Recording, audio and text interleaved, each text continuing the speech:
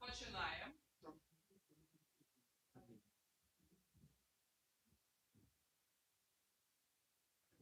Добрый дзень, дарагія шаноўныя ўдзельнікі, удзельніцы, усе, хто тут прысутнічае ў залі, тыя, хто нас будзе глядзець, хто глядзіць зараз. Мы распачынаем трансляцыю трэцяга, апошняга, заключнага дня прадмовы ў Празе. Нагадваю, што падтрымаць пляцоўку можна ахвяраваннямі вось у гэтую скрыначку. І перадаю слова загадчыку кафедры беларусістыкі Варшаўскага універсітэта прафесару Андрэю Масквіну і запрашаю яго прадставіць свае выданні найноўшыя і, калі ласка, далучайцеся да гэтага. Добрага ўсім. Ён працуе, так? Добрага ўсім дня. Спадзяюся, што, канешне, нядзеля цяжка раніцай, да, але вось потым будзе магчымасць паглядзець гэта на Ютубе. Для мяне гэта вельмі важна выступіць на гэтым фестывалю, бо памятаю ўжо шмат гадоў таму дырэктар гэтага фестывалю Віталь Баркоўскі запрасіў мяне з кніжкай, якая атрымала ўзнагароду на кангрэсе потым беларусістаў, і гэта было такое першае маё знаёмства. З таго часу ўжо прайшло шмат гадоў. Але гэты момант для мяне вельмі важны, бо дзякуючы гэтаму я ўвайшоў у такое беларускае інтэлектуальнае асяроддзе. Это было адбывалася ў Мінску. Памятаю, было таксама вялікая імпрэза, шмат мерапрыемстваў. І дзякуючы гэтым мерапрыемствам пазнаёмся сапраўды з беларускімі інтэлектуаламі, беларускай інтэлігенцыі. І для мяне было вось гэтыя 2 дні, якія правёў у Мінску, былі такімі вельмі цікавымі і вельмі, я думаю, што важнымі ў маім жыцці, бо пісаць кніжку толькі там для сябе это адно, а пісаць кніжку для таго, каб потым гэта было карысна, гэтая тэма некага прагучала і запоўніла бы некія такія лакуны ў беларускай культуры, літаратуры, навуцы, гэта зусім нешта іншае, да? І я заўсёды стараюся, калі выбіраць некую тэму, то я вось думаю пра гэта, і дзякуючы вось гэтаму фестывалю моя такая навуковая дзейнасць, яна вось атрымлівае крышачку такі большы сэнс, калі можна так сказаць. Для мяне другая рэч, Прага вельмі важная, і добра, што фестываль адбываецца ў Празе. Прага для мяне важны горад, таму што гэта, пасля Варшавы, калі я быў студэнтам, прыехаў у Варшаву, але гэта было такое яшчэ ў савецкія часы, калі ўсё было абмежавана. Это был 84 год. А 89 гэта вось уже калі я працаваў ва ўніверсітэце ў Краснаярску, і як выкладчык, як уже спецыяліст па польскай і чэшскай мове, я скончыў польскую і чэшскую філалогію. Для мяне гэта вось кантакт з гэтай краінай, з гэтым горадам вельмі важны. І шмат што ўзгадвае, і вельмі важнае для мяне знаёмства з чэшскімі інтэлектуаламі. Важная рэч для мяне, што гэта я прэзентую кніжкі з аднаго боку там свае, але з другого боку кафедры беларусістыкі Варшаўскага універсітэта, якая адзначае ў гэтым годзе, акадэміцкім годзе 70-годдзя. Была адчынена ў 1956 годзе, і вось у наступным годзе будзе 70. Гэта вось такі цэлы год юбілейны. І для мяне важна, што гэта імпрэза і фестываль у Вільні, і тут упісваецца вось у гэтае мерапрыемства, звязанае з нашай кафедрай. На сённяшні раней, як вы ведаеце, было некалькі такіх адзінак такіх кафедр. А цяпер, на жаль, мы адзіная кафедра за межамі Беларусі. Для нас гэта вельмі гонар, але таксама некая адказнасць, браць на сябе гэтую адказнасць і працягваць гэту навуковую лінію, звязаную з гісторыяй і даследаваннем па беларускай літаратуры, па беларускай мове, але таксама і па культуры і па гісторыі, бо бы цяжка, калі мы гаворым пра літаратуру і культуру, не гаварыць пра гісторыю. Я хацеў бы прэзентаваць две кніжкі, да, вось две кніжкі, якія як бы сігнальныя экземпляры як бы ёсць, як бы выйшлі, але яшчэ як бы весь як бы наклад з'явіцца праз, можна сказаць, месяц, можа праз некалькі тыдняў. Вось гэта першая кніжка, гэта гутаркі з беларускімі паэтамі, якая выходзіць у беларускім выдавецтве ў Польшчу, у Варшаве. Гэта не стрыкта навуковая кніжка, да, але ў гэтай кніжцы як бы шмат ёсць такіх сапраўды важных разважанняў, рэфлексій наконт беларускай культуры, наконт беларускай гісторыі. Ідэя, каб паразмаўляць з беларускімі паэтамі, з'явілася ў мяне пасля знаёмства на адным з фестывалі з кніжкай, з аўтаркай, якая падрыхтавала нешта такое падобнае у такім, але калі я паглядзеў, пазнаёміўся ў такой версіі лайт польскай паэзіі, да? Яна выбрала як бы адзін верш, і вакол гэтага верша была дыскусія. Гэта была вельмі сціпла зробленая праца, вельмі хутка. Мне здаецца, што нават нейкі грант яна атрымала. І калі я паразмаўляў з ёю, я думаю, што гэта добрая думка, каб гэта далей працягнуць і зрэалізаваць гэта для сябе, да? І зрэалізаваць гэта на беларускім матэрыяле. Потым я пазнаёмся з гэтай кніжкай і зразумеў, што я менавіта, што мае гутаркі павінны быць больш, канешне, больш глыбокія, больш закрануць шырокія тэмы. Вось. І так вось гэта сталася. І калі Барыс Патрёвіч, галоўны рэдактар часопіса «Дзеяслоў», запрапанаваў мне супрацоўніцтва, я нейкі час як бы не мог адказаць яму на гэтае пытанне, бо я не ведаў, што мне выбраць. І потым, калі вось я зразумеў, што гэта можа быць той матэрыял, які можна выкарыстаць для часопіса, вось, і то як бы вось яму запрапанаваў, ён пагадзіўся. Ну і так пачалася праца, да? І кожны раз, калі я прыязджаў у Беларусь, у Мінск і ў іншыя гарады, я сустракаўся з паэтамі, пісьменнікамі, і так адбываліся вось гэтыя запісы. Мне дапамаглі тут, важна падкрэсліць, што, канешне, без дапамогі маіх сяброў, гэта Міхася Скоблы і Эдуарда Акуліна, гэта, канешне, гэты праект, да, калі можна назваць яго праектам, да? 17 аўтара, 17 гутарак, хацеў бы я працягнуць яшчэ, каб было 20, такая лічба, вось вельмі прыгожая, да, але потым зразумеў, што ўжо пасля рэвалюцыі 20-го года можа лепш як бы гэта пакінуць, і менавіта, тым больш, што ў мяне была згода менавіта ад Барыса Петровіча надрукаваць гэтыя матэрыялы, і я думаю, што можа гэта не трэба было як бы, бо гэта зусім была бы іншая гісторыя, іншыя бы гутаркі, і менавіта выкарыстаць хацелася той матэрыял, які ўжо быў надрукаваны. Так што без дапамогі гэтых двух асобаў гэта было цяжка зрабіць. Як шла бы праца, да? Я размаўляў з паэтам, пісьменнікам, потым гэта запісваў, дасылаў яго, кожная гутарка была, дасылаў на аўтарызацыю, да, і потым вось як бы тэкст ужо друкаваўся, канешне, была некая рэдакцыя, вось.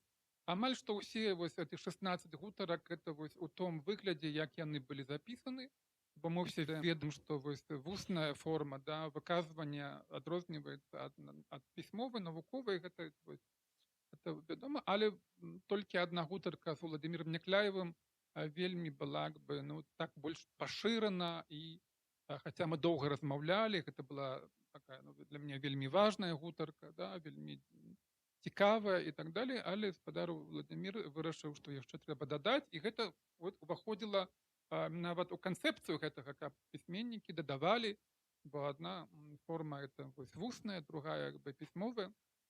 А дзякуючы вось тым як бы таму, што ён дадаў, гэта гутарка яна была яшчэ большая такое як бы глубокі сэнс і цікавую форму, больш цікавую форму, чым гэта было, у час нашай гутаркі.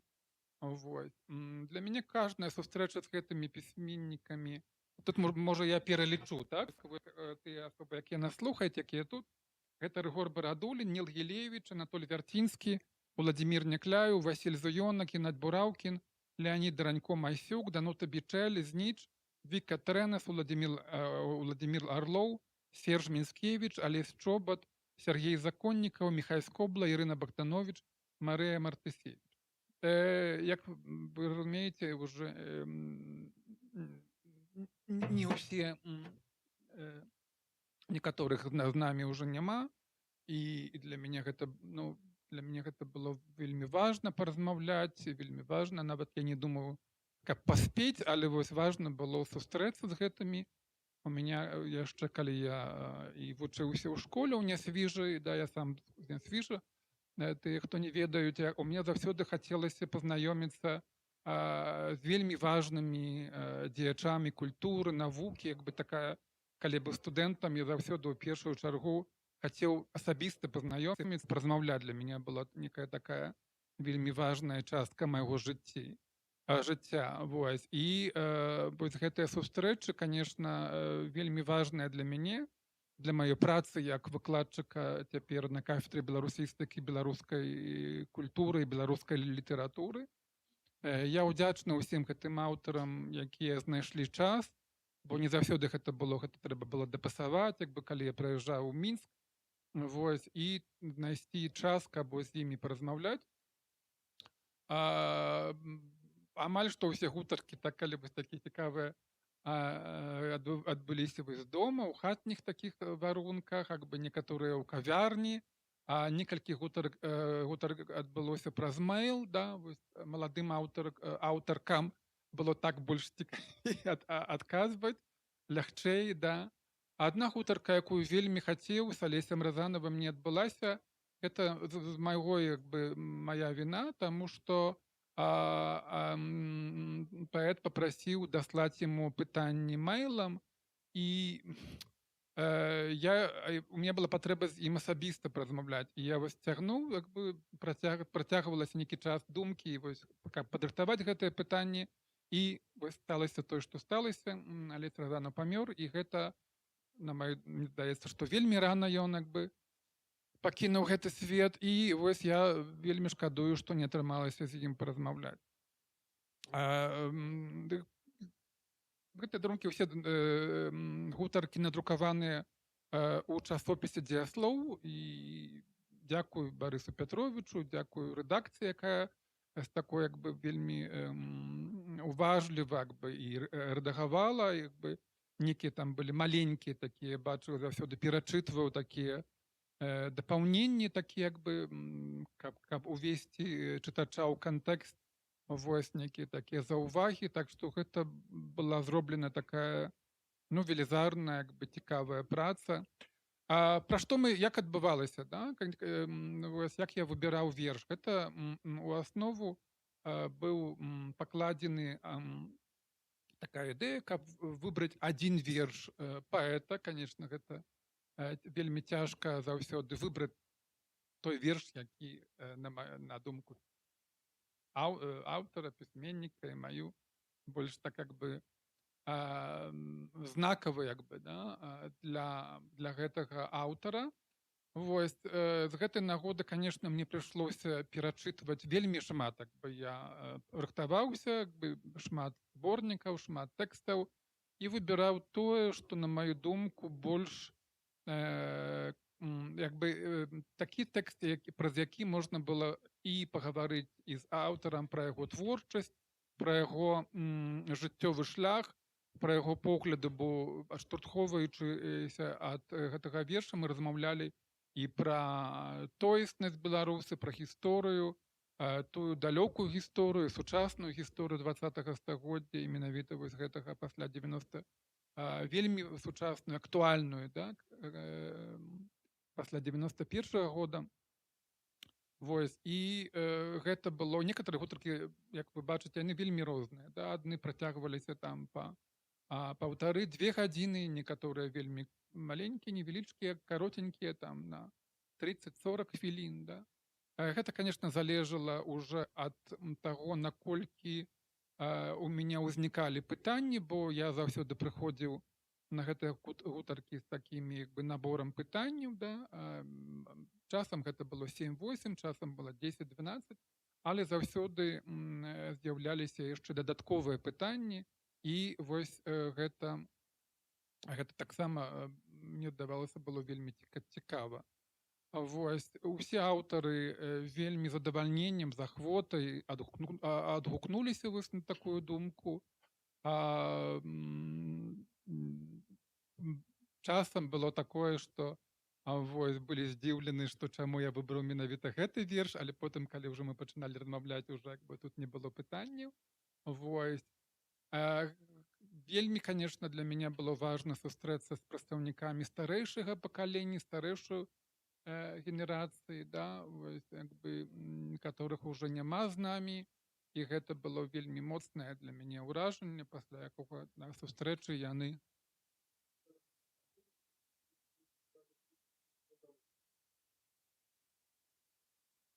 да, Міцкевіча. Не, тут такая была гісторыя, да, што калі я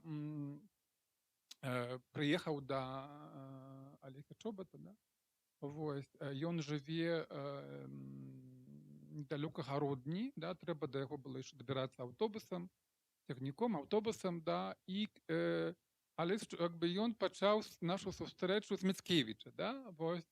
Ён падаваў Міцкевіча у перакладзе сваім на беларускую мову, і гэта ў меня ў дыктафоне было, я размаўляю з ім, ну і потым чытаю верш. Я зразумеў, што это нешта знаёмае такое, да, а ён выбраў такі фрагментик вось некага верша, які як бы, бо я падрыхтаваны, каб з ім размаўляць. Вось, і мы потым сапраўды размаўляем пра той верш, пачынаем і так далей. Калі я уже даехаў дадому, уже трэба записываць гэты вось верш, я пішу, як бы рыхтаваўся, ўзяў алобак, записываю гэту гутарку. Я разумею, што гэта Міцкевіч і так далей. І тут я уже пишу, і на нейкай 3-4 хвіліне я разумею, што гэта вось Міцкевіч, бо потым была там пераклічка, ён як бы адсылаецца да Міцкевіча. Я зразумеў, чаму ён пачаў менавіта з Міцкевіча. Конечно, я прыехаў з Польшчы да яго, менавіта як бы ехаў так вот да Гародні, потым Гародні да той такога гарадка, дзе ён жыве. Вось гэта было для мяне так нечакана, да, што ён пачаў менавіта не са свайго верша, а з верша Міцкевіча.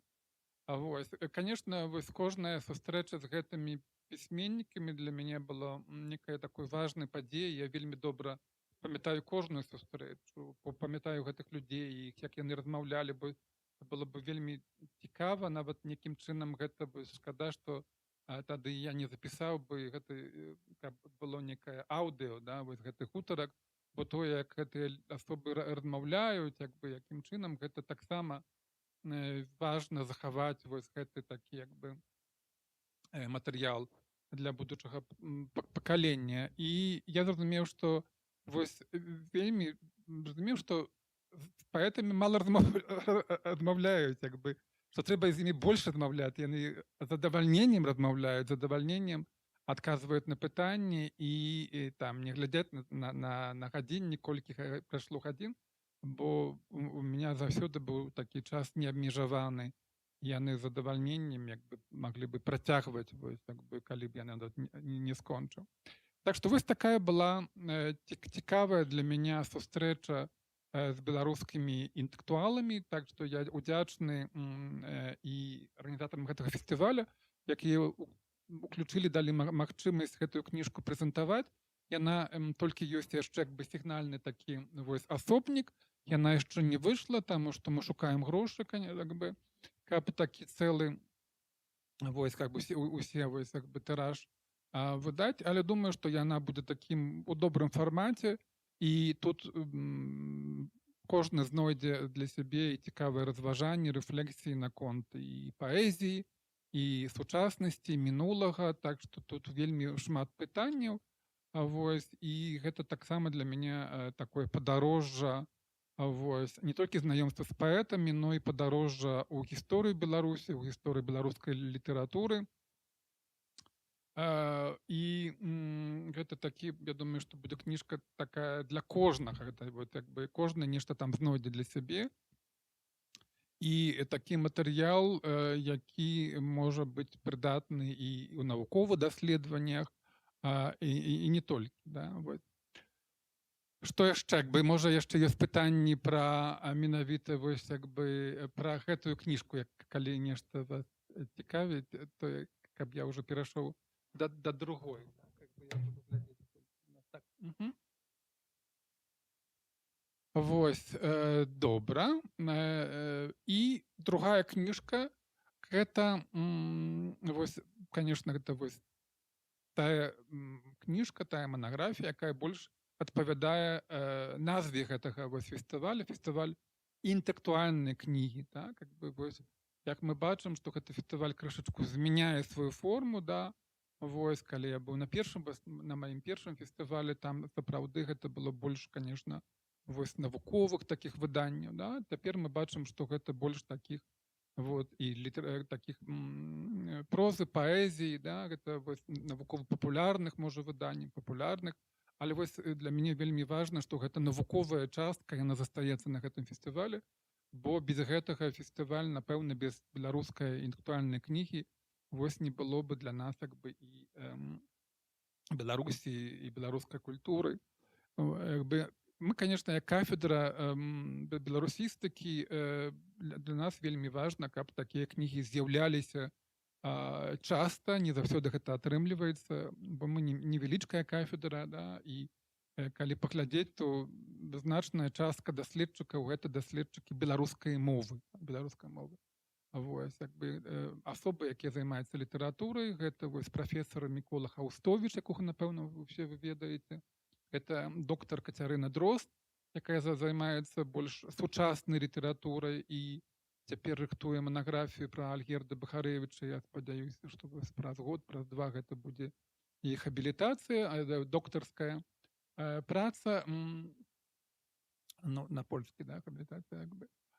І я, які займаюся таксама 20-м стагоддзям і сучаснасцю, вось, пішу тэксты, як бы, і кожны з нас, конечно, піша шмат тэкстаў. Мікола Хаўстовіч мае сваю серыю, вось, Кацярына Дрозд удзельнічае ў розных, як бы, зборніках, манаграфіях, вось. І у мяне выйшла некалькі гадоў кніжка, як бы, собраная з тэкстаў і дапісаная, як бы, прысвечаная літаратуры 20-га, пачатку 21-га стагоддзя. Вось, я рыхтую цяпер другую кніжку. Ну і так, як вы бачыце, як бы, з 7 асобаў, з 10 3 вось займаюцца, там, можа, не так шмат, але для нас гэта вельмі важна, што гэтая кніжка з'явілася. Сучасная беларуская літаратура, новы погляд, так? Новае спажэнне. Гэта ідэя вось выдаць гэтую кніжку з'явілася на кангрэсе даследчыкаў Беларусі некалькі гадоў таму. Гэта, мне здаецца, апошні кангрэс, які быў у Коўні. Вось, калі я запрапанаваў, каб кіраўнікі секцый падрыхтавалі і даслалі тэксты удзельнікаў канферэнцыі. Калісьці кангрэс друкаваў такія зборнічкі, потым гэтая традыцыя, мне здаецца, 3 разы выйшлі такія зборнічкі, калі я не памыляюся. Потым гэта традыцыя супынілася, і мне захацелася, здавалася, што вось мы, як кафедра, павінны ўзяць на сябе такую адказнасць, місію, да, вось такія тэксты збіраць і друкаваць, так, каб яны не загінулі.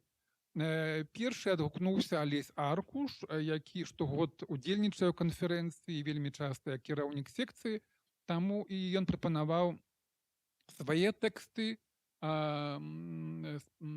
тэксты, як бы, удзельнікаў секцыі, якія раней, і менавіта тэксты, якія з'явіліся нават у гэтым годзе. Так з'явілася гэта кніжка.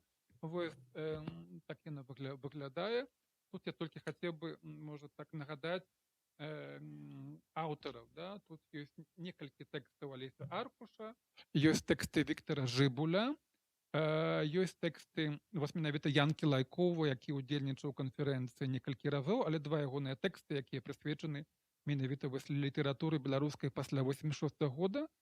Ёсць тэксты нашых Зміцера Вішнёва, які тут прысутнічае, і я папрашу яго сказаць некалькі слоў, які мне таксама вельмі дапамагаў, бо, канешне, кантакты мне хацелася сабраць тэксты яшчэ не толькі навуковыя тэксты, але тэксты, якія былі надрукаваныя недзе ў інтэрнэце, ў маленькіх нейкіх такіх часопісах, каб вось у адным месцы ўсё гэта збіралася. Да? І таму кніжка гэта ад аднаго боку навуковая, а ад другога боку навукова-папулярная, бо ёсць другая частка, дзе вось гэтыя тэксты невялічкія па форме, не навуковыя стрыкта, але вельмі таксама важныя, надрукаваныя. Так? Ёсць тэкст Вольгі Гапеевай, ёсць тэкст Ольгі Бубіч, ёсць 3 тэксты Уладзіслава Харбаскага, які, на жаль, з'ехаў, але ўдзельнічаў у нашым фестывалі «Прадмова».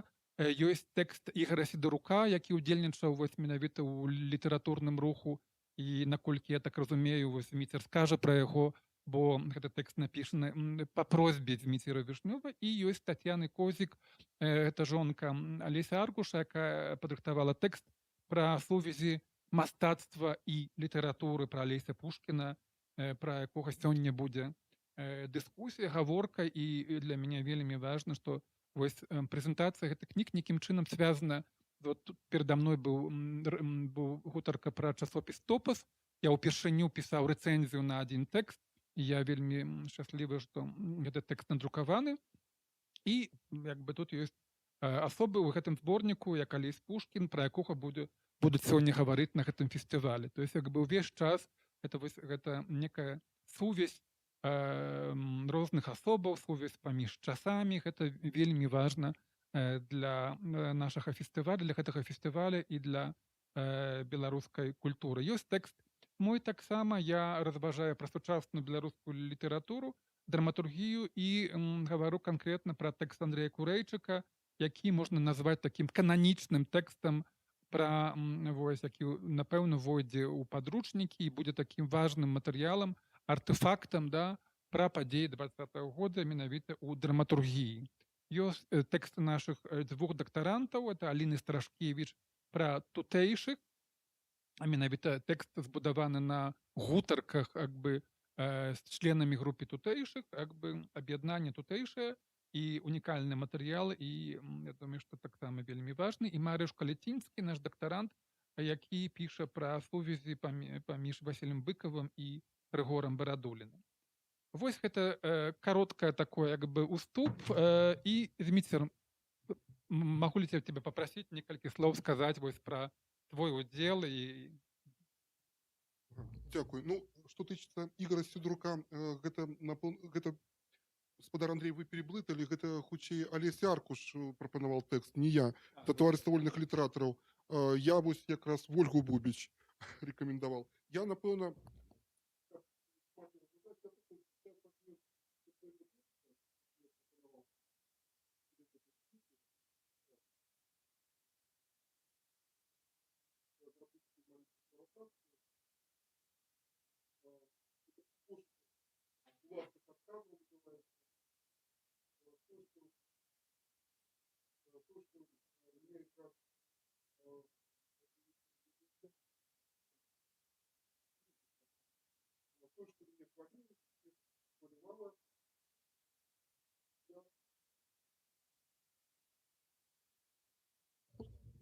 Дякую.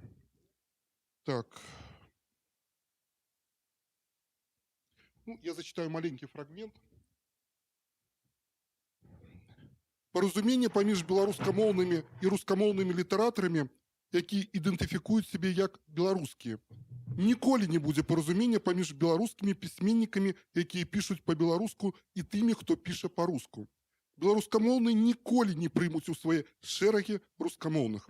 І які б аргументы там не гучалі, не прымуць. Так, беспрэчна, быў Алесь Адамович, ёсць нобелеўская лаўрэатка Светлана Алексеевич. Магчыма, і дыферамбаў колькі могуць адсыпаць рускамоўным, але прыняць, зрэшты, не прымуць, бо гэта будзе выглядаць для іх пэўнай паразай. Гэта як пусціць у свой дом чужынца і прыняць ягоныя умовы. Бо з такімі кампрамісамі беларуская літаратурная прастора можа зрусіфікавацца неверагоднымі тэмпамі ўшчэнт. І гэта той момант, які насамрэч разумеюць усе, але толькі не агучваюць. Рускамоўныя беларускія пісьменнікі нібыта свае, але не прымінуць скарыстацца расійскімі ресурсамі, бо і там яны, аказваюцца, зусім не чужыя. Яны ж па-руску пішуць. Можна сказаць, ствараюць рускую літаратуру. Правда, з пачаткам руска-украінскай вайны все яны гуртам адхрышчваюцца ад рускай літаратурнай прасторы. Маўляў, мы ж свае, беларускія, толькі пішам па-руску. Але расійскімі ресурсамі гэтыя пісьменнікі па-ранейшаму не грыбуюць.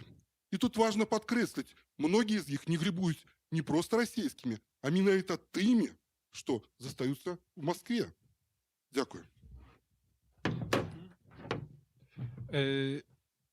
Дякую, вялікі Зміцер. І тут я хацеў бы, конечно, яшчэ раз, Зміцер учора вельмі цікава выступаў, былі розныя гутаркі. Для мяне вельмі важна супрацоўніцтва, запрашаць да супрацоўніцтва не толькі людзей навукі, як вы бачыце ў гэтай кнізе, ёсць таксама пісьменнікі, Тацяна Козік, якая мастачка, і дзякуючы Зміцеру з'явіліся ў гэтым зборніку асобы, якія маюць крыху іншую перспектыву на развіццё, якія могуць унесці нейкі свой голас, зусім іншы, і новае бачанне гэтага працэсу. І для мяне вельмі важна, каб кафедра і жыла дзякуючы такім кантактам, дзякуючы новым асобам, якія бы прапанавалі свае тэксты. І я запрашаю ўсіх, хто тут прысутнічае, і тых, хто глядзіць нас, хто будзе глядзець, удзельнічаць у нашых зборніках. Моя кадэнцыя будзе яшчэ 3 гады, і я хацеў бы дзве яшчэ, можа, 3 кніжкі. Такая серыя, новы погляд на сучасную беларускую літаратуру выдаць, бо гэтага вельмі не хапае. Тут на фестывалі я з задавальненнем слухаю менавіта гутаркі пісьменнікаў, паэтаў, публіцыстаў, але для нас вельмі важна, я лічу, для беларусаў, каб з'яўляліся навуковыя тэксты, якія даследуюць гэтыя новыя з'явы, і заклікваю вас пісаць да нас, пісаць, і будзем з задавальненнем публікаваць. Хацеў бы таксама пры нагодзе сказаць, што мы прапануем выдаць новы, можа, не часопіс, бо ў Польшчы, каб з'явіўся такі часопіс, трэба яго зарэгістраваць. Можа, на пачатку нейкі такі пашыраны ньюслетер, нешта такое выданне, не стрыкта як часопіс, прысвечаны менавіта, які бы збіраў, прысвечаны беларускай культуры, гісторыі, літаратуры, гуманістыцы, збіраў бы кароткія тэксты, кароткія формы. Я папрашу, можа, потым мы падрыхтавалі такі тэкстік, і я Павла Баркоўскага папрашу потым яго даслаць усім. І мне здаецца, што не хапае менавіта такіх кароткіх форм, такіх эсэ пра сучасную беларускую літаратуру і культуру. Такая думка ў мне з'явілася, калі, я памятаю, 2 гады з'явілася дыскусія ўзнагарода за найлепшы публіцыстычны тэкст, якую арганізуе Пен-цэнтр, і там адзін з калег Дзяніс Мартыновіч угадаў, што галоўную, мне здаецца, награду атрымала асоба, якая напісала тэксты пра актрысу з Віцебска. Гэты тэксты яшчэ там з'явіліся яшчэ перад 20-м годзе, там былі некалькі. І такая думка, чаму менавіта мала вельмі пішацца, у нас з'яўляецца такіх эсэ пра сучасную беларускую літаратуру, беларускую культуру. І я думаю, хацеў бы, чтобы гэты часопіс збіраў такія матэрыялы. Так што мы з задавальненнем пасля ўжо заканчэння гэтага прадмовы, я папрашу Віталія Баркоўскага даслаць усім гэты матэрыял, такое запрашэнне да супрацоўніцтва. І я думаю, што у нас яшчэ хвілінка часу, яшчэ, думаю, 5-7 хвілін. Я з задавальненнем адкажу на ваше пытанне. тут присутнічаюць асобы, якія, напэўна, нешта іх зацікавіць. Вот, з задавальненнем адкажу. Мгм.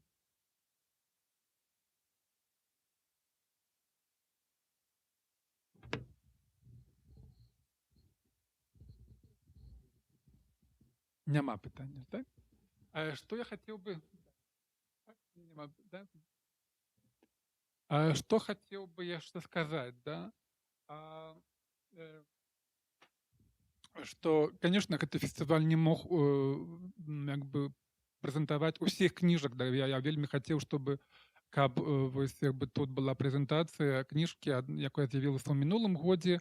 Гэта вось дыскурс супраціву ад паўстання 1920 года па рэвалюцыю 2020, якую мы выдалі з доктарам Александром Распоповым, з якім я вельмі сябрую, які мне так вельмі дапамагае. І тут, конечно, трэба сказаць, што познанская славістыка выдатнае месца, каб арганізоўваць такія важныя сустрэчы, спатканні, канферэнцыі. Гэта матэрыялы канферэнцыі, якія былі не толькі, да, бо тэксты некаторыя былі там потым дапісаны. Мы рыхтуем новую маленькую канферэнцыю, прысвечаную мінскай школе, вось, са спадаром Строцавым, да, і так што вельмі хутка вось на гэтым тыдні мы разашлем матэрыялы. Калі хто з вас будзе мець жаданне прыехаць на адзін дзень у Познань, у снежні запрашаем вас. Гэта такое супрацоўніцтва нашай кафедры беларусістыкі і кафедры славістыкі, інстытута славістыкі, выбачайце, усходнеславянскай філалогіі Познанскага універсітэта.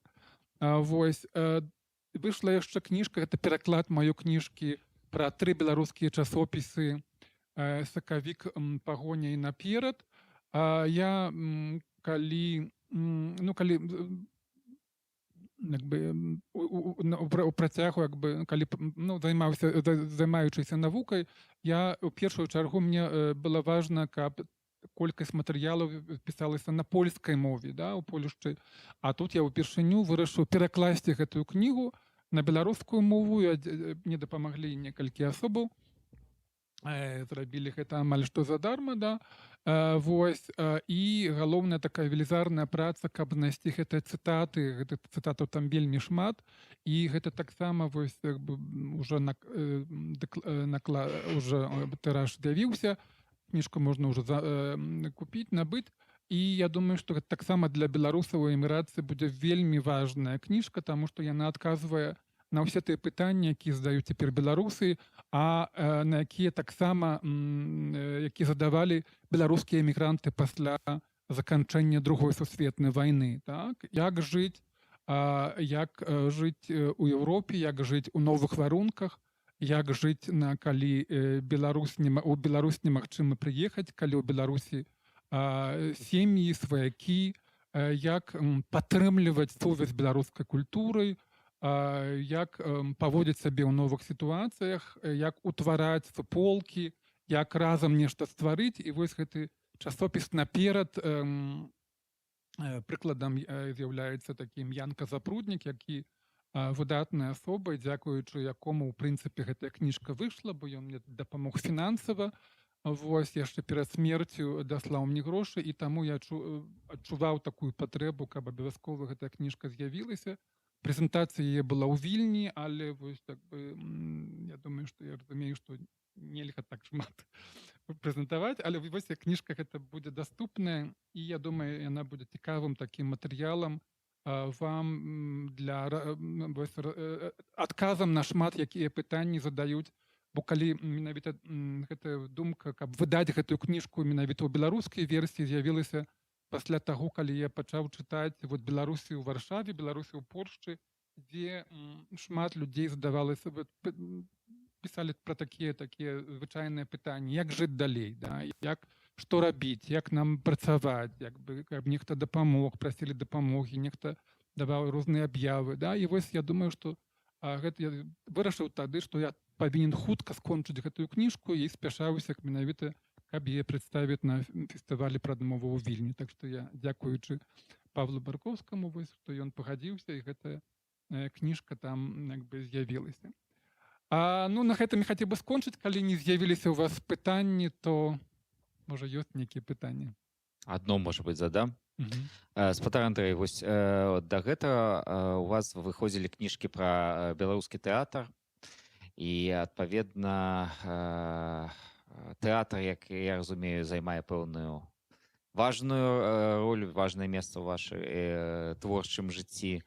І вось калі выбіраць паміж літаратурай, да, і тэатрам, вось для вас ёсць тут нейкая прынцыповая розніца?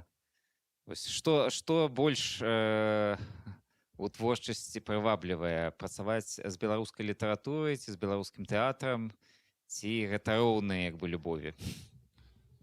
Ну, раней было так, што, конечно, тэатр і драматургія так как бы займалі у мяне большую частку как бы майго жыцця. Гэта звязана з тым, што я люблю жывы тэатр, хаця я пісаў, вы згадалі маю зацікаўленасць да тэатра, але мая кніжка прысвечана беларускаму тэатру 20-х гадоў. Гэта гісторыя, гэта праца ў архівах, праца ў бібліятэцы, гэта зусім іншае, да? Гэта я люблю жывую тэатр, і таму вельмі задавальненнем напісаў вось 2 часткі у манаграфію, прысвечаную стагоддзю беларускага тэатру Янкі Купалы, якая выйшла, і потым здарылася ўсе гэтыя так што вось раней гэта было тэатр і драматургія, цяпер гэта, я думаю, што больш, конечно, літаратура, бо мне цікава, драматургія нейкім чынам зайшла на другі план, таму што, як вы ведаеце, беларускія драматургі частка засталася. Я з усімі падтрымліваю адносіны, але ім цяжка вельмі працаваць, як вы ведаеце, і нават не тое, што яны робяць, ім цяжка гэта агучыць, правда? Вось, таму яны не вельмі асторожна яны стараюцца.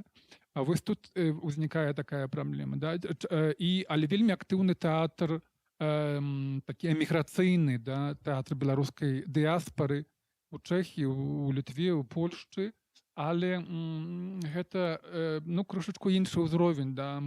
Я прывык да, вось, як бы, конечно, Мікалай Пеніхін тое, што зрабіў, гэта зусім нешта выключна, такая выдатная справа, падняў узровень тэатра і зусім як бы і нават акцёрства на такі ўзровень, што мне цяжка пра гэта потым уже пісаць. Ірына Лапа гэтым займаецца, выйдзе кніжка, якой быў рэцэнзентам, але я сам зайшоў у крышачку больш у літаратуру, бо мне здаецца, што і гэты фестываль прадмова, на якім прысутнічаю, пацвярджае, што вельмі важныя з'явы адбываюцца ў сучаснай беларускай літаратуры, пра якія трэба пісаць. Вось я вельмі шчаслівы, што я запрапанаваў нарэшце у прэмію лепшай прэміі Гідройца Кацярыны Дрозд, бо у нас ніколі не было прадстаўнікоў, даследчыкаў з Польшчы, да, у гэтым менавіта з кафедры.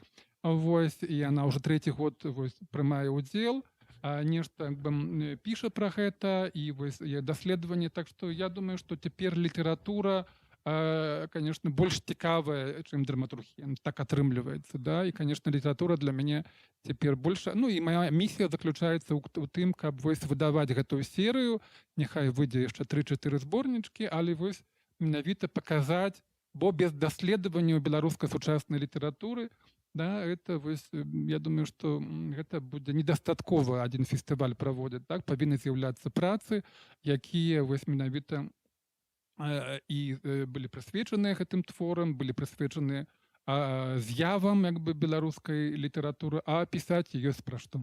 Дзякуй за пытанне. Дзякуй вялікі. Так, дзякуй вялікі.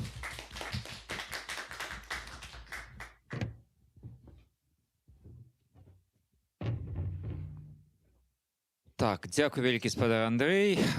Я думаю, сапраўды тыя, хто зацікавіліся гэтымі кніжкамі, могуць знайсці іх на стэндах беларускіх выдаўцоў, ну і, адпаведна,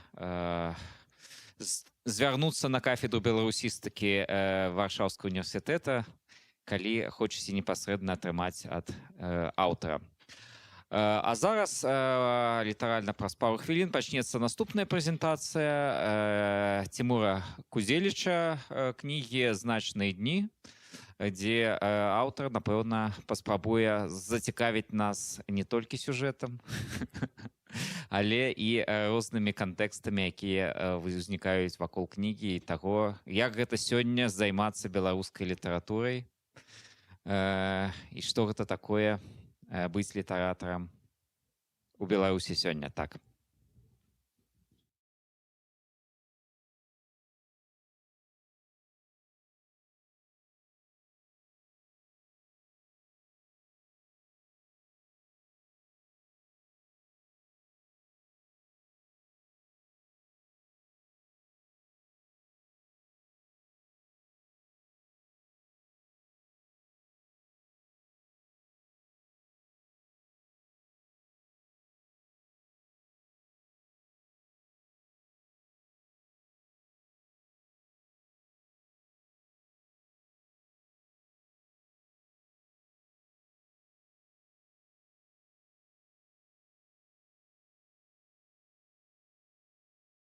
Вітаю, сябры. Я думаю, што я буду пачынаць.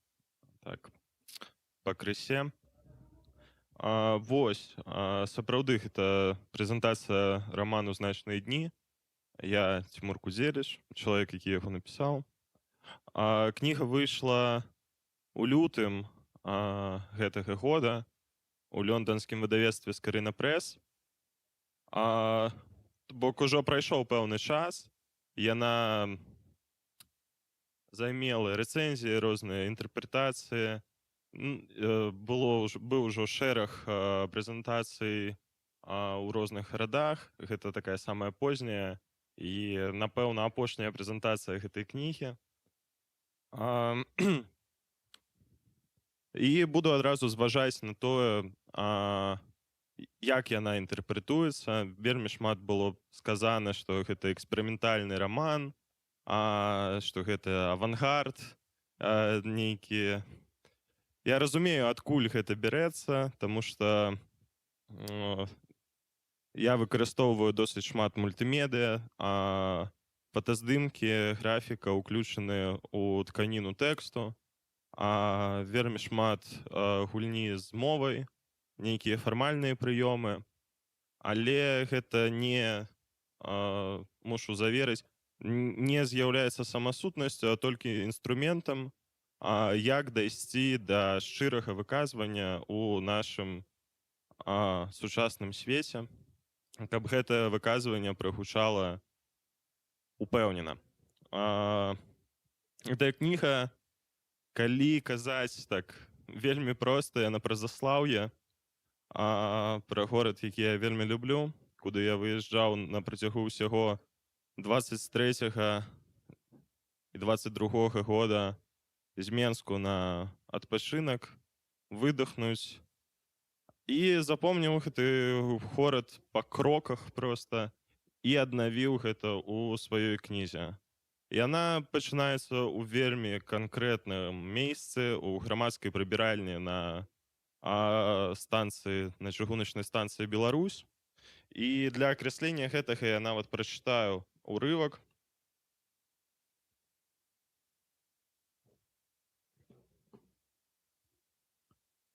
Ад чыгуначнай станцыі «Беларусь» управа 10 метраў. Управа 10 метраў – гэта калі стаіш тварам да станцыі, а задкам да цягнікоў ці рэйкаў, ці ўвогуле лепей сказаць, да чыгуначных шляхоў стаіш азадкам, то бок толькі з'яўляешся ў Заслаўі. Калі наадварот, ужо збіраешся з'язджаць, і ўжо, напрыклад, ёсць квіток на электравік Маладэчна-Менск, ці, напрыклад, Худагай-Менск, ці, напрыклад, Беларусь-Менск, ці, напрыклад, на нейкі іншы, ці ўвогуле квітка няма, але вось стаіш азадкам да станцыі «Беларусь», і табе захацелася сікаць ці серыць, так бы мовіць, то тады ўлева 10 метраў, там будыначак на 2 грамадскія ўваходы. Паўднёва-ўсходні ды паўночна-заходні. Паўднёва-ўсходні мужчынскі, паўночна-заходні жаночы.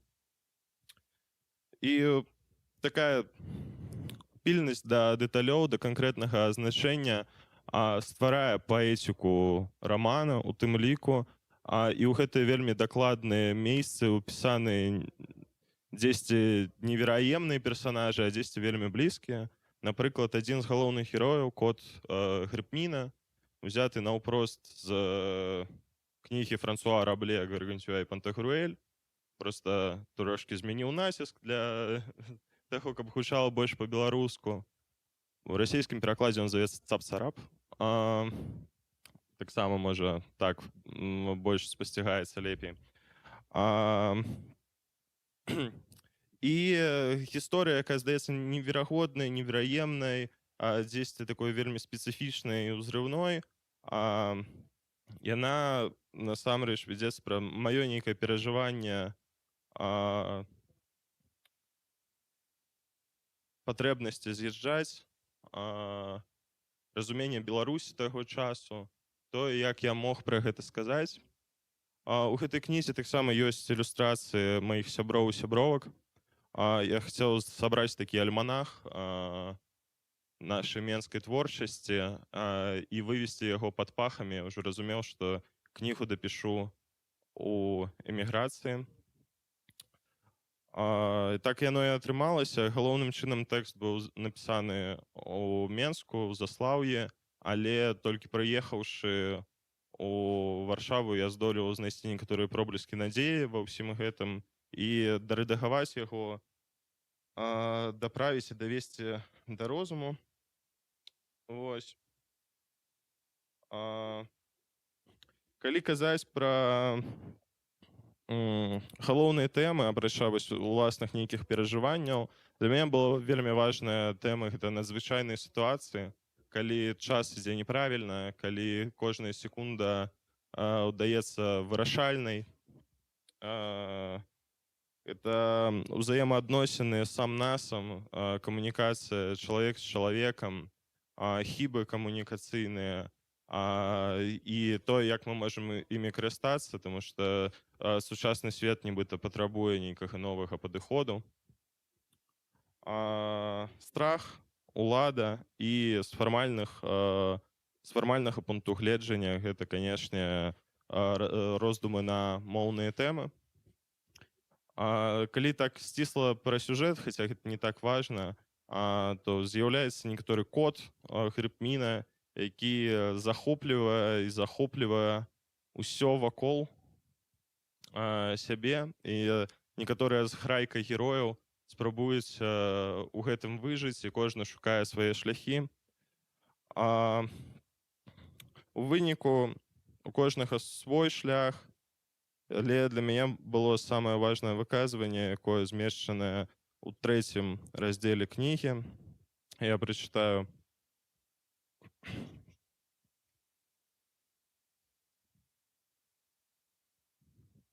Часу больш няма. Я запісаў. Я прызадумаўся, я прыгадаў, потым я прыпланаваў. Плян — бегчы далей падалей, далей, бегчы далей, уцякаць, ляцець падалей, бегчы па асфальце, ходніку, бардзюры, знікаць і не з'яўляцца, цікаць і хутка, хутка і імгненна, так, каб ногі запляталіся, каб яйцы скурчыла, каб дыхавіцай задыхаць, каб стала незразумела, то я ці іншы, ці я адкуль, ці куды, ці ўвогуле, каб мяне ніхто не заўважыў, каб мяне не заўважылі, каб мяне не давялося пытаць, каб не давялося яшчэ разважаць, каб я збег, каб не збегчы. Я прастаўся. Я адсунуўся паперы са стола перад сабой, адсунуўся ад яго, трэба збірацца.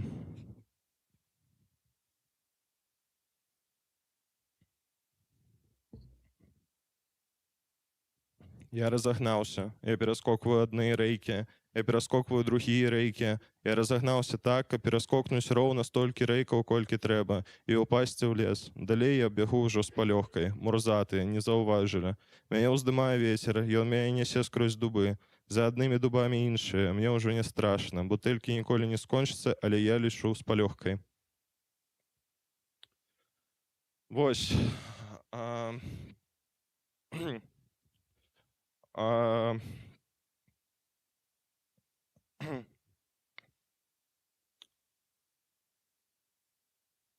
Так, то бок я тут паказаў, як ад такога агульнага і канкрэтна ўпісанага размаітага сюжэту я прыйшоў да шчырага, індывідуальнага, асабістага выказвання, дзесьці праз памылкі, непаразуменні, неправільнасці, гіпербалы. Віктор Жыбуль, рэдактар гэтай кнігі, апісвае гэтыя спосабы такім чынам.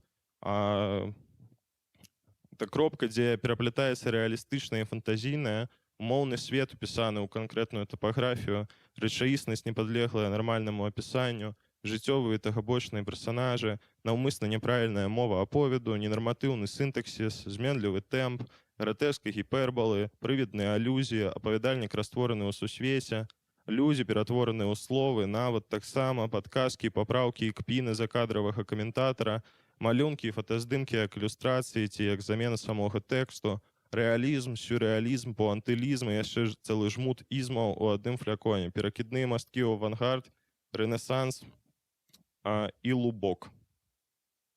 Вось, неяк так гэта ўсё зроблена. Мне здаецца, што кніга ўдалася, яна спрацавала так, як я задумляў гэта, і вельмі цешуся з гэтай выдатнай аказіі. Вось. Ну і каб гэта была нейкая размова, то можа у вас, сябры, ёсць пытанні, і мы можам паразмаўляць.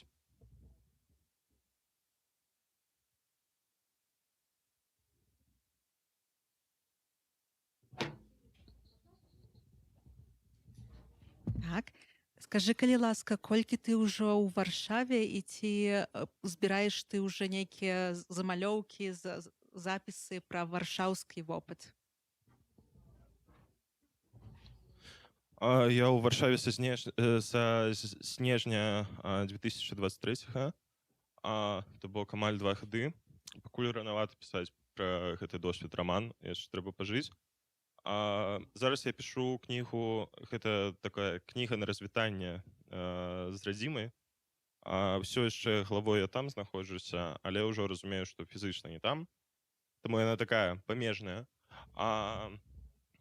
Вось, але недаўна, калі я ехаў на віленскую прадмову і стаяў на Варшаве цэнтральнай, я зразумеў, што вось здарылася сцэна, якая запісалася, і гэта ўжо пра Варшаву, гэта ўжо пра будучы варшаўскі раман, яно арганічна неяк з'яўляецца, то бок час надыходзіць, але яшчэ там неяк канцэптуальна гэта не афармляецца. Вось. Не, у жабцы. Ну, таксама такая маргінальнае месца, але там просто мужчына, паляк, ён купляў латарэйны білет о 6 раніцы. Я подумаў, што это вельмі прыгожа. О 6 раніцы бутэлька піва і латарэйны білет. Это вельмі цікава. Так.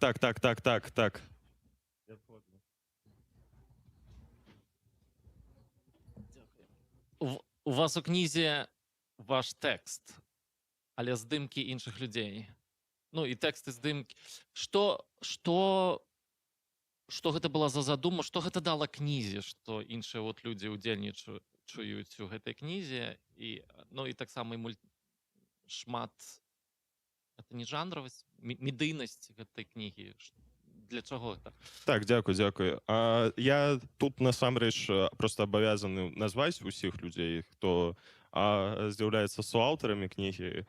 Это, уласна, Каця Кацярына Чуняк, якая адмалявала серыю карцін для вокладкі і для раздзелаў. Гэта Наста Бароўская, якая разам са мной пісала некаторыя тэксты, і ў каментарах увогуле змешчаныя канкрэтна ейныя тэксты, яны так і азначаныя. Ёсць Серафім Ганішаў, які ілюстраваў адзін з раздзелаў, Маргарыта Марозава, чые фотаздымкі з Менску і з Заслаўя ўвайшлі ў кнігу у другім раздзеле. Яны былі зробленыя падчас пленэраў. Мы хадзілі падчас дажджу па Заслаўі, а потым па Менску. Я пісаў кнігу у гэтых абставінах, а яна фатаграфавала іх. І мы сутыкнялі такім чынам сусвет кнігі, раману з рэчаісным сусветам. Это Вераніка Кандраценка. Я на той момант ніколі не быў у Еўропе, і гэты свет мне падаваўся абсолютно неправільным нейкім, і я папрасіў яе зрабіць фотаздымкі з Прагі. Так, у кнізе з гэтага горада ёсць таксама серыя фотаздымкаў з пленэра па Празе і па маленькім горадзе побач. які таксама неяк адрэфлексаваў, усвядоміў, пісаў кнігу. Здаецца, все. Всіх назваў, так, і дзякую всім ребятам.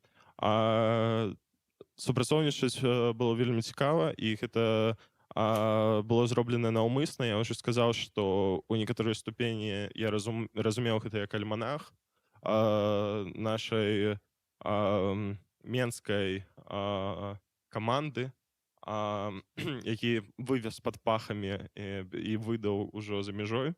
Але і з пункту гледжання унутра там тэкстуальных, то як гэта працуе, это ўсё не зусім класычныя і незвычайныя дзесьці падыходы для таго, каб выйсці на шчырае выказванне. У выніку я разумеў, што дзесьці я не магу гэта зрабіць уласнаруч, і кіраваў мастакамі і мастачкамі як у межах праекта. Вось.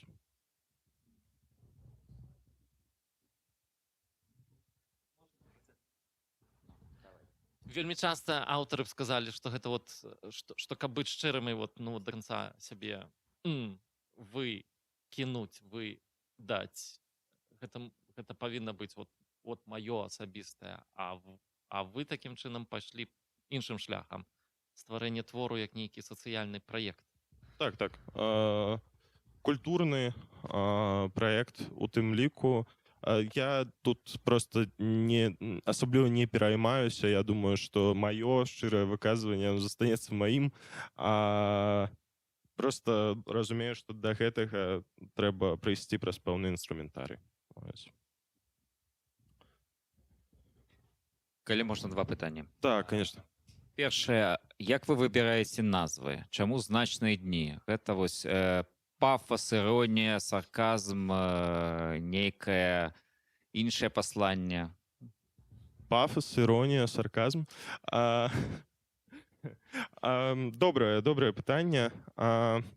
Значныя дні гэта ў тэму вось надзвычайнай сітуацыі, калі час ідзе неправільна, калі кожнае вырашэнне кожную секунду можа змяніць сусвет.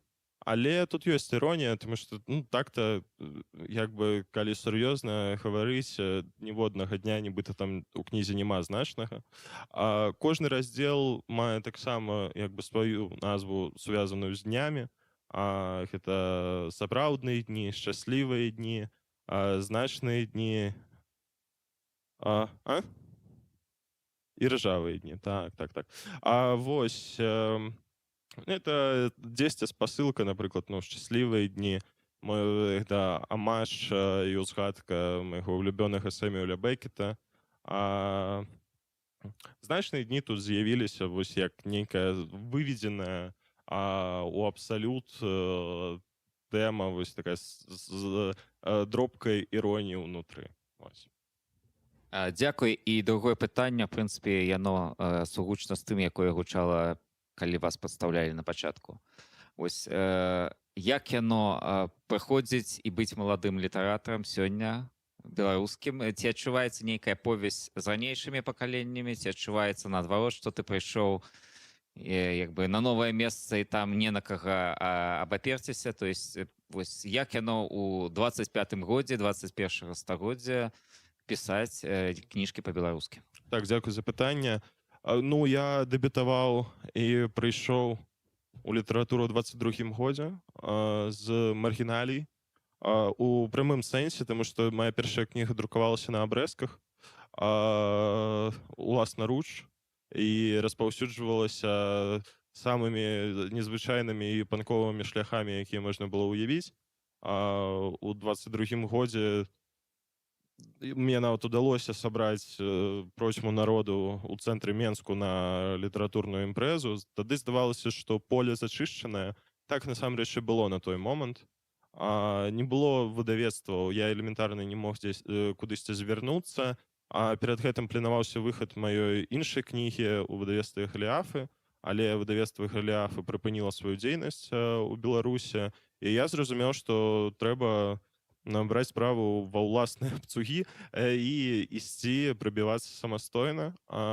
І на той момант я не адчуваў ніякай повязі, таму што не было з кім сувязвацца і рабіў гэта самастойна.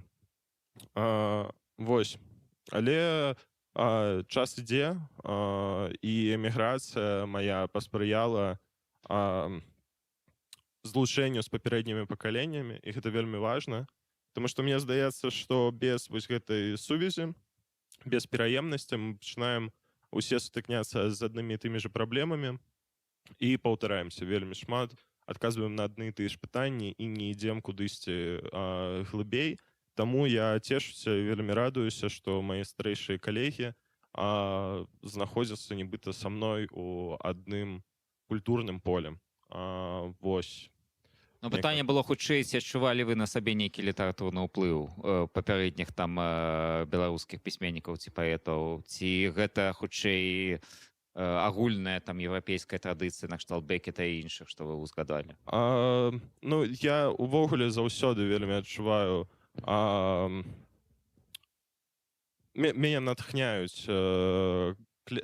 натхняе класічная літаратура. Это можа быць як еўрапейская. На мяне вельмі паўплывала шмат еўрапейскіх высокіх мадэрністаў. Сэмюэль Бекет, Джеймс Джойс, Вірджынія Вульф, Флан О'Брайен. Можна спіс гэты працягваць і цягнуць. Арне Шмідт, мой улюбёны нямецкі пісьменнік. Класічная літаратура еўрапейская, вось у прыватнасці ў гэтай кнізе Франсуа Рабле, але без беларускай, без як бы беларускай глебы таксама складана ўявіць, таму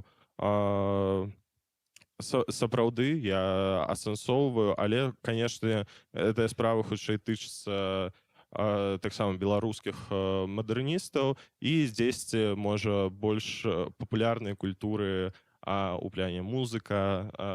Вельмі шмат і ў тэкстах, якія цяпер, напрыклад, пішу, адчуваю ўплыў нейкіх музыкаў беларускіх. Таму так, я думаю, што я больш за ўсё вырас на еўрапейскай літаратурнай традыцыі, але не магу сябе ўявіць і без беларускай. Дзякуй. Ці ёсць яшчэ пытанне? Каментары? Вы яшчэ і ножны шпурляр. Ну, можа быць, у мінулым. Можа быць, гэта можа быць у будучыні.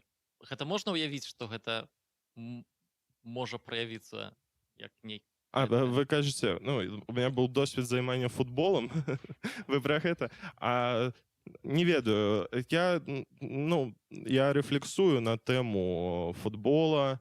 Это досыць цікава. Ну, насамрэч, беларускі футбол, ён у такім стане, што там ёсць некаторая паэзія у гэтым ва ўсім, але гэта вельмі, вельмі вузка, і там пакуль я не магу гэта пераплавіць, змяніць у нейкі тэкст, гэта вельмі складана. Вось.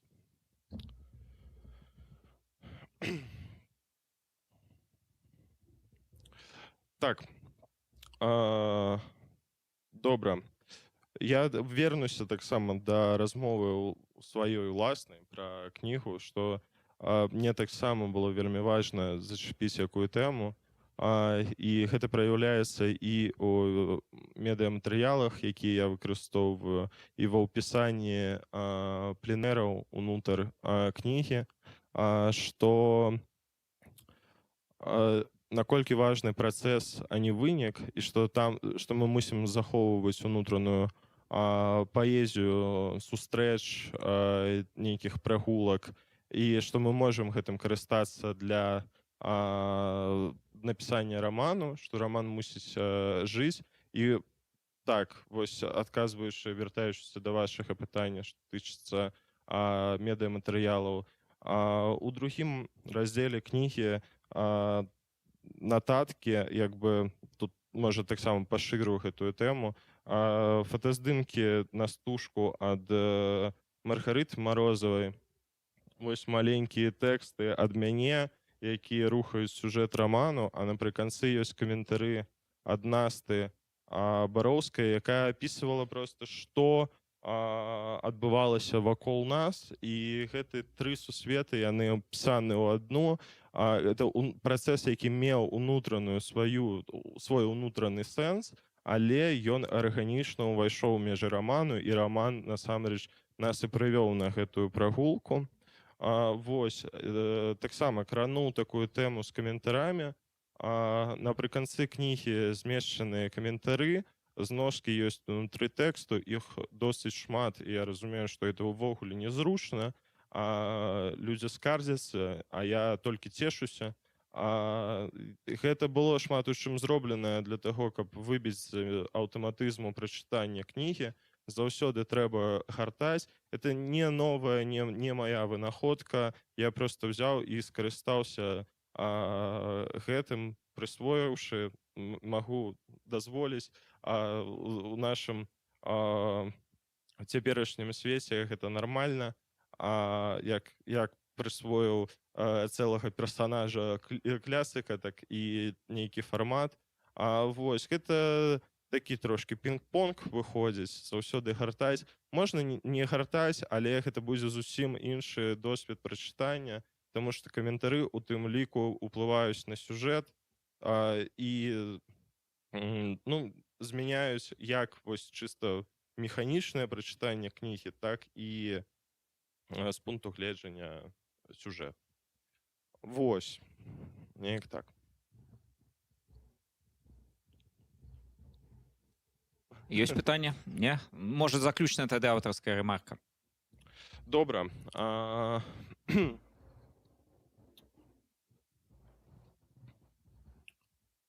Дзякуй, сябры, што прыйшлі і паслухалі на гэтую далёкую ад Варшавы і ад Беларусі імпрэзу.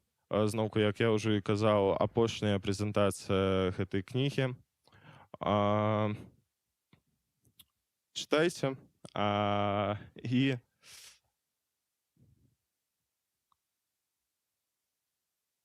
ацэнсоўвайце і пішыце водгукі. Дзякуй.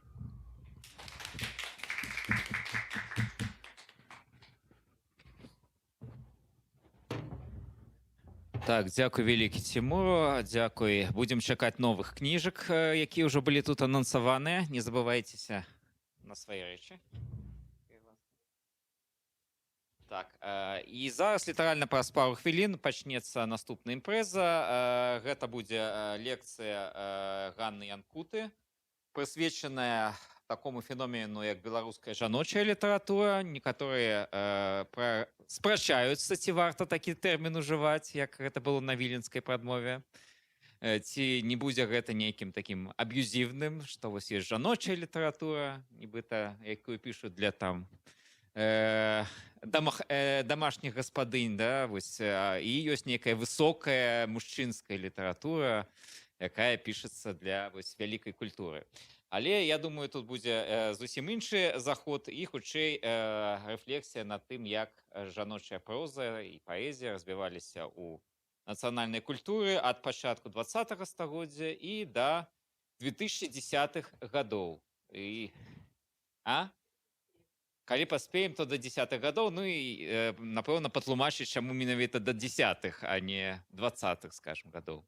Дзякуй вялікі і запрашаю тады Ганну да сцэну.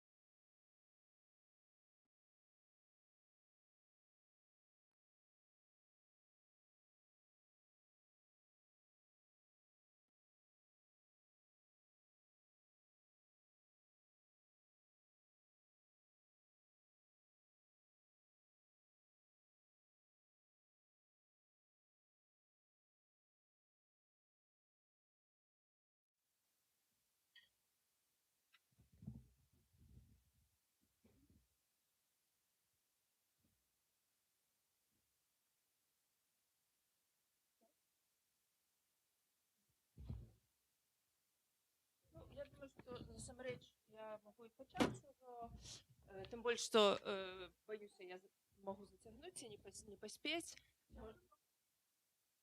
Добра, дзякуй вялікі. Добры дзень яшчэ раз усім. Вось буду сёння расказваць пра жаночую літаратуру. Я пісала на тэму увогуле пачала цікавіцца гэтай тэмай, калі пісала дысертацыю, што праўда пра англамоўную жаночую літаратуру. Чытала ўсе гэтыя спрэчкі вакол тэрміна, яшчэ трошкі закранулі ў працэсе лекцыі не на самым пачатку. Потым гэтую лекцыю я чытала ў 17-м годзе ў Мінску на фестывалі «Знак роўнасці». Напэўна, такі першы фестываль літаратурны, прысвечаны у тым ліку гендернай праблематыцы ў літаратуры. Пазней я гэтую лекцыю некалькі гадоў запар чытала на курсах павышэння кваліфікацыі настаўнікам, але ўжо больш у тэрміналагічны і тэарэтычным аспекце. І вось некалькі гадоў я, вось як асабліва пасля 20-га, як я з'ехала з Беларусі, не займалася гэтай тэмай, але сёлета зноў вярнулася, была онлайн-лекцыя ўвесну, пасля якой я атрымала вельмі шмат фідбэку, вельмі шмат таксама нейкіх падказак, яшчэ на якіх аўтараў можна звярнуць увагу, шмат чаго паспела яшчэ за гэтае лета дачытаць, і хачу вось ужо такі абноўлены варыянт гэтай лекцыі прадставіць. Не ведаю, ці з часам, можа, нейкія буду рабіць шырэйшыя даследаванні зноў, ці, можа, нейкую кнігу на гэтую тэму, але пакуль нічога дакладна сказаць не магу. Таксама я трошечки прашу прабачэння за голас. Учора пасядзела перад адкрытым акном, таму голас у мяне сёння ўжо не такі бадзёры, як быў учора. І я таксама не вельмі умею розныя візуальныя прыгожыя штукі, таму вельмі простая прэзентацыя, не вельмі прыгожая, гэта хутчэй проста каб паказаць вам некаторыя вокладкі. Вось, адразу чаму ад пачатку 20-га стагоддзя і да 2010-х гадоў. Ну, увогуле, у пачатку 20-га стагоддзя пачынаюць з'яўляцца жанчыны-пісьменніцы, якія пішуць па-беларуску. Калі мы гаворым пра жаночую літаратуру, якая пісалася на беларускіх землях да 20-га стагоддзя, ці стваралася, не толькі пісалася, бо гэта не толькі пісаная літаратура, то ў асноўным гэта будзе польскамоўная літаратура. І тут увогуле ёсць вельмі шмат тэрмінаў, гэта пытанне не да канца ўвогуле вызначана, што мы называем беларускай літаратурай, што такое шматмоўная беларуская літаратура і наколькі яна шырокая, таму не буду зараз гэта закранаць. Але былі жанчыны-пісьменніцы, якія ў розныя стагоддзі на беларускіх землях пісалі творы на польскай мове, напрыклад, Францішка Уршуля Радзівіл, Саламея Пельштунова. Ёсць такі зборнік «Раса нябёсаў на зямлі тутэйшай», беларуская польскамоўная паэзія 19-га стагоддзя, якую уклаў Мархель, і там ёсць таксама адна жанчына-пісьменніца Габрыэля Пузыня. І многіх з гэтых аўтарак польскае літаратуразнаўства не распазнае як сваіх, то бок паводле прыкметы мовы польскае літаратуразнаўства можа іх не залічваць да сваіх, альбо гэта нейкія вельмі маргінальныя даследаванні, таму тут нам даволі проста гэта і лагічна ўзяць сабе, але ёсць і іншая сітуацыя. Напрыклад, Ліза Ажэшка прызнаная як класік польскай літаратуры, але, напрыклад, я з Гародні, і ў маім дзяцінстве я ўвогуле жыла, прайшло ў значнай ступені пад знакам Элізы Ажэшкі, бо у нас ёсць дом-музей Элізы Ажэшка, ёсць вуліца Элізы Ажэшка, як бы в ценю гэтай пісьменніцы жыла, і абсалютна я яе ўспрымала як сваю. Гэта пісьменніца з майго гораду. І калі я вучылася в універсітэце, мы чыталі там без пазначэння, што гэта беларуская, ці польска-беларуская. Мы проста чыталі творы гэтай пісьменніцы, над Неманам, Хам і Дзюрдзі, якія традыцыйна такое як беларуская плынь у яе творчасці. Але вось нядаўна пачалі з'яўляцца новыя пераклады Элізы Ажэшкі на беларускую мову, вось кнігі «Дзікунка» і «Ад Астра». Усё гэта робіць Святлана Воцінава. Такім чынам зноў можа так больш уключаючы яе беларускі кантэкст і як бы зноў яе даючы нам матэрыял для таго, каб яе ўжо больш шчыльна разглядаць у беларускім кантэксце. Але што цікава, перакладчыца выбірае нейкія класічныя, такія вельмі вядомыя творы. Напрыклад, Марта, у яе ёсць такі абсалютна прысвечаны жаночаму пытанню ў 19 стагоддзі. Альбо Маір Эзафовіч, гэта твор пра габрэяў, бо яна пісала не толькі пра беларусаў-сялян, але таксама пра габрэяў. спадзяюся, з часам можна будзе і гэтыя творы па-беларуску пачытаць. Але ёсць яшчэ, напрыклад, такая пісьменніца, як Марыя Рудзівічувна, якая жыла на Палессі, пісала па-польску пра Палессе вельмі шмат кніг, і яна абсалютна цалкам успрымаецца ў польскім кантэксце, хаця таксама першыя крокі ўжо да яе асэнсавання з беларускага боку ёсць. Бо нядаўна я слухала перадачу Паўла Каралёва, дзе ён таксама разглядае, што вось гэта і для нас, беларусаў, таксама важная пісьменніца. Таму, спадзяюся, таксама гэта пытанне будучыні. Калі мы кажам пра беларускую, умоўна так, беларускую па-беларуску, беларускую літаратуру па-беларуску да 20-го стагоддзя, то, напэўна, першыя крокі зробленыя даволі нядаўна. У 2020 годзе выйшла кніга, якую падрыхтаваў, сабраў Антон Францішак Брыль, «Казкі Рузалі Асьмак», запісаная Адамам Богдановичам, то бок бацькам Максіма Богдановича. Рузаля Асьмак – гэта прабабуля Максіма Богдановича, і некалькі казак пра яе мы добра ведаем у запісах Адама Богдановича, бо ён збіраў фальклорны матэрыял. Я сёлета прачытала мемуары, успаміны Адама Богдановича, яны напісаныя па-руску з вялікімі ўстаўкамі на беларускай мове, але гэта не тая беларуская мова, якую мы ведаем цяпер. Гэта такое вельмі своеасаблівая, сялянская, тагачасная гаворка. Можна ўявіць, як людзі гаварылі, як расказваліся гэтыя казкі. Рузаля Асьмак была не пісьменнай, але яна была казачніцай. І просто каб зразумець, як яна належала да прыгонных сялян, то бок Адам Богданович, здаецца, в 60-х годах нарадзіўся, не помню дакладна год. То бок ягоныя мемуары увогуле унікальны матэрыял у беларускай літаратуры, каб мы маглі ўявіць, як жылі беларускія сяляне, прыгонныя сяляне.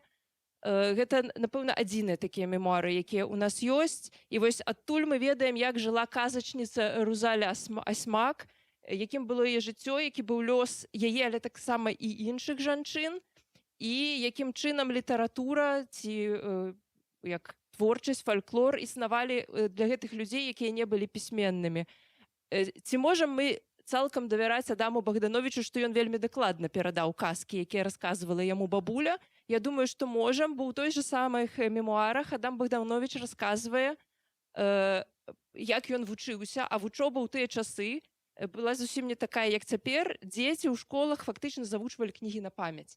То бок яны завучылі адну кнігу на памяць, адказалі па ёй нейкія, здалі экзамены, завучваюць наступную кнігу на памяць. Таму тыя, хто тады здолеў атрымаць добрую адукацыю, яны часцей за ўсё мелі выдатную памяць. Таму ў значнай ступені можна сцвярджаць, што сапраўды мы чуем голас казачніцы Рузалі Асьмак, адной з такіх вельмі ранніх літаратарак, чыё імя захаванае. І перш чым я перайду ўжо ўласна да беларускай літаратуры, якая ўжо пісалася па-беларуску, я хачу паказаць яшчэ адну кнігу Бэлы Шагал «Запаленыя свечкі». Яна пісалася, пра яе будзе літаральна праз гадзіну яшчэ адна прэзентацыя, лекцыя. Бэла Шагал нарадзілася ў Віцебску, і мемуары напісаныя пазней, у 40-х годах, але гэта вось менавіта таксама мяжа стагоддзя, 19-20, і гэта цэлы вялікі пласт літаратуры. Гэта літаратура, якая пісалася на ідыш, у тым ліку жанчынамі, і гэта, напэўна, не адзіная пісьменніца. Я думаю, што вы у перакладчыка Ігора Крэпса зможаце што-небудзь спытаць, ці ведае ён нейкіх іншых пісьменніц, якія пісалі таксама мемуары, але, напэўна, гэта будзе, такой літаратуры будзе, гэта не выключэнне. Так, і цяпер, уласна, у пачатку 20-го стагоддзя пачынаюць жанчыны ўжо пісаць літаратуру па-беларуску. І, напэўна, першай такой беларускамоўнай пісьменніцай лічыцца цётка. Яна выдала яе першы верш, апублікаваны ў 1903 годзе пад псеўданімам Ванадзь Асака, мужчынскім псеўданімам. І лічыцца, што яна пераймала, была не пераймала, хутчэй спадчынніца традыцыі Францішка Багушевіча. Напэўна, многія з нас прынамсі я чытала ў школе такі вельмі рэвалюцыйны твор «Прысяга пад крывавымі разорамі». Гэта тое, што прыходзіць на думку адразу, калі вспамінаеш творчасць цёткі. Таксама яна напісала вершы і вельмі шмат зрабіла для развіцця беларускай дзіцячай літаратуры і увогуле для навучання дзяцей, бо яна і стварыла і першы беларускамоўны дзіцячы часопіс «Лучынка», была яго рэдактаркай, выдавала кнігі для дзяцей, падручнікі і таксама вось вершы, апавяданні. І ў 2016 годзе з'явілася прэмія «Імя цёткі». Таксама ў тым ліку, каб прасунуць, прапагандаваць яе імя. Дарэчы, гэта прэмія магла мець назву імя Янкі Маўра, то бок адстаялі цётку, бо гэта фактычна магла быць стала першай беларускай прэміяй у гонар жанчыны. Вось яшчэ адна прыгожая кніга Канстанцыя Буйло, таксама адна з першых пісьменніц, якая пісала па-беларуску, друкуецца з 1909 года, таксама пачала з мужчынскага псеўданіму, а вось гэтая кніга «Курганная кветка» выйшла ў 1914 годзе у вельмі вядомай друкарні Марціна Кухты. Яе рэдагаваў Янка Купала, а вокладку аформіў Язэп Драздовіч. І цікава, што я калі шукала в інтэрнэце проста выявы, добрай якасці выяву гэтай вокладкі, то знайшла, што гэтая кніга ў 1989 годзе было факсімільнае перавыданне гэтай кнігі, і цяпер асобнік гэтага факсімільнага перавыдання каштуе каля 60 еўра на аўкцыёнах у Беларусі. То бок кніга нават у такім выглядзе зрабілася рэдкасцю і каштоўнасцю. І калі я вучылася ў школе, то мы спявалі песню. Я думаю, гэта ўсе радкі таксама добра ведаюць Канстанцыі Буйло. «Люблю наш край, старонку гэту, дзе я радзілася, расла, дзе першы раз пазнала шчасце, слязу нядолі праліла». Такія абсалютна хрэстаматыйныя радкі. І пасля гэтага зборніка даволі доўгі час Канстанцыя Буйло не друкавалася. Яе наступны зборнік з'явіўся толькі ў 1950 годзе. Яшчэ адна асоба з плеяды ранніх беларускіх аўтарак, гэта Зоська Верас, дэбютавала ў 1907 годзе. Я знайшла інфармацыю, што гэта ў кіеўскім часопісе быў дэбют, але не было магчымасці паглядзець, што менавіта і на якой мове быў гэты дэбют. А на беларускай мове публікавала абразкі пад псеўданімам Мірко ў 1911 годзе ў газеце «Нашая Ніва». Вядомая як складальніца беларуска-польска-расейска-лацінскага батанічнага слоўніка, пісала таксама пра выкарыстанне зёлак у лячэнні, пісала апавяданні і вершы для дзяцей. І тут варта згадаць таксама Лізу Ажэшку, бо Ліза Ажэшка таксама шмат займалася кветкамі, раслінамі ў народнай культуры. У яе ёсць такая кніга ці эсэ, ці праца «Людзі і кветкі над Нёманам».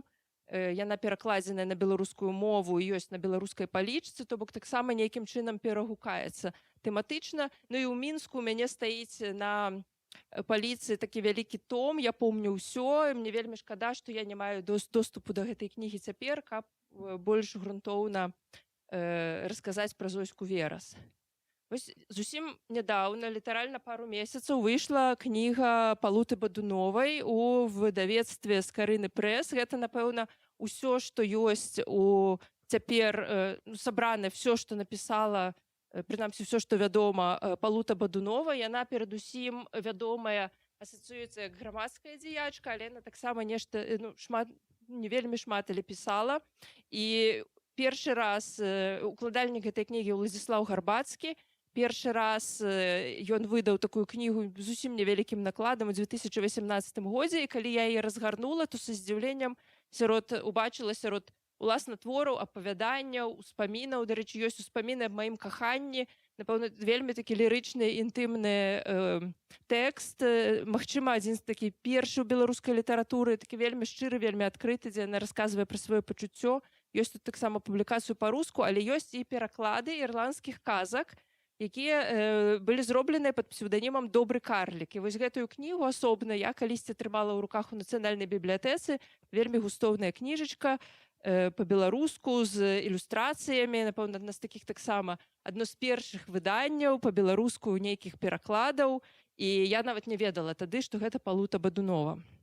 Таму вельмі раю звярнуць увагу на гэту кнігу, гэта таксама даволі унікальнае цяпер выданне. Яшчэ адна асоба, гэта Паўліна Мядзёлка, вядомая перадусім як акторка, як першы выканаўца ролі Паўлінкі у п'есе Янкі Купалы, але таксама пісала. І, дарэчы, тут цікава, што многіх з гэтых жанчын, ранніх беларускіх пісьменніц, яднае тое, што яны былі настаўніцамі, і што абсалютна лагічна, бо гэта была тыповая адукацыя, якую яны маглі атрымаць, гэта вучыцца на настаўніцкіх курсах. Спісала яна і вершы, і п'есы, але, напэўна, самы значны яе твор, напісаны нашмат пазней, гэта мемуары сцежкамі жыцця.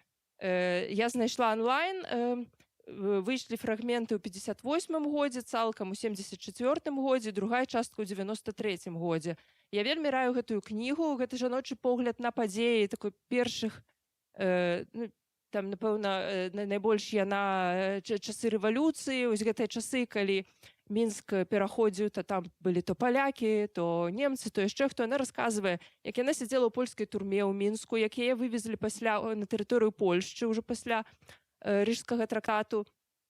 Сама расказвае пра тое, як яна была камуністка, як яна пра салідарнасць паміж беларускімі і польскімі камуністкамі, якія падтрымлівалі полькі, актывісткі ў польскай турме. Потым яна расказвае пра сваю працу ў Латвіі, дзе яна выкладала ў беларускай школе, ну і заканчвае ўжо, прынамсі, тую версію, якую я знайшла в інтэрнэце, змагла прачытаць ужо пераездам у Савецкі Саюз.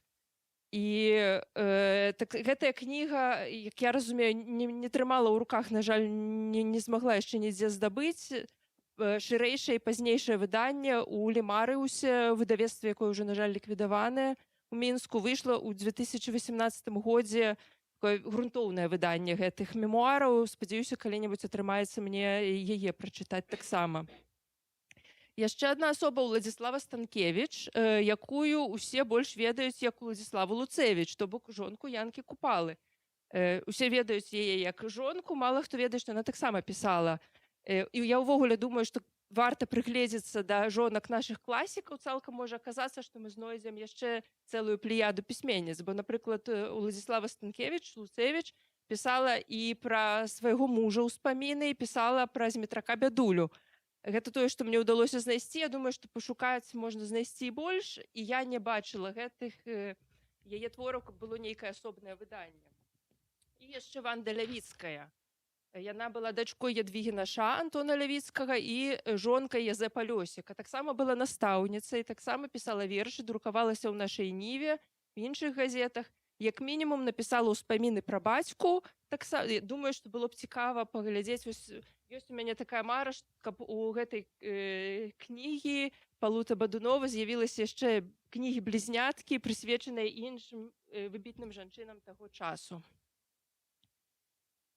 У міжваенныя гады ўжо ўсё нашмат лепш даследавана, і ўжо ў гэты час, але за гэты час выйшла толькі дзве асобныя кнігі, два асобныя выданні жаночай літаратуры. Гэта Зінаіда Бандарына, Наталя Вішнеўская, Евгенія Пфлямбаум, тры паэткі пад адной вокладкай вершы.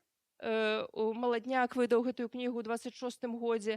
І асобная кніга Зінаіды Бандарынай, вершы 26-29 гадоў у 31-м годзе. Але вось ёсць такое выданне абсалютна унікальнае, вельмі сур'ёзнае. Напэўна, у 17-м годзе выйшла. Бліскавіцы, анталогія беларускай жаночай паэзіі міжваеннага перыяду. Яе ўкладальнікі гэта Віктар Жыбуль і Аксана Данільчык. І тут я выпісала тыя паэткі, якія ёсць у гэтай анталогіі. Гэта самыя вядомыя з іх. Многія з іх альбо дэбютавалі ў міжваенныя гады, альбо проста пісалі, бо, напрыклад, Канстанцыя Буйло дэбютавала раней. І Ларыса Геніюш учора была цудоўная прэзентацыя яе кнігі, першая кніга, напэўна, ў 42-м годзе выйшла, але дэбютавала яна таксама раней. Але гэта, безумоўна, далёка не поўны пералік аўтарак. Калі гэтую кнігу яна ў мяне таксама стаіць у Мінску на паліцы, але я паспела яе прачытаць. І яна цікавая тым, што там вельмі шмат імёнаў, якія я, напрыклад, я думаю, ніхто да таго, як даследчыкі іх знайшлі, ніхто іх вельмі доўга не перачытваў, бо яны перагледзелі ўсю тагачасную прэсу, і там ёсць аўтаркі, якія, напрыклад, толькі адзін ці некалькі вершаў напісалі, і мы нават не ведаем, што за асобы хаваюцца за іх імёнамі. І вельмі цікава, што многія з аўтараў гэтай кнігі, якія трапілі ў гэтую кнігу, гэтыя аўтаркі, яны не прафесійныя пісьменніцы, то бок гэта жанчыны, якія якраз у 20-е гады фактычна пашыраецца адукацыя, і многія людзі упершыню вучацца чытаць, пісаць, і вось спрабуюць асэнсаваць сябе вось так першы раз праз паэзію. І там ёсць нейкія такія вельмі простыя вершы, як, напрыклад, як у падлеткаўстве. Мы пішам вершы, яшчэ спрабуючы толькі асэнсаваць свае пачуцці, так і ў гэтых вершах вельмі цікава, вельмі кранальна. Ты бачыш, як чалавек, як жанчына, вось атрымліваючы адукацыю, спрабуе асэнсаваць, хто яна, што яна, чаго яна хоча, пра што яна марыць. І таму вельмі раю, калі ёсць магчымасць, таксама прачытаць гэтую кнігу. І якраз вось была размова вакол гэтай кнігі на Радыё Свабода, на вольнай студыі з Міхасём Скоблам. З Аксанай Данільчык размаўляў Міхась Скобла ў 17-м годзе. І, уласна, спачатку так, Аксана Данільчык напісала прадмову да гэтай кнігі, і, уласна, тут было пытанне, ці варта гаварыць пра жаночую літаратуру, ці гэта не абразліва. І вось Аксана Данільчык дае адказ у гэтай прадмове, чаму увогуле ім прыйшла ідэя на гендерным прынцыпе пабудаваць кнігу. І яна кажа, што калі мы гаворым пра гэты перыяд, то літаратура, якую пісалі мужчыны, аказваецца нашмат больш вывучанай, і нашмат менш ёсць даследаванняў літаратуры, якая пісалася жанчынамі. І таму мы можам гаварыць, што няма розніцы. Ёсць добрая літаратура, ёсць кепская, няма мужчынскай і жаночай літаратуры, але перадусім нам трэба ўвесці ў навуковы ўжытак тое, што напісалі жанчыны. Як, напрыклад, гэтая кніга, як мы гаворым, што гэта жаночая літаратура не таму, што яна неяк асабліва жаночая, горшая ці лепшая за мужчынскую, не. Проста ніколі раней Палута Бадунова не разглядалася як пісьменніца ўвогуле. Таму перадусім мы увозім гэтую літаратуру ва ўжытак, звяртаем на яе ўвагу, даследуем, і ўжо наступны крок, гэта ўжо мы будзем яе разглядаць гэтаксама нароўні з мужчынскай літаратурай, не будзем рабіць размежавання, але спачатку нам трэба ўвогуле, каб мы ведалі, што пісалі жанчыны. І адна з маіх мэтаў лекцыі, якая была онлайн увесну і цяпер, у тым, што калі я часта цяпер сутыкаюся з беларускімі клубамі, ці чытацкімі, напрыклад, ці нейкімі супольнасцямі чытацкімі беларускімі, я бачу, што калі людзі чытаюць класіку, то заўсёды гэта мужчыны. Янка Мелеш, Іван Мелеш, Янка Купала, Якуб Колас, Быкаў, Крапіва, шмат з чаго чытаюць, але, напрыклад, ні разу я не сутыкалася з тым, каб класічную жаночую літаратуру. Напрыклад, Алена Васілевіч, я пазней пра яе раскажу, але гэта, як на мяне, адзін з выдатных твораў, якія варта чытаць у тым ліку на кніжных клубах. І таму мне б хацелася проста, каб стала больш вядома пра тое, што пісалі жанчыны. І тут вось у гэтай вольнай студыі, дзе Міхай Скобла размаўляе з Аксанай Данільчык, ён задае цікавае пытанне, увогуле, чым асаблівая жаночая літаратура гэтага перыяду міжваеннага. І Аксана Данільчык гаворыць, што увогуле жанчыны ў пачатку 20-го стагоддзя пісалі вельмі часта пад мужчынскімі псеўданімамі. І гэта праўда. Я згадывала, што і Цётка, і Канстанцыя Буйло, напрыклад, і іншыя, яны часта асабліва дэбютавалі пад мужчынскімі псеўданімамі, але жанчыны ў міжваенны перыяд ужо не дэбютуюць, не пішуць пад мужчынскімі псеўданімамі, яны ўжо і асэнсоўваюць сваю жаноцкасць і пішуць пад жаночымі імёнамі. І тут цікава, Міхай Скобла гаворыць, што сапраўды ў гэтай кнізе ёсць шмат жаночых імёнаў, якія мы не ведаем. Зося Думка, Эстэр Зялёнка, Зіна Каганович, Прытулкоўская, сястра Тэрэса і гэтак далей.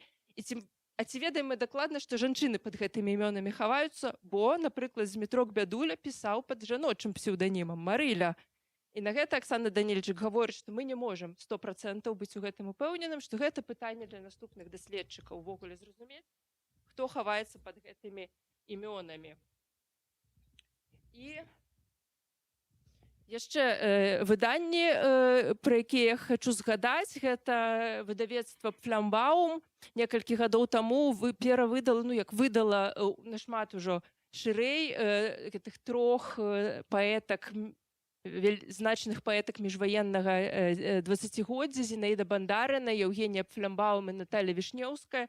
Фактычна яны ўжо, таксама, дарэчы, Аксана Данільчык і Віктар Жыбуль іх укладалі, і яны ўжо ўвайшлі ў канон. Але ці можам мы сказаць, што мы, нягледзячы на ўсе гэтыя грунтоўныя выданні, ці можам мы сказаць, што мы цалкам ужо ведаем жаночую літаратуру міжваеннага 20годдзя? Я думаю, што адказ не, яшчэ не цалкам. Была такая гісторыя. У мяне ёсць знаёмая Аліна Алексеенка. Яна ўвогуле не працуе ў сферы літаратуры, звязаная з фінансамі, з эканомікай. І вось аднойчы яна мне расказала, што яна на гарышчы у доме, на вёсцы у сваіх сваякоў знайшла сшыткі, і там былі вершы яе бабулі Галіны Гайлевіч, і таксама яшчэ нейкія публікацыі. І я тады пазнаёміла Аліну з Аксанай Данільчык, і ў выніку паўстала публікацыя ў часопісе «Дзеяслоў». Яе можна знайсці ў 2018 годзе, фактычна адкрыццё новай паэткі Галіны Гайлевіч. І там ёсць гэтыя вершы, там ёсць інтэрв'ю з Алінай Алексенкай, дзе яна расказвае, уласна, гісторыю адкрыцця, як яны проста вось класічная сітуацыя, хаця даволі рэдкая для Беларусі, на гарышчы знайшлі ў гэтым куфры нейкія скарбы. Але яшчэ цікава, што там былі не толькі вершы яе бабулі, а таксама была паэма «Бенгалія» Сергея Стрейкі, якая лічылася страчанай назаўсёды. І вось часам нават у беларускай рэальнасці штосьці страчанае назаўсёды можа ўсё ж такі быць знойдзенае яшчэ раз. Жаночая літаратура наступныя гады. Пра 40-выя нічога асабліва сказаць не магу. Я знайшла толькі адно імя, Ніна Тарас. Я не чытала гэтай аўтаркі. Спадзяюся, таксама атрымаецца прачытаць. Яе першая кніга выйшла на ўсход ідучы. Увогуле яна нарадзілася ў заходняй Беларусі, была сувязной партыганскай брыгады, пісала таксама вершы, але вось, напэўна, яна так як выключэнне. Пакуль нічога іншага пра 40-выя гады я не знайшла.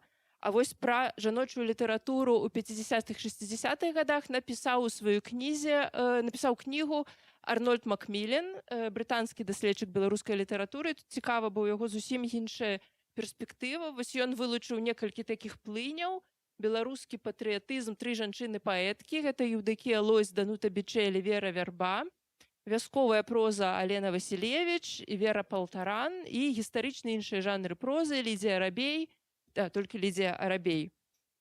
Ён піша, напрыклад, для мяне гэта было адкрыццё, што у Дануты Бічэль Загнетавай яе першы зборнік, які называўся «Дзявочае сэрца», выйшаў у 61 годзе. Гэта першы раз, калі ў зборніку згадваецца нешта дзяўчына, дзявочая.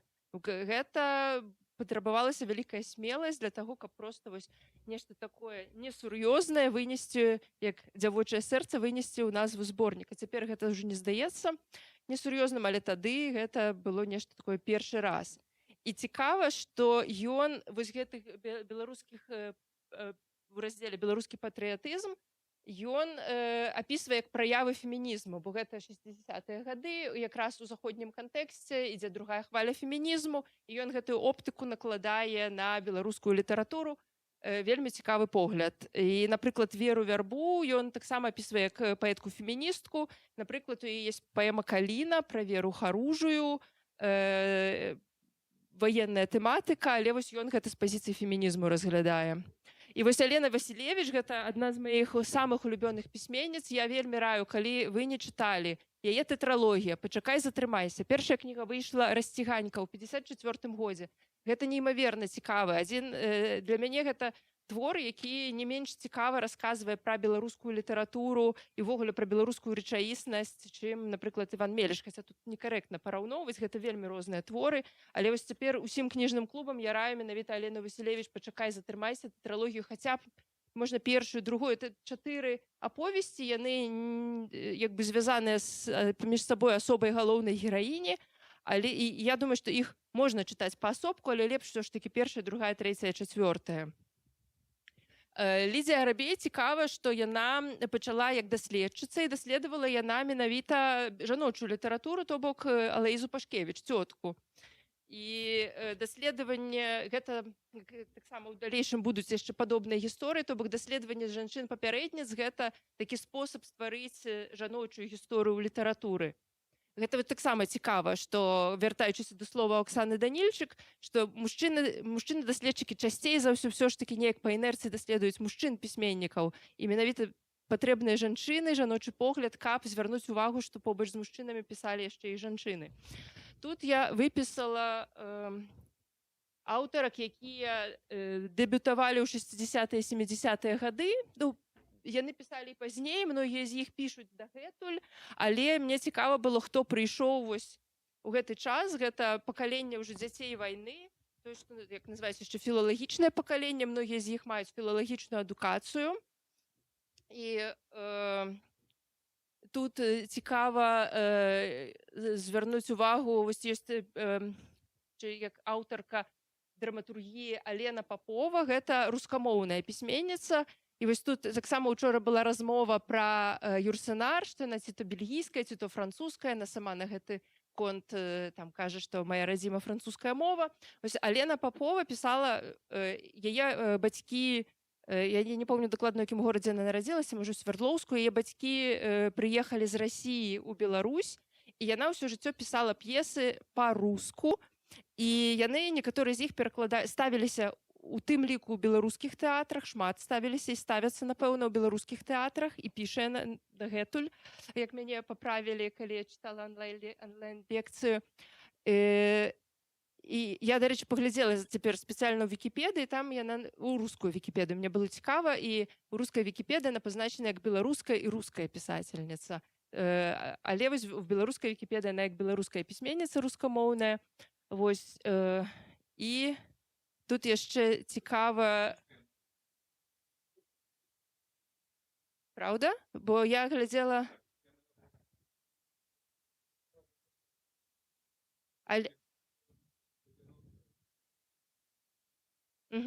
Вось, все яшчэ складаней. Вось, і яшчэ цікавая гісторыя Валянціны Коўтун. Я, калі паспею, яшчэ шмат пра яе буду расказваць, але яна таксама пачынала, не пачынала ввогуле, важная тэма была даследаванне жаночай літаратуры. Яна, напрыклад, даследавала таксама цётку, яна прысвяціла ёй некалькі раманаў, некалькі твораў, пісала таксама пра Ефрасіню Полацкую.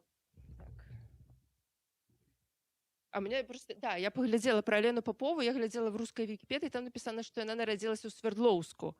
А значыць, што гэта неправда, яшчэ цікавей. Так. Не, я яшчэ тут... Ой.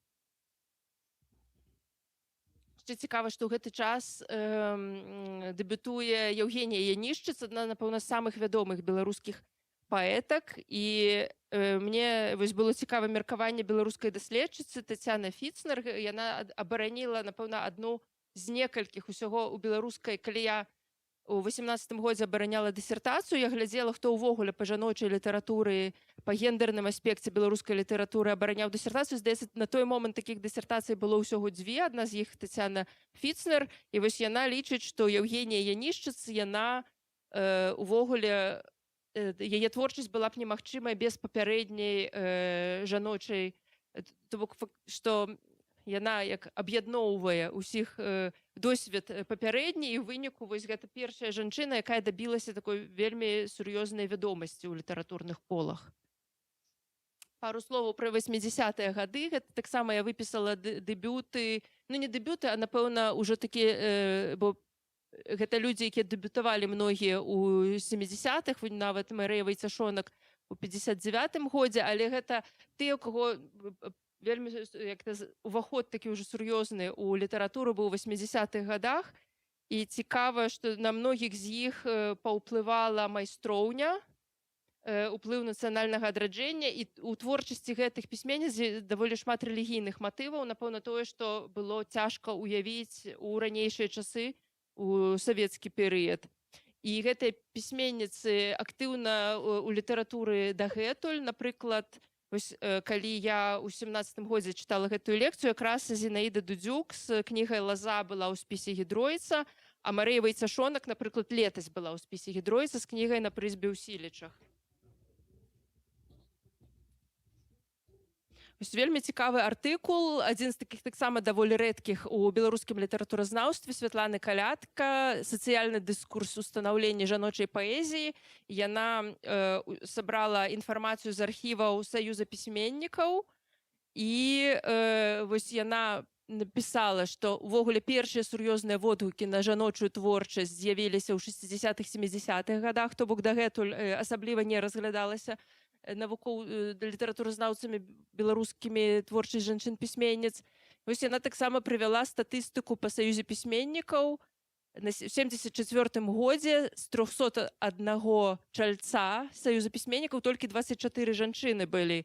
І я паглядзела, цяпер, на жаль, я не магу паглядзець гэтую статыстыку, бо увогуле той Саюз пісьменнікаў быў ліквідаваны пасля 20-го года, але ў 2017 годзе я паглядзела, што з 468 сябраў 133 жанчыны былі. Ну, то бок працэнт ужо стаў вышэйшы.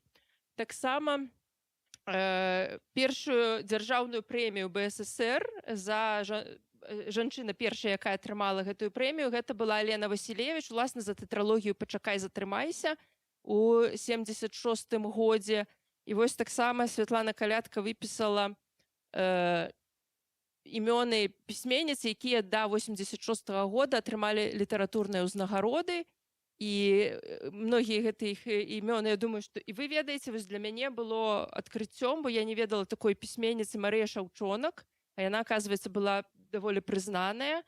І вось паглядзела я, што ёсць некалькі зборнікаў паэзіі, але, на жаль, пакуль не маю магчымасці пачытаць, каб пазнаёміцца з яе творчасцю.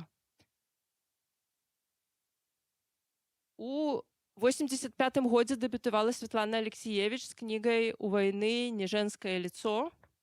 Гэта, думаю, што все добра ведаюць гэтую кнігу, але апроч усяго іншага, гэта была кніга, якая падняла табуяваную тэму, гэта ўдзел жанчын у вайне і пра спецыфічны жаночы досвед, напрыклад, таксама звязаны з жаночай цялеснасцю, тое, што ніколі не было адрэфлексавана ў мужчынскай літаратуры, ну так, калі мы гаворым мужчынскай літаратуры, пісьменнікамі-мужчынамі.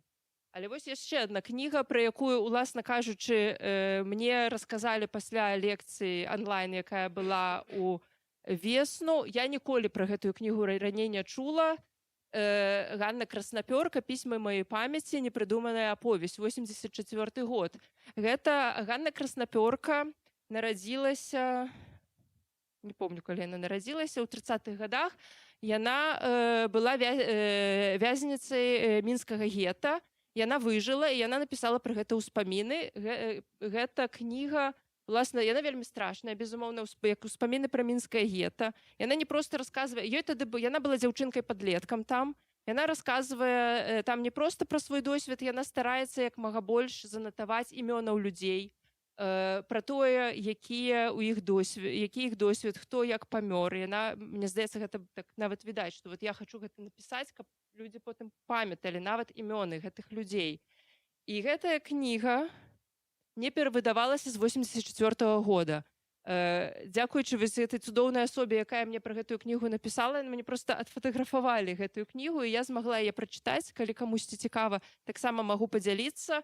Гэтая кніга выйшла ўпершыню па-беларуску, то бок гэта даволі незвычайна, бо беларускія габрэі, калі страцілі гідыш, многія з іх перайшлі на рускую мову. Гэта вельмі рэдкая сітуацыя, хаця гэта не адзінкавы выпадак, калі людзі габрэі пераходзілі на беларускую мову. У гэтым таксама унікальнасць гэтай кнігі. Безумоўна, яна выйшла таксама па-руску і ў перакладзе на многія мовы. Я думаю, што па-нямецку яна выдавалася нашмат больш, чым па-беларуску.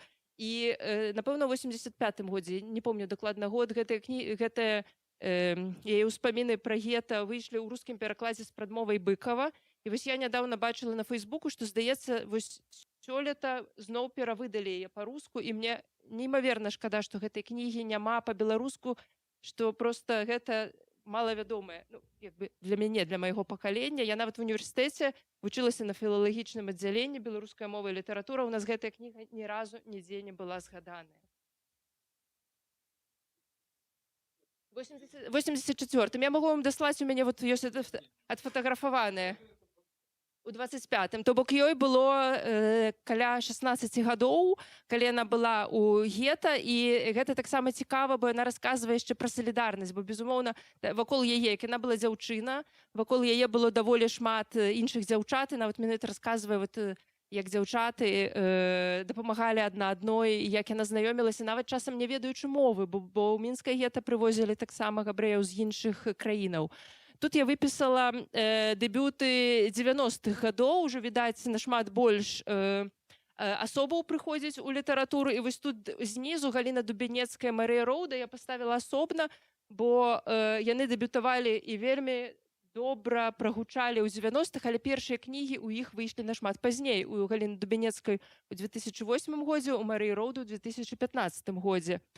І тут чаму так адбылося, можна добра сказаць вельмі вядомымі словамі Тацяны Сапач, як яна пра лёс жанчыны ў літаратуры піша: паэзія скончылася, пачалося жыццё. У нейкі момант у жанчыны паэзія заканчваецца, пачынаецца жыццё. І, дарэчы, мне здаецца, што сама Тацяна Сапач, нягледзячы на яе дэбют, і шмат хто, безумоўна, яе ведаў, але вельмі моцна яна прагучала, калі выйшла абсалютна цудоўная, вельмі цікавая кніга зборнік паэзіі «Гаспадыня восеньскага дому». Гэта адбылося ў 2022 годзе.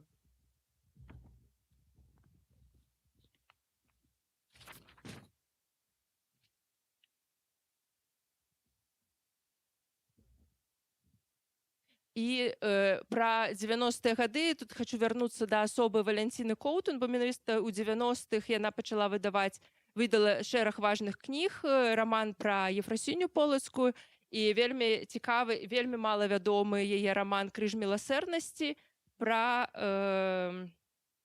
цётку, і такая белетрызаваная гісторыя цёткі, зноў жа вяртанне да жанчын-папярэдніц.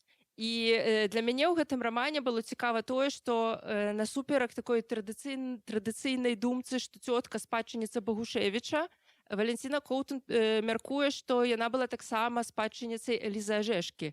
І гэта зноў жа звязвае гэтую польскамоўную літаратуру з беларускамоўнай літаратурай.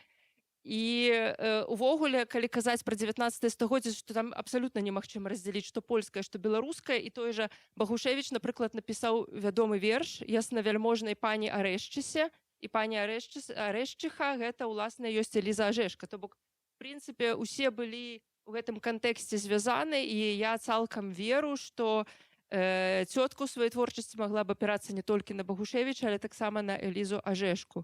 І раман Ефрасіні Полацкай, яна называецца «Пакліканая» ў 2002 годзе. Выдаў таксама такое асэнсаванне жанчын мінулага.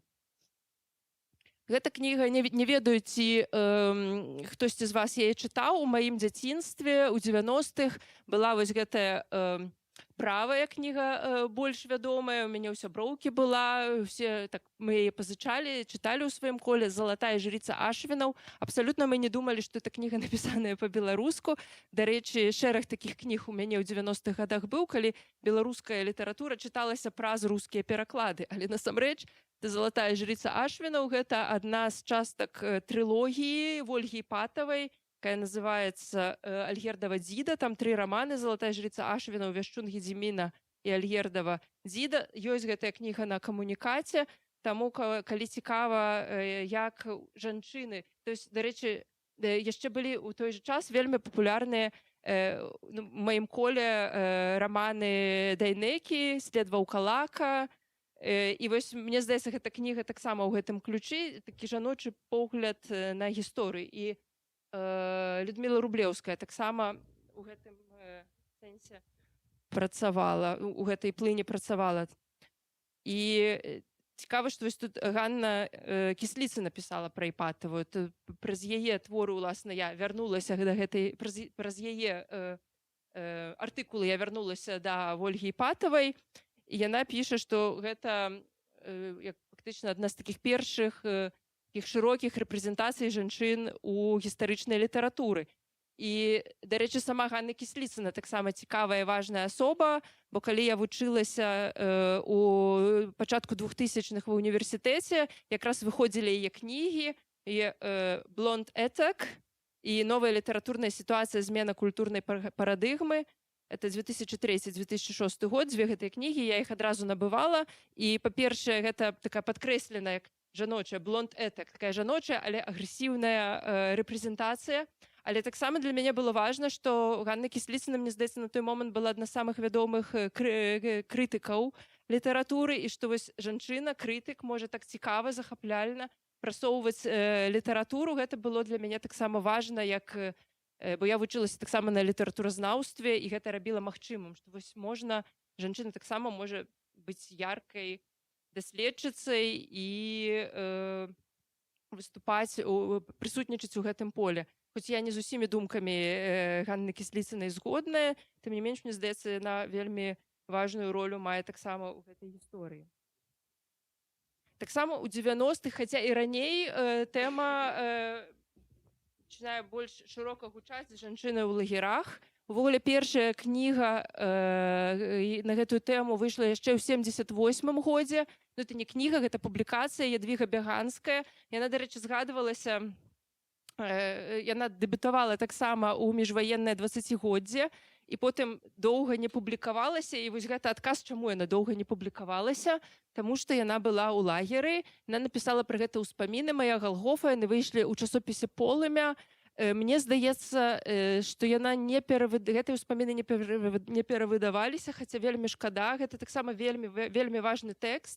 Я спадзяюся, што ён вернецца да чытачоў і будзе гэтак жа шырока прачытаны, як споведь Ларысы Геніуш. Таксама пра споведь расказвалі ўчора, што гэта насамрэч не аўтарская назва, але тым не менш вядомая чытачам перадусім такім, як споведь. У мяне ў Мінску вось гэтая кніга стаіць. Я яе купіла, напэўна, годзе ў 18-м, «Беларускія женщины в сталінскіх лагерях». І ў гэтай кнізе ёсць, уласна, споведь Ларысы Геніуш, таксама напісаная па-руску кніга Ядвігі Радзько «В сібірскім калейдаскопе». Мне вельмі шкада, што я гэтую кнігу не прачытала. Спадзяюся, не знайшла яе ў інтэрнэце, але спадзяюся калі-небудзь вярнуцца. Але вот ёсць яшчэ такая кніга пра жаночы лагерны досвед. Ну і напэўна, самая вядомая містыфікацыя ў беларускай літаратуры гэта Леся Беларуска. Безумоўна, адсылае да Лесі Украінкі.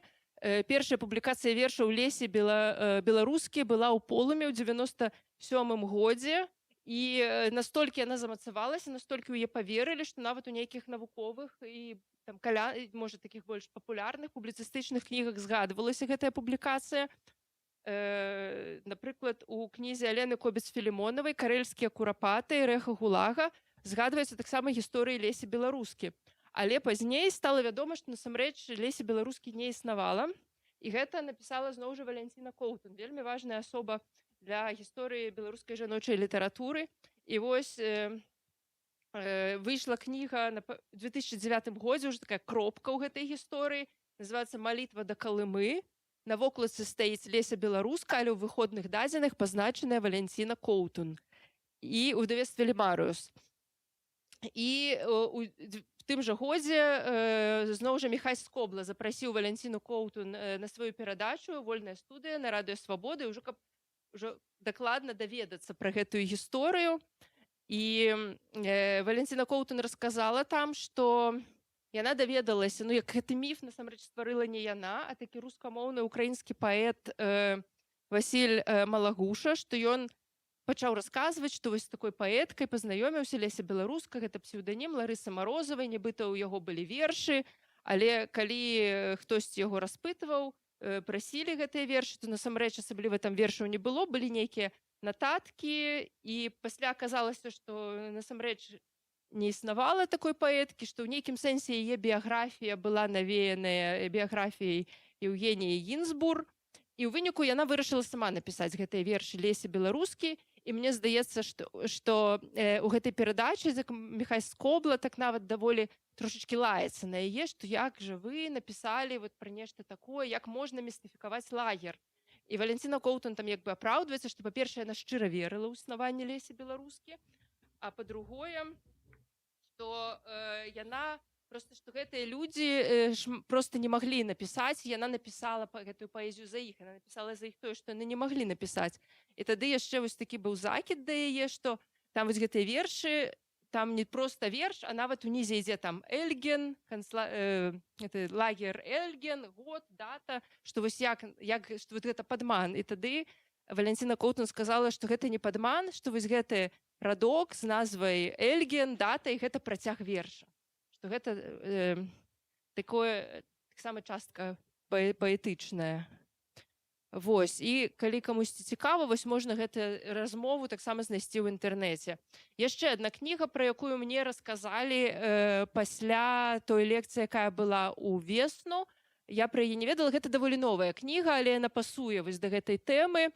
Гэтая кніга, напэўна, ў 2022 годзе выйшла па-італьянску.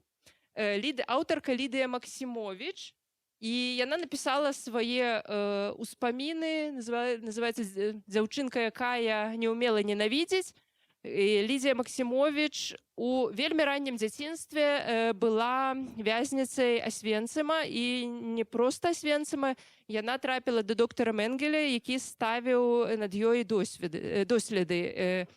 І ёй было тады 3 гады, і вось пра гэта ўсё яна расказвае ў сваёй кнізе. Тое, што яна памятае, больш за тое, яна расказвае тое, што яна яшчэ да Асвенцыма памятае, і яна была дачкой беларусаў, яны былі такія вельмі ўрыўкавыя ўспаміны пра партызанку, пра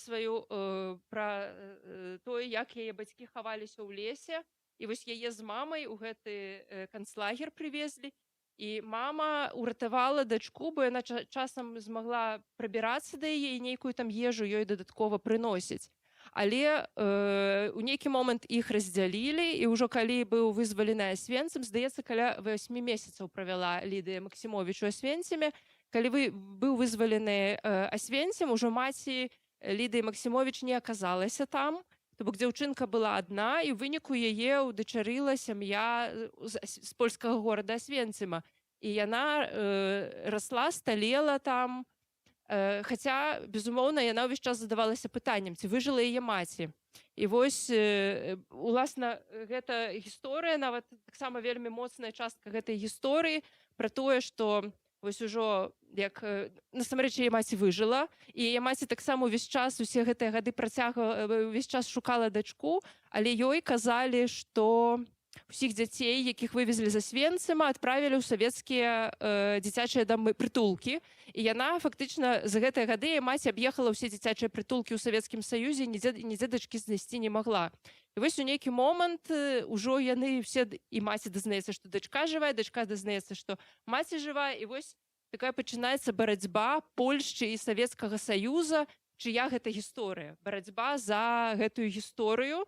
І яна расказвае, што ў нейкім сэнсе яе сям'я, польская сям'я, падштурхнула яе выйсці замуж за паляка, каб яе не забраў Савецкі Саюз. І яна выходзіць замуж за паляка, але гэта яна вельмі цёпла, нягледзячы ні на што, яна вельмі цёпла адгукаецца пра абедзве свае сям'і, яна сустракаецца з маці, фактычна яна піша, што ў мяне 2 мамы. І, вядома, гэта гісторыя Лідыі Максімовіч таксама тым, што ў 2021 годзе яна сустрэлася з папам рымскім, і ён пацалаваў яе лагерны нумар на руцэ. Кніга, наколькі я не знайшла падрабязнай інфармацыі пра гэтую кнігу, магчыма, ёсць па-італьянску, але я не чытаю па-італьянску, Але я так разумею, што італьянскі журналіст з ёй сустрэўся, размаўляў і на аснове яе словаў напісаў гэтую кнігу.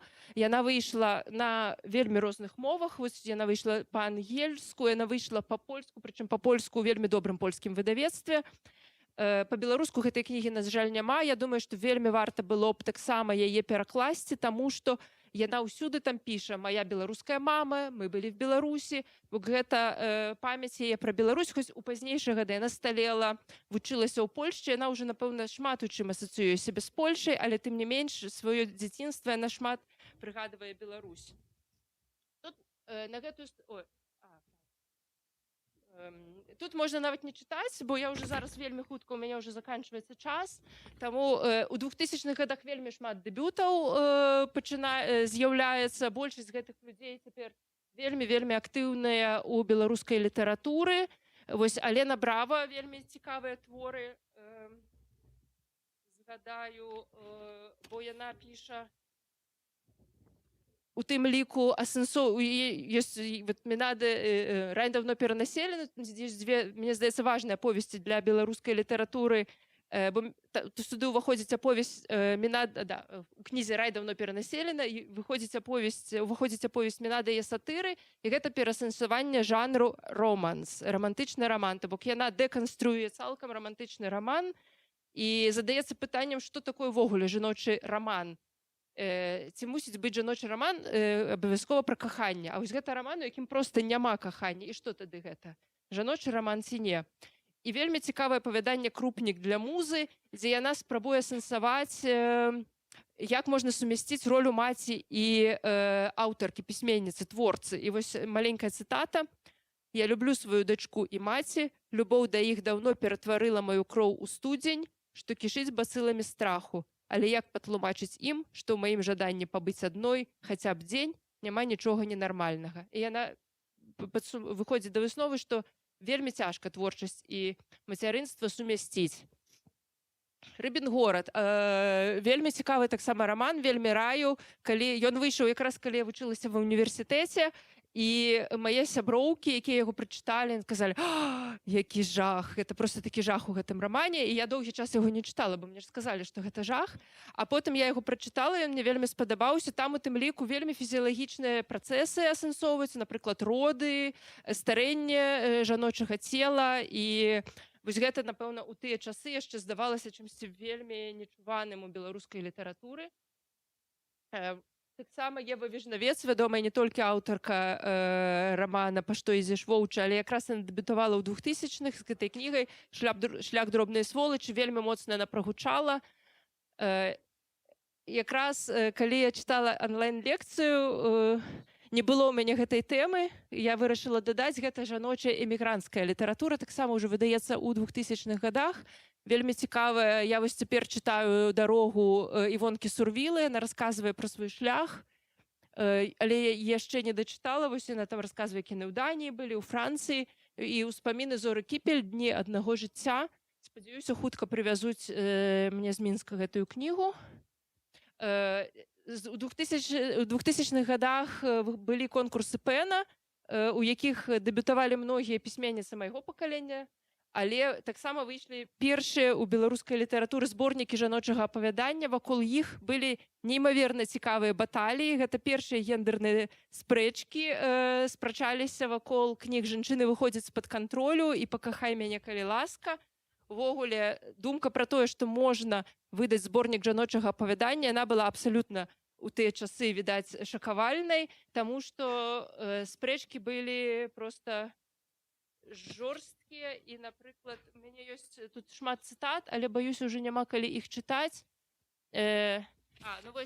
Цікава таксама, што гэтыя спрэчкі вяліся в інтэрнэце вельмі і нават не толькі в інтэрнэце, напрыклад, у дзеяслове, але вельмі часта пад псеўданімамі. То бок людзі, якія выказваліся пра жаночую літаратуру, яны чамусьці баяліся пазначаць сваё імя. І вось быў такі у адным каментар такі А. Стрындберг, аўтар, пра гэтую кнігу кажа, што жанчына кіндеркюхе кірхе, у гэтых сферах жаночае панства, і што гэты зборнік «Жанчыны выходзяць з-пад кантролю» смела, дзёрзка, але ўсё ж заклікаю таленавітых паннаў вярнуцца ў сваё каралеўства. Так.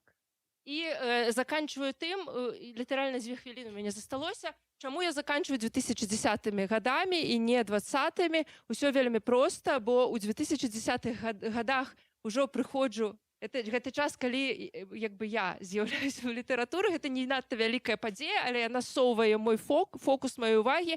Я баюся, што 2010 гады гэта таксама прыходзяць усе мае калегі, сяброўкі, каляжанкі, і я баюся быць неаб'ектыўнай. Таму я заўсёды стаўлю кропку на 2010 годах і думаю, што пра гэтыя гады ўжо мусіць расказваць хтосьці яшчэ, але тут я ўсё ж такі пастаралася максімальна адстаронена вызначыць нейкія рэчы, нейкія значныя падзеі ў 10-х годах, бо гэта і Алексіевіч атрымлівае Нобелеўскую прэмію, то бок першая беларуская нобеліянтка, гэта жанчына. Таксама тое, што ўрэшце ў беларускіх прэміях уже сучасных пачынаюць атрымліваць таксама жанчыны-пісьменніцы. Выходзяць, праходзяць шэраг дыскусій пра жанчыну беларускай літаратуры, з'яўляюцца прэміі, і названыя імёнамі жанчын-пісьменніц, з'яўляецца спецыяльная стыпендыя для жанчын-пісьменніц, з'яўляецца анталогія бліскавіцы, першы фестываль знак роўнасці і з'яўляецца першае жаночае выдавецтва Святланы Алексіевіч Флямбаум. То бок вельмі важныя гады, але на гэтым я стаўлю кропку. Дзякуй за ўвагу.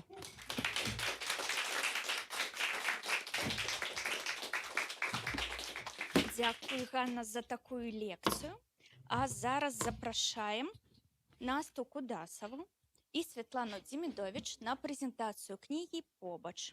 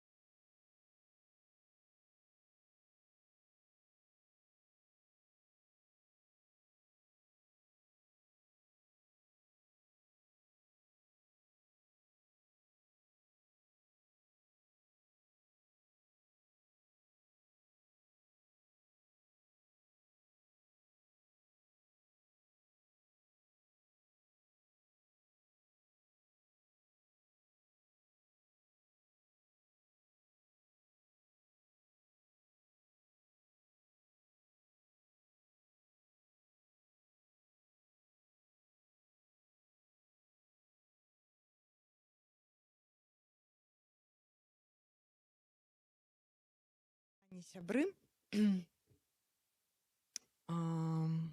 вельмі хвалююся, таму што важна для нас гэтая прэзентацыя ў празе, для нас так было важна прыехаць сюды, у гэты горад. Вось, пазней я там буду чытаць вершы, вы зразумееце, што у кнізе ёсць вершы, прысвечаныя гэтаму гораду, таксама, вось, таму што ён паўплываў на мой лёс. Тут спадар Лукашук сказаў, што кніжка старая, кажа, я яе ўжо маю, яна ўжо старая. Вось. Я так падумала, чарговы раз, чаму для мяне важна, гэта я не закід, калі што, я жартую. Вось, я хацела сказаць, да, што мне хацелася стварыць такую кнігу паэзіі, якая будзе актуальнай заўсёды. Ну, гучыць банальна, канешне, да, гэта банальнасць. Але вось, каб гэта было не на патрэбу часу, так, каб гэта была такая кніжка, которую ты там праз 5 і праз 10 гадоў купіш і будзеш хацець яе чытаць, таму што яна табе дасць штосьці важнае. Вось я яе калі задумала і гэтую назву «Побач» прыдумала, яна таксама даволі простая. У мяне было вось такое пачуццё нейкай такой стомы ад бясконцай такой барацьбы, ад бясконцай пабудовы сябе, грамадства і спробаў штосьці змяніць. І мне здавалася, што трэба вярнуцца да такой простасці. да нейкіх такіх звычайных такіх дзіцячых чалавечых ісцінаў, вось прамовіць штосьці важнае пра любоў, ну так адрынуўшы, да, вось гэты там пласт гістарычны і ну паспрабаваць ну неяк вось намацаць вось гэтае такое вось галоўнае найважнейшае. Таму кніжка стваралася многа гадоў. Вось мы яе многа гадоў цяпер і прэзентуем. Ён є просто нейкі такі доўгі лёс. Яна задумалася, мне здаецца, яшчэ ў годзе можа ў 17-м, у 18-м я ўжо пачала яе вот так вось ствараць. Потым у нейкі момант я зразумела, што для паўнаты жыцця ёй не хапае візуальнай вось гэтай візуальнага складніка. Вось дагэтуль я так чамусьці ставілася скептычна да кніжак з карцінкамі, бо мне здавалася, што ты калі слова прамовіў, яно само па сабе як бы каштоўнасць, і яму больш нічога не трэба. Тут мне падалося, што мы, беларусы, мусім неяк так вось больш ведаць адно пра аднаго, так? І мне вось захацелася неяк гэты свет мастацтва, мастакоў беларускіх быў для мяне троху такі закрыты. Мне захацелася нейкай такой кансалідацыі, ці што, вось я падумала, чаму не зрабіць такую нейкую агульную рэч, так? І чаму б не прыцягнуць у кнігу мастака, не з тым, каб ён проста зрабіў мне ілюстрацыі, а каб стварыць нейкую такую канцэптуальную рэч, таму што гэта не проста кніга вершаў праілюстраваная, гэта кніга, у якой два аўтары, гэта такая паўнавартасная кніга графікі, якую стварыла Святлана Демідович, вось. Ну і паўнавартасная кніга паэзіі. Можна асобна глядзець як альбом, асобна як кнігу вершу. Вось. Ну гэта як бы мая гісторыя, як я задумвала гэтую кнігу. І ну я ўжо много разоў расказвала, да, што я не ведала свету, ведала толькі праз Фейсбук, я бачыла ейныя працы ў Фейсбуку, там ставіла лайкі, гэтыя сардэчкі, і вось ну марыла неяк там з ёй, так як бы сказаць, ну, пасябраваць, да? Па-сапраўднаму. І доўга-доўга не адважвалася напісаць ёй, прапанаваць вось гэтую супрацу. Всё неяк баялася, мне было так неёмка.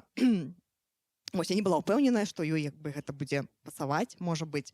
Она здавалася такой важнай мастачкай, такой знакамітай, такой сапраўднай такім творцам. Вось. А потым, ну, калі я ёй напісала з такой прапановай, што вось бачу кнігу і бачу менавіта нашу супольную кнігу. Вось мы тады нават былі. Кажу, Святлана, бачу вашы працы і вось адчуваю, што вось, ну, мы мусім нешта такое зрабіць важнае, супольнае, яны пасуюць. І Света вось была, аказваецца, вельмі, да, ашчасліўленая гэтай прапановай. Абшчасліўленая, да. І так пачалася як бы вось праца над графічнай часткай, якая таксама зацягнулася на гады. Вось, карацей, у нас усё цягнулася гадамі і выношвалася доўга, і таму, ну, кніга атрымала глінянага Велеса, атрымала прэмію Анімпадыстава, што яшчэ? Прэмію Арсеньевай атрымала. І я так гэта ўсё атрымлівала, і мне здавалася, што боже, ну, канешне, калі працуеш столькі гадоў, калі ты столькі туды укладваеш, то, ну, напэўна, ну, гэта павінна мець нейкі сэнс. Хаця, канешне, не заўсёды, можа, ў гэта пэўным сэнсе нейкая ўдача, я не ведаю. Вось, але, ну, гэта такая выпістаная кніжка, такая далюбленая, ўжо проста з усіх бакоў. Вось, і што яшчэ хачу сказаць? Верш я прачытаю напрыканцы з яе, можа, не толькі з яе, можа, нешта новае. Вось. А цяпер я дам слова Свеце, бо яна, як такі мой суаўтар, раскажам, ну, больш, можа, пра тое, да, як ствараўся візуальны вобраз, і што для яе гэта значыла. Нашае спатканне. Добрый дзень, пастараюся хуценька распавесці, што мы там рабілі там гэтыя 3 альбо 4 гады у 30 хвілін. Як бачыце, тут ёсць дызайнеры, ведаюць, як гэта называецца. Сторыборд альбо раскладоўка. Нас-то назвала гэта зародышам, вельмі прыгожа. Трэба патэнтаваць гэтую назву. Зародыш кнігі. Нічога не зразумела. Вось, можа, Насачка, ты патрымаеш, да? Раскладушачку нашу. Тут нічога не зразумела, але, ў прынцыпе, для мяне гэта было зразумела, бо я ведала ўжо, што з гэтага будзе. І гэта ўжо гатовыя ілюстрацыі. Гэта яны, калі іх разлажыць на простай, так? І, як бачыце, я ўжо гледзячы на гэта, ведала, што гэта будзе так. Паколькі гэта была такая паўнавартасная першая замова на ілюстрацыі, на кнігу, а дагэтуль у мяне не складвалася. Вось, ну, і пісалі адныя, пісалі другія. Уже часам мне там хтосьці з Парыжа напісаў, я ўжо думала, што я ў Парыж зараз паеду на кабрыялеце, таму што там вельмі моцнае выдаўніцтва, вельмі багатае, кніжнае, але ўсё не складвалася чамусьці. Я думала, чаму? І пазней, калі прыйшла замова ад нас, то я зразумела, чаму, таму проста мне трэба было зрабіць з кімсьці сваім. Не перакладаць, ведаеце, нейкія парыжскія вершы у гугле, так? Таму што я не ведаю французскай мовы, а папросту зрабіць з кімсьці, з кім не будзе праблемаў у тым, каб зразумець адзін аднаго. І ёсць яшчэ такая смешная фраза у ілюстратараў. Ілюстрацыі лепей рабіць да класікаў, таму што табе ўжо нічого не скажуць. А на шчасце, мне з Настай вельмі пашчасціла, таму што Наста вось яна класіка, нам нічого не сказала, яна сказала: бяры вершы і рабі як хочаш, так? Таму гэтыя вершы, які Наста да мяне прыслала, я там перайначыла, паперакідала, і Наста сказала: згаджаюся на ўсё, толькі рабі. То бок вось гэтыя вершы Насты я падпарадкавала вось гэтай задумцы дарогі, там што я нават лічыла, колькі разоў дарогу сустракаецца ў вершах, слова дарога. І мне здалося, што гэта слова, якое найчасцей там сустракаецца, апроч любові, пра прыроду вельмі шмат, але менавіта дарога. То бок мне здалося, што будзе прыгожа, калі гэта дарога пойдзе праз усю кніжку. Як тут бачна, пачынаецца яна вось такой ілюстрацыяй, пры которой вельмі прыгожы верш, і я думаю, што Наста яго прачытае, і ён такі адзін з маіх улюбёных. Такая аўтапрэзентацыя. А можа, прачытай зараз, так, каб было зразумела.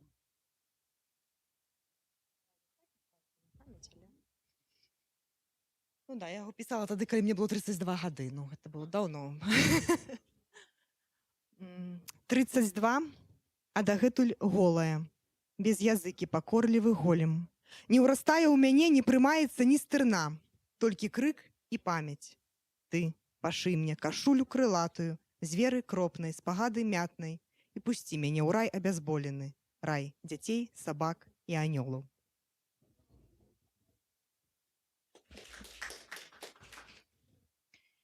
Мне здалося, што менавіта з гэтага верша павінна кніжка пачынацца. Вось стаіць чалавек, кожны з нас перад Богам будзе голы, правда? Нічога там не панясем, толькі ўсё, што вось мы маем, і Бог дае дар, так? Але дар, ён баліць. Тут, я думаю, што пра гэты боль ад дару Божага ёсць у наступным вершы. Асвятляе нам жыццё, а у тым самым часе як бы працінае нас, і дар нелёгка несці па жыцці. Адначасова, калі гэта святло нас працінае, мы ведаем, калі мы асэнсоўваем, які мы маем дар, і што нам трэба рабіць, мы ведаем, якім кірунку трэба ісці. То бок гэта і палёгка адначасова, вось гэта пачатак нашай дарогі, так? Ну і таксама і боль, таму што, ведаеце, проста ісці па дарозе спяваючы хацелася б, але трэба цяжка працаваць і несці вось гэтую сваю пасію праз усё сваё жыццё, аддаючы сілы, свае эмацыйныя, моц, вельмі шмат часу. Вось так пачынаецца дарога, яна ідзе праз усю кніжку, і менавіта пасярэдзіне кульмінацыя. Там, калі ва ўсіх вершах вельмі шмат пытанняў, вельмі шмат сумневаў, то менавіта пасярэдзіне я брала такія два вершы, дзе каханне, дзе супакой, дзе рай. І вось старалася намаляваць такі рай. Чамусьці мне не спадабаўся яшчэ, паколькі гэта была моя першая кніжка, то я там пыталася парада ў некаторых людзей. Хтосьці сказаў: не, гэта савет і любоў, убірай гэта з кніжкі, яна не пасуе да цэлай рэшты. І я тады зрабіла ілюстрацыю іншую. Чамусьці, можа, Настачка, знойдзеш, на якую я замяніла, такую суворую, падумала, што будзе больш пасаваць да стылю. І калі ўжо кніжка выйшла, я так падумала: я публікую гэтую таксама, няхай там людзі пабачаць. І Павел Татарнікаў мне так добра напісаў: кідай дурное, што ты слухаеш людзей, табе падабалася, ты і рабі, савету любоў можа быць, а у нас ёсць запасная. Так. То бок у нас ёсць такі рай запасны, але мы прыдумалі, што у прынцыпе мы гэты рай можам раздаваць людзям у такім выглядзе, то бок робячы так, падпісваючы кніжкі, кавалачак раю з гэтай ілюстрацыі мы дадаём заўсёды.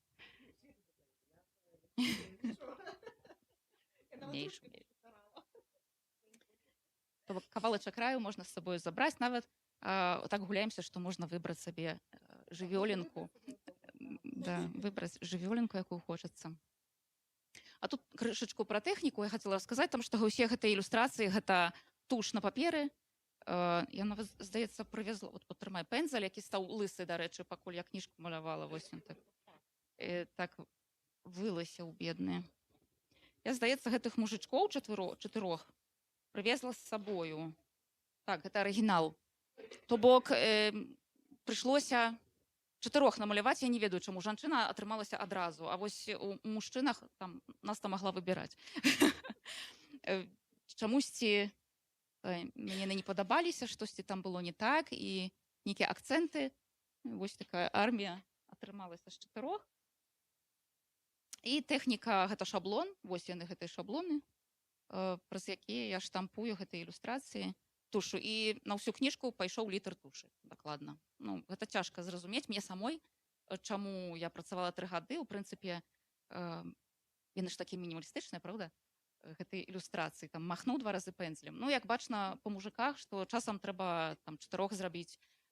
Самыя мінімалістычныя ілюстрацыі займалі больш усяго часу, таму што калі трэба ударыць менавіта ў тым месцы, не заўсёды атрымоўваецца. То бок, калі накладаеш адзін слой на другі, на трэці, можна паправіць, так? А калі з першага раза штосьці зусім мінімалістычнае, гэта было цяжка. І, дарэчы, калісьці да мяне музык падышоў пасля прэзентацыі, сказаў, што таксама з музыкай. Калі трэба зайграць вельмі кароткую кампазіцыю, гэта вельмі цяжка не памыліцца. А калі штосьці даўгое, можна разагнацца, там разагрэцца, і гэта значна лягчэй. Што, ну, з паэзіяй што самае. Мне здаецца, гэта ўсюды так, не? Што самае складанае гэта ад гэтага ускладнення прыйсці нарэшце да самага простага, да гэтага першапачатку. Але менавіта праз ускладненне ўсё адно прыходзіш, як бы адразу проста не атрымаецца. Тут абавязкова трэба гэты вось пункт роста прайсці. І так што ў нас ўсё тое ж самае, што і ў вас. Зніклі нашыя... Можа, нам дапамогуць... Зараз будуць літаркі.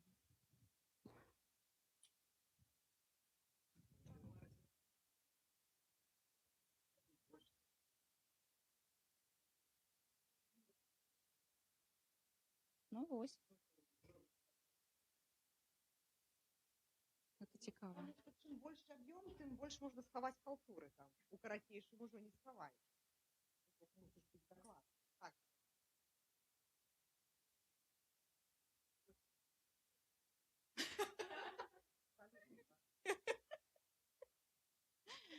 Це вельмі класнае параўнанне.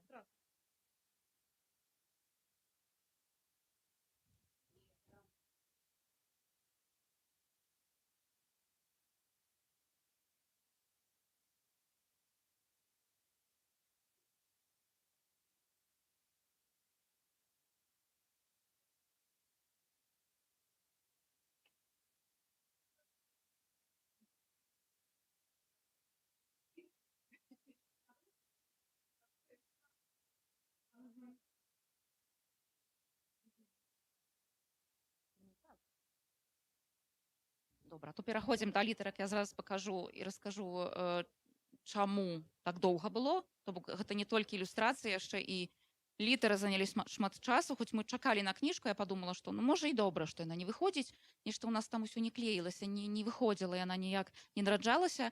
І ў гэтым часе я папрацавала над літарамі, таму што сярод дызайнераў, якія карыстаюцца кірыліцай, ёсць такі падыход, што заўсёды лепей ад рукі намаляваць назву кнігі.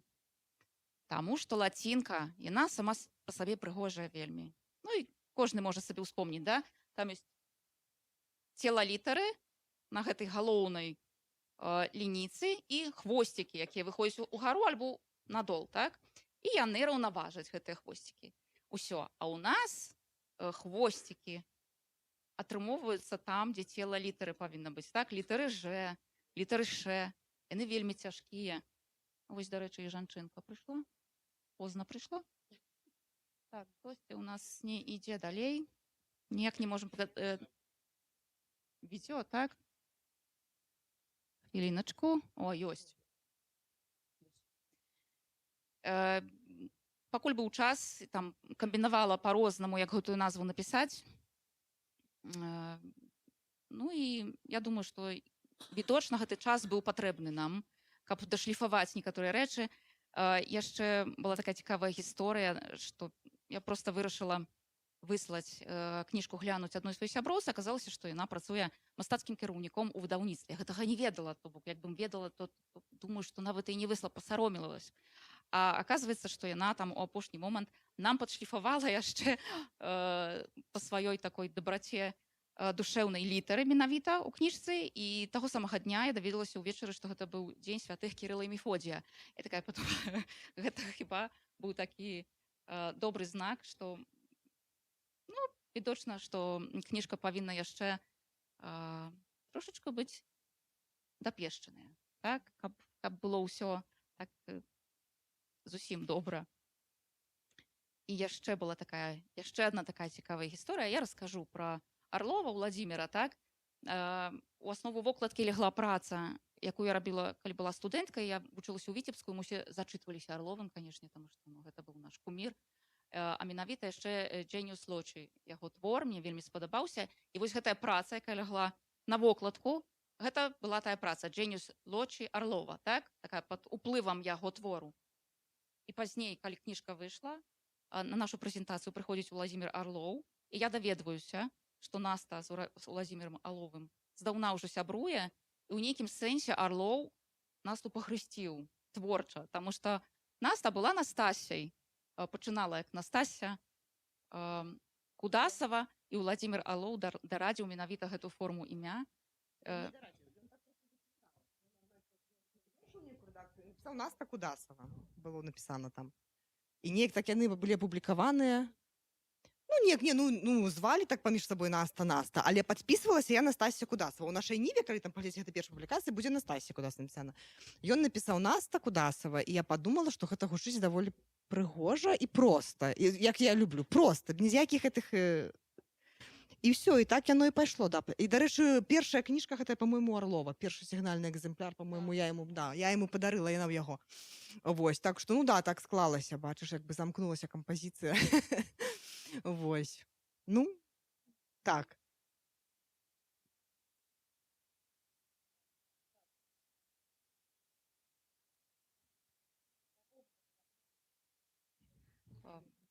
Так, на такой ілюстрацыі, дзе вось гэта гераіня лірычная, яна выходзіць з кнігі, тому што, ведаеце, выйсце, бо дарога гэта і ёсць выйсце, так заканчваецца верш.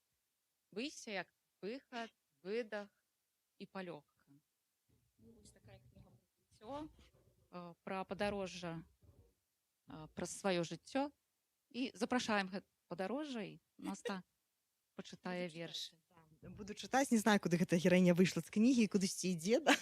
Задаюся пытаннем. Наступную яна выйшла, наступную кніга апублікаваў Дзіма Строцаў, яна ўжо ёсць. І тут прадаецца, Дзіма, ёсць? Кніжка «Я працягваю». Называецца «Я працягваю». Вось, таму што, яна пайшла працягваць гераіню. Я ўжо пішу новую кніжку. Я яе ўжо, ў прынцыпе, пачала складаць, і ўжо я маю нават назву. Я так думаю. Я з вашай кніжкі, дарэчы, натхнілася на назву маёй кніжкі наступнай. Я так думаю, што хоча... я не скажу, якая. Гэта сакрэт пакуль што. Чытаючы Лукашука, я як бы спаткала назву сваёй кнігі наступнай. Спадзяюся, яна выйдзе, не знаю. І таксама у мяне гэта ўсё займае гады. Я вельмі многа сумняюся. Я не люблю халтуры, хаця, канечне, ўсё адно ідэальна не атрымліваецца. Ўсё адно ёсць у кожнага слабыя вершы, нейкія слабыя радкі, нешта не атрымліваецца так, як хочаш. Але я так не люблю наш час за тое, што ў яго такая хуткасць шалёная, што ён вось так гэты час патрабуе ад нас гэтай хуткасці такой, гэтага такога кліпавага мыслення. І мне так хочацца гэта перадолець і неяк вось не знаю, быць больш грунтоўнай ці што, і можа таму я так доўга гадамі выношваю гэтыя кніжкі, дарабляю іх, перарабляю, спадзяючыся, што вось так можна затрымаць гэты час і не знаю што, і сваю старасць можа, і гэтую нейкую пустэчу такую навакольную затрымаць неякай, напоўніць яе чымсьці больш грунтоўным. Гэта, канешне, такія думкі такой асобы, которая много на сябе спадзяецца, да. Наўрад ці магу штосьці змяніць, но тым не менш. Ну да, тут можа быць, да, Света кажа правильно, што побач для мяне, а дзе яно тут? Побач. Кніжка пачынаецца, да, такім інтра, побач, будь і пабачыш. Таму што, ну, акрамя таго, што побач гэта той, хто вось сядзіць побач, да, для мяне як бы ў гэтым слове было важна знайсці гэты корань бачыць. Побач, як позірк, як покліч, да, вось, ну і прыдумала сабе такую мадэль. Вырашыла, што побач гэта вось бачанне, да, такое імгненнае такое пабачанне блізкага чалавека. То бок быць побач гэта значыць, ну, вось захоўваць гэтую здольнасць, як бы не губляць пільнасць, быць уважлівым да другога, як бы не быць засяроджаным толькі на самім сабе, а як бы вось, ну, бачыць блізкага, да, як бы адгукацца. Побач? Не, я думаю, што гэта ён. Я так вырашыла сабе, не? Ну, як покліч, позірк, вось такая словаўтваральная мадэль ёсць, да? Ну, і я чамусьці ў гэтым побачы убачыла вось такі, напрыклад. Ну, вы ж ведаеце, я люблю ствараць нейкія словы, і ніхто мне гэтага не забароніць. І я сабе стварыла такое слово побач. Вось, гэта ад дзеяслова бачыць. Добра. То пачытаю некалькі вершаў. Усю кнігу не смагу прачытаць. Дарэчы, трэба сказаць, што яшчэ зацягнулася праца, бо прыйшоў 20-й год. І мы ўжо, мне здаецца, быў, да, ўжо напрыканцы 19-го, ўжо ў пачатку 20-го. Мы, ў прынцыпе, ўжо амаль мелі гэтую кніжку, і раптам пачынаюць адбывацца такія падзеі, которые перакрэсліваюць усё, ва што я верыла. І я кажу, Света, стоп, як бы мы не можам выдаць тое, што мы планавалі ў такім выглядзе, як мы хацелі, таму што змянілася грамадства, людзі змяніліся. І проста я ўжо не маю права гаварыць ранейшай мовай. А ў мяне ў 20-м годзе напісалася, ну, много новых вершаў, ўжо пасля там жніўня. Вось. І пачалі таксама перарабляць, да, пад канец 20-го, дадавалі сюды больш такіх актуальных вершаў. То бок, канешне, хацелася кнігу выдаць такую цёплую, пяшчотную, толькі пра любоў, але не, сюды трапіў і верш пра лётчыка Акрэсціна, і верш пра Курапата, і многія іншыя. І ў выніку яна атрымалася не белая і пушыстая, а такая складаная, як наша жыццё, такая чорна-белая ў выніку. Ну, можа быць, так і павінна было быць, напэўна. Добра. Будуць вершы. Я не вельмі люблю чытаць седзячы, але і стоячы тут таксама, напэўна, будзе не камільфо. Лежачы будзе яшчэ горш. Пагаджуся, добра.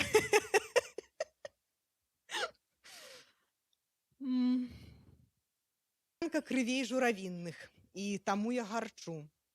Я трымаюся ягаднай спінай, за імшараў парчу. Я шляхцянка пралескавых пляцаў, і таму я магу дзіўным шчэбетам раскашавацца, рассыпацца ў імху. Я шляхцянка вялізарных пушчаў. Я іду да таго, хто зрабіў маё сэрца ведушчым і пусціў пад адхон. Бо такія жывуць насамрэч толькі там, дзе тонка. Ну а ўсё, што рвецца, я складаю рупліва ў рукаў. І пакуль мяне ненавідзяць чужыя жонкі, я ўсплываю між вамі штодня паплаўком радка. Я кажу, вось вецер, кажу, вось хлеб, а вось дотык. Я кажу, вось самоты пражэрлівыя смаўжы. Гэта Бог, я кажу, прайграе па нябачных нотах нас усіх. А яшчэ я кажу, табе лепш бяжы. Бо такія жывуць насамрэч толькі там, дзе тонка, каб усё, што рвецца струной, стала ў горле начэй. І пакуль дзесьці спяць сном ружовым мужы і жонкі, я кажу, цячы, рака, і рака цячэ.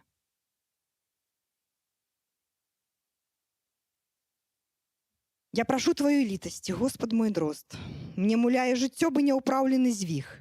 Мне і смоўш неўдасяжы агрэст на вырост. Я нікчэмны муляж, я драбнейшы за ўсіх. Ні пачвара, ні блазан, ні звер, ні блюзнер. Я пушынка бязглуздая ў воку тваім. А зраблю толькі крок, асляпляльны агер кружыць голаў, як танец кружыў наваі. Неймаверны мой верас пячэ хараством, так што дыхаць няможна, і рвуся па швах. Забяры гэты дар, мне занадты твой дом. Я не умею тут жыць, я няздольны дзівак. Я прашу тваёй літасці, Господ мой бэз. Мне баліць гэты свет, яго велічы бляск.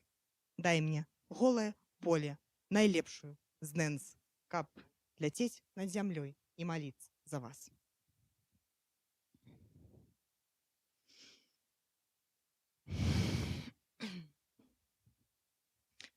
сівому туману вычэсвай густую поўсць, пакуль захліпаецца вечар самотай воўчай. Я ведаю, тут у кожнага хтосьці ёсць, каб грэць у далонях далоні, углядацца ў вочы. Не мрой жа, такіх у шчаслівыя не бяруць. Ты цень ад крыла, ты не варты нічога, нічога. Але ёсць дарога дамоў, ёсць Дняпро і Друдзь, ёсць пацерка поўні ў блакітнай руцэ Рахачова. І можна яшчэ басанож увайсці ў лугі, пяшчоту запхнуўшы глыбей, каб не рвала скуру, ды слухаць, як лета пяе свой адвечны гімн і верыць сабе, не зважаючы на партытуру.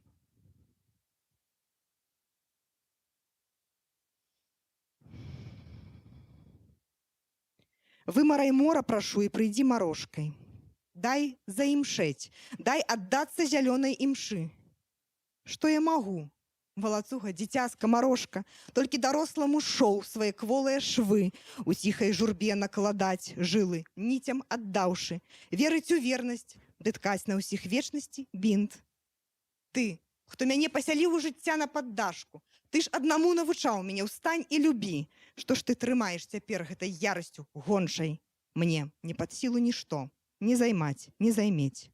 Дай мне бясконцую восень і рыжую поўнач, ягадны дол, ясны зрок і няісную смерць.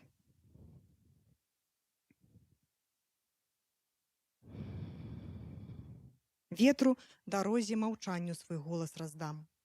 Шчасце маё дажджавая жывая вада, дзе Господ па лужах гуляе ў гумовых ботах.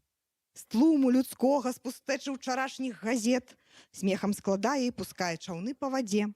Вечны пракуда маленькі, жабрак бесклапотны. Так і запомніцца ветер, дарога і ціш, дрохкае золата скрозь на азяблым лісці, вуліц пярэстых бясконцыя ніці каралі, і незаўважны нікім, не апазнаны нідзе. Господ гарэза бяжыць па асенняй вадзе. Лёс мой сціскае ў руцэ папяровы караблік. А я не ведаю, ёсць яшчэ час у нас? Ёсць, да? Калі што, пасылайце сігналы.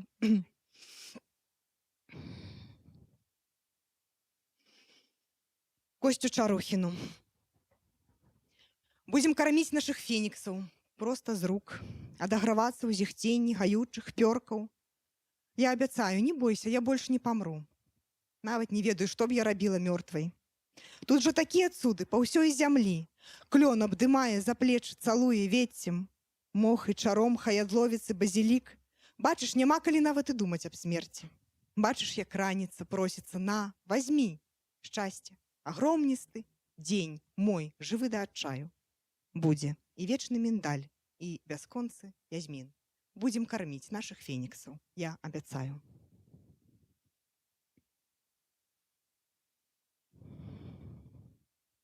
Верным, як боль, аксамітным аленем, несці спагаду ў сузор'ях рагоў, адагравацца ў цябе на каленях ціхім ахоўнікам шчасця твайго, піць з тваіх ранаў пакору, сцалоўваць цёплых далоняў аленевы мох. Любы, калісьці я ведала словы, вымаўкла ўсё ў навальніцах дарог. Ноч мяне поіць чарнічным адчаем, ветрам самоты ўплятаецца ў поўсць. І ні вясна, ні свабода не ззяе мне, толькі надзея, што ты недзе ёсць.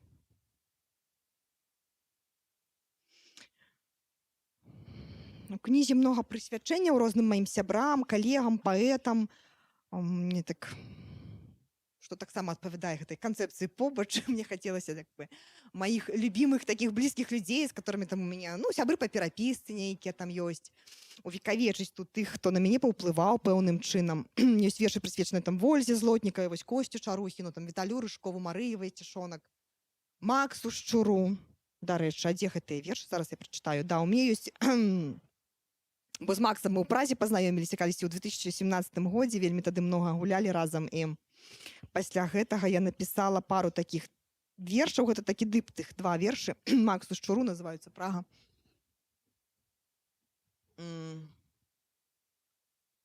Пра тое, як часам вельмі важна ў нейкі такі крытычны момант жыцця, а гэта быў такі, ну, рэальна крытычны момант, просто такі максімальна крытычны. Спаткаць чалавека, які прымусіць цябе ўсміхацца. Нарэшце, да? Смяяцца і і хацець жыць нанова.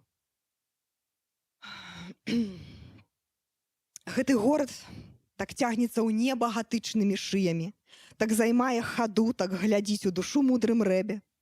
Я прынесла яму ўсё, што мела, пагарду птушыную, адзіноты бялізну няспраўджаных мараў зрэб'я.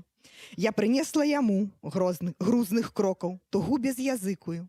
Горад, горад, глядзі, гэта ж я, твой няўрымслівы голем.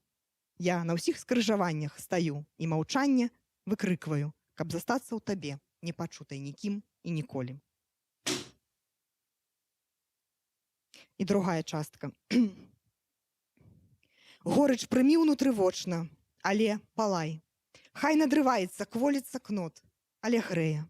Быць ці не быць, гэта толькі пытанне цяпла. Толькі пытанне ўключанасці батарэі. Там, у адсеках нутра, дзе баліць і пячэ. Зрэшты, табе аднаму зразумелае пекла. Быць ці не быць, гэта толькі пытанне вачэй, здольных аднойчы ўтрымаць на зямлі чалавека. Ну, вось такая была Прага. Потым я была ў Празе яшчэ адзін раз у 21 годзе. Ну, правда, гэтыя вершы сюды ўжо не трапілі. Акурат Света малявала кніжку, калі я тут сидела ў Празе, пісала новыя вершы, которые трапілі ў тую кніжку, которую выдаў Дзіма.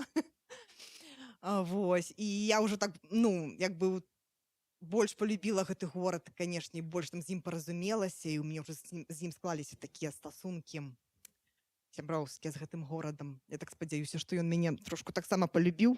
Ну, не ведаю, як вы, от я прыязджаю ў горад, заўсёды адчуваю, што гэта асоба, і у цябе з гэтай асобай або скатваюцца стасункі, альбо не, альбо як бы вы застаецеся як бы халоднымі адзін да аднаго, альбо паміж вамі такая гэта іскра нейкая з'яўляецца, і паміж вамі нешта такое вось ёсць, гэты вайб. Ну, і мне здаецца, што з Прагай у мяне нешта такое склалася. Вось пасля таго, як тут месяц пражыла, напісала нейкія свае такія важныя творы тут. Здаецца, гэтая любоў у нас ёсць. Таму мне таксама важна тут было сёння апынуцца з гэтай кніжкай. Вось. Добра, можа быць, яшчэ некалькі вершаў. І, можа быць, у вас будуць потым пытанні, ну, бо мне больш цікава было пагаварыць, так? Чым проста такі маналог. Ну, прачытаю яшчэ некалькі вершаў адсюль тады ўжо, каб так скончыць. Не, скончыць з вершамі нельзя, гэта такое, што я сказала за блюзнерства. Ну, не скончыць з вершамі, скончыць на сёння, на гэтыя бліжэйшыя некалькі хвілін. Мы любілі замкнуцца дома, каб не чуць выццё курапатаў. Мы не верылі ў 37-й. І да нас пагрукаў 20-й. Гэта вусціш сапрэлым лісцем набіваецца ў торбы целаў.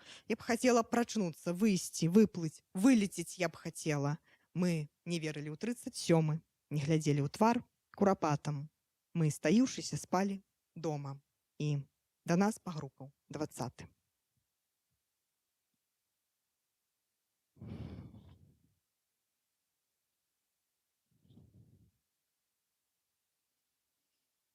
Хто ў табе піша, самотная? Хто ў табе піша? Гэта радкамі ў палях разбягаюцца мышы. Гэта на снезе бязлітасным лапамі зайца. Вечная кніга вядзецца абзац за абзацам. Гэта становіцца мова карункамі туяў, і на старонках аблокаў табе лістуе. Гэта твой боль рассцілаецца ў тундрах марожкай і раздаецца ў вушу вышынёй няпрошанай.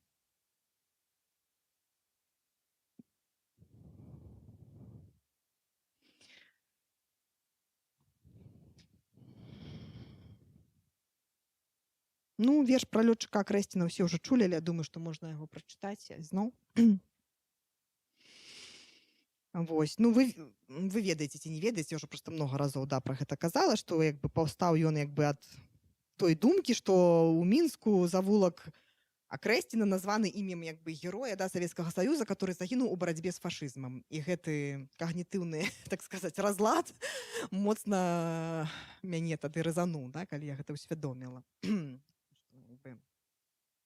Што, ну, вось так закальцавалася гісторыя. І уявіла сабе гэтага лётчыка маладога, который аддаў сваё жыццё за тое, каб у выніку вось так мы жылі, атрымліваецца так. Тут кожны баіцца прызнацца, што страціў кагосьці, што больш немагчыма без жаху ступаць па зямлі. Сасновыя шышкі трашчаць пад нагамі, як косці, як берцы забойцаў чарнеюць у травах камлі, А ў небе нябесныя сотні, нябесныя шэсці, а з неба скрозь слёзы, абняўшы нябесны штурвал. Глядзіць, ашалелы ад роспачы, лётчык акрэсцін. Усё пазабыта, нікога не ўратаваў.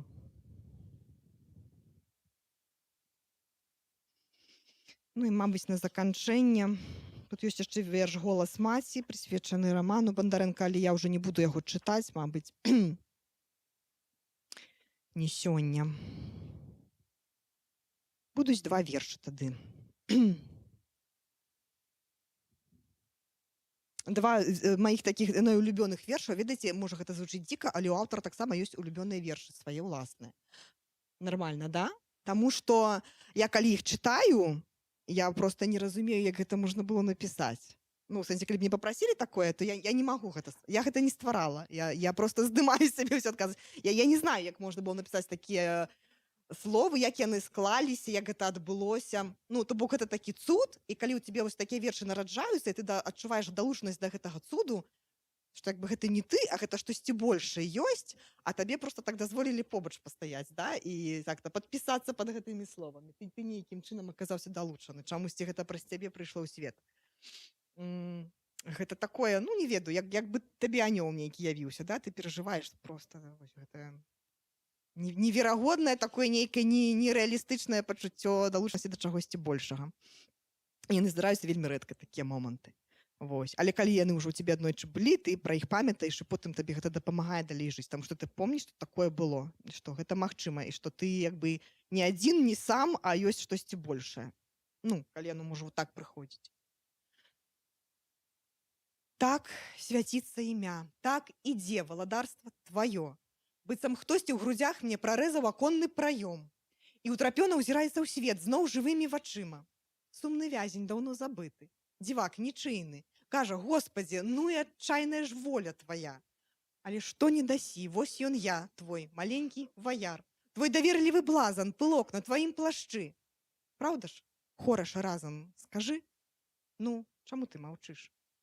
Хай да моташы ў вішнае тло мне давалася ў знакі. Але ўсё, што я вынес адсюль, гэта енк падзякі. Вось я выціснуў боль, выбіў змрок, перажыў зіму. Ладно, Бог з ім са словам. Я верую дыханню твайму. Ну и апошні верш, про который казала Света, которым кончается книжка, про дорогу. Просто ісці мимо пярэстых ісцін, мимо чужых далоняў любімых калісьці, мимо чужога зроку, змроку чужога. Просто ісці скрозь дакучлівых шораў шоргат, мимо пустых апалонаў, усіх палонаў, слухаць, як вецер пяе ў шевелюрах клёнаў, слухаць, як туліцца восень да ног сонным лісцем. Просто ісці, бо дарога ёсць выйсце. Ну, вось такой. Давайте, может быть, так, калі у вас ёсць пытанні, то мы лепей пагаворым. А скажите еще раз, можем вернуться? То есть вы запропонавалі, тому что вы ведали яе працу, так? Ведала праз Facebook, асабіста не была знаёмая, мы ўжо ў Польшчы пазнаёміліся. А ведали? працы я ейныя бачыла, і мне вельмі хацелася вось менавіта такія працы бачыць там, да, у І кнізе. то, что она зрабіла, вам адразу... Ну, я просто даверылася, я просто бачыла і ведала, што мне спадабаецца, і гэта будзе тое, што трэба. Ну, бачыла ейную тэхніку, як бы ранейшыя працы, і разумела, як бы, што мяне чакае прыкладна, да. І хацела менавіта так. І менавіта з гэтым чалавекам. Ну, бо працы гэта ж не толькі тэхніка там і нейкія, да, а гэта яшчэ і светапогляд, і ты просто адчуваеш, што гэта твая родная душа. А вы, калі вы потым працы былі падрыхтаваны, вы нешта абмяркоўвалі, нешта вы змянялі, як бы... Ну, змянялі парадак вершаў больш, так? Таму што Света як бы стварыла сваю гісторыю, і ў гэту гісторыю трэба было вершы ўпісаць, у мяне быў свой парадак. Ну, але ў прынцыпе я збольшага пагадзілася як бы з ейным парадкам. Потым я спрабавала даць гэтыя новыя вершы, якія прыйшлі ў 20-м, а яны тады ўжо не ўсе ўлазілі, і гэта было такое: што рабіць? І таму як бы, ну, не ўсё ўвайшло, што хацелася, але ну хаця б вось некаторыя гэтыя прынцыповыя вось вершы, да, як там пра Акрэсціна, там голас маці, яшчэ нейкія. Ну, я кажу, Света, просто ну мы не можем уже без іх, як бы просто адбылося тое, што адбылося, і просто не можна ўвогуле выдаваць кніжак без таго, каб не прагаварыць вось тое, што мы пражылі ў 20-м годзе. Просто абавязкова гэта мусіць быць. І таксама там неяк Света там іх туды ўплішчыла, неяк там Ну да. Ну так, вось, то бок, вот так вот мы працавалі. Але так збольшага ўсё было так, мы праз гэты тады скайп быў, ці што нейкае там, ці зум, не помню, нейкі у нас была. Я была ў Беларусі ж тады яшчэ. Мы ўвогуле думалі, што кніжка выйдзе ў Беларусі. І ўсё гэта рыхтавалася для Беларусі, для беларускага чытача, так я не думала, што прыйдзе 22 год і будзе вайна, і я просто выеду адтуль. Таму да, Света была ў Польшчы, я ў Беларусі, мы праз інтэрнэт гэта абмяркоўвалі, яна там вадзіла мяне па сваёй майстэрні з гэтым з камерай, паказвала мне там гэтыя малюнкі разасланыя там па ўсёй хаце. Вось. Але не, мы так збольшага паразумеліся, у нас не было нейкіх спрэчак прынцыповых. Дякую вялікі. А можна да вас пытанне, скажыце пра сябе, што вы, дзе вы, бо тое, што я гляджу, гэта моцнае ўражанне, але я бачу, конечно, паэзія, вершы, ён больш такі, адрозніваецца ад мастацтва, бо заўсёды кожнае слово гэта нясе цябе у іншым напрамку, у нейкім новым накірунку, да? А вось вобраз ён канкрэтны у вас, да? І вось на гэтым кантрасце, вось мне даецца, што гэта вельмі цікавае спалучэнне і добра, што менавіта вось гэта так стылістычна вы трымаецеся некай такой вось свайго некага міра, да? А скажыце пра сябе, што гэта, у каго вы вучыліся, як выглядала ваша праца, ці трымаецеся вось такого менавіта стыля, ці за кожны раз гэта нешта іншае? Гэта цікавае пытанне. Я ніколі не аналізавала, ў прынцыпе, хто паўплываў.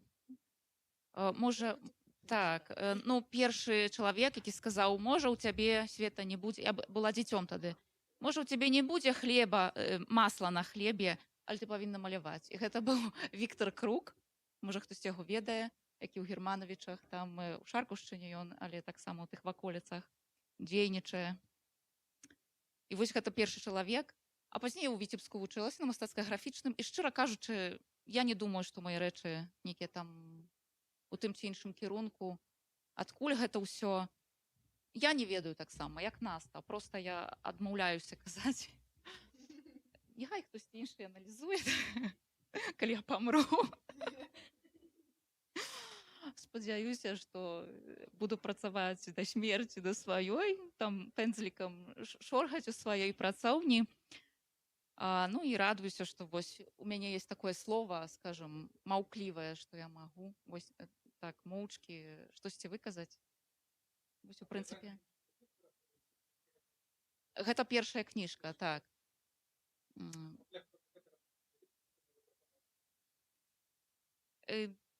Ад мяне самой.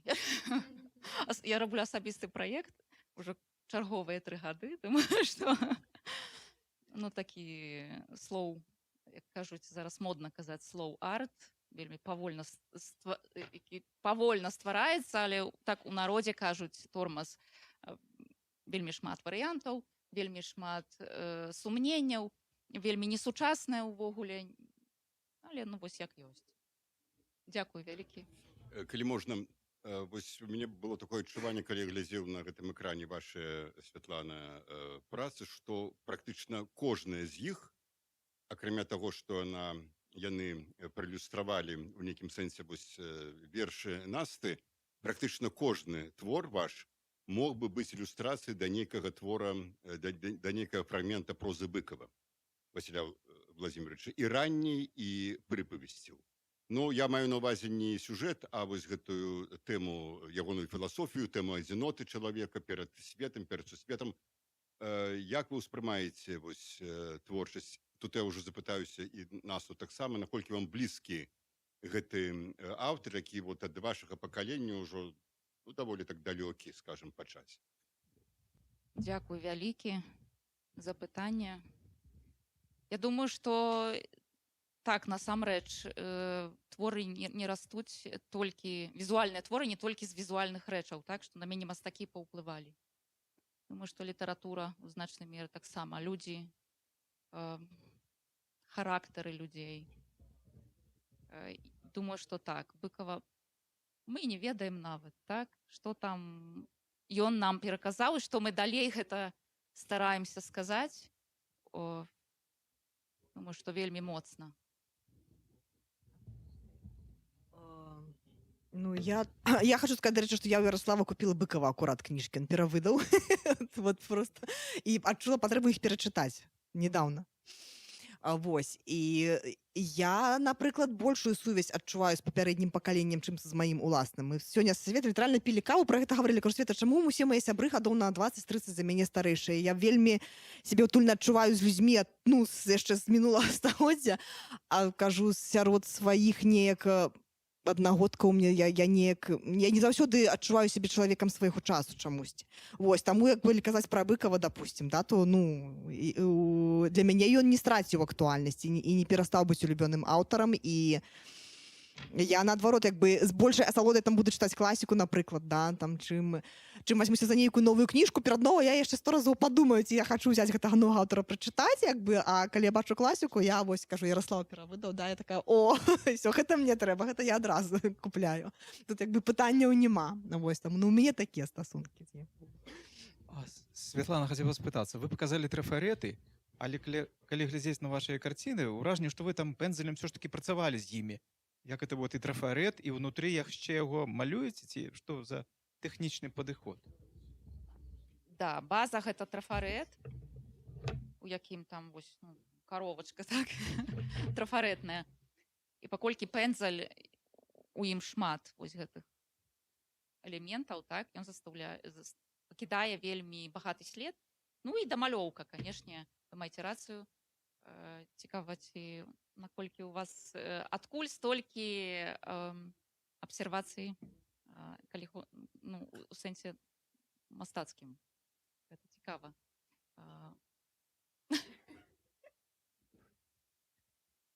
Ну вось, а я паўлітры тушу выліла на кніжку, скажем так, мастацкія паўлітры. І дамалёвачка рознымі матэрыяламі. Так, правда, усё правильно.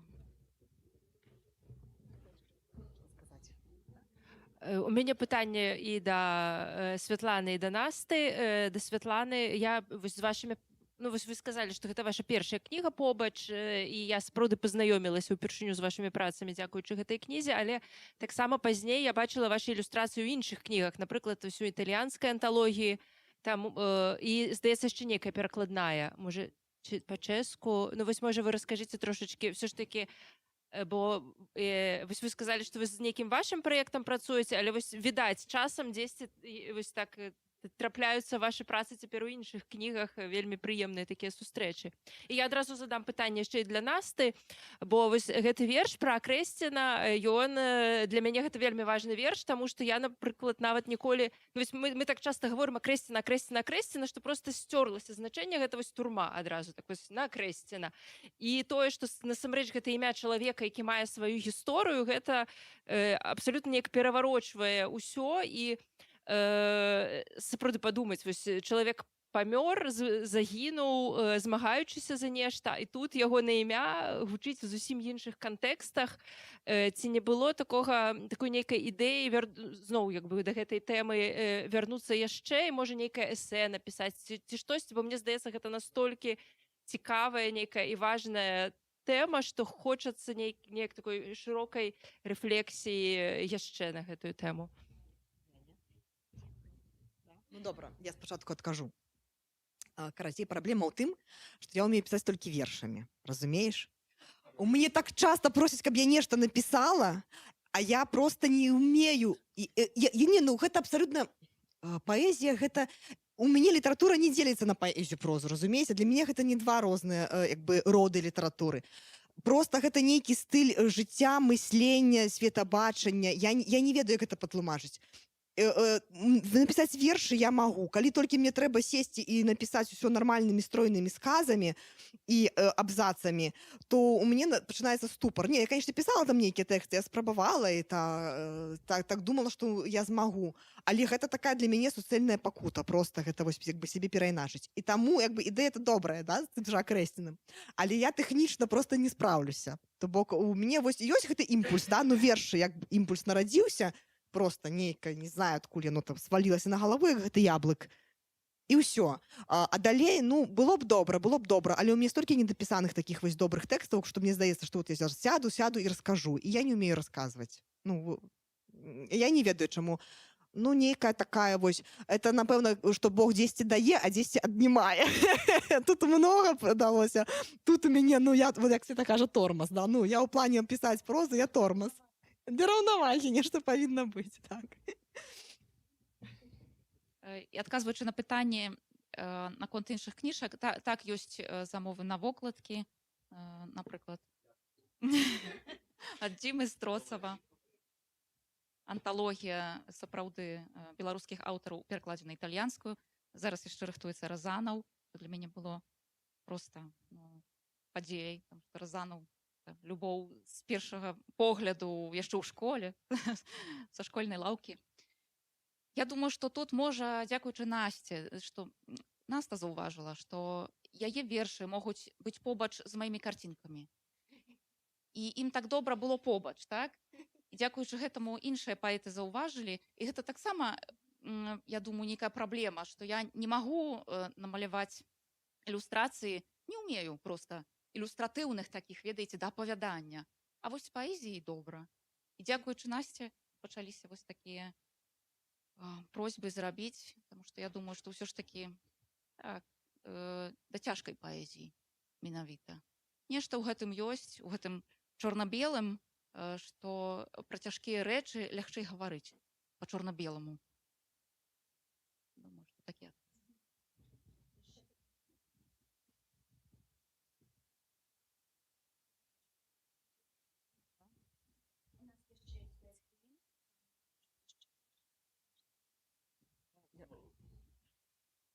Трэба шукаць новыя вершы.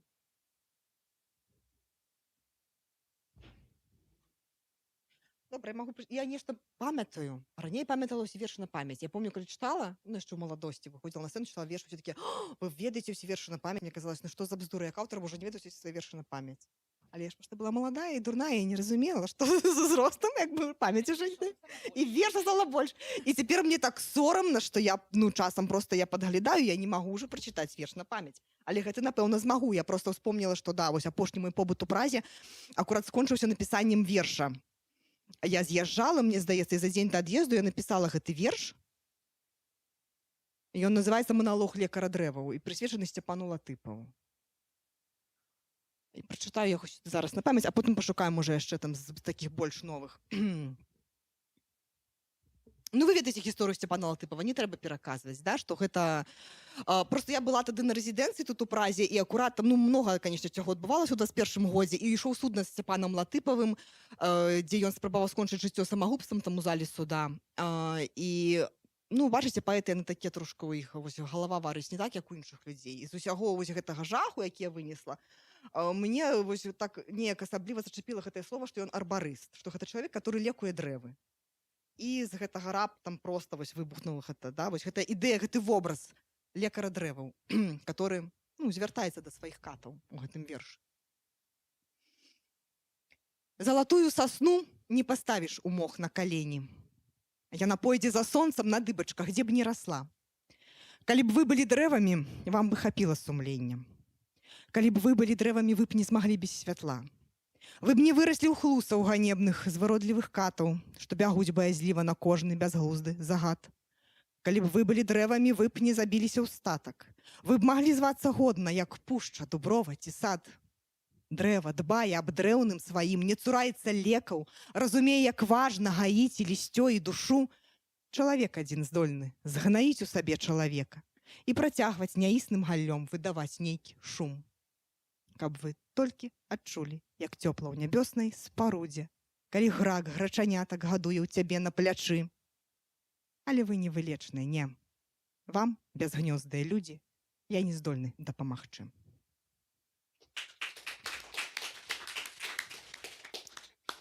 Ну, не ведаю, можа быць, яшчэ зараз знайду які-небудзь верш з новых, калі ў мяне будзе сувязь.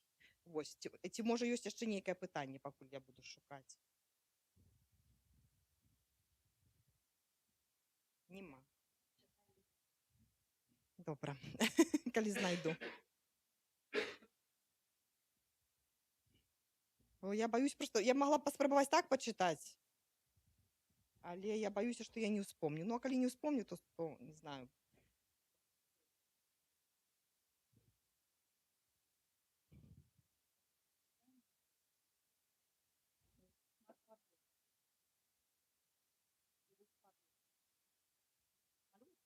От паветра.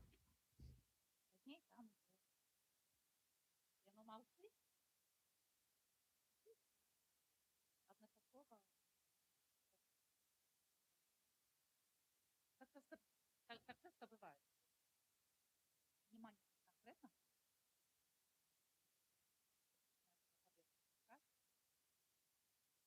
Нейкі аб'ект. Ну, глядзі, вот то же самае з паэзіяй, так? Атрымліваецца, это ж паветра. Да, з гэтага невымоўнага. Ты як бы намацваеш нейкае слова, гэты аб'ект, да? Там этот вот жолуд падняў, да? З дарогі гэта нейкі. Гэта слоўка, але ўсё як бы астатняе яно маўчыць. Тое, што ты не можаш назваць. Добра, адзін верш прачытаю, просто я яго люблю, з тых, да, которые люблю, і знайшла яго у тэлефоне. Просто гэта такое маё пасланне. Хочацца перадаць штосьці цёплае напрыканцы, правда? Як галінка за ліст залаты, я за кожны дзень у трымценні шчымлівым трымаюся ўсё ахайней. Не палепшыцца свет, але ведаю, дзе-нідзе ёсць у ім і цяпло, і спагадлівасць, і каханне. Мяне сшылі з пакутаў пад скуру, вагналі жах. Я народу майго скатаваная лялька вуду. Але ўчуеш прадвесне ў задорлівых капяжах і усміхаешся зноў, як дзіця, і чакаеш цуду. І калі гэта ўсё прамінае бы марны шквал, калі не застаецца ні іскры ад нас, нічога, дык адкуль тады столькі бязлітаснага хараства разліваецца ўсцяж па зямлі, па галлі, па шчоках. Дякую, Настя. Дякую, Світлана. Дзякуем, вялікі дзякуй, што А запрасілі. зараз запрашаем на прэзентацыю першага перакладу на беларускую мову ўспамінаў Бэлы Шагал. Ігор Крэпс.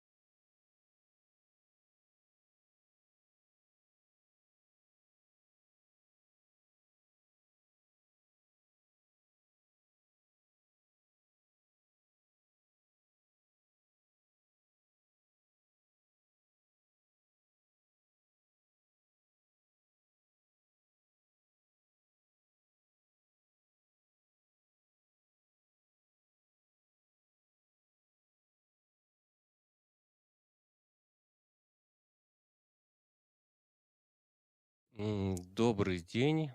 Я перакладчик Игорь Крепс. Буду рассказывать про первый переклад с оригиналу, с идышу книги «Успомины» Бэлы Шагал. Это вот гэтая ружовая книжка. Буду рассказывать крыху подступно. Например, я не буду все раскрывать и не расскажу, чему на этой картинце у нас ляшчына. Тыя, хто забяруцца купяць кнігу і забяруцца ўнутр, яны пра гэта даведаюцца і самі. Бэла Шагал пісала з сярэдзіны 30-х гадоў свае ўспаміны. Она асабліва не спяшалася, бо больш займалася справамі свайго мужа, чым сваім пісьменствам. І ўспаміны выйшлі ўжо пасля яе смерці. Першая частка «Запаленыя свечкі» Бренедика Лихт у 45-м годзе, а першая сустрэча «Die erste Begegnung» у 47-м годзе. Пісала на ідышы, на мове свайго дзяцінства. Я зараз зачытаю кароткі кавалачак, дзе будзе расказана, навошта яна гэта рабіла. Будзе некалькі цытат. «Мне нестерпно хочется оживить один день, одну гадзіну, одно імгненне, пражытае ў бацькоўскім доме, у доме якога больш няма. Як ажывіць тое імгненне? Боже, як же цяжка вяртаць з небыцця кавалак ранейшага жыцця, што захоўваецца ў маёй сохлай памяці. А што, калі яны, мае змарнелыя ўспаміны, сатруцца зусім, памруць разам са мной? То бок, адна з галоўных прычын, чаму яна рабіла свае нататкі, гэта была спроба захаваць свет, яе дзяцінства, свет, у якім она жыла, і з'ехаўшы з Віцебска, уже згубіла назаўсёды. Яна в сярэдзіне 30-х гадоў з'ездзіла у Палестыну, з'ездзіла на тэрыторыю Літвы, которая была не пад Савецкім Саюзам. Она приехала туды разом з мужем з Францыі і убачыла, што ўжо все, свет рассыпаецца, уже ніхто нічога не умее, нічога не ведае. Што за свет, мы будзем глядзець далей. Вось яшчэ адна з прычын, чаму яна пісала гэтыя ўспаміны. Яна разам з мужам ўсё жыццё стварала вельмі прыгожы романтычны міт пра закаханую пару. Так, часткова выконваючы тую ж задачу, што і карціны Марка Шагала, там, дзе вось яна летае на небе. Першая частка была ўжо амаль цалкам гатовая, і яе надрукавалі ў Амерыцы на ідышы уже на наступны год пасля яе смерці. Яшчэ праз 2 гады другую частку, але там ужо жонка і дачка Іда і муж Марк, яны збівалі, складвалі гэтыя расказы як маглі, і таму у другой частцы ўжо ёсць паўторы нейкія, ёсць нейкія непаслядоўнасці, але все роўна гэта не замінае самому апавяданню. Па жанры лічыцца гэтая кніга мемуарамі, успамінамі, але я б сказаў, што гэта не зусім так, бо, напрыклад, звычайна ў мемуарах ёсць вельмі шмат імёнаў з прозвішчамі, ёсць шмат дат і гэтак далей. Тут ніякіх дат няма. І вельмі шмат неяснасцей. Яна апісвае сваё дзяцінства, і нават зусім у першай частцы зусім не зразумела увогуле, колькі ёй. 5, 6 ці 10 гадоў. Это абсалютна немагчыма ніяк зразумець. Ёсць шмат недакладнасцяў. І там быў, напрыклад, настаўнік, ён называўся Меламед, это рэлігійны настаўнік. Значыць, это один и той же настаўнік, але ён узнікае в розных частках, ён абсалютна по-рознаму гучыць. У першай частцы ён нейкі вельмі бедны, сохлы, добры чалавек, які сам засынае на занятках. Ён прыходзіць у госці ў багаты дом Бэлы і вучыць яе габрэйскаму алфавіту. Все, у другой частцы гэты ж самы Меламед, это вельмі жорсткі, вельмі рэлігійны чалавек, які нават б'е дзяцей. Ну, пра гэта яшчэ пазней пагаворым. Пра што буду расказваць? Перадусім пра саму Бэлу паглядзім, потым зазірнем унутр кнігі, паглядзім, што там. Все будем, я ведаю. А, Потым пагаворым пра мову, пра ідыш. Я як неафіт, які вывучыў не вывучыў мову, я не магу так сказаць. Я навучыўся чытаць і разумець ідыш спецыяльна, каб перакласці гэтую кнігу. Я зрабіў некалькі, прынамсі для мяне цікавых назіранняў. Пагаворым пра беларускую мову аўтаркі Бэлы. І ў самым канцы, калі паспеем, яшчэ паглядзім на пераклады на розныя мовы. Што мы ведаем пра Бэлу? Звычайна мы уяўляем сабе, што это такая вось жанчына, якая лётае у нябёсах, яе трымае звычайна сам мастак за руку. Все ведаюць яе як музу, якая натхняла мастака, і сама яна сябе нібыта нічога асабліва не ўяўляла. Але гэта абсалютна далёка не так. Яна была адукаваным чалавекам. Вось, раскажам крыху, адкуль яна взялася і што яна з сябе ўяўляла. Яна нарадзілася у вялікай габрэйскай сям'і ультраартадаксальных габрэяў. Это хасіды, любавіцкія хасіды. У сям'і было 9 дзяцей, одно дзіцё памерла, засталося яшчэ 8. Адна сястра, яе сястра была рэвалюцыянеркай, і яшчэ 7 братоў. У яе было яшчэ 7 братоў. Все яны вучыліся, атрымалі рэлігійную адукацыю, у тым ліку і Бэла. То бок вучыліся у прыватнага настаўніка у Меламеда, пра якога я ўжо упамянуў. Але Бэла як малодшае дзіцё, магчыма, малодшае дзіцё у гэтай сям'і, яна яшчэ наведвала гімназію. Скончыўшы гімназію, яна паступіла на курсы Гер'е ў Маскве, скончыла іх, напісала там 2 дыпломныя працы, там нешта пра Дастаевскага і пра вызваленне расійскіх сялян. Любіла вельмі літаратуру і сама заўсёды нешта пісала. У 1909 годзе яна пазнаёмілася з будучым вядомым мастаком Маркам Шагалам, якога у той час, безумоўна, не звалі Маркам Шагалам, а звалі Мойша Сігал.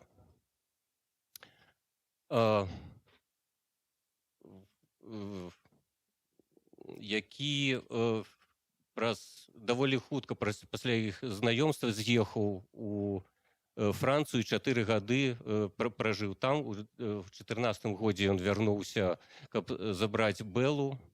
На той час ён сам пісаў у сваёй кнізе сваіх успамінаў, што іх каханне амаль сцішылася, але ён як все ж таки каханне не прайшло. Ён вярнуўся ў 14 годзе, каб яе забраць, але у Парыж, але забраць не змог, бо выбухнула Першая сусветная вайна, і межы зачыніліся, і яны аж да 22-го года прабылі разам у Савецкім Саюзе. До 20-го года былі у Віцебску, дзе Марк Шагал у тым ліку быў камісарам, які адказваў за культуру. Вось, а потым праз 2 гады з'ехалі ў Маскву. У 22-м годзе яны пераехалі ў Парыж, все ж таки змаглі вырвацца. У 41-м годзе разам з дачкой Ідай у Нью-Йорк, і там праз 3 гады у 44-м годзе яна памерла. Ну, это што тычыцца такіх фармальных рэчаў. Нарадзілася, памерла і так далей. Так? Даследуюць заўсёды Марка Шагала. Пра яго ёсць дзесяткі, сотні манаграфій. Пра Бэлу Шагал беларускія даследчыкі і даследчыцы таксама нешта рабілі, але няма ні адной асобнай манаграфіі, няма ніводнай асобнай кнігі, прысвечанай Бэле. Я вельмі спадзяюся, што пераклад з арыгінала памяняе гэтую сітуацыю і будзе вывучацца ў тым ліку і жыццё, і творчасць Бэлы Шагал. Але здаецца, вядомая персона Бэла, але насамрэч пра яе нічога нельга сказаць зусім дакладна. Напрыклад, нават немагчыма вызначыць канкрэтна, калі яна нарадзілася. Вось калі мы зверху ёсць цытата, вось мой отец і тёця Берта і Марк Шагал, гэта пісаў малодшы сын у сям'і Розенфельдаў, Абрашка. Вельмі часта яны хуліганяць разам з Бэлай, гуляюць разам з Бэлай у гэтай кнізе. Вось, значыць, племяннік Бэлы піша в адным месцы самым младшым ребенком в семье Розенфельдов был ее батька. Праз пару сторонок там же пишет, что младшая сестра отца Берта. Вось, я выделил, там подкреслил червоным некалькі варыянтаў версій, калі Бэла нарадзілася. 1890, 1892 я сустракаў у афіцыйных расійскіх дакументах. Былі заўсёды пісалі, што яна нарадзілася ў 1889 годзе, на яе помніку 1895 год. Абсалютна немагчыма зразумець. Справа ў тым, што габрэі фактычна для іх не з'яўлялася, дата нараджэння не з'яўлялася ні святам, ні чымсьці ўвогуле значным. Я зачитаю, вось тое, што вы бачыце. Мама аднойчы сказала, што я нарадзілася на Хануку, у дзень, калі запалілі 5-й агеньчык. Але каму ў нашым доме гэта цікава? Ніводнаму з маіх братоў няма справы да таго, калі ён нарадзіўся. Ну добра, ты нарадзілася, і што з таго? Вось ужо дзе навіна, рагочуць яны. Чаго ты хочаш? Яшчэ раз нарадзіцца? А тата крычыць. Што гэта значыць? Свята нейкае ці што? Толькі гоі могуць такое прыдумаць. То бок, гэта было нікому не цікава. Па-першае, па-другое, габрэі проста маніпулявалі датай нараджэння часта ў сваіх нейкіх мэтах. Адна з такіх мэт, я яшчэ трошки буду і пра Марка расказваць, кажу вам. Я хацеў яшчэ сказаць, што я праверыў па юліанскім і грыгарыянскім календары все магчымыя даты, вось 5-й дзень Ханукі, і яны не супадаюць ні з адной магчымай датай. Я праверыў і там на некалькі гадоў раней, і на некалькі гадоў пазней. Это все просто чистая фантастыка. Так? Вось я сказаў, што пра Марка вядома нашмат больш, але насамрэч это таксама все вельмі пад пытаннем. Вось ёсць вельмі знакамітая карціна «Дзень на родзіну».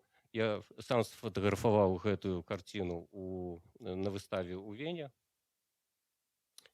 Вось там стаіць дата 1923 год. Але калі мы пачытаем кнігу тут, гэта апошні раздзел называецца якраз «Дзень народзінаў». Вось яна апісвае, як пісалася гэтая карціна. Вось.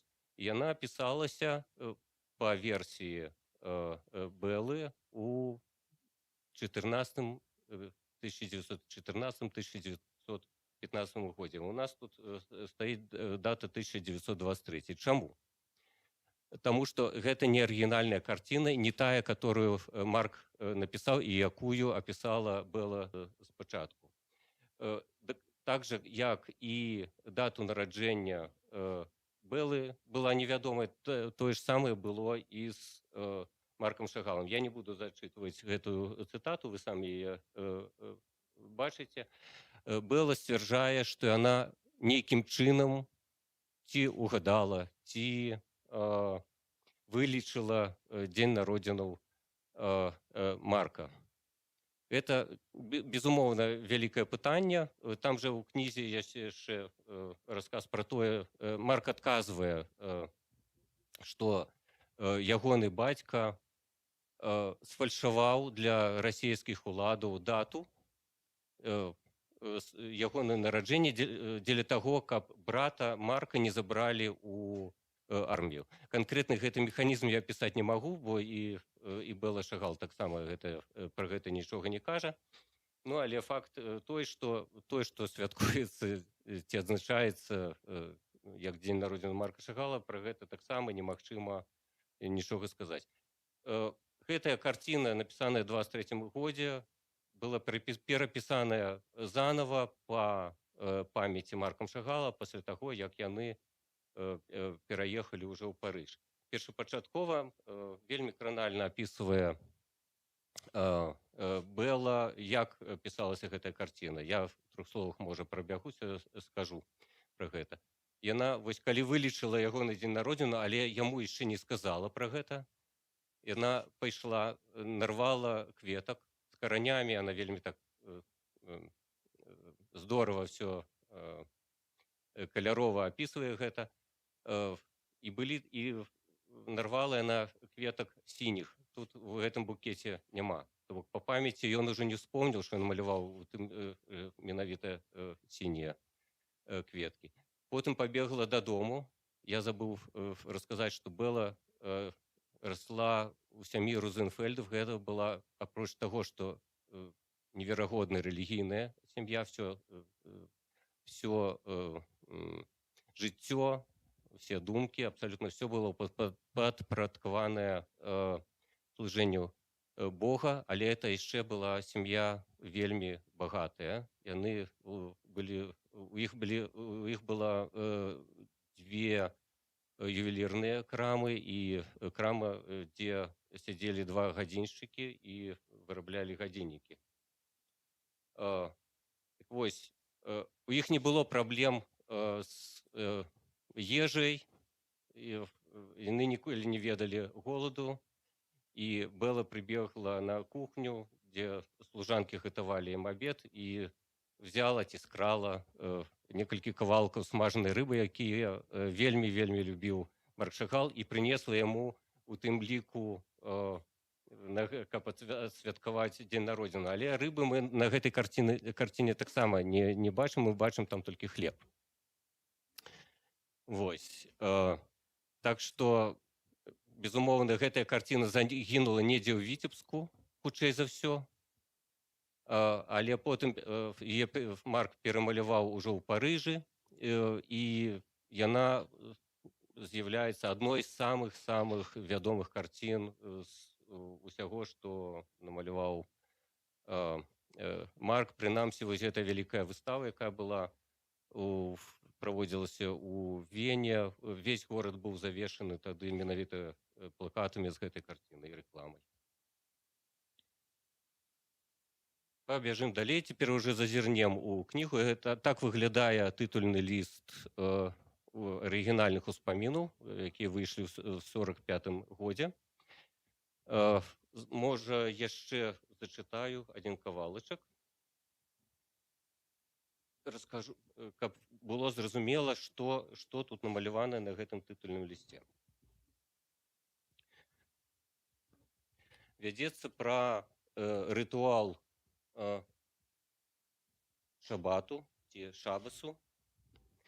Справа ў тым, што жанчыны у хасідаў, жанчыны распачынаюць шабас, яны за 18 хвілін да заходу сонца ў пятніцу запальваюць свечкі, і вось як гэта выглядае. Агонь асвятляе мамін твар. Нібы зачаравана яна апускае вочы, павольна, быццам абдымаючы ўласнае сэрца. 3 разы бярэ кожны агеньчык у кола далоняў. Разам са свечкамі расстае і мамін будзённы клопат. Мама благословляе свечкі. Ціхі шэпт пракрадаецца скрозь прыкладзеныя да твару далоні. Робіць агонь яшчэ гарачэйшым. У святле свечак яны свецяцца, як скрыжалі над каўчэгам запавету. Я прыціскаюся да мамы, мне хочацца аказацца ў коле яе рук. Гляджу ёй у твар, хачу зазірнуць у вочы, але яны схаваныя за рассунутымі пальцамі. Запальваю сваю свечку ад маміны, як мама, падымаю рукі і праз загародку пальцаў мармычу ў сваёй свечачцы тыя благаславенні, якія паспяваю ўчуць ад мамы. Толькі-толькі запаленая, моя свечачка пачынае крапаць. Я абдымаю яе далонямі, каб суняць ёй слёзы. Чую, што мама, гаворачы благаславенні, адно за адным пералічвае імёны, згадвае тату, сваіх дзяцей, бацькоў. Вось і маё імя ўпала ў агонь свечкі. Ён апякае мне горла. Няхай Усявышні благаславіць іх. Мама ўрэшце прымае рукі ад твару. Амін, здушана кажу я праз пальцы. Гуд шабас, сілай выгуквае мама. Вось такога роду гэта мемуары. Для мяне гэта не мемуары, безумоўна, паэма. Глядзім на першую кнігу. Тут пералічаныя, як бачыце, раздзелы. Спадчына, двор, лазня, але потым пачынаецца нешта абсалютна страшнае, ніводнага зразумелага слова. Ну, шабас мы уже зразумелі, што і меламет я уже расказал, што такое, а потым Рош Гашона, Йом-Кіпур, Сукі, Сімхастора. Першы снег можам трошки выдыхнуць, але што ідзе далей? Ханукальная свяцільня, Ханука Гельт і гэтак далей. Справа ў тым, што в асноўным тут тое, што мы бачым, гэта назвы габрэйскіх рэлігійных святаў. Гэтыя святы, это не толькі калі, практычна такіх і няма святаў, калі габрэі падаюць на калені і разбіваюць лбы аб падлогу. Габрэйскія святы пабудаваны зусім на іншым прынцыпе. Я думаю, што шмат каму гэты прынцып вядомы. У нас з'явіліся ворагі, яны хацелі нас забіць, мы іх перамаглі, давайте паяму. Вось гэта галоўны прынцып. Практычна все, ну не все, конечно, безумоўна, але большасць габрэйскіх святаў святкуецца так. Паглядзім, это я паставіў некалькі карцінак, каб пра іх расказаць. Пра шабас я ўжо расказваў. Былі вельмі дзіўныя і даволі рэдкі ёсць ташліх абрад. Это на Новый год, на Рош Гашона, ці Рош Ашана, як это цяпер называюць. Габрэі ідуць да мора. Калі няма мора, яны ідуць да любой іншай вады. Тут яны ішлі да Двіны, чытаюць благаславенні, малітвы, выварочваюць кішэні і вытрасаюць усе все, што там ёсць, пыл нейкі, все, што засталося. І з тым, што яны высыпаюць у раку са сваіх кішэняў, яны просяць Бога, каб ён забраў іхнія грахі і знёс у глыбіні мора. Сукіс — гэта такое свята, і оно прысвечанае таму, як габрэі 40 гадоў падарожнічалі разам з Майсеем і шукалі месца, дзе не пахне нафтай, але ў выніку там пахне цяпер газам, бо газавыя радовішчы там все ж таки знайшлі. І нафта, дарэчы, таксама крыху ёсць. Вось, у чым сутнасць гэтага свята. Будуюцца шалашы, і ў гэтых шалашах рэлігійныя габрэі мусяць жыць, але толькі мужчыны, жанчыны не маюць права, і жанчыны перадаюць праз акенца ежу, і там мужчыны піруюць і чытаюць нейкія малітвы. Гэты раздзел пра Сукіс самы феміністычны, я так думаю, бо маленькай Беле вельмі крыўдна вельмі крыўдна тое, што жанчыны не ўдзельнічаюць у справе, і она як магутная пісьменніца сваёй рукой, чароўнай рукой, она насылае на іх дождж, і ну, есці было мужчыну з яе сям'і даволі некамфортна. Ёсць раздзел пра Хануку, і калі мы паглядзім, як намаляваў Марк Шагал, як намаляваў ён гэты працэс, то мы бачым, што ён, безумоўна, чытаў і рыхтаваў да друку гэтыя ўспаміны, але чытаў ён не надта добра, бо на Хануку кожны дзень запальваецца наступная свечка ці наступны агеньчык. І вось Бэла апісвае вось менавіта такую свяцільню ханукальную, а не такую, як намаляваў Шагал са свечкамі. Увогуле я хацеў сказаць, што это як у Дон Кіхота ёсць пасярод, это такі беларускі гурт, яны пасярод песні пытаюцца, дык а пра што песня? Вось я хачу цяпер адказаць, пра што гэтая кніга. А гэта кніга пра такую Беларусь, пра якую ўжо слядоў, якой ўжо амаль не засталося, але пра такую Беларусь, як яна раней выглядала.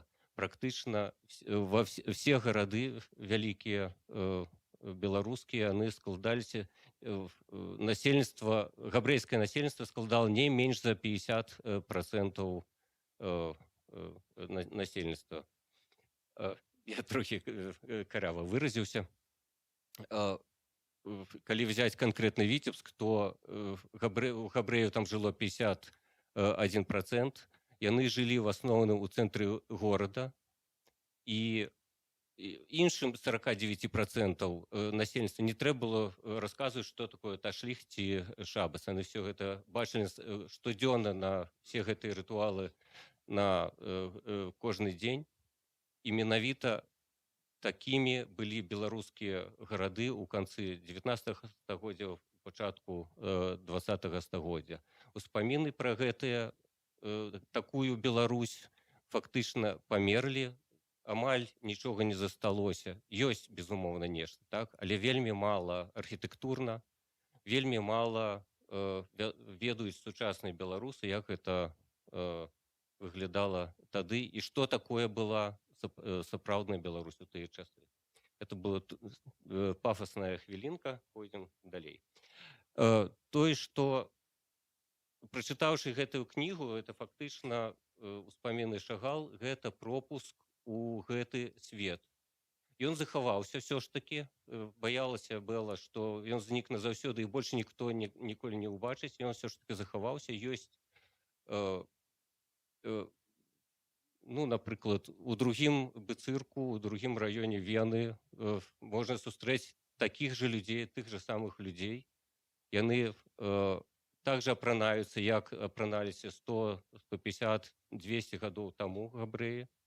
Можна, ёсць раёны в Иерусалиме, где жывуць менавіта так людзі, і не толькі в Иерусалиме, ва ўсім Ізраілі шмат. У самой Беларусі баюся, што такіх людзей і гэтай рэлігіі, гэтай рытуалы ўжо практычна не захаваліся, іх ужо няма. Так вось, Бэла Шагал, гэтая ружовая кніжачка, это пропуск у гэты свет для таго, каб даведацца, што гэта было. І паглядзець, і можна зразумець, што гэта такое, вось это ханукальная свяцільня, як она запальваецца, навошта, што людзі думалі пры гэтым. Ці, напрыклад, можна даведацца, што гэта такое. Это абедзве фатаграфіі я рабіў у Вене ў габрэйскім музеі. Я вось, можа, спытаю прысутных хто-нибудь, апроч Сергея Шупы, я і Ганны Янкут, я пытаюся ўсіх, хто ведае, што гэта такое, навошта гэта. Вось, я сам уже тады адкажу, калі ўжо...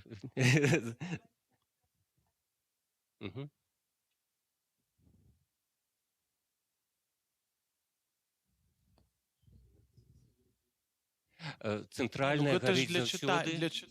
для чытання Торы, ну вось гэта што вы паказваеце, так?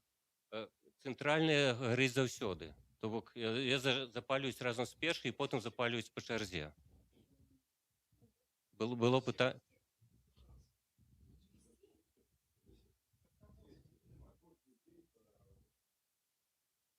Тут 8. Просто заўсёды гарыць, в першы дзень запальваецца 2 свечкі. І потым дадаецца яшчэ па адной. Вось. Тут она в цэнтры запальваецца, я не памятаю дакладна, з якой менавіта пачынаюць. Свечкі ці это внізе трэба глядзець, туды налівалі алей і закладвалі кнот. Это вельмі падрабязна у Бэлы апісваецца, это убачыце. Вось. Вернемся да гэтых. Это указкі. Быў ужо, так? Я просто не чуў гэтага. Так, для чытання Торы, Тора святая вельмі дарагая, калі яе выраблялі. Ось, і абыходзілася фактычна як з чалавекам. Вось, і вадзіць пальцам, і нейкія плямы там пакідаць недапушчальна. Это не все рэлігійныя габрэі так ставяцца, але вось у тых хасідаў любавіцкіх, якія жылі ў Віцебску, это было таксама так. Яны, калі я фотаграфаваў, яны былі такія сантыметраў 40-50 усе. Вось гэтыя указкі. Магу яшчэ пра Тору сказаць, яна настолькі каштоўная, што калі яны ўжо рассыпаліся, то іх хавалі нават як людзей. З тымі ж рытуаламі фактычна. Добра, пабяжым далей. Не ведаю, колькі там. Там і раз. Вы можете, в принципе, меня перерывать в любой момент. Я с задоволением откажу на пытанне.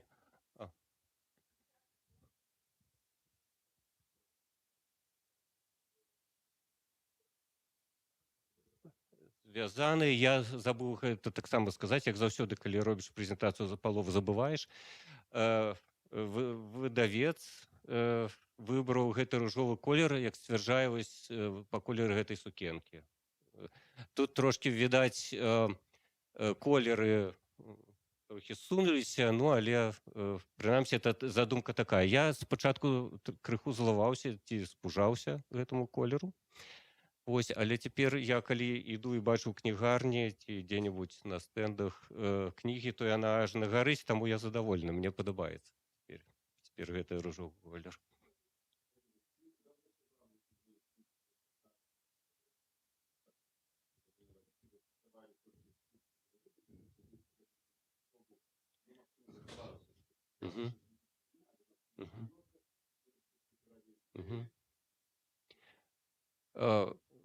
Тады мне прыйдзецца адразу, у меня яшчэ ёсць што цікавае расказаць, але я хуценька адкажу, просто это асобная гісторыя. Я спецыяльна пад гэтую кнігу, я ўжо казаў, я вучыўся разумець ідыш. Это не так цяжка, і я спадзяюся, што мы паспеем гэта паглядзець. Але я марыў перакласці гэтую кнігу, мабыць, з пачатку 2000-х гадоў. І я нават яшчэ не ведаў, як робіцца кнігі, нічога не ведаў. І я сустрэў, зараз я пакажу. Вось справа, тут ёсць на нямецкай Брennende Licht. Вось, мне падарылі немцы вот это Brennende Lichter на нямецкай мове. Я пачаў чытаць, я зразумеў, што это кніга, практычна кніга майго жыцця, і я хачу яе перакласці. І я звязаўся праз нямецкае выдавецтва Rowohlt з Ідай Шагал. Яна яшчэ была тады жывая. Вось, не наўпрост, а выдавецтва, я спытала, ці хочуць яны, каб в Беларусі выйшла гэтая кніга. Яна была вельмі радая, але потым яны мне расказалі, што вельмі складаныя умовы, там з роялці, гэтак далей, нічога тады не разумеў, я яшчэ быў малы. І не в 2000-х, 90-х годах я хотел перекласти, яшчэ спачатку. Я спужаўся і кінуў гэтую справу, на жаль. Цяпер правы на кнігу належаць камітэту, ён знаходзіцца ў Парыжы. Там яго ўваходзяць нашчадкі і не толькі Бэлы і Іды Шагал, але і іншых жонак Марка Шагала. З імі скантактавацца вельмі цяжка. Я ім пісаў з самого пачатку ліст, яны мне не адказалі, я з радасцю перадаў гэтую справу выдавецтву. У іх былі, я ведаю, вельмі цяжкія перамовы, але ўсё ж таки дабіліся правоў на малюнкі. На тэкст правы уже скончыліся, таму все это было лягчэй трохі. Я тады уже трохі паскоруся, пробежимся по... Это другая частка. Die erste Begegnung, першая сустрэча, так выглядае тытульны ліст. У нейкім сэнсе это таксама фейкавая ілюстрацыя Марка Шагала, бо такой сцэны у кнізе няма. Затое ёсць, вось злева мы бачым, вы можете паглядзець, там крама Розенфельдаў. Это іх дом знаходзіўся, калі нехта ведае, на цяперашняй вуліцы Леніна, там, дзе стаіць пад самым краязнаўчым музеем, там, дзе стаіць помнік Альгерду. Менавіта так яна і называлася.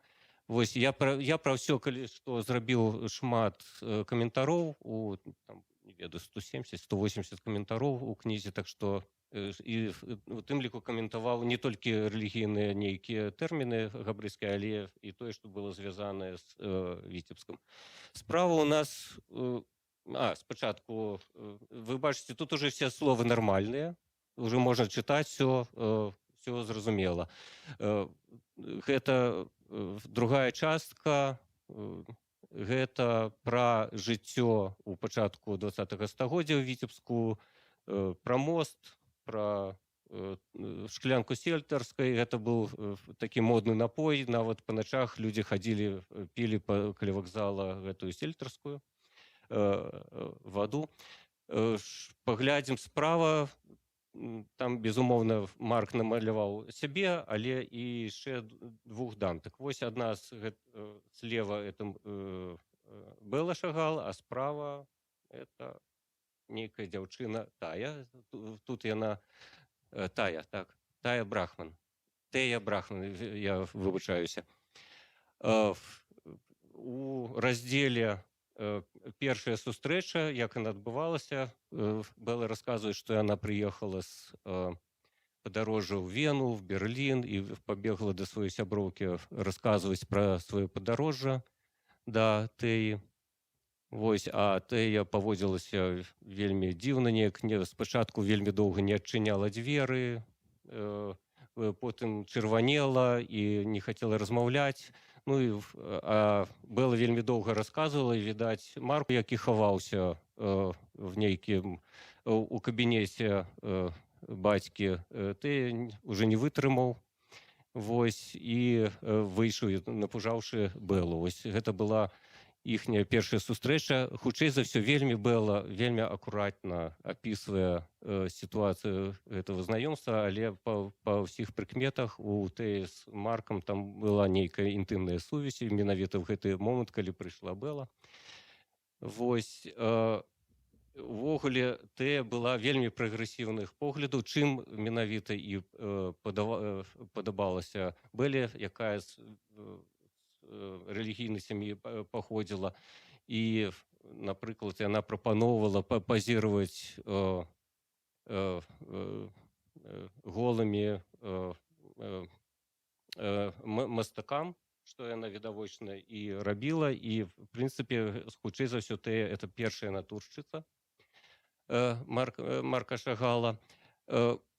не ведаю, ці было добра тое, што у выніку ён потым пераключыўся на Бэлу, але я, шчыра кажучы, думаю, што ўсё ж такі з мастацкага пункту гледжання лепш маляваць дзяўчыну, якая лётае над горадам, вось он неяк дзіўна, трэба сказаць, уяўляў сабе, як выглядала Этэя. Цяпер пяройдзем трошкі пакуль яшчэ ёсць час, да ідышу і да мовы ідыш гэтай кнігі. Вось я просто паказваю, это першая назва, это першы раздзел, дер Хойф, двор. Вось, і калі пачытаць, там байток, нахен вармес, bleibt die Stub allein. Вось, выглядае жудасна, нейкія краказябры, гучыць жудасна, але калі нехта разумее нямецкую мову і трошкі чытаецца, вывучыўшы гэтыя літары, то становіцца зусім не страшна. Практычна все гэтыя словы звязаны з нямецкай мовай. Я, дарэчы, вось так, вывучыўшы літары, прачытаўшы першы раздзел, і зразумеўшы адразу 80%, я зразумеў, што я змагу ўжо цяпер перакладаць, за што я і ўзяўся. Паглядзім, з ідышам не все так проста. Это мова губка, якая, пераязджаючы з адной краіны в другую, не толькі в сябе ўпітвае нешта, але і нешта аддае. Вось я вельмі умоўна выдзеліў, вы все можете пераклад прачытаць і латинізаваную версію, і вы можете заўважыць, што вось я выдзеліў чырвоным колерам словы, якія я умоўна пазначыў беларускімі. Яны, безумоўна, не толькі беларускія, але і славянскія. Мама, тата, бобес, зайде — это не беларускае слово, але это таксама славянскае слово. Я не спецыяліст, безумоўна, у ідышы, але па маіх прыкідках прыкладна у той мове, якую выкарыстоўвала Бэла, каля 20% славянскіх слоў, і перадусім гэта беларускія словы. Ці прынамсі гэта словы, якія сугучныя і з такімі ж самымі словамі польскімі і украінскімі у тым ліку. Можа 3, 4, 5% гэта іўрыцкія словы, звязаныя перадусім з нейкімі рэлігійнымі штукамі, са святамі і з нейкімі сваяцкімі адносінамі. Вось, а все астатняе, каля 75%, 80%, можа быць, процентаў, гэта словы, якія звязаныя з нямецкай мовай. Тут гэта з прадмовы кавалачак, і тут гэтыя прапорцыі, тыя, што я назваў, яны не такія, безумоўна. Тут нашмат больш і габрэйскіх, і іўрыцкіх слоў, і беларускіх слоў. Відаць, уже зусім мала часу. 7 хвілін, ага, выдатна. Вось, чаму я кажу, што беларуская, што мова Бэлы Шагал, яна часткова беларуская. Пераходзім адразу сюды. Я выпісаў, я як неафіт у мове ідыш, я адразу, як толькі пачаў чытаць, я адразу схапіўся і пачаў нешта запісваць, і нейкія нататкі сабе рабіць. І вось я выпісаў больш за 200 слоў, якія, беларусу не трэба тлумачыць, я не ведаю, ці яны бачныя, але вы тут сустрэнеце і бульбы, вы сустрэнеце і шуфлядку знакамітую, это слово, якое беларусы любяць паказваць, што вось шуфлядка — это такі маркёр беларускасці, але насамрэч, калі мы возьмем гэтае слово, то оно паходзіць ад нямецкага слова шуплада, якое праз ідыш шуфлот прыйшло ў беларускую, то бок это зусім карэннае беларускае слово.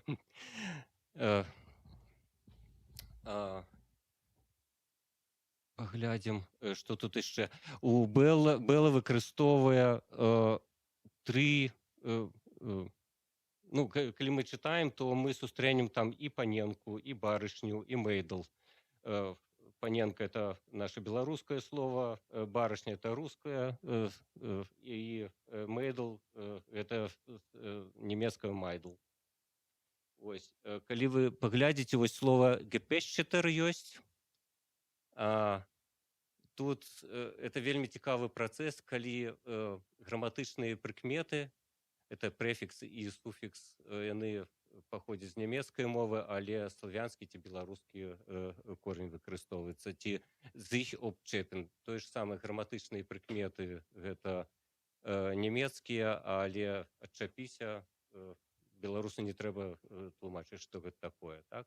Яшчэ одно вандроўнае слово, напрыклад, это цымус. Так? Я думаю, что наши суседзі ніхто не ведае, што гэта такое цымус. У нас гэта значыць нешта самае цудоўнае, самае паспяховае. Вось, а это слово, якое в нямецкай слове цумюзе, это значыць гарнір. Цимис — это в идыше значит такая тушеная морква с разынками в меде и так далее. Ну, в основном разные есть варианты. Еще одно вандровное слово не такое солодкое, это гевальт. Оно значит во всех трех мовах то же самое. Гевальт, гвалт и гвалт у нас беларускай. Калі я вось мяне вельмі сапсаваў цяпер ідыш, і я цяпер весь час сустракаю нейкія нібыта нямецкія словы, і потым лезу у словнік астравуха, аказваецца, што яны вандравалі праз з нямецкай да нас давандравалі праз ідыш.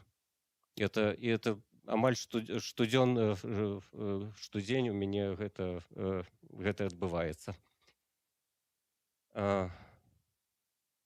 Так, я думаю, что вы уже нагледзеліся на гэта. Вось цяпер хуценька раскажу пра пераклады. Гэта все пераклады, вось амерыканскія, на ангельскую мову, на французскую і на нямецкую. Это все пераклады, якія былі зроблены з арыгіналу. Чацвёртая кніга з арыгіналу перакладзеная, это ўжо на беларускую мову. На жаль, прызавыя в тройку мы не ўвайшлі. Найлепшы пераклад, і ён рабіўся адразу ж пасля выхаду арыгіналаў, это ангельскі. Я все іх прачытаў, апроч французскага, бо я французскай мовы не ведаю. Вельмі блізка, але і бачна, што ён хутчэй за ўсё перакладчык кантактаваў з сям'ёй, з Маркам Шагалам і кансультаваўся, але не ўсё адгадаў. Все ж такі, напрыклад, ёсць слова кулае, якое мне дапамог Сергей Шупа знайсці. Гэтае слова, наколькі я помню, в ангельскай пераклалі, што нешта кшталту там густога сіропа. У нямецкім перакладзе гэта курыны суп, а насамрэч гэта кулага. Вось я ніяк не мог зразумець, што гэта такое. Кулага — гэта такі тыпу кіселя, але на жытнёвай муцэ з ягадамі і таксама з мёдам. Вось, і это, в прынцыпе, гэта вельмі віцебскае слово, можа быць, адзінае віцебскае слово, якое в іншых рэгіёнах ідышысты нават і не зразумеюць.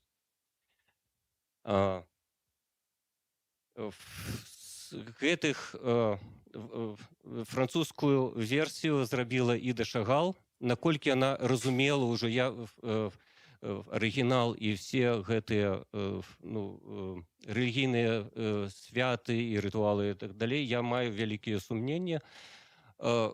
Магчыма, я памыляюся, але вось, напрыклад, з французскай версіі рабіўся пераклад на рускую мову. Пры гэтым я не магу сказаць, што вінаватыя ў гэтым перакладчыцы. Я не ведаю, хто вінаваты. Ці перакладчыцы, ці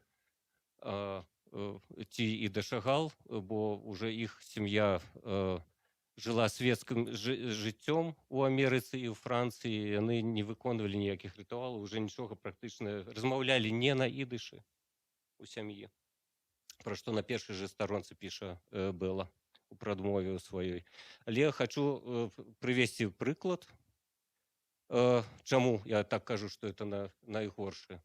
Шмат прапусціла перакладчыца і так далей, але не ў гэтым, в прынцыпе, праблема, а ў тым, што Бэла, маленькая Бэла марыла пра канькі. І в некалькі гадоў выпрошвала у сваёй мамы, каб яна ёй падарыла. У выніку яна іх атрымала 5 рублёў, каб пайсці на не крыты, на адгарожаны каток на Двіне. Вось, і гэтыя канькі называліся Снегурачка. Ось, еврейскімі словамі Снегурачка. У рускім перакладзе гэтыя канькі называліся снежныя сірэны. Так што можаце сабе ўявіць, што з кнігай я таксама паралельна і чытаў, бо я заўсёды кажу, я кнігу не перакладаў, я яе расшыфроўваў. Я вельмі павольна гэта рабіў. Эта кніга невялікая, там шмат карцінак Марка Шагала, але я перакладаў яе паўгода, раскопваючы все пра рэлігійныя рэчы габрэйскія і пра все. Таму я чытаў паралельна все пераклады, даступныя мне пераклады, у тым ліку, каб не памыліцца ні ў кожным слове. Спадзяюся, што гэта так і ёсць. Вось, тады я, мабыць, уже заканчиваю. Да, ёсць пытанні, то я з задавальненнем адкажу. Тут я, пакуль прыдумваеце пытанні, я скажу, гэтая карціна таксама выставлялася в Вене. Гэта карціна, якую Марк Шагал напісаў. Ён кінуў маляваць. І гэта была адна з першых карцін, якія ён все ж таки намаляваў, і яна прысвечаная смерці Бэлы. І справы вы бачыце таксама словы, якія ён напісаў у якасці прадмовы ці паслямовы, я ўжо не помню, да другога выдання гэтай кнігі. У мяне такое пытанне, я паколькі арганізатар, то можа хадзіў, не ўсё пачуў, а вось ілюстрацыі ў кнізе Марка Шагала, ці цяжка было дамовіцца на дазвол? Я пра гэта казаў. Кніга мусіла выйсці ў 24-м годзе, выйшла ў 25-м, менавіта праз тое, што з правамі было, дабіцца правоў было неверагодна цяжка. Менавіта на вось працы Так. Наколькі я ведаю, нашчадкаў Марка і Бэлы не цікавіць, яны падтрымліваюць, бачна, музей у Віцебску, але, в прынцыпе, за все, што звязанае з іх бацькамі, яны хочуць за гэта грошы. Я не ведаю падрабязнасцяў з правамі. Гэта была справа, дзякуй Богу, што мяне это не кранула, гэта была справа выдавецтва. Дзякуй. Яшчэ пытанне? Тады дзякуй, Ігор. Дзякуй вам. А зараз запрашаем на прэзентацыю дапаможніка Ганны Мурайда «Адаптацыя ў новай краіне». Ганна Мурайда, выдавецтва Гутенберг, Валентина Андреева.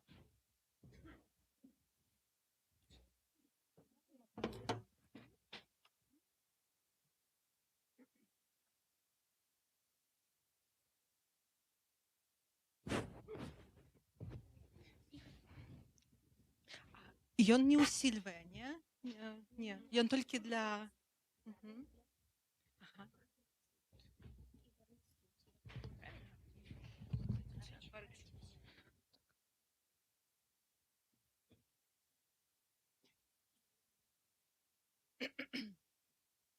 А ножки бачны ці не?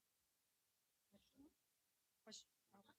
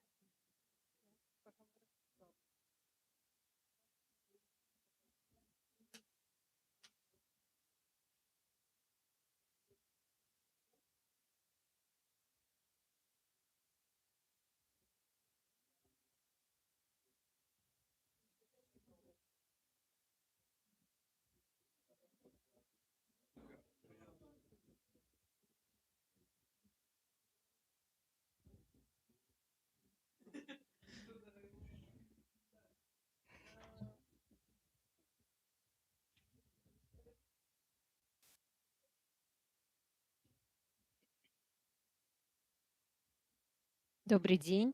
Добрый день. Меня зовут Валентина Андреева. Я главная редакторка выдавецтва Гутенберг Паблишер з Кракова. І сёння тут, на пражскім этапе фестываля інтэлектуальнай кнігі «Прадмова», я маю за гонар прадставіць вам Ханну Мурайда, аўтарку кніжкі, якую мы выпусцілі напрыканцы мінулага года перад новым 2025 годам, календар адаптацыі ў новай краіне. У некалькіх словах скажу пра гэтую кніжку, якая, магчыма, не выглядае як кніга класічная і не з'яўляецца вялікім тэкстам, апісаным, расказанай наратара гісторыяй, але, тым не меней, выконвае вельмі важную ролю, на мой погляд, у нашай культурнай прасторы. Гэта дапаможнік, які пакліканы дапамагчы людзям, якім волям лёсу давялося пераязджаць, і пераязджаць, магчыма, не раз і не два, часам і болей разоў, прывесці ў парадак свой псіхалагічны стан, давесці сябе, уласна, да ладу. І гэта вялікая, крэатыўная, в першую чаргу, але і душэўная праца з боку аўтаркі. Я зараз, перш чым мы перайдзем да, уласна, дапаможніка, хачу папрасіць Ханну расказаць крышачку пра сябе. Чаму увогуле прыйшла такая думка пісаць такі дапаможнік, з чаго ўсё пачалося? Дякую, Валентина. Добрый вечер. Меня зовут Ханна Мурайда. Я аўтарка гэтага дапаможніка, але я тут як Юлій Цезар. Я і жнец, і жрэц, і дудзец. Я і напісала гэты тэкст, але таксама я рабіла лэйаут і праілюстравала гэтую кніжку. І гэта вельмі аўтабіяграфічна інспіраваная рэч. Я сябе сама называю серыйнай імігранткай. Мой лёс мяне звязаў, акрамя Мінска, Беларусі, яшчэ са Славакіяй, з Аўстрыяй, з Германіяй. Быў такі інтэнсіўны час, калі мне прыходзілася пераязджаць кожны год. Я вельмі шмат гарадоў пажыла за гэты час. І уязджала я ў 2012 годзе. Такая, пасля сканчэння Акадэміі мастацтваў, такая весёлая дзяўчонка. Пераехала і лёс мяне потом павёў у іншыя гарады. І што я зразумела з гэтага падарожжа свайго, што пераезд — гэта рэч такая складаная, але яна можа быць складанай і простой, а можа быць складанай і вельмі цяжкай. Да? Можа быць складана. Калі мой першы пераезд адбыўся, я была маладая, пасля першай адукацыі пераехала рабіць другую адукацыю, я вам такі прывезла такі лёгкі show and tell. Гэта у нас будзе з вами піраміда патрэбаў, да? Маслоў. Все чулі піраміда патрэбаў Маслоў. Да? Што у нас тут ёсць? У нас тут ёсць бяспека, фізічныя патрэбы нашага цела, потым у нас ёсць патрэба ў бяспецы, патрэба ў сацыялізацыі, патрэба ў як гэта па-беларуску, патрэба ў прызнанні і патрэба ў самарэалізацыі ці самаактуалізацыі. Так? І я так зразумела, што як лёгка будзе табе пераязджаць, залежыць ад таго, колькі ты губляеш у пераездзе і як хутка ты можаш аднавіцца ў гэтым пераездзе. Вось мой першы пераезд быў складаны, як кожны пераезд, але адносна лёгкі, таму што я яшчэ нічога не успела нарабіць такога, щоб я магла згубіць. І студэнтам вельмі лёгка наогул пераязджаць, таму што ты прыязджаеш у новую краіну і ты адразу атрымліваеш сацыялізацыю, праз сацыялізацыю новыя кантакты, праз новыя кантакты адразу новую працу лягчэй знайсці. І гэта так усё спрашчае тое, што адбываецца. Але потым здарыўся мой наступны пераезд, дзе гэта не было ўжо так лёгка, таму што я ўжо скончыла новую адукацыю, знайшла ў новай краіне працу, у меня былі новыя сябры, то есть у меня ўжо было шмат чаго новага, што можна было згубіць. І гэта так і адбылося. Я пераехала у наступную краіну, і Валянціна будзе мне зараз асіставаць. Глядзіце, што адбылося. Валянціна. Все, моя піраміда тотально зламалась. Произошло тое, што завецца, калі чалавек згубляе карціну сябе. Хто я? Я пераехала ў вельмі маленькае месца, ў Аўстрыі, ў гарах, дзе толькі кароўкі пасуцца, там вырабаюць шакаладку Мілка, якую все ведаюць. І я не магла там сабе знайсці, хто я у гэтым новым свеце. Я не разумею гэтую новую нямецкую мову, гэты дыялект, якім я там размаўляюць. Мне складана знайсці мосцік да новых людзей. Я не магу знайсці працу, да якой я прывыкла. Я прызвычалася, я работала ў музеі, а тут ніякай размовы пра музей не ідзе. І я разгубілася. І цяпер я знаю, што ёсць тры спосабы, гэта вялікі стрэс. І ёсць тры спосабы, як наша цела рэагуе на вялікі стрэс. Это бей, беги, замры.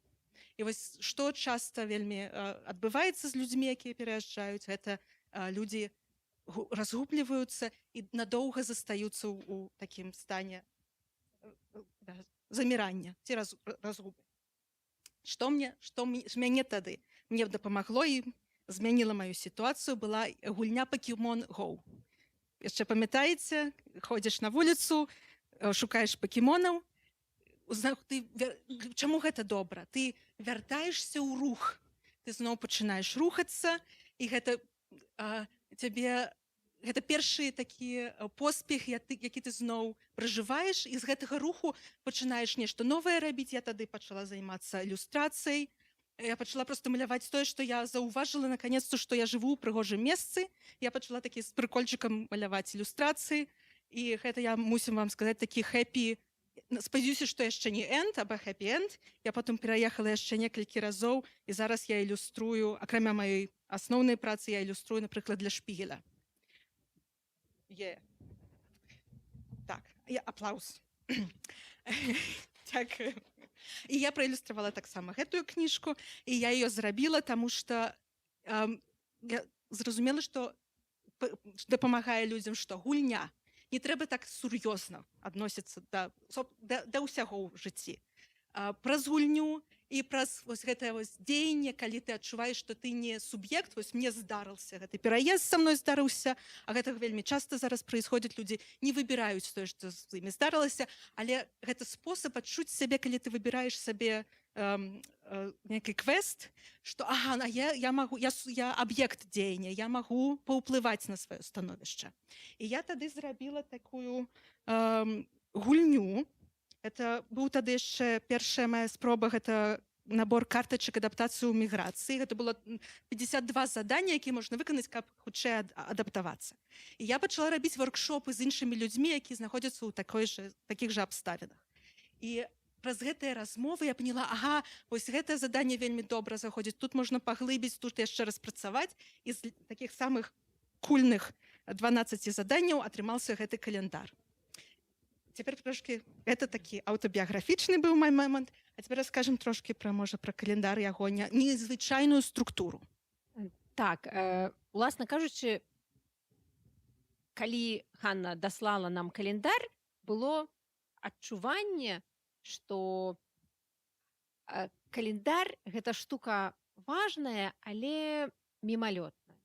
Вось сёння ён патрэбны, на наступны год патрэбны, а ўжо ў лютым вам уже не цікава, вы ўжо ў кожным гіпермаркеце за 3 копейкі можете купіць календар, і ўжо к сярэдзіне года многія перастаюць атрываць староначкі календаря, увогуле ці зазначаць нешта, і календар становіцца фонам на сценцы. Далёка не кожны працуе метадычна з календаром. І калі я чыталася в гэтую працу Ханны, я зразумела, што слова календар тут з аднаго боку пасуе ідэальна, з іншага боку абсалютна не адлюстроўвае сапраўдную сутнасць гэтай кнігі. Калі ласка, раскажыце, як гэта працуе і ці чакаць 1 студзеня? Тут з аднаго боку шмат структуры ў нас. Это 12 заданняў, одно заданне на кожны месяц года. Але з другой стороны, гэта такі вечны календар, калі ты сам упісваеш, у якім годзе ты яго заданне ты пачынаеш. Ці выбіраеш, якія табе падабаюцца і патрэбны. І тут можна, я тут покажу лепш, тут можна упісаць, бачыце, год. І структура календара, кожныя 2-3 задання робім на метавіта займацца спортам ці проста выходзіць з дома, то есть прыходзіць у рух, а гэта заданне на асэнсаванне свайго псіхічнага стану, звязанага з адаптацыяй.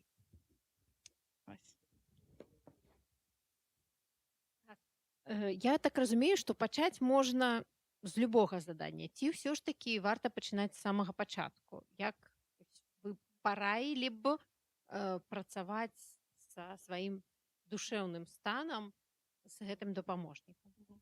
Ну, гэта залежыць, гэта вельмі індывідуальна. Як наколькі чалавек у стане разгубленасці, ці ён уже адчувае, што ён уже нешта там ёсць дэфіцыты, але справа ідзе. Але калі чалавек толькі прыехаў і зусім знаходзіцца трошкі ў шоку, як усяго шмат, то, канешне, пачаць заданне, якое адклікаецца, якое адчуваецца, гэта магло б мне дапамагчы, і заданне, якое будзе для ўсіх добра, гэта фізічнае якраз, фізічнае практыкаванне, проста выходзіць з дома і праходзіць 10 000 шагоў, і здесь падпісваць, і мы тут сабралі такія на кожны дзень цытаты знакамітых пісьменнікаў, паэтаў пра шпацыры. Чаму гэта добра шпацыраваць? Напрыклад, Гёте казаў, што ты быў толькі там сапраўды, дзе ты шпацыраваў, а не ездзіў. Такія. Так. Гэта зразумела. Але што цікава, што я заўважыла, працуючы сама з гэтым нататнікам, а таксама для мяне вельмі важна было, як для выдаўца, слухаць першыя ўражанні людзей, якія нічога не чулі пра гэты дапаможнік, а цяпер бяруць яго ў рукі на нейкім кірмашы, а таксама ўражанні людзей, якія паспрабавалі тэставаць гэтую кнігу. І тыя людзі, якія не працавалі з дапаможнікам, бачаць яго ў першы раз, звычайна кажуць так: я дакладна ведаю, каму гэта трэба. але мне гэта не трэба. І 95, напэўна, адсоткаў людзей лічаць, што ім гэта не трэба.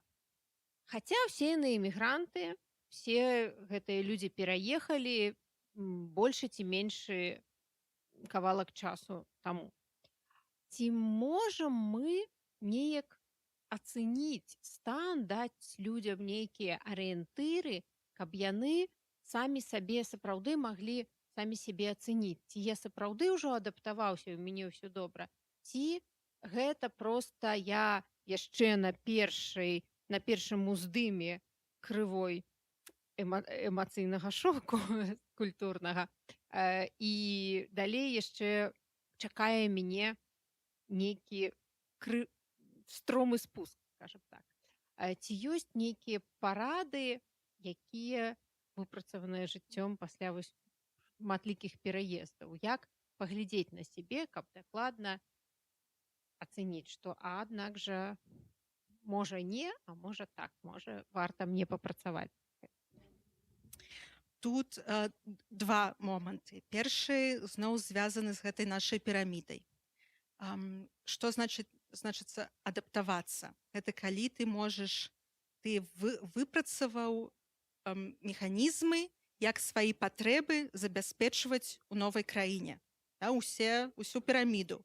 То есть ты знаходзішся фізічнае, ежа, жытло, ўсё, што патрэбна для нармальнага жыцця.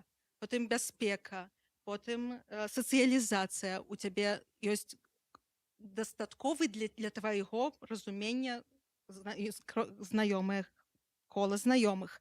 І гэта не толькі тыя людзі, з кім ты вымушаны сябраваць, але тыя, каго ты выбіраеш сам. Неабмежаванае кола. Потым ёсць слова, якое я забываю ўвесь час, прызнанне.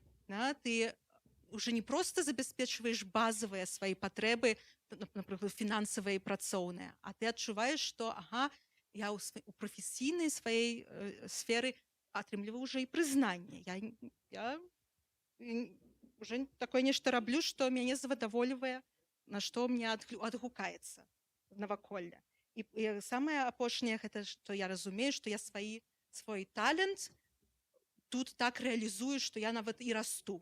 І мой талент шырэй, што людзі тут і усе, я адчуваю, што ўсё cool, ўсё класна. Это вот першы дыягназ такі. Наконт людзей, якія кажуць: ой, гэта для мяне не трэба, гэта я не, але мой сябар можа быць. Тут такі момант, калі я працавала з людзьмі, як воркшопы, якія такія колы, калі мы размаўляем. Гэта вельмі тэма, дзе шмат сораму. А што такое сорам? Гэта такое пачуцце, калі ў нас ёсць прадстава, уяўленне, як мы павінны. Мы як жылі, і што мы чакаем ад сябе. І калі гэтае чаканне не спраўдзіваецца, ці гэта не так лёгка, як мы думалі, то тут можа ўзнікнуць гэтае адчуванне сораму. І калі ты пра сябе, просто сам для сябе расказваеш іншым, ці імкнешся паказаць, што нешта лепш, чым яно ёсць на самой справе, то гэта таксама такі можа быць сігнал, што было б добра табе прыйсці за дапамогай. І на самой справе вельмі часта людзі кажуць, калі я працавала з людзьмі, што сорамна нават да псіхолага прыйсці і сказаць, што мне цяжка. Да, заўсёды. Асабліва, можа быць, мужчынам, не? Да. Ну, бачыце. А вось такі дапаможнік, які ты можаш дыскрэтна трохі купіць за налічку і сказаць, што гэта для мяне, для сяброўкі, а мне не патрэбна. Супер. Так, хіба так. Трэба сказаць, што гэты дапаможнік мы яшчэ не рэалізавалі цалкам яго патэнцыял, таму што ён патрабуе шматлікіх сацыяльных сувязяў. Але адзін з поспехаў гэтага дапаможніка – гэта наша сумесная ініцыятыва за ініцыятывай «Вольныя», якія па спецыяльнай, канешне, не закупілі нейкую колькасць такіх дапаможнікаў, каб мець магчымасць прэзентаваць іх тым людзям, якія вось цяпер час ад часу перыядычна вымушана пакідаюць Беларусь і аказваюцца за мяжой без рэчаў, без сувязяў, без магчымасці вярнуцца і гэтак далей. І я думаю, што тут будзе да месца сказаць, што ініцыятыва вольная запусціла такую акцыю па узоры на ўзор падвешанай кавы. Можна зайсці на іх старонку і ахвяраваць нейкую невялікую суму грошай, пакінуць падвешаны календар адаптацыі ў новай краіне для тых новых эмігрантаў, якіх яшчэ, магчыма, няма, але мы дакладна ведаем, што яны будуць.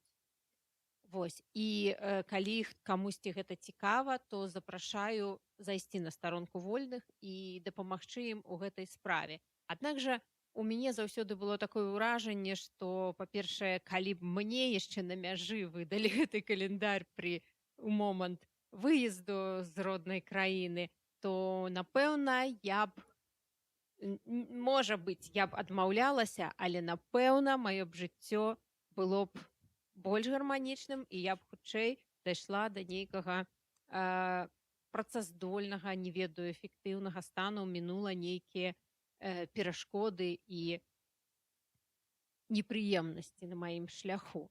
Вось. Так што, калі ёсць у вас ідэі і парады, якім чынам мы можам дапамагчы тым нашым суайчыннікам, беларусам, якія яшчэ толькі выехалі або, магчыма, выедуць в бліжэйшыя гады, то будзем удзячныя за парады. Вось. Я не ведаю, магчыма, Ханна яшчэ хоча штосьці расказаць, пра што я не запыталася, таму што... Я хацела сказаць, што я вельмі рада, што дапаможнік дапамагае людзям. Гэта моя мэта, каб тым, хто ім будзе карыстацца, было лягчэй, чым мне было ў гэты момант, падтрымаць, перадаць вопыт. І у мяне такі маленькі ёсць яшчэ квіз для вас, таму што акрамя таго, што тут перадаюцца веды, практыкаванні, але тут яшчэ ёсць такі фан-элемент, элемент такога натхнення і вяселля. Вяселля? Забавы, так. Тут усе сабрались, хто беларускую культуру глыбока ведае, так? Глядзіце, тут у нас ёсць Соненька і Месяц. Соненька кажа, пераезд гэта проста. А Месяц яму адказвае, ты зусім таго? Гэта неймаверна складана. Ці пазнаеце вы гэта Месяц і Соненька? Наадварот? Да.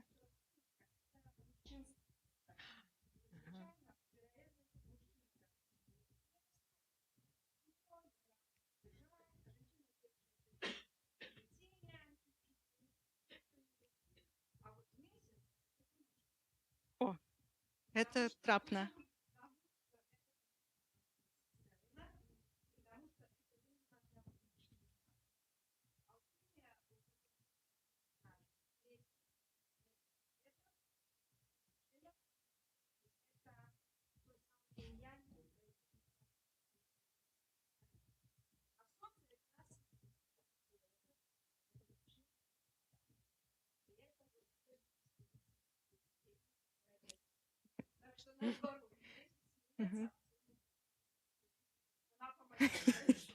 Ну, я б не згадзілася, прабачце, з гэтай сітуацыі. Я думаю, што людзі крыху больш складаныя за алхімічныя сімвалы і, ну, прыватна ў маёй сітуацыі все было хутчэй наадварот. Гэта я баялася выходзіць з дому, баялася і дагэтуль баюся нейкіх адміністрацыйных працэдур, дакументаў.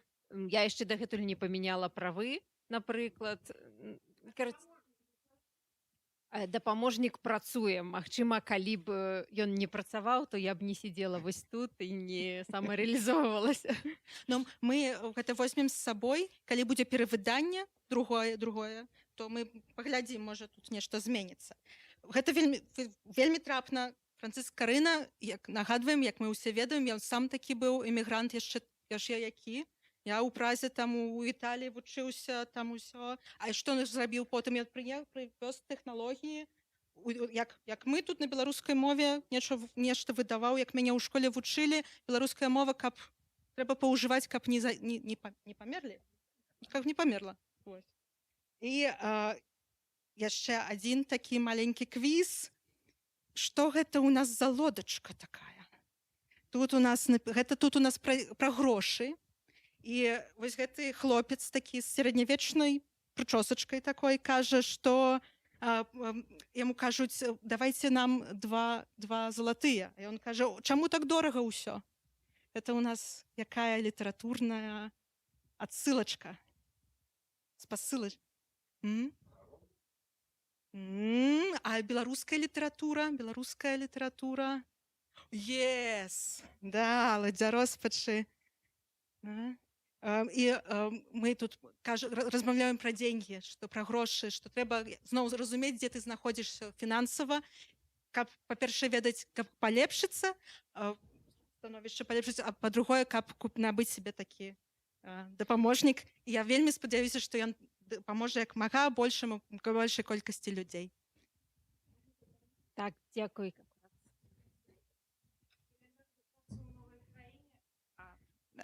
Пытанне. Календар адаптацыі ў новай краіне, дапаможнік. Мне адразу, я не бачыла кніжку, абавязкова пагляджу, у меня адразу ўзнікла рэдактура.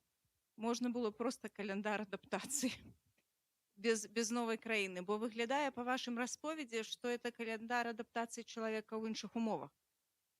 Не абавязкова это будзе іншая краіна. Это можа быць змена жыцця. Скажем, студэнты тыя самыя, это не ёсць эміграцыя, а это ёсць частка новага вопыту, які чалавек пражывае. А календар адаптацыі можа быць самога сабой найперш, і не змагання, а працягу жыцця ў новых умовах. Новая краіна это просто тады выглядае як самапазнанне чалавека. Конечно, это дапаможнік ваш найперш усім палітвязням, якія выходзяць. Яны сапраўды, адседзеўшы год, 2, 3, а там 5 ужо на сённяшні момант, яны не толькі ў новай краіне апынаюцца, яны апынаюцца ў новым свеце. І, конечно, вельмі разумна было б, каб кожны з іх на вот этом самым першым этапе такую кніжку атрымаў. Дзякуй вам за яе. Тут я вам адкажу, што сапраўды тут ёсць вельмі шмат таго, што дапамагае адаптацыі, як вы кажаце, каб працягваць жыццё проста пасля вялікіх зменаў.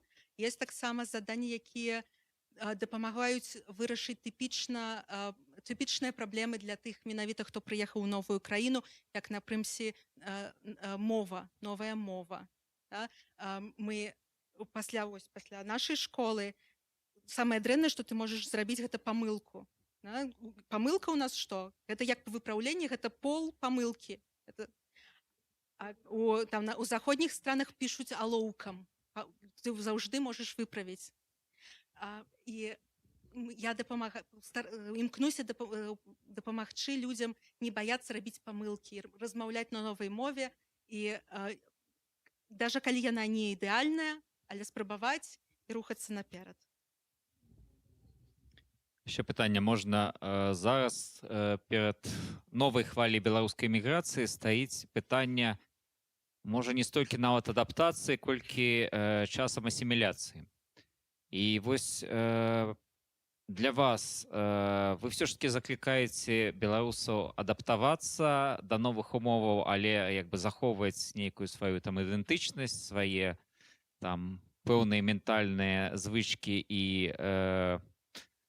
стэеатыпы, ці все ж таки для іх будзе лепш і там спакойней асімілявацца ў новым грамадстве, стаць там палякамі, літоўцамі, немцамі, чэхамі і, в прынцыпе, забыцца пра сваю беларускую карму і зарадзіцца нейкай чужой? Такое глыбокае вельмі філасофскае пытанне. Тут кожны павінен рабіць так, як яму лепш, як ён сабе лепш адчувае, і гэта вельмі індывідуальна. Мне здаецца, гэта і таксама звязана з тым, як доўга ты быў экспанаваны да сваёй роднай культуры, і калі ты пераязджаеш, насколькі ты сябе адчуваеш часткай радзімы я напрыклад не так не адчуваю што я вельмі ў беларускай культуры жыву, але калі вось такую рэч пісаць, то мне захацелася паразмаўляць са сваімі людзьмі, дапамагчы let my people сваім людзям. А калі я ўжо даўно жыву, я адчуваю, што я адаптавана і часткова асімілявана, можа быць, у нейкіх пытаннях, але вось калі пытанне важнае, то ўсё-такі я адчуваю, што я беларуска. Я не прызываю нікога ні да чога, але мне здаецца, гэта так натуральна адбываецца, і кожны гэта вырашае па свайму адчуванню. Яшчэ пару словаў у адказ скажу. У адзін з раздзелаў календара называецца «Расстанне з блізкімі, запланаваныя стасункі». Это вельмі важны акцэнт, на мой погляд, таму што калі мы выязджаем, мы не толькі губляем нешта, тое, што мы мелі адукацыю, там узровень заробку, кватэру пакідаем, мы пакідаем стасункі. І вось гэты момант, калі ты переязджаеш, калі ты мог, жывучы ў краіне, нібы такога не здарылася ад таго, што ты выехаў. Тэхналогіі табе дазваляюць гэтак жа тэлефанаваць у Новы год, то ты, для мяне гэта шмат кажа пра тое, што мы застаемся самімі сабой. І ці гэта трактаваць глыбока, як мы захоўваем еднасць з нацыяй, народам, ці гэта трактаваць на больш прыватным узроўні, што мы захоўваем свае сувязі родных, знаёмых, можна па-рознаму, але у кожным выпадку гэта пра тое, што мы імкнемся захаваць тое, што нам належыць, застацца сабой там, дзе мы не абавязаны адмаўляцца ад сябе. То бок ад кватэры, ад нейкіх звычак прадуктаў харчавання. Добра, мы не маем выхаду, мы мусім прызвычайвацца жыць в новым горадзе і есці новую ежу. Але стасункі — гэта тое, што мы можам захаваць, і еднасць гарызантальная — гэта тое, што мы можам захоўваць і не маем патрэбы, абавязку, нейкіх умоваў ад гэтага адмаўляцца. Может быть, не столькі пытанне, колькі адказ таксама. Вот было пытанне фактычна пастаўлена выбар, так, альбо асіміляцыя, альбо адаптацыя ў любым разе, это перыяд, які трэба прайсці. Мы, я маю на ўвазе беларуская дыаспара, мы маем цудоўныя прыклады, калі мы яшчэ іх засталі, скажем, я назову два прозвішча, усім тут вядомыя, Янка Запруднік і Вітаўт Кіпель, якія былі вывезены, выехалі, ці, скажем, Івонка Сурвіла, старшыня рады БНР, якая была вывезеная у 4-5гадовым узросце, вельмі такія вось, імгненні ўспамінаў пра Беларусь, так?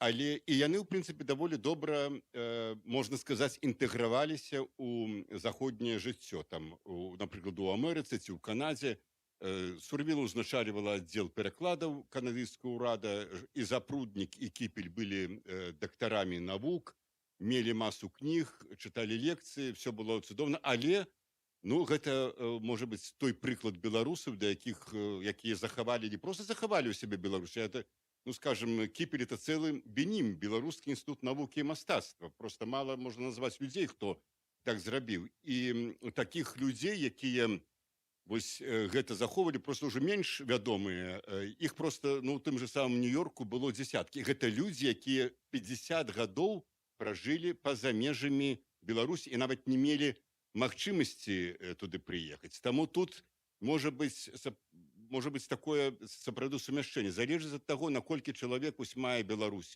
у сваім сэрцы, наколькі ён жыве, наколькі ён гэта. Магчыма, ён ужо ніколі не вернецца, калі тут ужо дзеці інтэгруюцца менавіта, так? Але ён можа аддаваць сябе Беларусі і вельмі шмат зрабіць.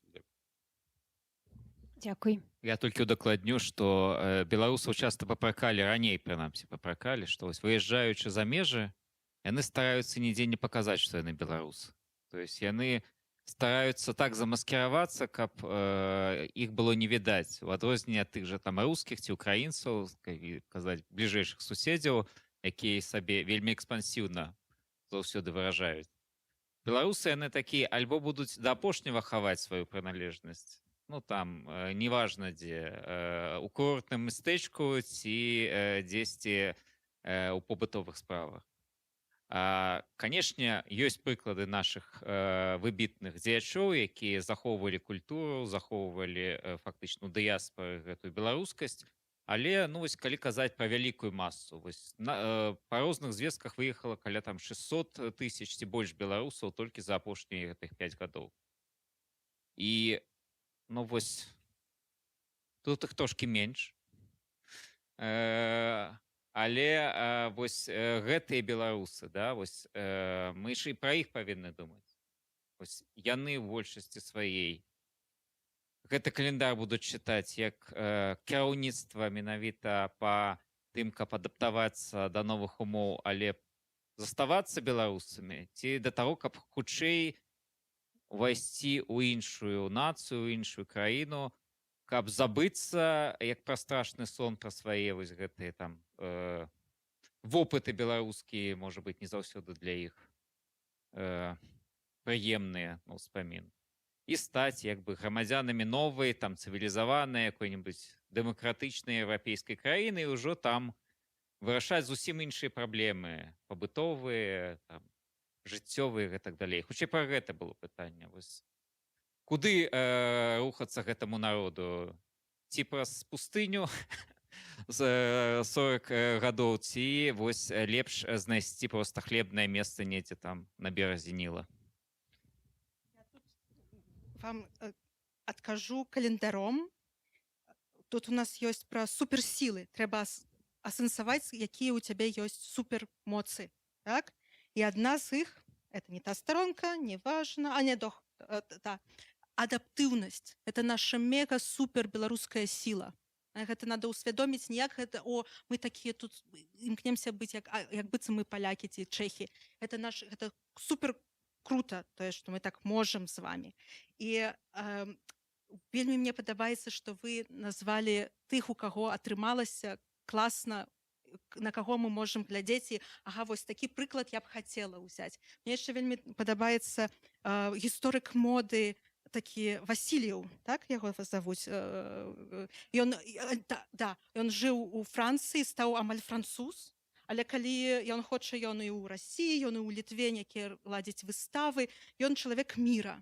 І ён не застаўся, вось я баюсь, што я тут рускі, я цяпер не рускі, я француз. Не, ён і француз, і рускі, і мы можам быць такімі, калі прыйдзе момант, можам стаць такімі беларусамі, якія і палякі, і чэхі, і беларусы, і людзі міра. І можа быць, прыйдзе такі момант, калі гэта нам вельмі прыгадзіцца, гэта наша супермоц быць адаптыўнымі. Дзякуй. На гэтых выразных словах, я думаю, варта ўжо тады і заканчваць. Дзякуй, шчыры дзякуй всім за ўвагу. Так.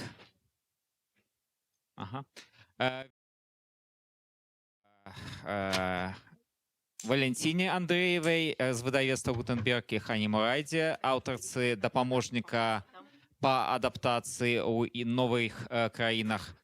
У нас зараз будзе невялікая паўза, хвілінак 5-10, пасля чаго будзе такі вельмі нечаканы фармат для прадмовы, бо будзе круглы стол, але не загадзя запланаванымі удзельнікамі, а з тымі удзельнікамі, якія ёсць на пляцоўцы.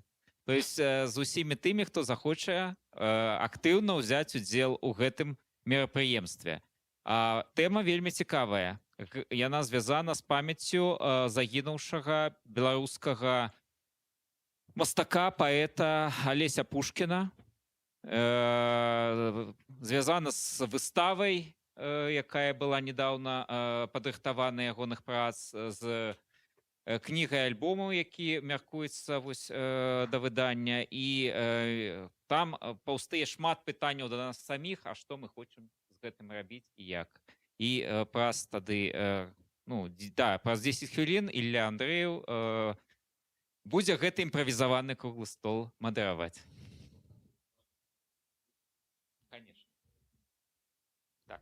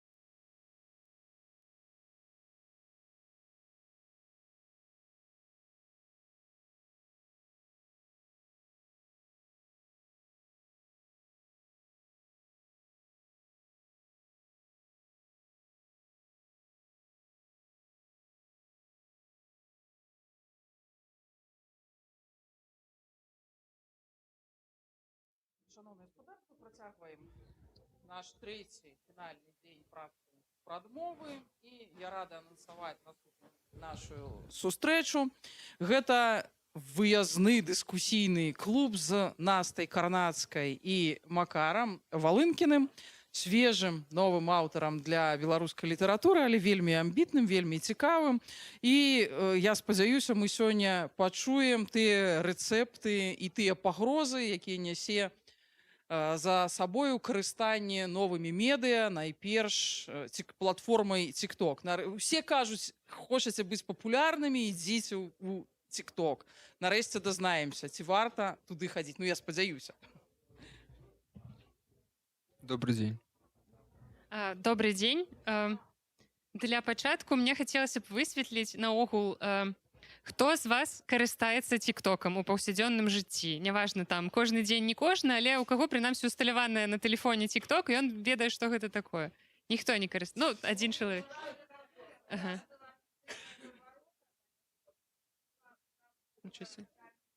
У Чэхіі забарона была? Нічога сабе. Гэта цікава.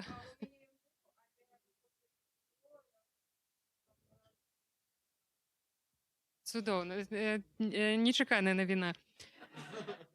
Ну, насамрэч, збольшага тое, пра што мы сёння будзем гаварыць, датычыць ЗША. Таму што, як мне падаецца, у ЗША гэта найбольш распаўсюджана, і мы можам карыстацца нейкімі іхнімі рэцэптамі таго, што там адбываецца. І збольшага тое, што я буду гаварыць, што мы будзем гаварыць пра ўплыў на кніжны рынок, гэта датычыць ЗША. Будзем прыводзіць нейкія лічбы, я тут буду звярацца з лічбамі. Але наогул, ну, вы ўяўляеце, што такое TikTok. Гэта як бы сацыяльная сетка для абмена кароткімі відэа.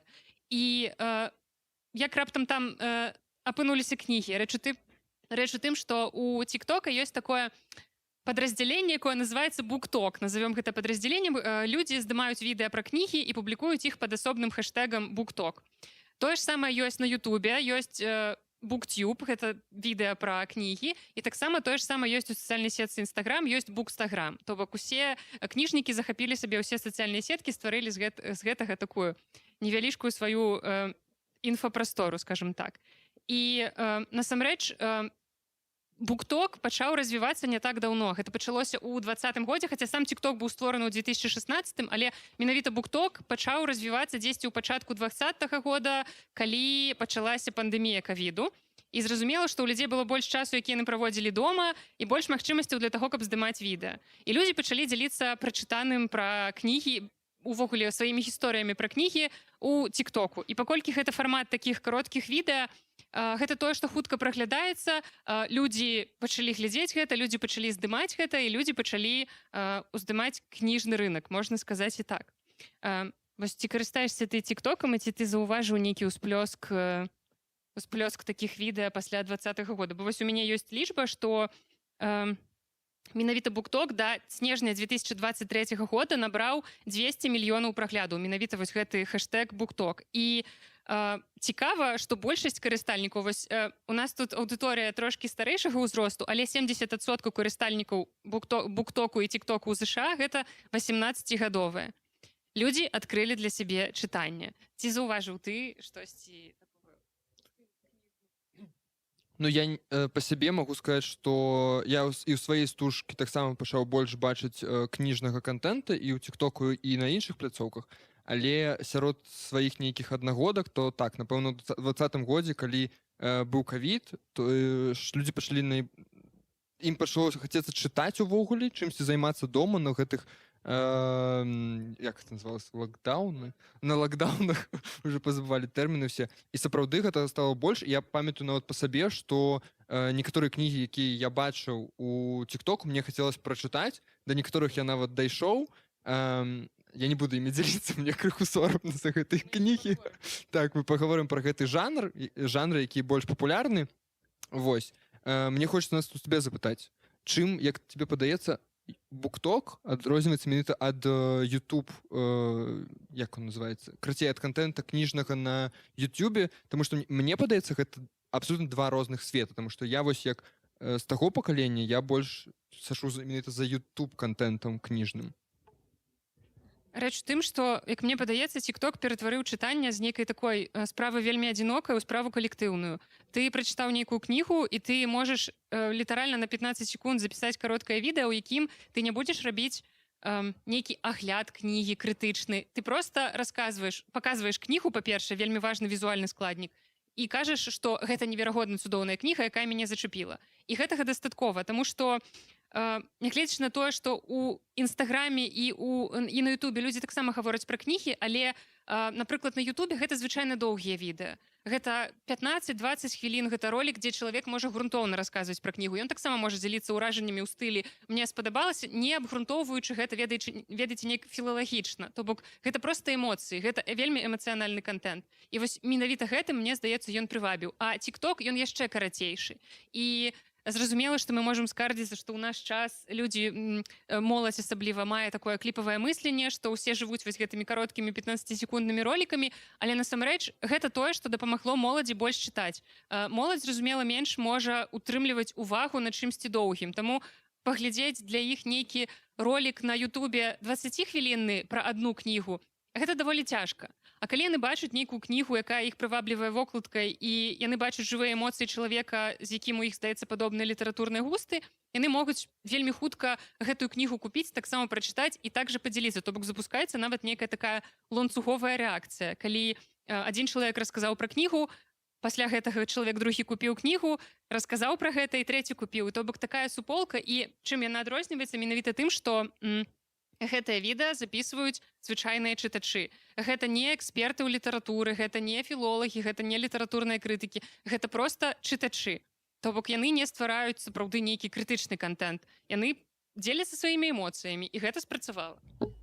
Мне просто падаецца, што тут важна яшчэ адзначыць тое, што гэта не менавіта, калі мы кажам пра YouTube, то часцей за ўсё гэта былі блогеры, прям, которые рабілі свой контент цалкам на аснове кніг. Калі мы кажам пра BookTok, то там шмат менавіта контента, які з'яўляецца просто ад рандомных людзей. Вось там Наста блогерка, окей, хтосьці з вас, напрыклад, можа, ему спадабалась нейкая, ці ёй спадабалась нейкая кніжка, і яны выплёскваюць свае эмоцыі. І мне падаецца, што важна яшчэ адзначыць, чаму так? Таму што вось сядзець з кніжачкай у кафэ ці дома, гэта заўсёды было так модна, і TikTok дапамагае людзям вось трапіць у гэтую вось модную такую тусовачку, і спрычыніцца да чагосьці, што вось я таксама чытаю кніжкі, я таксама разумная.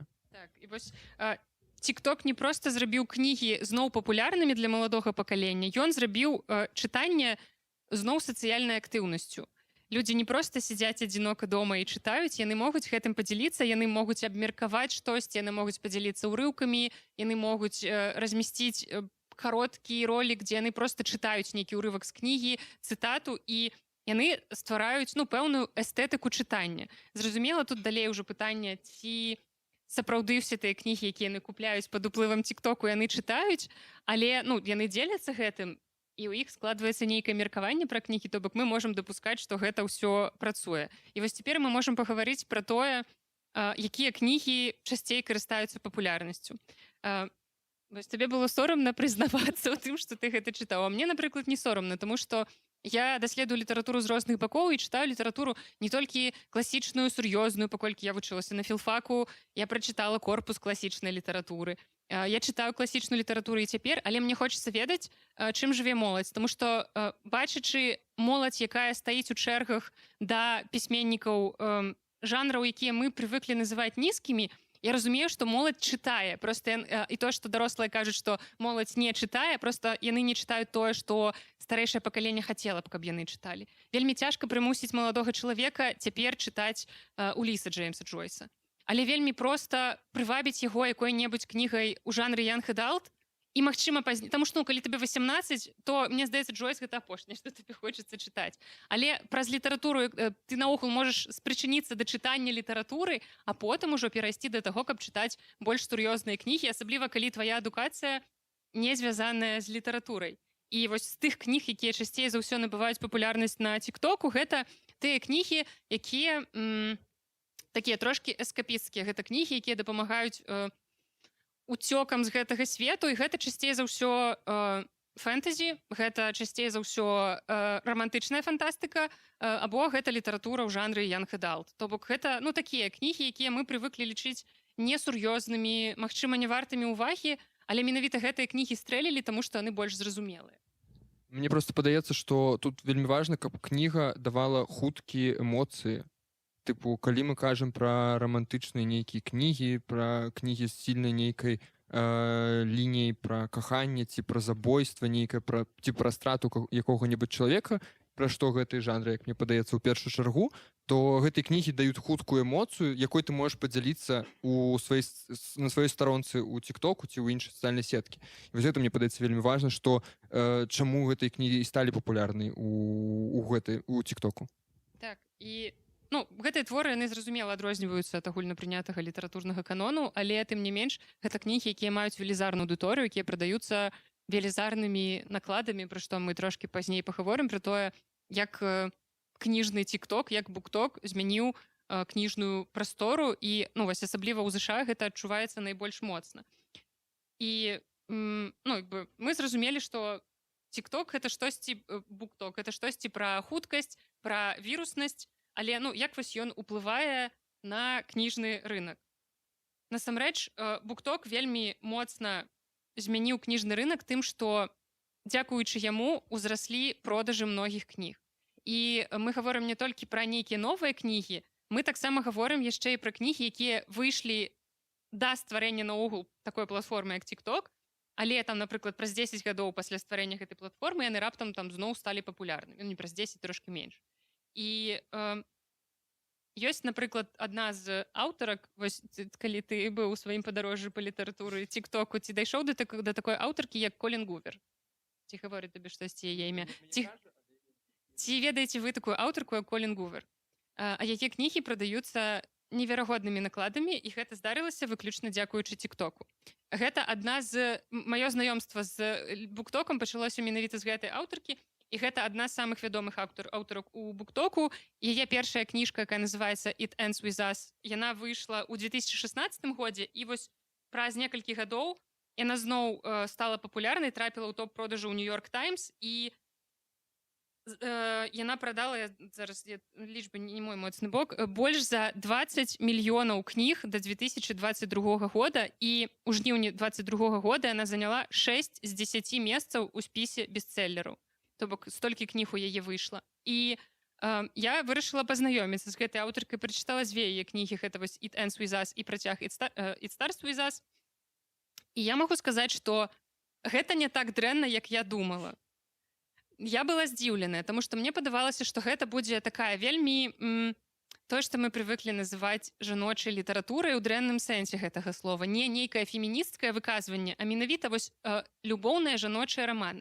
І з аднаго пункту гледжання так і ёсць. Насамрэч, гэта раман пра хатні аб'юз. Гэта гісторыя жанчыны, якая звязалася з мужчынам і нарадзіла ад яго дзіця, але ў працэсе цяжарнасці зразумела, што ён не той чалавек, якім падаваўся першапачаткова, і таму яна сышла ад яго. І гэта гісторыя, звязаная з асабістай гісторыяй самой аўтаркі.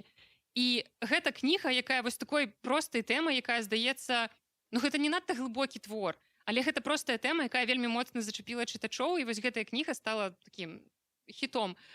Я, напрыклад, не лічу, што гэтую кнігу зараз трэба перакладаць на беларускую мову. Зразумела, што не, гэта не та літаратура, якая нам цяпер патрэбная, але мне было цікава, як гэта працуе. Вось як ты думаеш, чаму менавіта людзей гэта так чапляе? 20 мільёнаў кніг. Я не магу уявіць, колькі гэта.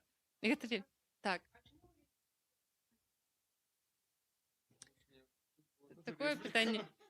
Таму што, ведаеце, ўсё ж такі часам ува мне гаворыць нейкі літаратурны сноб трошкі, і я разумею, што раз гэтая кніга мае такі велізарны рынок за мяжой, і яна, ведаеце, прадаецца не толькі ў ЗША, вось як бы збольшага мы гаворым пра ЗША, але мне здаецца, што калі мы зараз зойдзем у якую-небудзь празку кнігарню, мы пабачым там гэтую кнігу ў топе бестселераў.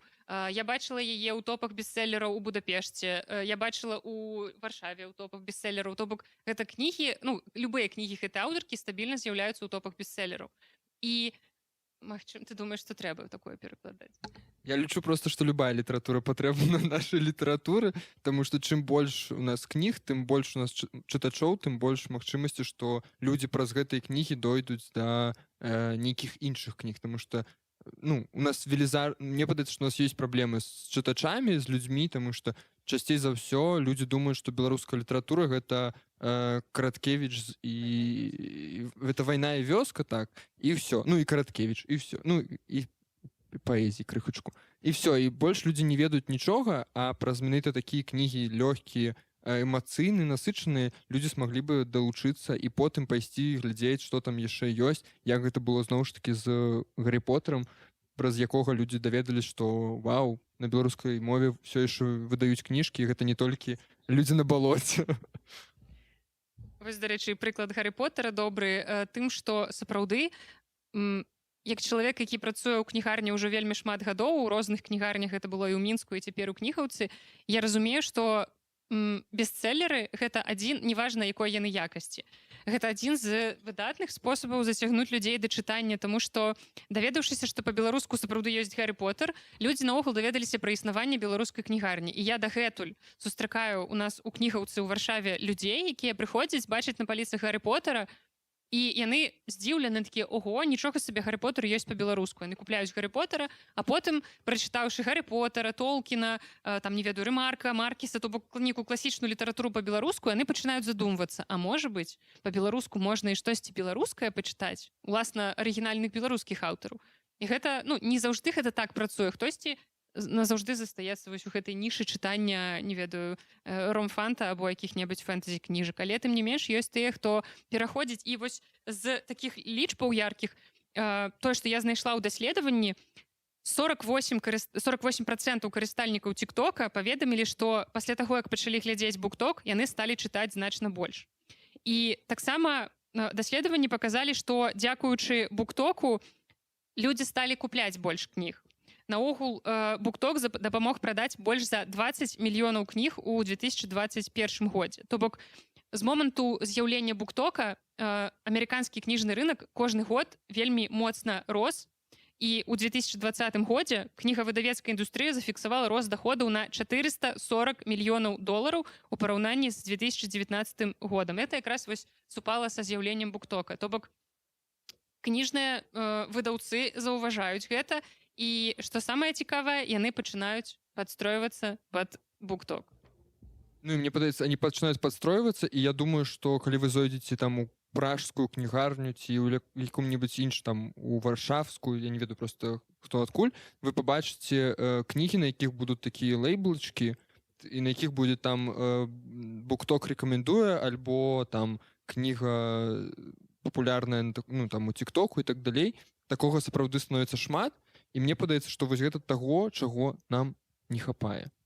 Не ў тым сэнсе, што лейблачкаў не хапае, а не хапае вось менавіта такой эмацыйнай літаратуры, якую б легко можна было, ну, прасоўваць праз сацыяльныя сеткі. Так, і таму што, ну, да таго, як з'явіўся букток, большасць кніг, яны мелі ўсплёск, ну, вось выйшла кніга, ёй зацікавіліся, людзі купілі яе, вось нейкі ўсплёск продажу адразу пасля выхаду. Але са з'яўленнем буктока ўсплёск продажу, вось як я ўжо казала, напрыклад, з Колін Гувер, у якой кніга выйшла ў 2016 годзе, і толькі праз некалькі гадоў яна пачала прадавацца мільённымі накладамі, там 20 мільёнаў кніг прадалі. тое ж самае здараецца з многімі кнігамі, якія становяцца папулярнымі ў тиктоку праз нейкі час пасля іх выхаду. І гэта вельмі цікава. Вось ёсць яшчэ такая кніга, адна з самых яркіх таксама ў тиктоку, называецца «Песня Хіла» Мадлен Міллер. Гэта такі рэтэлінг міфа. Гісторыю, як бы мы ведаем, але яна яе трошкі перароблівае. Зараз наогул, дарэчы, вельмі модная тэма ў літаратуры. Гэта рэтэлінг грэчаскіх міфаў. Ёсць, напрыклад, Стывен Фрай, які напісаў свае рэтэлінгі міфаў. У яго пра Трою ёсць кніга, і яшчэ, ну, і грэчаскія міфы ў пераказе такім. Ну, і Стывен Фрай са сваім вось гэтым такім яркім пачуццём гумару расказвае гэта. То бок у людзей цікавасць да гэтага ёсць. І вось гэтая песня Ахіла, яна толькі праз 10 гадоў пасля выхаду атрымала новую папулярнасць дзякуючы тиктоку. Таму што калі яна толькі выйшла, прадалі 20 000 асобнікаў. Але гэта было ў 2012 годзе. Але у 2021 годзе, то бок 9 гадоў прайшло пасля выхаду, і гэты раман прадаваўся накладам каля 10 000 асобнікаў на тыдзень. То бок гэта, ну, гэта неверагодныя лічбы, і дагэтуль працягваецца прасоўванне гэтай кнігі. Я яе рэгулярна сустракаю ў інтэрнэце. Гэту кнігу я яшчэ не чытала, але цікава, што гэта выходзіць за межы чытання. Людзі малююць фан-арты, яны ўяўляюць персанажу, яны малююць, як гэта магло б выглядаць, яны нават робяць татуіроўкі. Я бачыла татуіроўкі, прысвечаныя гэтай кнізе. Гэта, па-мойму, ну, это ўжо, мне здаецца, трошкі там дзесьці за межамі, але тым не менш, ну, гэта працуе. Ну, гэта як вакол любой творчасці ствараюцца фанфікі, ствараюцца малюнкі і так далей, калі, ну, заўсёды это нарастае, і мне падаецца, это супер класна, калі вакол нейкіх кніг ці нейкіх твораў мастацтва пачынае стварацца фан-база. Вось. І цікава нават, што многія аўтары нават пачалі адпраўляць свае кнігі нейкім інфлюэнсерам у буктоку, каб тыя расказалі пра іх кнігі у спадзеве на тое, што гэтыя кнігі выстраліць. Але насамрэч гэта так не працуе, таму што нельга прадказаць, якая кніга стрэліць. Гэта, ну, абсалютна непрадказальная рэч. І, ну, аўтары могуць спрабаваць стварыць нейкую вірусную папулярнасць, парасылаць сваю кнігу нейкім кніжным блогерам, але гэта не азначае, што гэта кніга рэзка стане папулярнай. Ну, мне падаецца важна, што выдавецтвы карыстаюцца тым, што яны спрабуюць рабіць, напрыклад, вокладкі, якія адпавядаюць ну, вось нейкаму уяўленню ці чытаць таму, што часцей прасоўваецца, становіцца вірусным у буктоку, тое, прыклад такого ж характару вокладкі, калі, ну, яны спрабуюць рабіць, і гэта даволі счытываемы. Тыпу, калі вы зайдзеце там у TikTok, той же самы па хэштэгу букток, вы пабачыце вокладкі, вы потым, ну, не сможаце іх забыць і разбачыць, вы будзеце бачыць іх на паліцах і будзеце разумець, што хутчэй за ўсё гэтыя кнігі выдаюцца менавіта з ухілам на вось гэтую аўдыторыю сацыяльных сетак. Гэта кнігі, якія павінны добра выглядаць прывабна для таго, каб не толькі можна было пра іх відэа зняць, але сфотаграфаваць у кавярні з кубачкам кавы, выкласці. І, ну, канешне, выдаўцы на гэта звяртаюць увагу.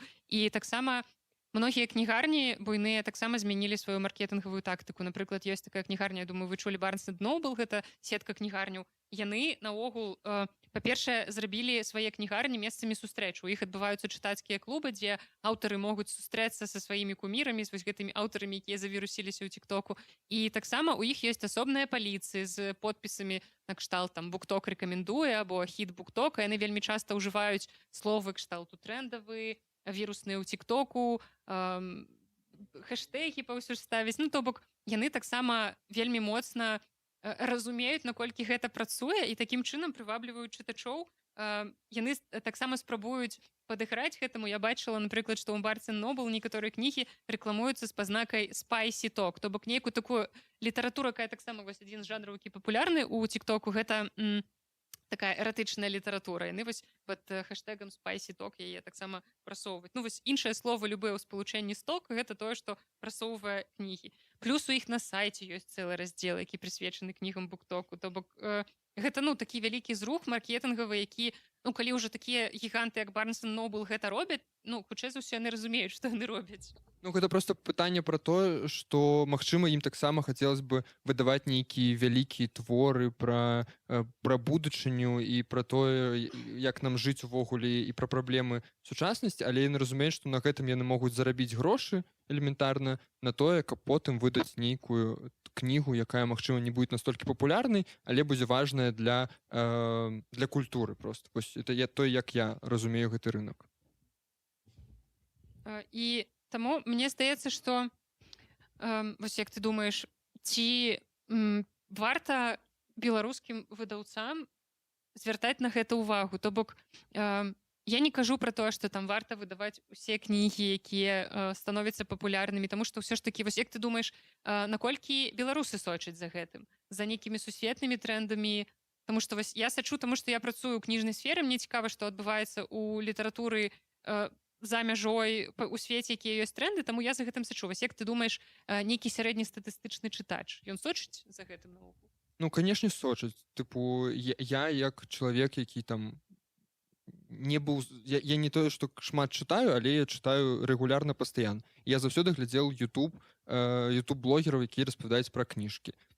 Просто я іншага пакалення, таму, магчыма, калі б я нарадзіўся там пазаўчора, то я б глядзеў TikTok і глядзеў бы гэтых блогераў. І мне падаецца, што беларускім выдаўцам, ну, прынамсі, можна паспрабаваць было б знайсці умоўна блогераў, якія працуюць, і ну, просто перадаваць ім кнігі, каб яны распавядалі пра гэта. А калі казаць менавіта пра пераклады тых кніг, якія папулярны праз TikTok у іншых краінах, ну, тут пытанне да выдаўцоў, але бы я паспрабаваў прынамсі і паспрабаваў бы зрабіць нейкі таксама трэндавы вірусны контент пра гэта ў TikTok ці ў рілсах і на іншых пляцоўках. Я? Не, ну, у меня нема такого жадання. Я паспрабаваў быць кніжным блогерам паўгады, мне хапіла, я больш не хочу. Ну, як бы, мне падаецца, што кожны павінен рабіць тое, што яму падабаецца, тое, што ему прыносіць задавальненне. Як бы, вось Наста, колькі, 5 гадоў уже вядзе, больш за 5 гадоў вядзе падкаст пра Белліт. І як бы, яна кайфуе ад гэтага. Яна распавядае пра кніжкі, якія яна чытае. Ну, вось, трэба, каб знайшліся такія людзі, каму цікава чытаць там фанфікі і букток літаратуры, каб распавядаць пра гэта па-беларуску. Пакуль што такіх людзей не знайшлося, а можа, з'явілася, просто я пра іх не ведаю.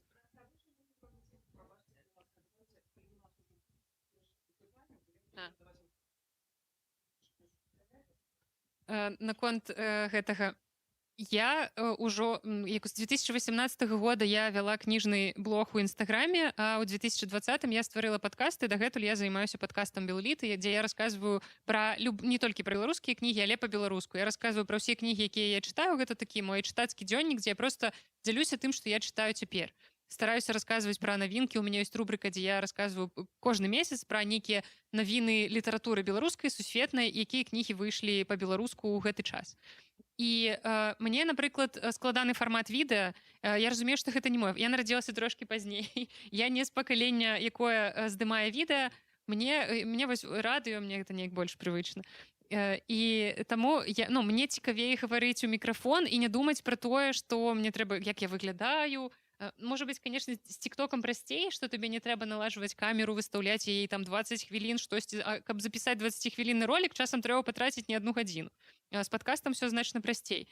І таму відэафармат для мяне пакуль што тэхнічна складаны. І таму мне хацелася б, каб людзі, якія гарманічна сябе адчуваюць менавіта ў відэакадры, каб яны гэта рабілі, то бок гэта не абавязкова павінны быць нейкія кніжныя блогеры. Гэта можа быць проста чалавек, які здымае блог, лайфстайл-блог. Ён проста ў тиктоку записывае нейкія відэа па-беларуску, і каб ён часам записываў гэтыя відэа пра кнігі. Бо калі толькі я пачынала свае блогі, у мяне было ўяўленне таго, што я хачу рабіць. Першая думка была пра тое, што нягледзячы на тое, што я чалавек абцяжарнай філалагічнай адукацыі, я не хачу расказваць пра кніжкі як філолаг, таму што гэта адразу змяншае маю аўдыторыю, а мне хацелася расказваць людзям пра кнігі простымі словамі. Даносіць, ведаеце, часам людзям я зразумела, што людзі проста не ведаюць пра існаванне кніжак. І часам ім трэба проста расказаць пра кнігу, пра яе сюжэт. І гэтага дастаткова для таго, каб людзі хаця б даведаліся, што існуе такая кніга па-беларуску, што яе можна прачытаць і што яе такі цікавы сюжэт. Чалавек звычайны, які не мае дачынення да... Ну, ты ўжо трохі маеш дачынення да літаратурнай справы, таму што ты напісаў ужо 2 кнігі. То бок ты пісьменнік, і нягледзячы на тое, што твая праца зусім у іншай сферы, ты ўсё роўна звязаны з гэтым. Мая праца цалкам звязаная з кніжнай сферай. Я ўсё жыццё працую ў кніжнай сферы, я вучылася на тое, каб працаваць у кніжнай сферы.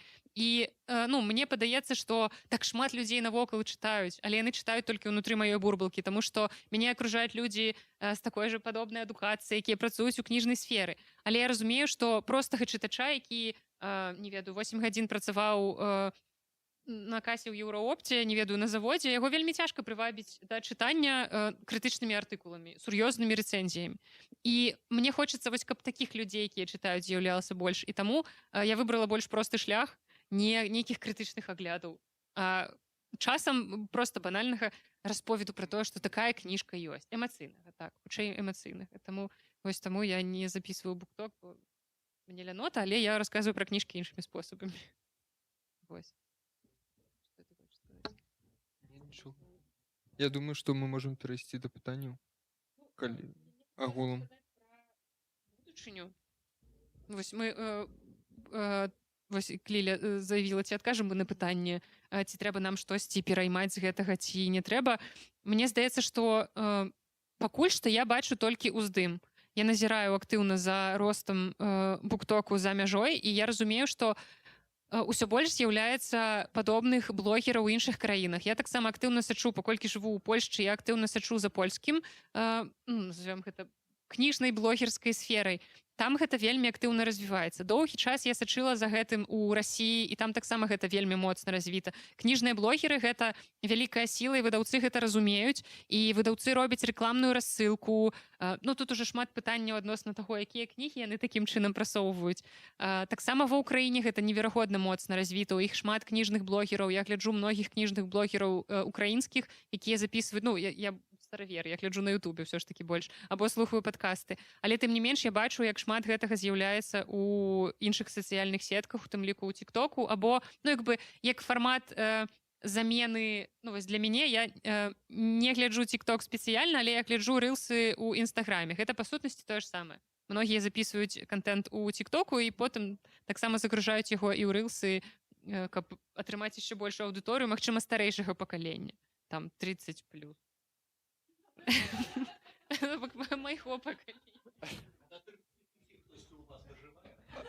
Вот уже складана, але насамрэч я калі чытала даследаванні пра букток, я зразумела, што там амаль няма, там вельмі малы адсотак аўдыторыі старэйшай за 34 гады. То бок яшчэ 2 гады, і я ўжо буду непрыдатнай для тиктоку. Так што трэба спрабаваць записываць відэа, пакуль у мяне яшчэ 2 гады ў запасе. Просто про будущее, мне падаецца, что беларуская литературная тусовка, назовем ее так, мне падаецца, что мы заўсёды там у таких, не то что отстающих, но мы спрабуем вот как бы глядзець, что там адбываецца, что тут адбываецца, і неяк так заўсёды думаем, а ці будем мы там арганічна выглядаць, калі пачнем записывать відэа. Ну, як бы я паспрабаваў, я зразумеў, что для мяне гэта, ну, неарганічна я себя адчуваю в гэтым, але я ўпэўнены, што трэба заўсёды спрабаваць. Калі ёсць ідэя нейкая, трэба лепш паспрабаваць і зафакапіцца, чым увогуле просто как бы сядзець і думаць, а вось как бы можа быть мне відэа запісаць, а можа быть мне там яшчэ штось зрабіць. Не, заўсёды лепш зрабіць, а потым уже падумаць, наколькі гэта было добра, ці гэта было дрэнна. Таму што толькі на памылках можна навучыцца ўвогуле. Так, і я як чалавек, які працуе ў выдавецтве, я абсалютна згодная з тым, што трэба прасоўваць чытанне сярод моладзі, і калі вось гэта для іх даступны фармат, трэба выходзіць у гэты фармат. Там не абавязкова трэба выдаўцу Андрэю Янушкевічу бегчы і здымацца ў нейкіх смешных відэа, хаця ён гатовы, я думаю. Але тым не менш, мне падаецца, што ўсё ж такі не варта гэтую нішу упускаць, таму што гэта сапраўды вялізная ніша. І я бачу вельмі шмат контенту, які ствараецца па-беларуску не толькі пра кнігі, не абавязкова пра кнігі, але наогул пра што заўгодна. Вельмі шмат, вось нядаўна Макар расказваў, які ў яго былі адкрыцці, што ў Беларусі шмат людзей, якія записываюць відэа па-беларуску, пра музыку, якія чытаюць вершы нейкія. Ну, то бок, гэта вельмі актыўна развіваецца. І мне падаецца, што нам, кніжным людзям, не варта так неяк, ну, з пазіцыі, не ведаю, нейкага снабізму падыходзіць да таго, што, ну, гэта такая нізкажанравая літаратура, не будзем гэта прасоўваць. Не, гэта працуе насамрэч, і таму нам не варта ад гэтага, ну, неяк адмаўляцца, так. Вось, можа быць, ёсць у каго-небудзь пытанні? Так. У меня такое пытанне, вось аўдыторыя ці не аўдыторыя, ты гэта буктоку, яна неяк там раўнамерна, гендерны баланс, ці ёсць перакос в адзін? Гэта добрае пытанне, таму што ёсць гендерны перакос сярод аўтараў, якія часцей становяцца папулярнымі. Вось як мінімум дзвюх аўтарак, якіх я назвала, гэта жанчыны. І сапраўды часцей становяцца папулярнымі менавіта кнігі, напісаныя аўтаркамі-жанчынамі. Калі глядзець на гендерны баланс паміж чытачамі, тымі, хто спажывае гэты контент, то мне падаецца, што таксама там пераважаюць жанчыны, але ёсць і мужчынская частка. Мужчынская доля вельмі вялікая. Вось калі сярод аўтарак, мне здаецца, 90%, сярод аўтараў 90% гэта аўтаркі, то сярод спажывальнікаў контенту, мне здаецца, размежаванне можа 70/30. Але ўсё роўна перавага ў бок жанчын, і мне здаецца, гэта жанчын на планеце больш. Я не Просто у пятніцу Сергей Шупа адзначаў, што водгукі на ягоны пераклад вось толькі жаночыя.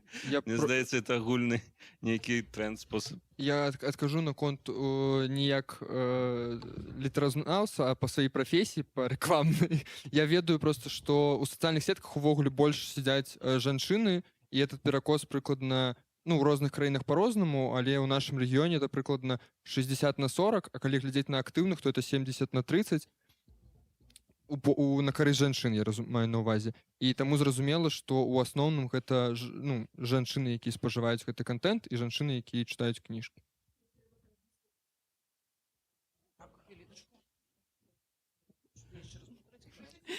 Рэч у тым, што па ўсіх статыстыках якраз такі жанчыны і ці дзяўчыны больш падвержаны сядзенню ў сацыяльных сетках, тады як хлопчыкі і мужчыны больш падвержаны сядзенню на такіх платформах гульнёвых. Адна з самых буйных гульнёвых платформ гэта Discord. Ці не варта праз Discord прасоўваць кніжны контент? Шчыра кажучы, я тут адкажу, што я не ведаю статыстыкі Дыскорда па нашым рэгіёне. Мне падаецца, што там у асноўным англамоўная аўдыторыя. У нас так...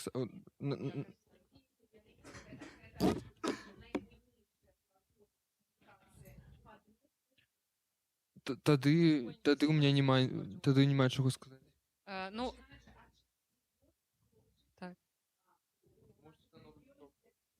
Магчыма, я просто выступала перад школьнікамі беларускай школкі, у якой займаецца маляваныч, і менавіта ў Діскордзе ў іх адбываюцца сустрэчы, так што гэта сапраўды даволі папулярная рэч. І тады я таксама магу згадаць стрымінгавую платформу Twitch, на якой адбываюцца якраз часцей за ўсё стрымінгі гульняў. І гэта таксама добры спосаб прывабліваць, таму што многія прадаўцы любых тавараў, яны вельмі часта прасоўваюць сваю прадукцыю менавіта такім чынам. То бок адбываецца трансляцыя, дзе які-небудзь блогер стріміць на твічы, і ў гэты ж момант ён можа рэкламаваць нейкі прадукт. Зразумела, што якасць гэтай рэкламы будзе спецыфічная, аўдыторыя ў гэтага ўсяго спецыфічная, але тым не менш, лепш так, чым ніяк. Мне просто падаецца, што тут все зноў пачынаецца пра грошы і пра час. Нет, што з гэтым трэба займацца. Трэба, каб у выдавецтвах ці у нашай беларускай суполцы былі людзі, якія бы ішлі да гэтых стрімераў, да гэтых блогераў, пачыналі з імі размаўляць, і плаціць ім трэба нейкія грошы ці нейкія бартары рабіць. Па-іншаму гэта не працуе, гэта проста рэкламны рынок. Всем гэтым блогерам будзе нашмат прасцей прасоўваць нейкія казіно гульні, якія заплацяць шмат грошай, а не выдавецтва, якое заплоціць, трэба плаціць столькі ж прынамсі ці нешта падобнае. Мой падкаст на ўсіх... Ваш падкаст... На якой платформе вас можна паслухаць? Мяне можна паслухаць на ўсіх падкаст-пляцоўках. Гэта... Як называецца зараз гэта ў YouTube? Spotify, YouTube Music, CastBox, Apple Music, Яндекс.Подкаст. Карацей, усе...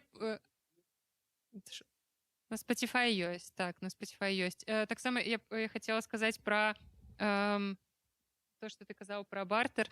Рэч у тым, што большасць кніжных блогераў, якія, вось, напрыклад, з тых, што я ведаю, расійскіх, украінскіх, польскіх, яны пераважна часцей за ўсё працуюць менавіта вось бартэрным спосабам, то бок яны не атрымліваюць ад выдавецтва грошай за рэкламу нейкай кнігі, яны атрымліваюць ад выдавецтва проста кнігі. Яны могуць атрымаць рэкламную піар-рассылку, там 10 кніг на месяц, яны павінны ўсе гэтыя кнігі прачытаць і падзяліцца нейкім сваім меркаваннем, нават калі яно негатыўнае. І вельмі малы адсотак блогераў атрымлівае за гэта грошы, а калі яны атрымліваюць, то часцей за ўсё пра гэта ўсе ведаюць, і такая рэклама ўжо не лічыцца шчырай.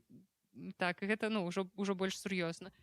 І таму, калі мы гаворым пра нейкія стрімерскія платформы, яны ўсё ж таки больш для камп'ютарных гульняў, і там зусім іншыя грошы, і часцей за ўсё там сапраўды рэкламуюцца онлайн-казіно, а гэта, ну, сумы, якія 6 нулямі там вызначаюцца. То бок, ну, я нават заўважыла, што ў нейкі час ва ўкраінскіх і расійскіх кніжных, не кніжных, просто блогераў, нейкіх інфлюэнсераў, якія здымаюць відэа на абсалютна розныя тэмы, сталі з'яўляцца рэкламы сервісаў чытання кніг. Напрыклад, такая расійская платформа, як Літрес, купіла рэкламу ў многіх расійскіх блогераў, мільённікаў, у якіх некалькі мільёнаў. І гэта, ну, вось гэта рэклама, якая каштуе грошай. А тое, што робяць кніжныя блогеры, яны робяць гэта бясплатна часцей за ўсё.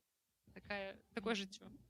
Увогуле размова пачалася з амерыканскага рынку, буктокі. Увогуле, я так разумею, што амерыканскі рынок багаты, там шмат грошай, вяртаючыся да тэмы пра грошы. І увогуле, калі вось казаць пра гэтыя нейкія сучасныя спосабы прасоўвання кніг, гэта амаль заўсёды пра грошы і пра вялікія аўдыторыі. Нават калі гэта не зусім наўпрост пра грошы, гэта ўсё адно сама аб'ём аўдыторыі, ён дае нейкія бонусы. Наколькі увогуле, калі мы гаворым пра беларускую літаратуру, пра беларускі кніжны рынак, то яго нават нельга супаставіць, напэўна, ні з кім з суседзяў. То бок ён такі самы маленькі ў рэгіёне, нават я не ведаю дакладна, але, напэўна, нават меншы, чым літоўскі, хаця насельніцтва Беларусі... Судзіць па колькасці людзей на літоўскіх кніжных выставах? Так, то увогуле наколькі ўсе гэтыя метады, яны ўвогуле могуць працаваць у беларускай прасторы, і бо калі, скажем так, гадоў 10-20 таму, для таго, каб прадаць беларускую кнігу, то ўвогуле трэба было на галаву стаць і прыдумаць нейкі свой такі вельмі лакальны, такі дзіўны, можа, з боку спосаб.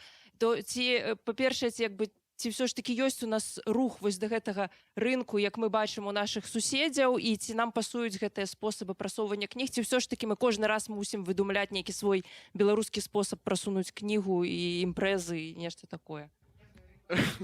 Не трэба нічога вынаходзіць, в этом свеце все вынайшлі, мне падаецца, ўжо збольшага. Трэба проста глядзець, што робяць іншыя людзі, і выкарыстоўваць досвед іншых людзей. Тыпу, мы ведаем, што ва ўсім свеце выдавецтва дасылаюць кнігі блогерам, як кніжным, так і не кніжным. Ну, беларускі выдавецтва можа зрабіць тое ж самае і паглядзець на выхлоп. Просто праблема ў тым, што трэба зрабіць гэта не адзін раз, умоўна кажучы, а 10 разоў, таму што з першага раза можа ніхто не прыйсці, а з другога раза хтосьці прыйдзе, а з трэцяга там яшчэ зноў не прыйдзе. Красей, трэба глядзець дынаміку, і трэба развіваць гэтую сферу, трэба развіваць блогераў, трэба паказваць ім, што вы можете даць ім тое, на чым яны смогуць пабудаваць свой контент. Таму што блогеры, это ты самыя людзі, якім трэба нешта рабіць у сваёй прафесіі. Яны не могуць кожны дзень здымаць пра свой сніданак, паверце мне. Ім трэба кожны дзень рабіць нейкі новы контент, каб людзі ў іх заставаліся з імі. Ну, конечно, ёсць яны. Ну, яны ёсць і па-за межамі Беларусі, і ў Беларусі. Просто, ну, у нас праблема то, што мы тут падзелены, і трэба разумець, што дасылаючы кнігу беларускаму блогеру ўнутры краіны, вы падставляеце яго, і хутчэй за ўсё ён можа пра вас не распавесці. Але ёсць яны па-за межамі, ну, элементарна вы можаце, кожнае беларускае выдавецтва можа Насты Карнацкай даслаць кніжку, і хай яна яе прачытае і распавядзе. Это я прыкладу прыклад. Ёсць кніжныя размовы Каця. Я думаю, она не будет супраць, калі вы дашлёце ей кніжку і прачытае і распавядзе у сваім блоге. Ну, і трэба рабіць рэсёрч. Я не займаўся рэсёрчам, просто Наста займалась. Вось она зараз раскажа. Просто дасылайце, глядзіце на тое, які вы будете атрымліваць вынікі.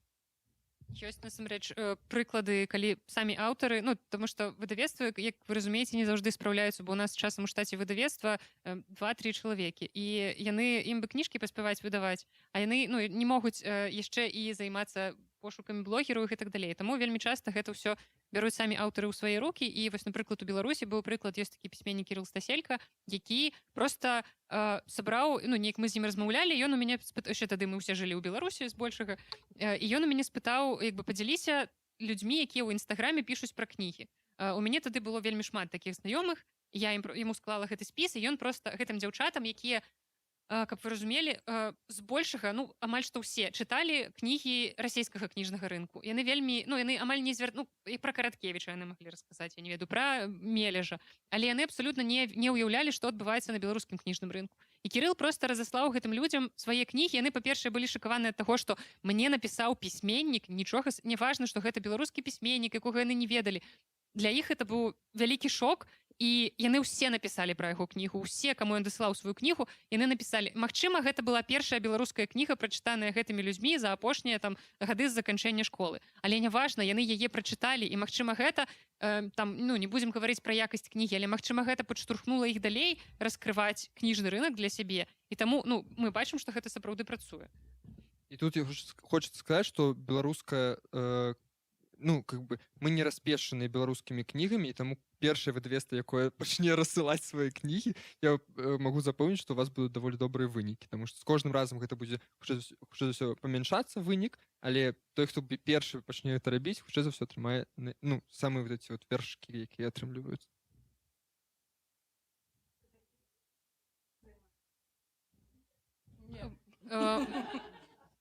Мы ўжо даволі часта гэта робім, прынамсі мы прадастаўляем, калі вы ведаеце, на нашай ніве ёсць літаратурная глядальніца, ну прынамсі па імені Зося Лухавая, якая піша пра кнігі, і мы рэгулярна пастаўляем новыя кнігі для Зосі Лухавой, прычым яны самі нас, ну, наша ніва просіць нас, якія канкрэтна кнігі ім патрэбныя, каб гэта не было так, што мы даслалі кнігу, якая не цікавая, бо мы, ну, не ведаем, што гэта за чалавек, хутчэй за ўсё.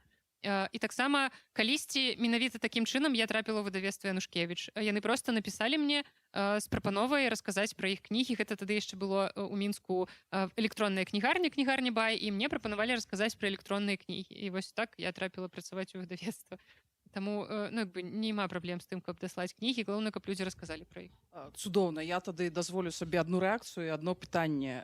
Перша, ну, як бы я просто натхняюся аптымізмам, але маю багаты досвед, я яшчэ чалавек з эпохі да Гугла.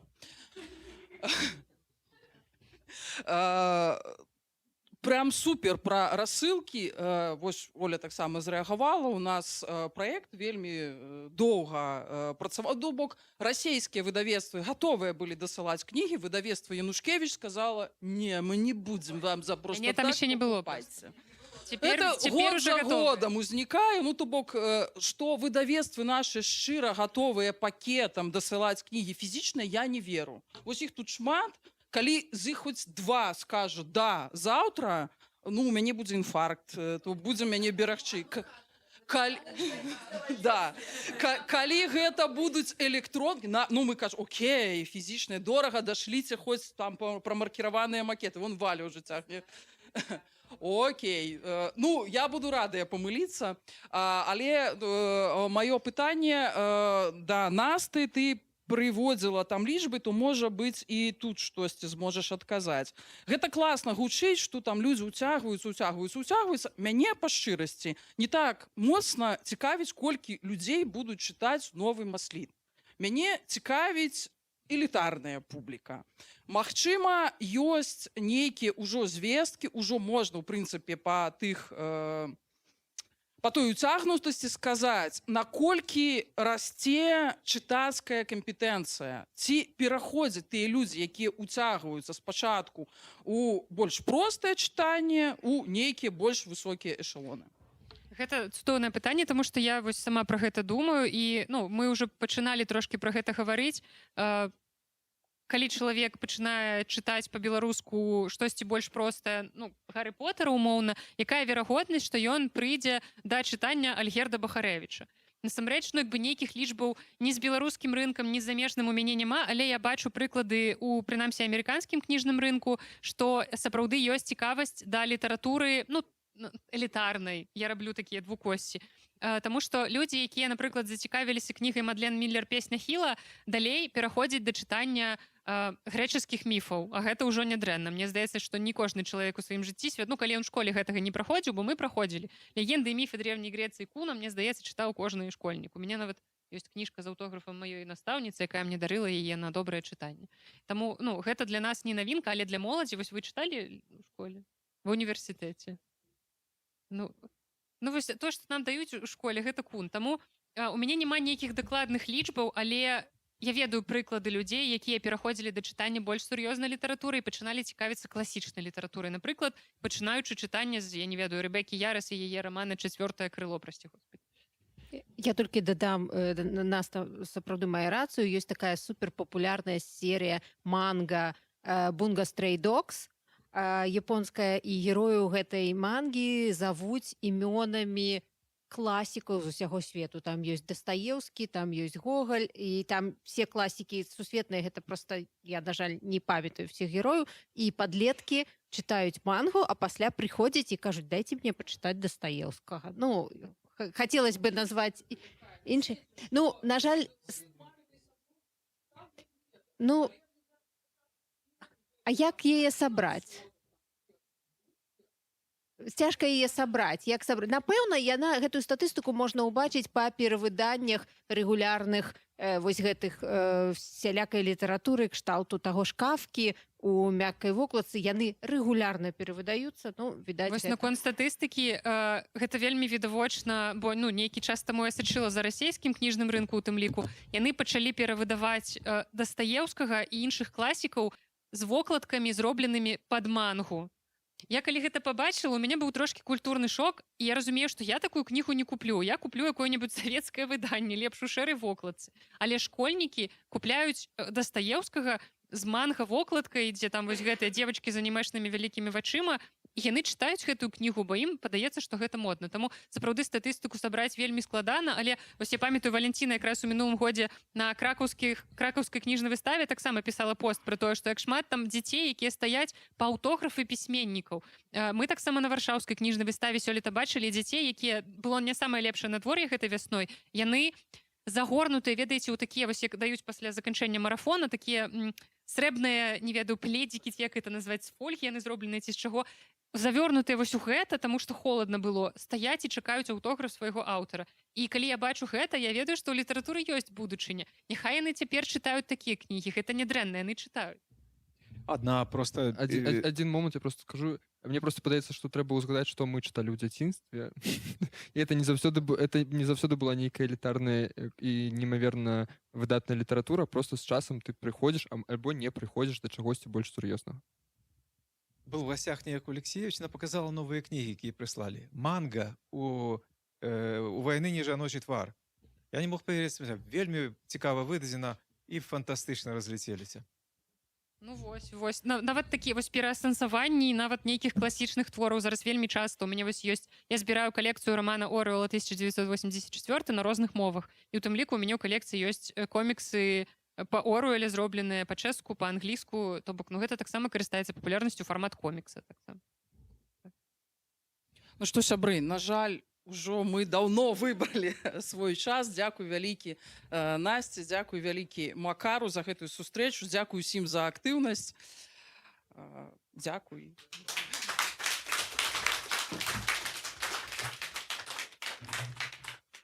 І без я запрашаю сюда.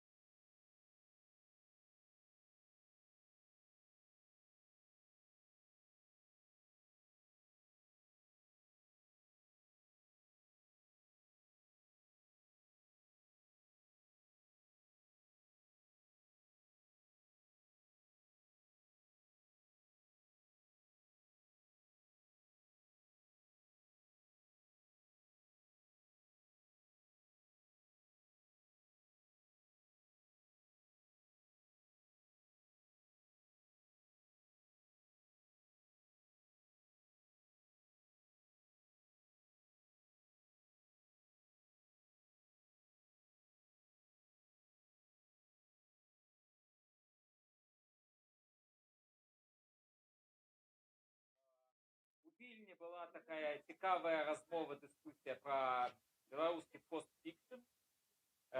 Сёння у нас як бы працяг такі негалосны гэтай размовы, бо гаворка пойдзе пра беларускую постпаэзію. І запрашаю Макса Шчура, аўтара паэтычнага зборніка «Чайны збор», пра які мы будзем зараз размаўляць. Ну і, спадзяюсь, мы даведаемся, што такое постпаэзія, чым яна адрозніваецца ад проста паэзіі. Ну і наогул, ці згодны аўтар з тым, што постфікшн у беларускай літаратуры ўжо з'явіўся.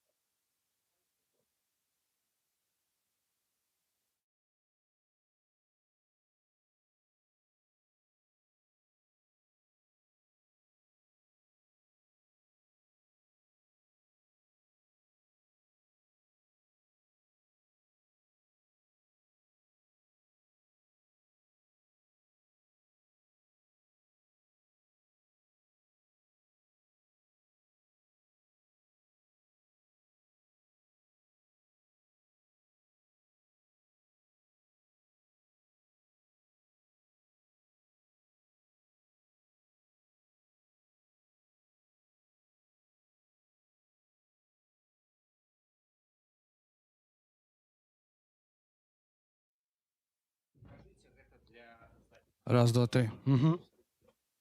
Я розумію. Угу. Я почекаю, поки нас.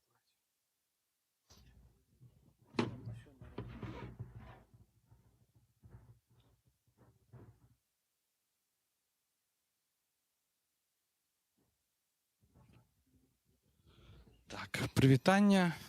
Радий всіх бачити. Одразу скажу, що хотів би подякувати за запрошення, подякувати організаторам, тим, хто це зробив, тому що у мене вже якби, ну, фактично друга імпреза за 2 дні, це мій абсолютний рекорд. І гэтым разам, сапраўды, я хотів би представити свою книгу, яка вийшла у видавецтве Сейбіт, або Сейбіт, кому як зручнее вымаўляць. Яна называется «Чайный сбор». Выдавецтва заснаванае ў канцы мінулага года у Варшаве мною і маім сябрам, які такі сціплы, што заўсёды просіць сябе не называць. Але я думаю, што все яго ведаюць. Перадаем яму прывітанне. Гэта фактычна ўжо 3-я кніга выдавецтва. Папярэдне мы выдалі 2 мае кнігі. Это «Аўтафікшн. Успаміны спробы эксперыментальнага канструявання сябе» у 2 тамах. І таксама там, дзе нас няма, роман 2004 года ў рэдакцыі 22-го, першае выданне на паперы. Калі ёсць у вас нейкая цікавасць, то гэтая кніжка ў мяне ёсць, і можаце да мяне падысці і іх набыць. Што тычыцца гэтай кнігі, гэта пакуль што фактычна такія пілотныя асобнікі, таму што там яшчэ невялічкія змены будуць, і яна будзе дарабляцца, таму я вот просто прынёс фактычна паказаць, як яна будзе выглядаць. Ну, вокладка ўжо застанецца ранейшай. Чаму назва «Чайны збор»? Таму што у 2006 годзе я меў нахабства выдаць кніжку з назвай «Ранні збор», і гэта такая крышачку гульня з гэтымі назвамі, таму што ранні збор мае на ўвазе той, што называецца тэмпранідзе, то бок як бы ранні збор вінаграда, і гэта як бы адзін з гатункаў віна даволі распаўсюджаны. Вось. А чайны збор, ён ужо, так сказаць, адсылае да іншага напоя, якому я аддаю перавагу апошніх 10 гадоў. І такім чынам тэксты, якія сабраныя ў гэтай кнізе, яны у асноўным напісаныя за апошнія 10 гадоў, але ёсць некаторыя і старэйшыя, то бок фактычна мы ў анатацыі пішам, што гэта тэксты за апошніх 20 гадоў. Мы лічым іх як бы, ну, з выдаўцом, мы лічым, што яны найлепшыя, не ведаю. Можа быць і не, але это вам видать лепей, не настолько это важно для творчего процесса.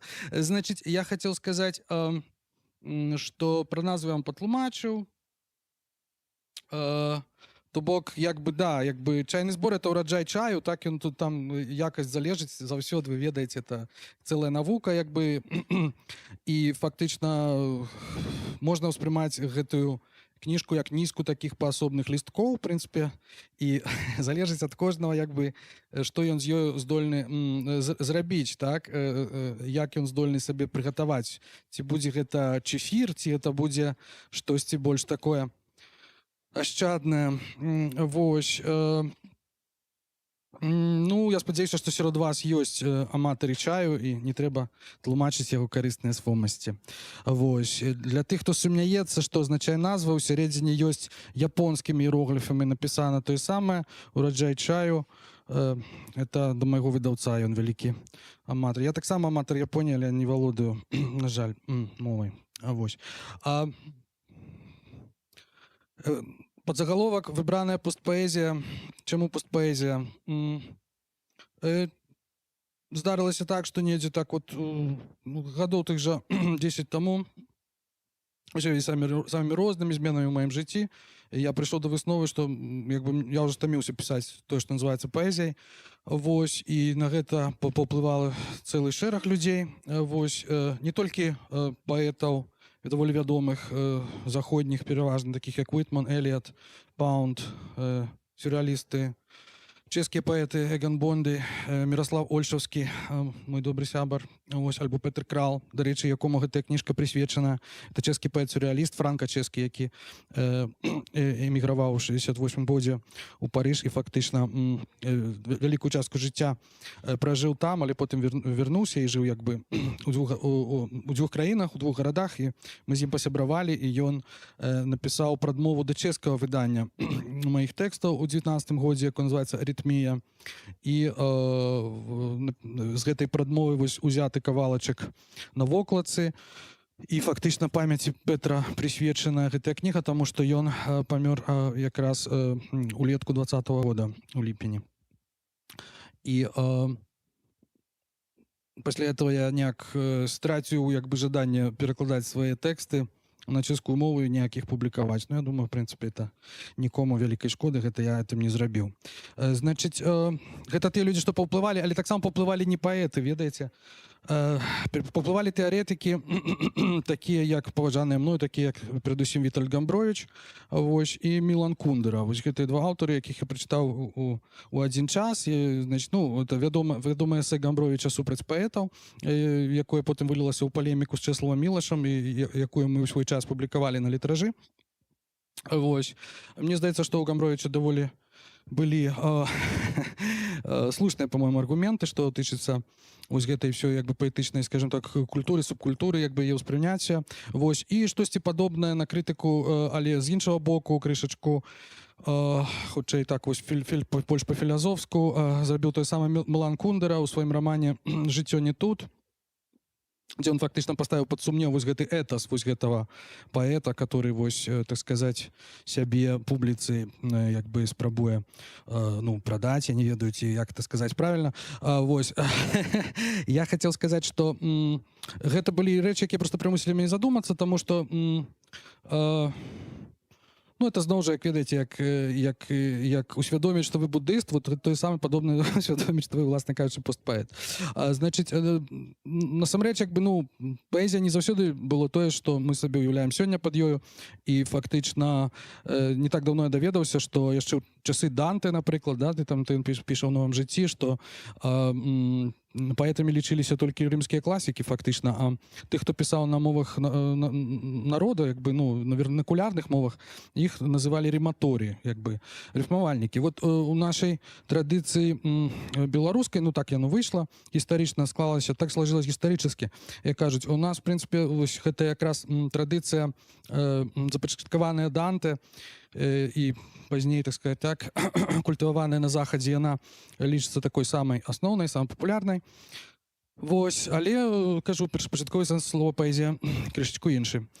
Я думаю, што галоўнае адрозненне паміж паэзіяй і постпаэзіяй для мяне, ну, я буду суб'ектыўна казаць, вот, это дыскурсіўнасць і недыскурсіўнасць. То бок, постпаэзія стараецца не настолькі быць залежнай ад нейкіх структур як бы натуральнай мовы у адрозненні ад паэзіі і як бы не настолькі паддавацца менавіта таму, што называецца вось сам сабе аповед, наратыў і гэтак далей, то бок нейкую гісторыю. То бок, калі вы возьмеце тэксты, яны проста часам як бы, ну, это проста набор нейкіх такіх, напэўна, вобразаў, нейкіх радкоў, нейкіх слоў, якія вы, в прынцыпе, вот як той жа чай, як бы залежыць ад таго, як вы будете іх сабе гатаваць.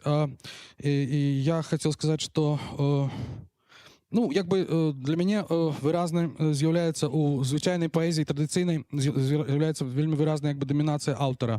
То бок аўтар сапраўды як аўтарытэт, да, як казаў Хуліо Картасар. То есть ён крышачку навязвае свой аўтарытэт менавіта чытачу і прадпісвае, як это ўсё павінна выглядаць. І гэта дадзена менавіта дыскурсіўнасцю, як бы так, менавіта сваім характарам ягонай мовы. Значыць,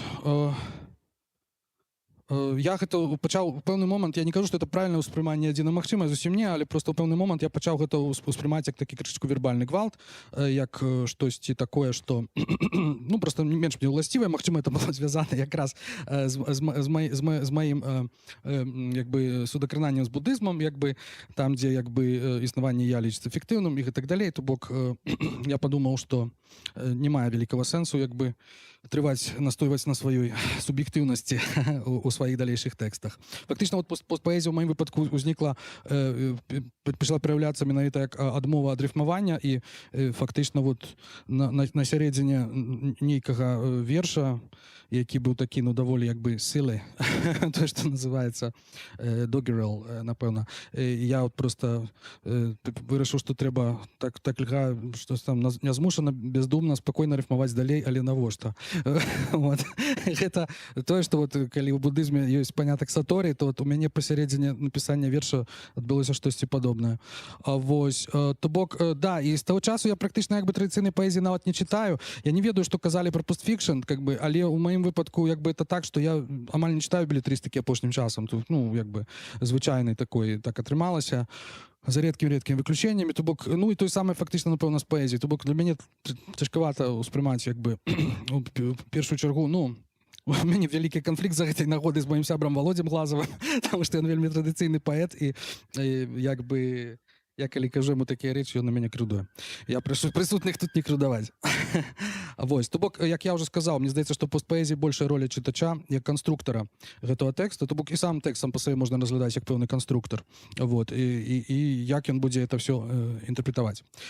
Вот, значыць, сама па сабе мова. Ну, мова для мяне ніколі не была такой ужо вялікай стыхіяй, мушу сказаць, але як бы, ну, мне здавалася, што это не цяжка, як бы, працаваць менавіта з мовай, што цяжэй працаваць там з метафорамі, там, з бачаннем і так далей. Вот, але ў гэтым яна яшчэ больш такое стаўленне, яшчэ больш паглыбілася, я б сказаў. Вось. Ну, каб не быць галаслоўным, што называецца, я скажу прыблізна, хто мне найбольш падабаецца з сучасных, напэўна, аўтараў, якіх вы можаце ведаць. Маецца на ўвазе аўтары, якія пішуць па-беларуску або па-расейску. Вот, мои любимыя сучасныя паэты — это Дима Дмитриев, так, и Волька Маркетантова. Я думаю, вы это ведаеце іх. Значыць, ну, з папярэднікаў такіх это будзе відавочна Алесь Разанаў. Вось, з ягоным такім сапраўды рэвалюцыйным падыходам да паэзіі.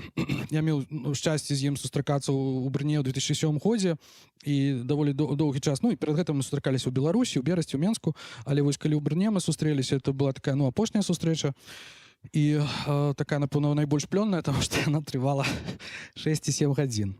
Я можу сказаць, што Разанаў так і не пераканаў мяне тады ў сваёй рацыі, а вось праз гады я яе зразумеў, але прайшло 8 гадоў з таго моманту. Вось. Ну, хто яшчэ, напэўна? Ну, Дмітрий Плакс, Надзея Артымовіч, Валентина Аксак мне вельмі падабаецца. Вось. А зусім недавно я прагортваў кніжку Алеся Аркуша, і там знайшоў некалькі даволі падобных такіх ось вершаў, блізкіх да мяне. То бок, перадаю ўсім гэтым аўтарам, якія чуюць, не ўсе з іх нас ужо чуюць, але перадаю ім прывітанне.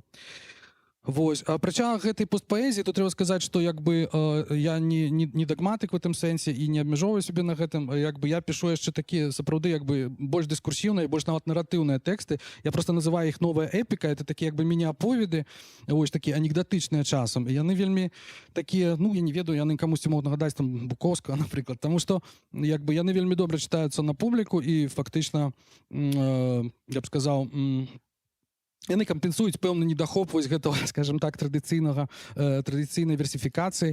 Вось. А яшчэ гэты недахоп кампенсуюць пераклады і як бы і песенныя тэксты. Вось, як, я думаю, вам добра тут многім вядома.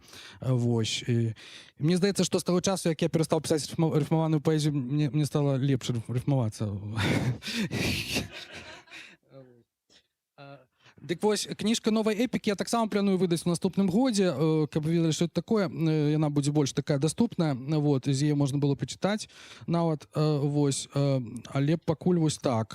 Як бы з гэтай кнігі што мае сэнс чытаць? Я нават па шчырасці не ведаю, як бы я не спрабаваў, і, ну, як бы я спрабаваў чытаць это па-чэшску, ў чэшскіх перакладах, і, в прынцыпе, тутэйшая публіка проста звыкла да этой паэзіі. Яна лічыцца тут самай такой звычайнай, і, напэўна, калі я часам з чэшскімі сябрамі пра гэта кажу, яны мне кажуць, не дуры галавы. Это просто звычайная нармальная паэзія, просто вот еўрапейская, і все, як бы ніякай пост. Я кажу, ну, сорі, кажу, але з майго гледзяшча асабістага, маю біяграфію, майго жыцця, і з гледзяшча нашай традыцыі, гэта не зусім.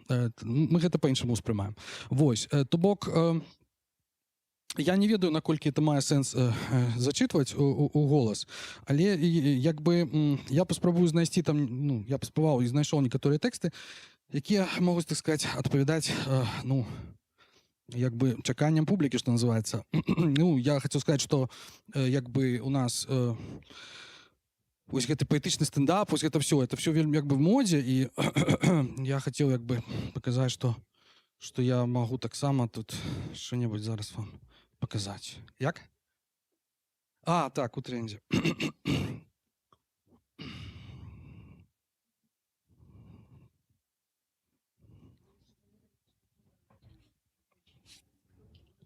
Але я чытаць буду не шмат, тому што я зусім не шмат падрыхтаваў, рыхтаваўся толькі на паўгадзіны.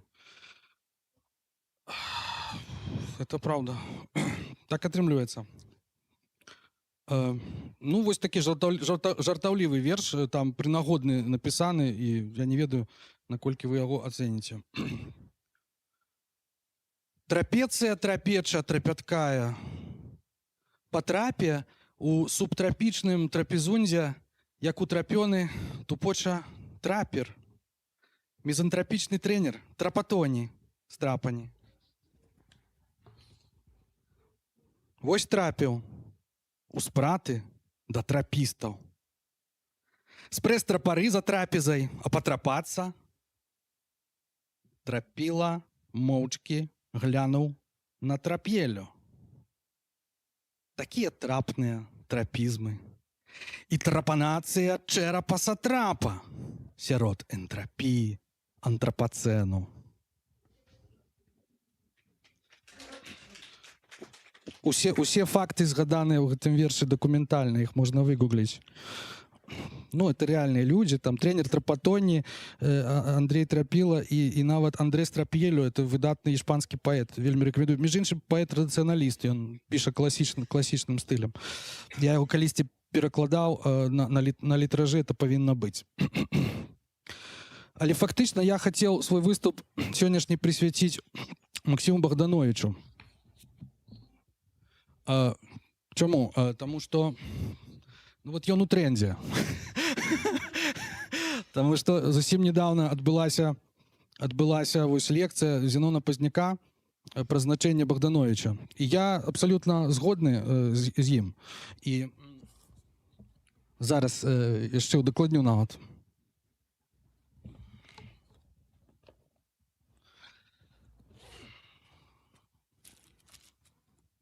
Не быть голословным просто.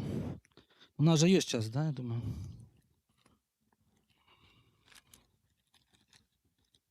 Я шукаю, да. Да не ты что. Не, я менавіта свое выданне.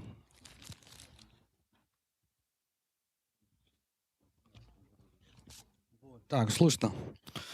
Вось, здарылася так, што ў тым жа самым 17 годзе мы рыхтавалі выданне чэшскае Богдановича, вось так вот яно выглядае, чатыржаны надрыгельнік, так, это парваныя пацеркі, это фактычна, ну, напэўна, першае чэшскае выданне Богдановича, дагэтуль было выданне па-славацку.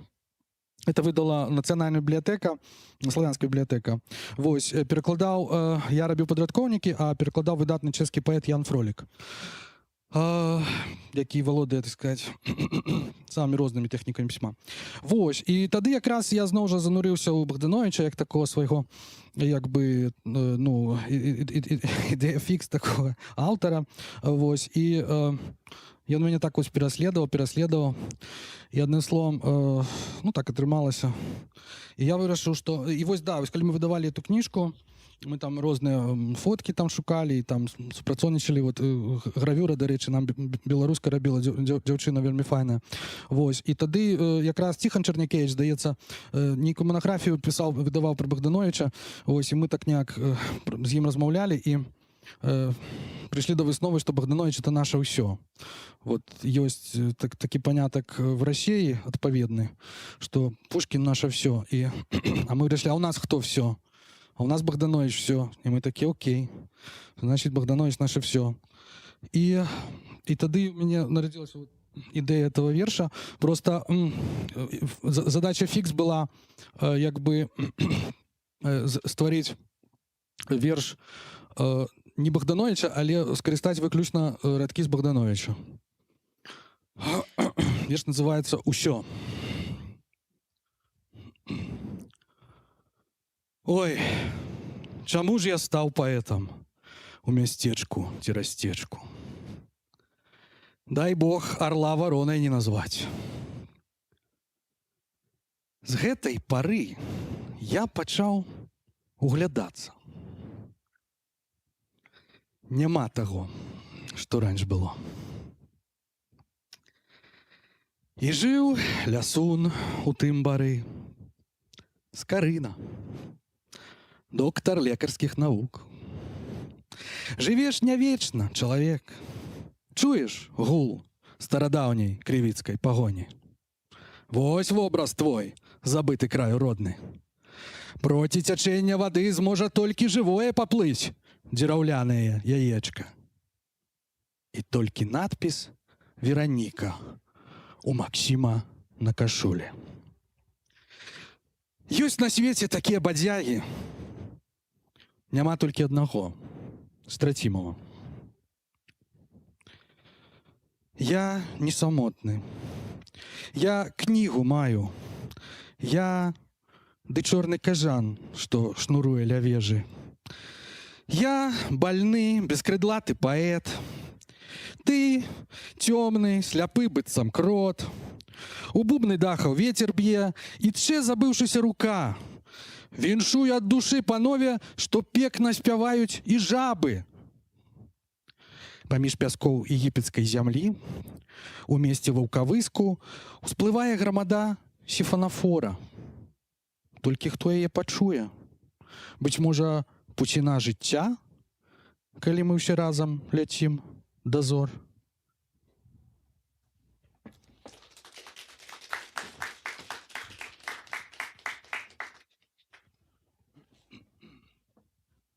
Ты верш напісаны ў момант, калі я думаў, што ўжо не толькі я, але ўсе астатнія выраслі з гэтых постмадэрных прыколаў, але я думаю, што это далёка не так.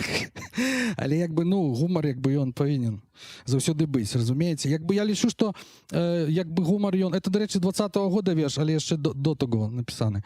Я лічу, што гумар як бы патрэбны, трэба глядзець з гумарам на сябе, і чым часцей, напэўна, тым лепей. І, в прынцыпе, гэта так, это аздараўляе. І вось, як бы, пры ўсім вялікім значэннем і такім вось прям дэманічным значэнні, які меў для мяне Богданович на працягу там майго юначага там узросту, так, вось гэтае вот, як там, ведаеце, вот там в этом фильме, там, калі хтосьці прыходзіць, чалавек у масцы, там, і грукае табе на дзверы, і кажа, ты там рэквіем напісаў ўжо, да, тут алюзія чэшская на фільм «Амадеус». Вось, то вось, это такая вот тэрапеўтычная, напэўна, спроба со сваім улюбёным аўтарам вось так вот разабрацца не па-дзецкі. Так, і зноў жа, вяртаючыся да Богдановича, адзін чэшскі паэт, знаёмы, сюррэаліст, ён прыдумаў такі спосаб пісання вершаў, інверсія. То бок вы выбираце нейкі класічны верш, і замест пераклада вы мяняеце все словы і паняткі ў ім на адваротныя. Але дбаеце пра тое, каб яны захаваліся, ну, рыфма, каб захавалася, то бок структура, вот все вось гэта. І я спачатку думаў, што это, ну, сапраўды такой уже, ну, ужо тупізм, ужо далей уже няма куды, але падумаў, а насамрэч аказалось, што это даволі складана, як бы, даволі складаная гулька. І я, канешне ж, адразу улюбёнага паэта взяў, і, карацей, адразу паспрабаваў зрабіць вось тое самае, толькі адзін раз, спрабаваў, больш не было. Але спачатку я вам прачытаю арыгінал, а потым свой пераклад інверсіўны. Я, больны, бескрыдлаты паэт, помню, раз пазабыў сваё гора. Гэта чуда зрабіў ваш прывет. Я, больны, бескрыдлаты паэт, мо жыцця майго верш ужо спет, дык няхай вам хоць песня гавора, як больны, бескрыдлаты паэт на гадзіну забыў сваё гора. Что?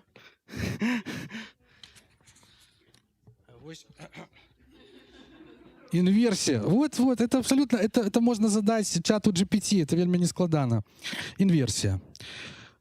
Ты, здоровый, крыдлатый прозаик, ты прыгадваў не раз наше шчасце. Я, банальна, послал тебе нафиг. Ты здоровый, крыдлатый прозаик. Нашей смерти не скончаны анік. Лепей будзе змаўчаць у падкасце, як здоровы, крыдлаты прозаик на хвіліну згадаў наше шчасце.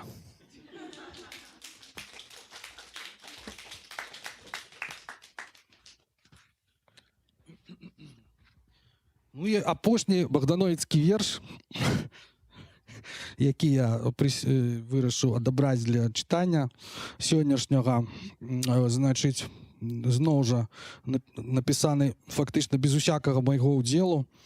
Вось. Ну, у Богдановича ёсць два улюбёныя вершы мае. Это «Эмігранцкая песня» і «Пагоня». Вось. І гэты верш называецца «Эмігранцкая пагоня».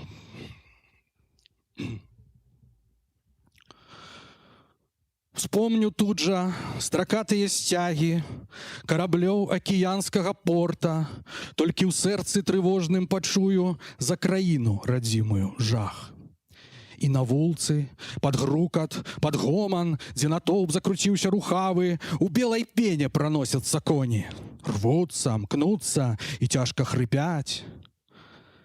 Ёсць на свеце такія бадзягі, што не вераць ні ў Бога, ні ў чорта, што забылі цябе, адракліся, прадалі і аддалі ў палон. У бязмерную даль вы ляціце, каб загінуць у хвалях салёных белапеннага сіняга мора.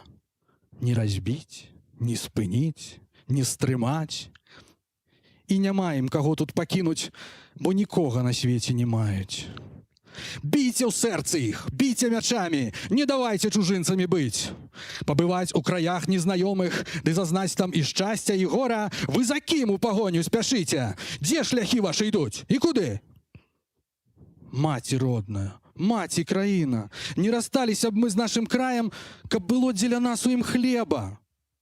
Не ўсцішыцца гэтакі боль. Нам маячыцца вёсачка, Нёман, і агні партавыя лібавы хай пачуюць, як сэрца начамі аб радзімай старонцы баліць.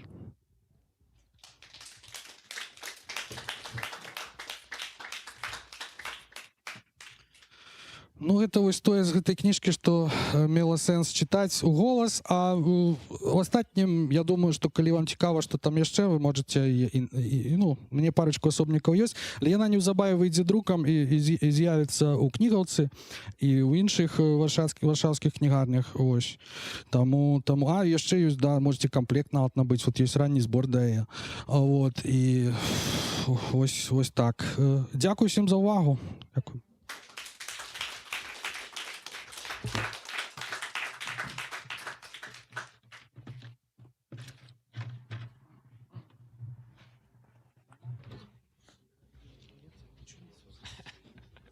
Все добре. Дякую вялікі Максу за тое, што паказаў, як трэба чытаць постпаэзію. Цяпер вы гэта ўжо ведаеце, можете самі запарваць гэты чайны ліст на ўласны манер. Ну а праз літаральна 5 хвілін у нас пачнецца больш традыцыйная паэтычная вечарына, дзе таксама наш добры, вядомы, знаёмы паэт Андрэй Хаданович прадставіць. Я выбачаюся. Гэтую вечарыну мы яшчэ бачым наперадзе, бо я забыўся, што ў нас паміж двумя паэтамі ёсць яшчэ прозаік, пра которого сёння ўжо казалі.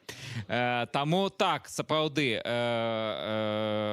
чакаем будучага паэта, а гэты час я запрашаю на гэтую сцэну Александра Лукашука і Ярослава Іванюка, каб яны расказалі нам пра гульню у Освальда, той самы знакаміты персанаж 20-го стагоддзя, які ў нейкай ступені праславіў Беларусь, але з нечаканага боку. Як вы ведаеце, нават На мацерыку там яго вырашылі экранізаваць. Ну не гэты роман, але вось нешта па Лі Харві Освальда. Ну а сёння мы паслухаем, што жа нам раскажуць пра гэтага персанажа і ролю Мінска ў ягоным жыцці нашы суразмоўцы. Калі ласка, Ярослаў Іванюк і Александр Лукашук. Прашу.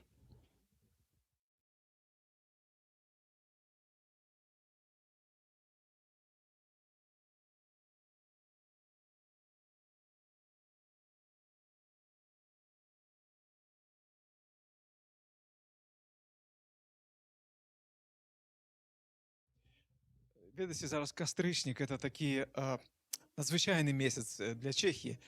Праз 2 дні будзе чэхаславацкае 25 сакавіка, дзень заснавання незалежнай Чэхаславаччыны ў 18 годзе. А пару дзён назад тут 500 метраў адсюль адбываўся форум 2000, на які прыехалі прэзідэнты і дысідэнты з усяго света. Вось вчора наша Ніва надрукавала мае нататкі з этого форума. Яны называліся «Сорамна за Амерыку, балюча за Украіну» і «Шкада Беларусі». Вось сёння можна дадаць і гонар за Чэхію. Там выступал мэр Прагі і сказаў, што Прага вельмі ганарыцца, што форум прыехаў, госці прыехалі ў Прагу. Я хочу паўтарыць яго словы і сказаць, што як пражанін і пражскі ўдзельнік прадмовы, што мы ганарымся тым, што прадмова нарэшце даехала да Прагі. І хацеў падзякаваць, конечно, і Павлу, і Ліліі, і ўсім арганізатарам, што здолелі эту вялікую, складаную, як заўсёды, аперацыю зрабіць, і таксама прывесці сюды кіраўніка камуніката Ярослава Іванюка, які адзначае сваё 25-годдзе. Я не патрапіў назовем гэта па тэхнічных прычынах, не патрапіў на прэзентацыю іншай кнігі, якую выдаў фонд камунікацыі 95, але наколькі ведаю, што вельмі цікава добра. Мы хацелі, каб у гэтым годзе на прадмове нашая прэзентацыі кнігі, якую выдаў камунікат, менавіта ў гэты юбілей 25-годдзя камунікацыі. Я верю, што многія з вас ведалі, што такое камунікацыя, і масса не буду. Скажу толькі, што праз гэтыя 25 гадоў мы прывезлі на нашым інтэрнэт-сайце сабралі ўжо амаль 70 000 публікацый. Апублікаваныя публікацыі, газеты, часопісы, але таксама PDF-макеты кніг, выдадзеных ужо ў гэты час камп'ютэрны. І так, праз гэтыя 6 стагоддзя назбіралася гэта вельмі. Ну, вядома, што займаюцца такой працай, выдаюцца такія кнігі, якія мы пачалі выдаваць у 21 годзе. Усе кнігі можаце пабачыць там на стэнде. Запрашаю на спосаб набываць, падтрымліваць, вядома, камунікат. Мы не маглі не звярнуць увагі рэжыму. У 23 годзе яны нас крышку настолькі блакавалі, а вось месяц таму знешым нас аб'явілі экстрэмістам. Сайт камунікат і яго сацыяльныя сеткі ў Фейсбуку, Твіттері і Тэлеграме змяшчаюць экстрэмістскія матэрыялы. Ну і, вядома, гэта на іхнюю думку павінна паўплываць на нас. Мы ўсё ж такі лічым, што гэта на нашу працу не паўплывае, мы набылі дыгіталізаваць беларускую прэсу, цяпер таксама дыгіталізуе беларускую дзяржавную прэсу. Пачатку 90-х гадоў сапраўды беларуская прэса. Нават такія газеты, як газета беларускай міліцыі «На страже», якая выходзіла на рускай мове, яна на першай старонцы мела пагоню. Звезда тая мела пагоню і на комсомола, так, по-другому. Это варта таксама дыгіталізаваць, тому што мала хто з навукоўцаў польскіх, чэхскіх і нашых з Европы можа цяпер бяспечна паехаць у Беларусь гэтым займацца. А дзякуючы нашаму сайту яны могуць гэта атрымаць проста ў сябе дома, выязджаюць. Мы будзем надалей займацца трансформацыя гэтай дыджыталізацыі будзем запісваць таксама аўдыобукі, якіх ужо на нашым YouTube-канале ёсць больш за 60. Апошнім часам мы запісалі аўдыобук з раманам, якога называецца «Беларуская дзейнасць» Гайдар Зінович, Владимира Віталіка. Гэта 50 гадзін беларускай сучаснай літаратуры у выкананні цудоўных купалаў. Гэта асалода паслухаць, вельмі рэкамендую. Будзем надалей таксама выдаваць беларускія кнігі, за выданне адной з якіх нібыта гавораць нашыя зналі спецыялістамі, а менавіта беларускі снайпер Касарэцкі, былога польскага амбасадара ў Беларусі. Хто яго ведае, Максима і за гэта.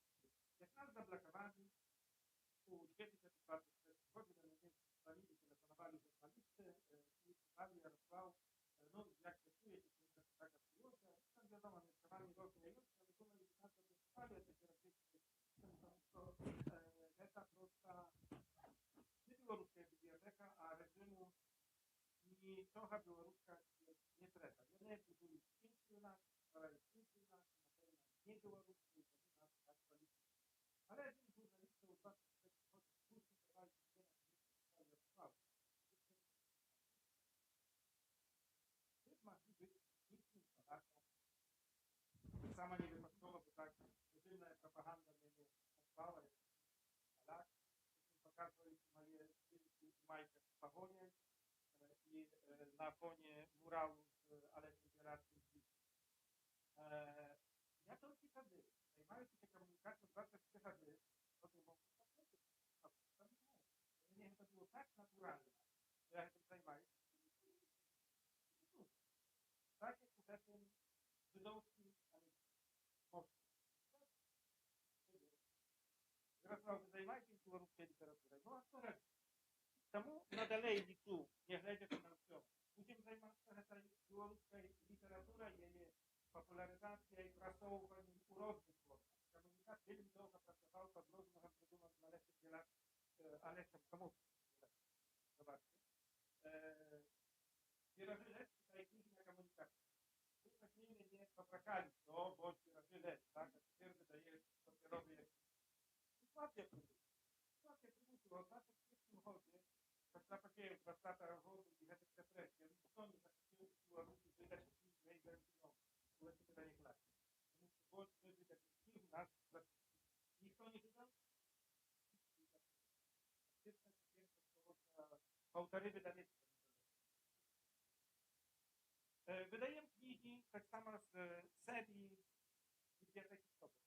Выдали Петра Барковского, был пана Березейка Габаровского, выдали Капитского Барковского, выдали презентованную Сергея Набунского «Пополнить 95-й год», выдали Майстрову Сергея Рудовца, это полное издание. И тут зусім новая книга доўга шматгадовага дырэктара радыё «Свабода» Александра Лукашука, які займаецца даследаваннем гэтых падзеяў, звязаных з падругай Освальда ў Менску ўжо доўгі час. І гэтая кніга выйшла ўжо пад іншым загалоўкам «Гульня ў офіс». І тут мне людзі ўжо падыходзілі, гаварылі, што аўтар кансультаваў з некаторымі, як гэтыя тэрміны гульня ў інтэрнэце, як іх застасаваць да беларускай мовы, да гэтага кантэксту. Пра гэтую кнігу, калі нехта набудзе, пабачыць, што вельмі выдатныя людзі заказваюцца, толькі ў станоўчых цэнтрах. Александр Лукашук нас падмануў. Так піша, напрыклад, Валентин Художник. І як мінімум удвойчы. Гэтая кніга зусім не пра Ліхарні Освальда, яна пра той час і тую эпоху. Гэта не журналісцкае даследаванне, а літаратурны раман у выглядзе журналістскага даследавання. Ну, дай Бог, што кожны нас так падманваў, як Александр Лукашук. Дадам, што чалавек, які ў той час пасвіў каровы на Берасцейщине. І гэта мяне вельмі моцна спалучае, бо я, правда, не на Берасцейщине, але на Пасланскага таксама пасвіў каровы. Я ведаю, моим дедом Воробеем, якого называли Воробеем. Святлана Алексеевич, Нобелевская лауреатка, пишет, что эта книга цікавая тим, что потрапила у новый контекст. Мы у руках одиночек варіантів, які роблять нашу владу успішною. Тому вельми важно зрозуміти, як працює гэтая пружина ненависти до чоловіка. Як яна вистрілить. Хоч конець. Пригожий, молодий чоловік, який стикається. Як же треба ненавидіти людей, як вибрати ненавида таку мішень. Гэта вельми важная книга. Так что за этот текст Светлана Алексеевна. Добрая література незалежна ад жанру заўсёды гульня. Пачынаючы ад ягонай фіолетавай ноцы з вуглом скла, гуляць у літаратурныя гульні Александра Лукашука для мяне неазменна вялікае задавальненне. Гуляць. Пісьменнік, які напісаў адну з самых большых беларускіх кніг, Альгерд Пахарэцкі. Вельмі коротко. Сенсацыйна цікавая кніга. Гэта ацэнка Андрэя Дынько, рэдактара нашай кнігі, а Сергей Дубравец. Напісаў пра гэта беларускай літаратуры, гэта прарыв. Беспрэцэдэнтная кніга, калі ў беларускі кантэкст пасяляецца постаць сусветнага маштабу. І якім чынам дайшло да гэтага, што постаць сусветнага маштабу пасялілася ў беларускім кантэксце, аўтар кнігі «Гульня Вострава Александра». Калі ласка. Дякую, Ярослав, выдатное выступление. На этом можно было бы и закончить.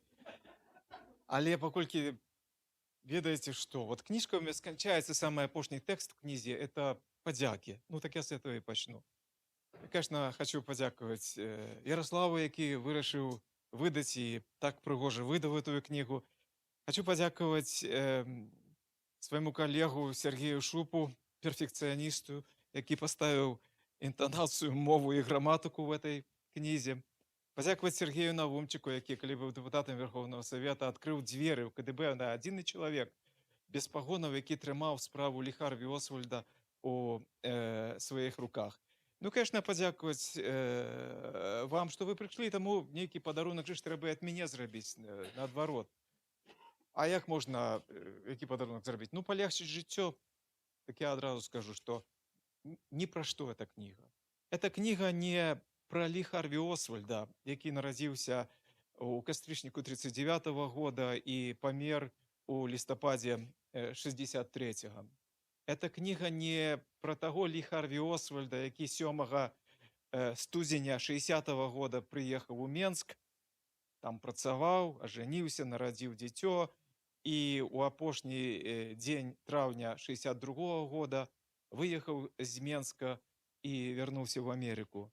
И эта книга не про того Лі Харві Освальда, які 23 листопада 63 года 2 выстрелами из карабина Манлихер Каркана спочатку ранив, потім забив президента Джона Кеннеді. Затым падчас арешту забил полицейского Джиді Тіппета, каб праз 1,5 дня самому быць застреленым кулей з кольта Кобра калібра 6 от мясцового жыхара Джека Рубі. Тады пастае пытанне, про што эта книга? Ну и вы все, конечно, ведаеце классичный отказ одного письменника, якого спыталіся, а про что ваша идея вашей книги, романа Анна Каренина? Он каже, я могу вам отказать, но для этого мне треба прочитать от першого радка до апошнего. Ну ось я зараз это и зраблю.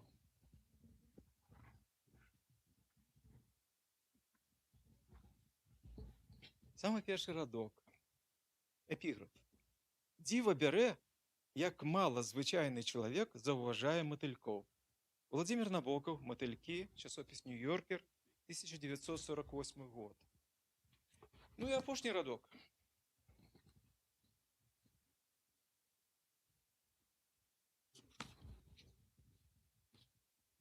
Гульня з пустатой бясконцая, нават калі вядомы канец гэтага квесту.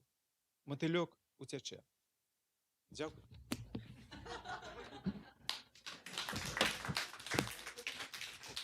Я бы все-таки не отпустил господара Александра.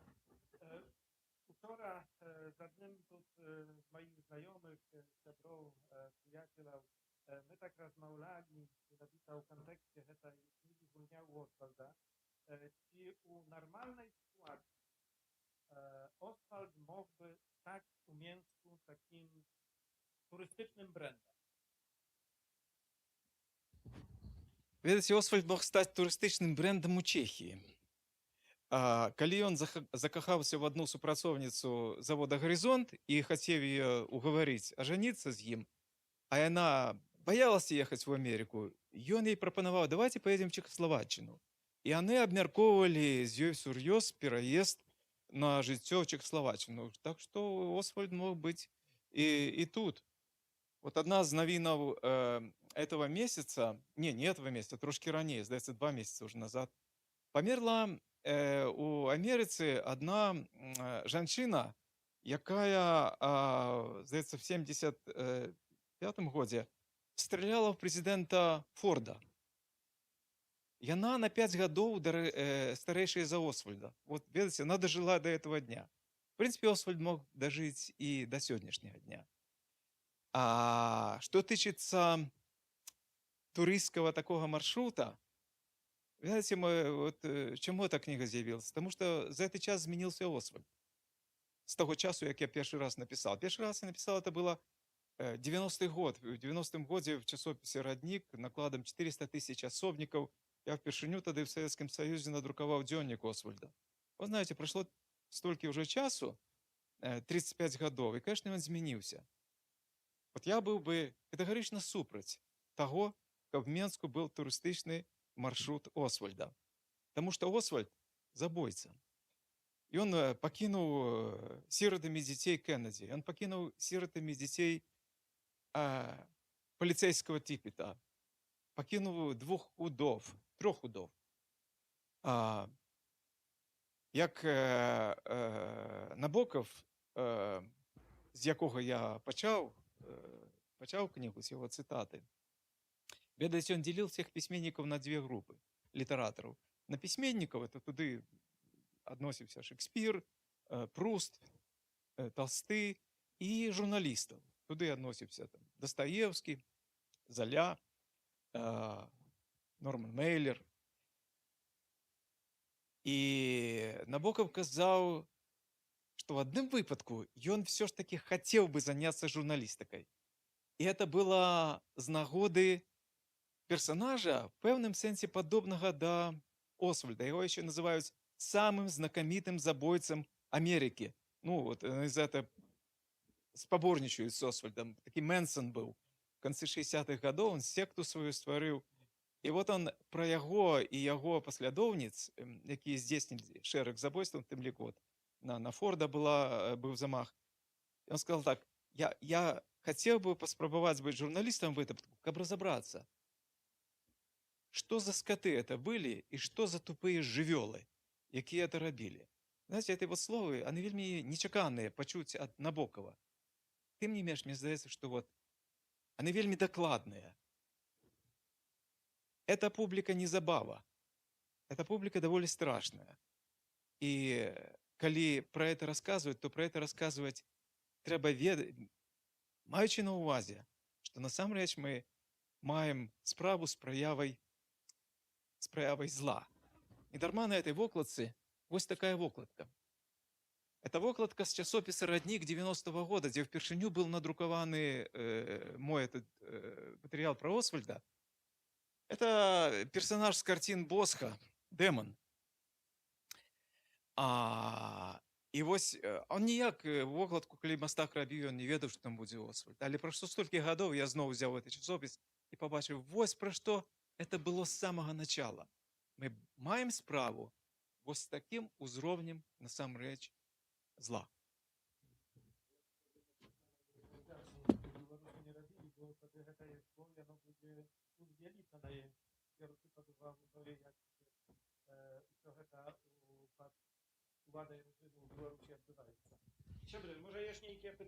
Вы ведаеце, про кіно я б сказаў іначай. Мемарыялізацыі не трэба, але кіно — это яшчэ адзін твор мастацтва. І, канешне, эта кніга про той час, кніга про матылька, які в той час жыве.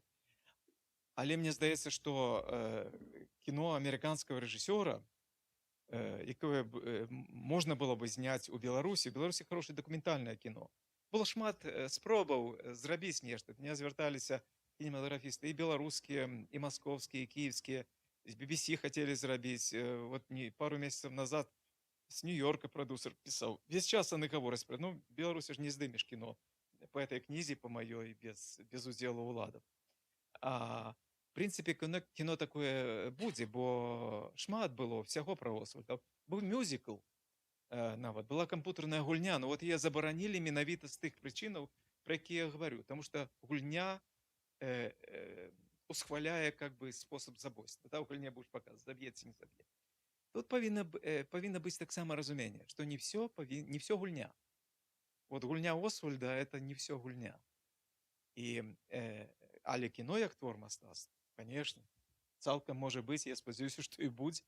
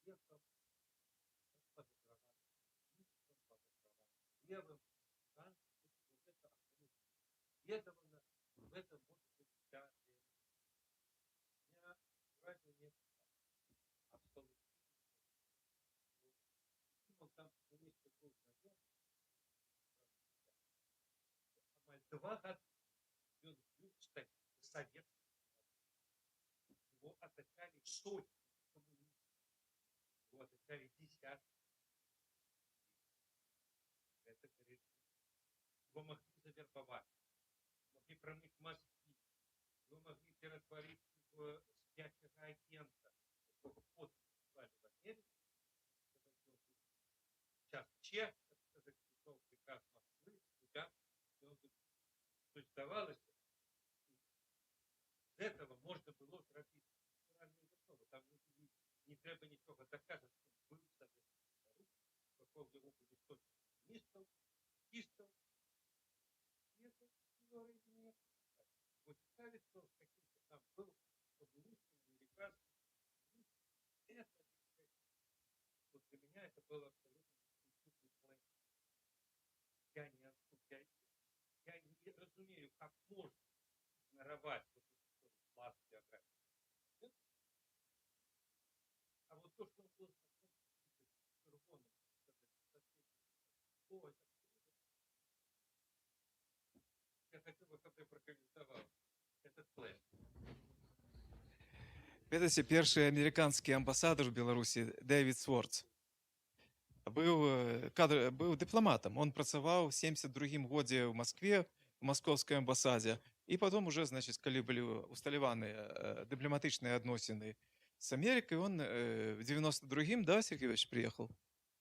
В 92-м годзе он приехал в Беларусь. Дипломат, американец, який працаваў в Москве. Он приехал в Москву. Для его было шоком, что Освальд жил у Менску. Уявляете, человек вот с такой подрыхтовкой, с веданием, с досведом, для его это была новина. Я ведаю Рэйлі, ведаю яго як журналіста і папулярнага гісторыка. Я не здзіўлюся, калі ён не ведае, што Освальд жыў у Савецкім Саюзе. Вот разумееце, дыпламат, спецыяльна падрыхтаваны. Мы перабольшваем значэнне сваіх ведаў, не то што сваіх ведаў, мы свае веды часам праецыруем на іншых людзей, што яны тое самае ведаюць. Вот при всей моей, то, что я веду про Елли, он блескучий полемист. Вот я не здивлюся, коли уведаю, что он не ведал. Это вот один вариант отказу. А другие, да, ведаете, все-таки справа Освальда самая великая в свете криминальная справа за всю историю человечества. Уже вот на третий день своего президентства зараз у студзені Трамп выдав знов загад, и были рассекречены новые файлы, 2566 файлов, там 80 тысяч сторонок новых документов. Америка завалена, 6 миллионов сторонок документов, завалена этой информацией. И там вельми подробязно, конечно, есть вся эта история сябровства уже в Америке Освальда с коммунистами. И он попросил там коммунистическую газету, написал: пришлите мне слово интернационала, ему прислали. Он ездил в Мексику, звертався в кубинскую амбассаду, одночасно при этом написавши лист в советскую амбассаду с просьбой: дайте мне визу, мы с женой хотим вернуться в Советский Союз. И в голове крутилось одночасно 15 каш варилось. Но вот эта тема была. Ну, мой первый вариант, что просто мы думаем, что они ведают, а они не ведали. Просто, вот, знаете, простейший отказ.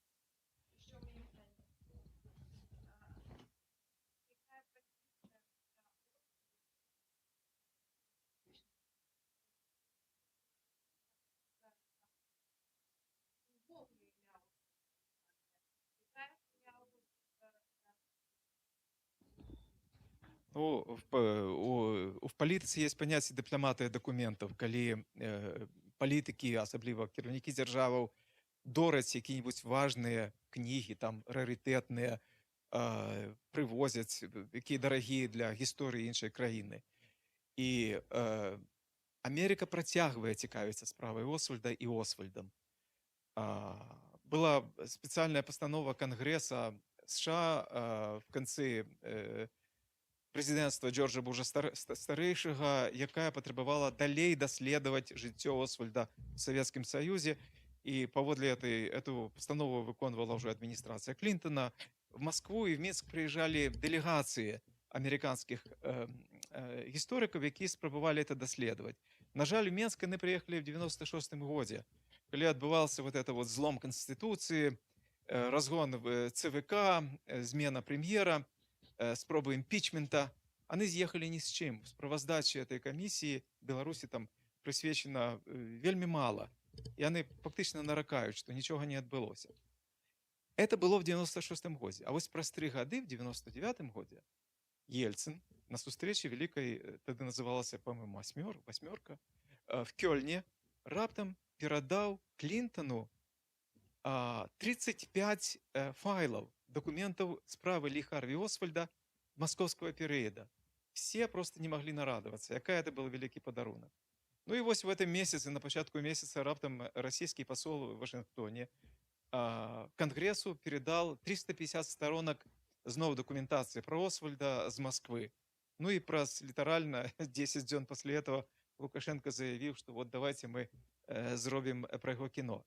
Это файлы этого течки, этой 5 справ архивных Освальда, конечно, это такий баг-ін-чіп, это то, чим можна гандляваць.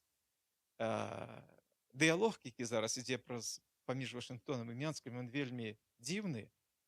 Мы шмат пра яго вельмі не ведаем, пра што там насамрэч ідзе.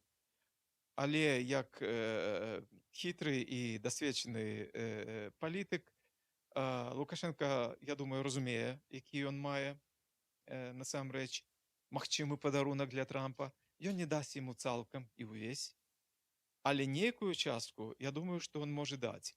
І это вот цікавы такі момант будзе далейшего як бы размовы Трампа з дыктатарам. Ну вот яго размовы з іншым дыктатарам, з Пуціним, бачыце, чым яны сканчаюцца.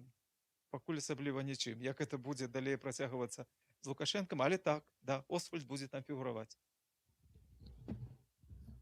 Паколькі кніга нібыта зусім не пра Освальда, але пытанні ўсе датычаць менавіта Освальда. Алесь, а скажыце, наколькі новае святло на справу Освальда кідаюць гэтыя дакументы, якія вы гаворыце, што Трамп рассакрэціў на самым пачатку свайго прэзідэнцтва? Ну, я разумею, што з 80 tysiącami stronach гэта цяжка jakby пазнаёміцца за гэты час, ну але тым не менш ці ёсць там нешта што у іншым святле паказвае гэтую справу Освальда, нешта папаўняе.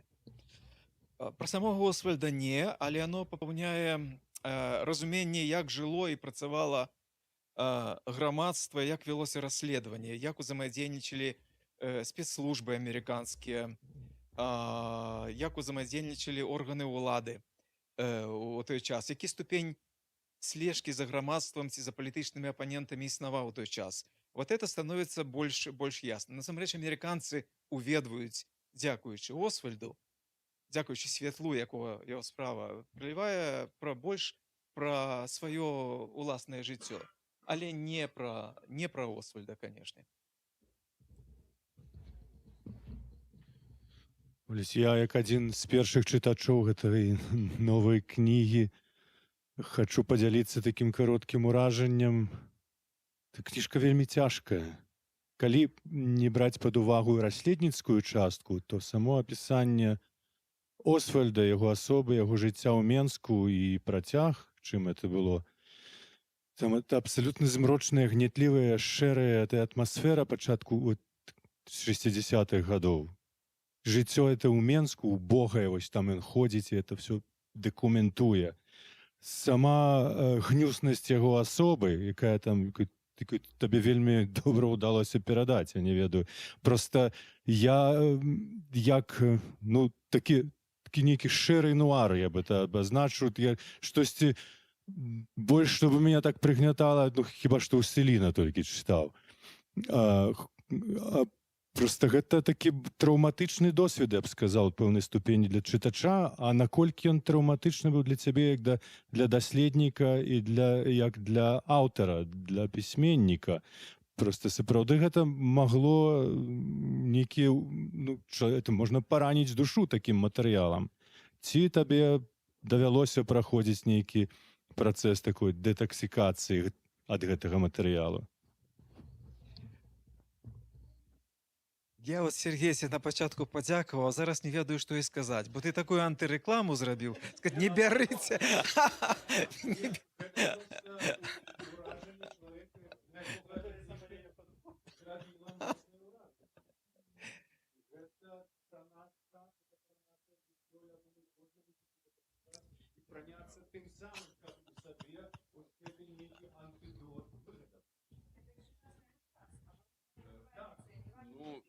Я вот хочу паспрачацца з цёзкам Сергеем. Ён выступаў як першы чытач, а я як адзін з персанажаў гэтай кнігі, пра якога я разумею, які сапраўды трымаў у руках гэтую справу. Ну, між іншым, зноў жа, не без удзелу Александра, калі прыехала група, не памятаю, журналістаў, ці нават сенатары нейкія амерыканскія звярнуліся, і я пайшоў да Шушкевіча з лістом. Быў такі вельмі дзіўная была пазіцыя ў законе аб статусе дэпутата Верховнага Савета. Зараз гэта ўжо няма, але тады было, што дэпутат Верховнага Савета мае доступ да у любыя установы, любыя, на тэрыторыі Рэспублікі Беларусь, і доступ да любых дакументаў, незалежна ад іх сакрэтнасці. Я напісаў заяву, дайце мне гэтую справу. Я разумеў, што амерыканцам не дадуць, дайце мне гэтую справу. І, ну, фактычна быў пастаўлены КДБ ў ступар, таму што з аднаго боку яны павінны былі выконваць закон, з другого боку яны не маглі рассакрэціць яе па шэрагу прычынаў. Ну, скажем, хаця б таму, што там, так сказаць, фігуруюць агенты. Станіслав Станіславович мог адкрыць гэту справу адным росчеркам пера, напісаць да выканання, значит, Шырковскому, старшыні КДБ, да выканання, а ён напісаў карацей. Шырковскому С. Шушкевич на разгляд Шырковска. Ну, там вялікая эпапея была, там часткова Александр я апісваў, ну, в першых двух выданнях гэта было, відаць, і в трэцім яшчэ не чытаў, але вот просто крыху я хочу зараз паспрачацца з Сергеем наконт вот гэтага нуара. Кніжка, насамрэч, напісаная, яна чытаецца столькі, колькі вы не можете спаць, не можете есть. Яна чытаецца просто адразу.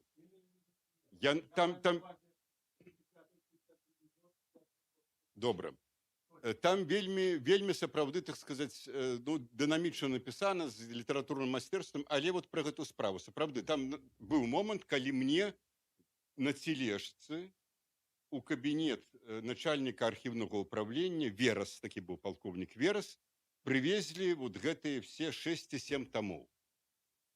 Апошні самы том быў цалкам складзены з заяваў ці з просьбаў, так сказаць, на прадастаўленне гэтых матэрыялаў, і апошнія дакументы, гэта быў мой якраз, ну, копія дакладней, ліста Шушкевіча з ягонай рэзалюцыі. І гэта Верас мне кажа, ведаеце што, ну, Сергей Иосифович, значит, ну, мы вам все это будзе тут сидзець, глядзець. Зараз вот толькі у нас тут, ну, перед обедом я так прыгладаўся, ну, давайте вот, ну, 15 хвілін просто паглядзіце. І я пачаў гартаць гэтыя тамы. Ну, боже мой, чаго там толькі не было. Там з гэтых тамоў выпадалі з канвертаў парэзаныя негатывы. Значит, укладыш «Веселье Освальда» на лодачнай, здаецца, вуліцы. Так, значит, з КГБ фотаграфавала. Далей просто тоны стэнаграм перахопаў ягоных размоваў з жонкай у вось пакоях, дзе, ну, там, дзе яны былі. Але найбольшае ўражанне, конечно, вот, ну, там шмат што такого цікавага. Зрабілі лісты. Адзін, здаецца, том, можа быць, і не адзін, складаецца з лістоў Освальда і Освальду. Тых лістов, якія прысылалі Освальду ягоныя сябры з Амерыкі ў Мінск, і потым, якія Освальд прысылаў сваім сябрам у Мінск. Пачытаць іх просто не паспеў. Конечно, калі б я ведаў, што будзе далей, а далей яны закрылі доступ, сказалі, мы павінны камісію па растакрэчанню рабіць. Я б, конечно, просто нахабна взяў бы і сказаў, што все, я не голодный, я тут поночую. Значит, гэты двое суток, хай выносьте меня. Але я все ж таки, так сказать, пагартаў гэтыя. Найбольш уразілі канверты. Фактычна, вот тыя канверты, што я бачу, на іх былі абарваныя маркі, паштовыя маркі.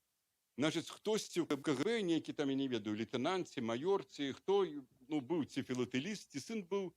І лісты, конечно, да адрасатаў не даходзілі, але марачкі яны сабе пакідалі. Мы можам уявіць сабе, так сказать, это вот далей сюжет, конечно, для літаратараў ужо в нейкім такім іншым варыянце, што далей ён прыносіў гэтыя абрыўкі канвертаў, не разумеючы, што ён мог канверт прынесці. Зараз яны на аукцыонах лісты ввогуле $1000 каштуюць, десяткі тысяч. Прыносіў іх домой, гэтыя, і там сын, ці ён сам адпарываў, як мы все, хто філатэліст быў у дзяцінстве, мы ведаем, як мы, так сказать, это ці там прасам, Сергей Ильич, ну про філатэліста уже не будем рассказывать. Адпарывалі, тым самым рабілі страшэнную рэч, бо яны знішчалі, як раней маркі наклеивали, слюной и наклеивали. Освальд не был филателистом, это докладно, а вот были. Ширковский был, потому что Ширковский хвалился. Мне за справу Освальда пропановали $50 миллионов. И он дал это интервью в «Известиях» надруковано. Я як прочитал, думаю, у человека альбо галлюцинация, альбо спецоперация по дезинформации. $50 миллионов, да, за эту справу. Ну, Лукашенко так, может столько продать. Філатэлісты знішчылі матэрыялы ДНК, а зараз уявіце сабе, калі б былі, хтосьці, так сказать, взяў ДНК, ды яшчэ там развіў нейкі сюжэт. А я падыду да пытання, а ў гэты самы момант, пакуль, так сказать, яны засакрэцілі, там сидзела група, якая за грошы, кгбісты, продавали, отдавали вот тыя матэрыялы, якія былі не засакрэчаны, і калі б іх взяли, что называется, за жабры, то гэта на той момант быў расстрельны артыкул, я так разумею. А я вам скажу вот іншае. Ведаеце, про книгу.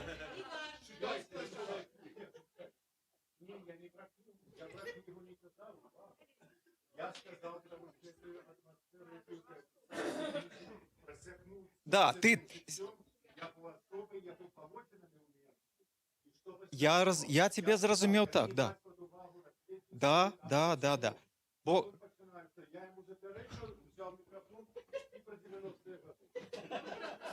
Про 95-й. Я тебе на его одним словом скажу. Робить это все полный кайф. Было. Але я скажу вам про іншае. Знаете, про книгу, про друкованную. Что вот Сергей говорил про марки. Бачите, з якой страстью можно вот это все взгадывать. Мы все зараз задаем, мы на прадмове знаходзімся. Мы, и тут выдавецтвы знаходятся. Вот Ярослав выдае книги. Весь час, конечно, подспудно ідзе пытанне. Ці варта друкаваць на паперы, да, книги. Вот теперь кончился этот час. Ці будзе что там у нас было? Букток, потом YouTube букток. И ведаеце что? Я вот с чем, вот якой у меня отказ на это пытанне. З бронзавага века да прыкладна 150 гадоў до нашей эры самым галоўнай крыніцай святла, калі было цемно, это была свечка. В той ці іншай форме 5000 гадоў. Это всего только 150 гадоў назад, як з'явілася электрычнае святло. Гадоў 100 толькі оно прыйшло ў гарады. Толькі в 95-м годзе Сусветны банк сказаў, што завершаная поўная электрыфікацыя Беларусі. Только в 2015-м, 10 годов назад, Сусветный банк написал это про Россию. И то с оговоркой, что в многих районах еще нема электрификации, нема электричности. Книги. И что отбылось со свечками? Можно сказать, что да, як крыніца святла, они перестали існаваць. Але они стали існаваць як предмет упрыгожання. И они працягваюць заставаться предметом сакрального ужитка у церквах, у касцёлах, у іншых месцах. Яны сталі прадметам падарункаў. Яны змянілі сваю функцыю. Калі яны з'яўляюцца на нашым святочным столе. Тое ж самае і з друкаванай кнігай. Да, інфармацыя, якая ёсць у кнізе, можа быць, як і святло, даступная ўжо з іншых носьбітаў, нашмат лягчэй і хутчэй, але як падарунак. Як асалода, якую атрымліваеш ад таго, што трымаеш в руках іншую рэч, канешне, она все больш дакладна займае всю сваю вот эту новую нішу. І прысутнасць тут на прадмове такой колькасці выдаўцоў, ну а на папярэдніх прадмовах, так увогуле просто вочы разбегаюцца, што зараз адбылося з беларускім незалежным выдавецтвам. І калі я бачу кнігу выдадзеную вот так, як яе выдаў Ярослав на паперы Мункін, яна называется. Это найлепшая в свеце, одна з найлепшых в свеце папер, экалагічная з Швецыі яе робяць. З такой вокладкай. Ну, вот, мне здаецца, важна падчас нашай прадмовы сказаць ухвальнае слово і слово падзякі тым, што выданне матэрыяльных кніг, про якія вот Сергей Иосифович сказал, як это важно матэрыяльную паперу трымаць, працягваецца, жыве і квітнее.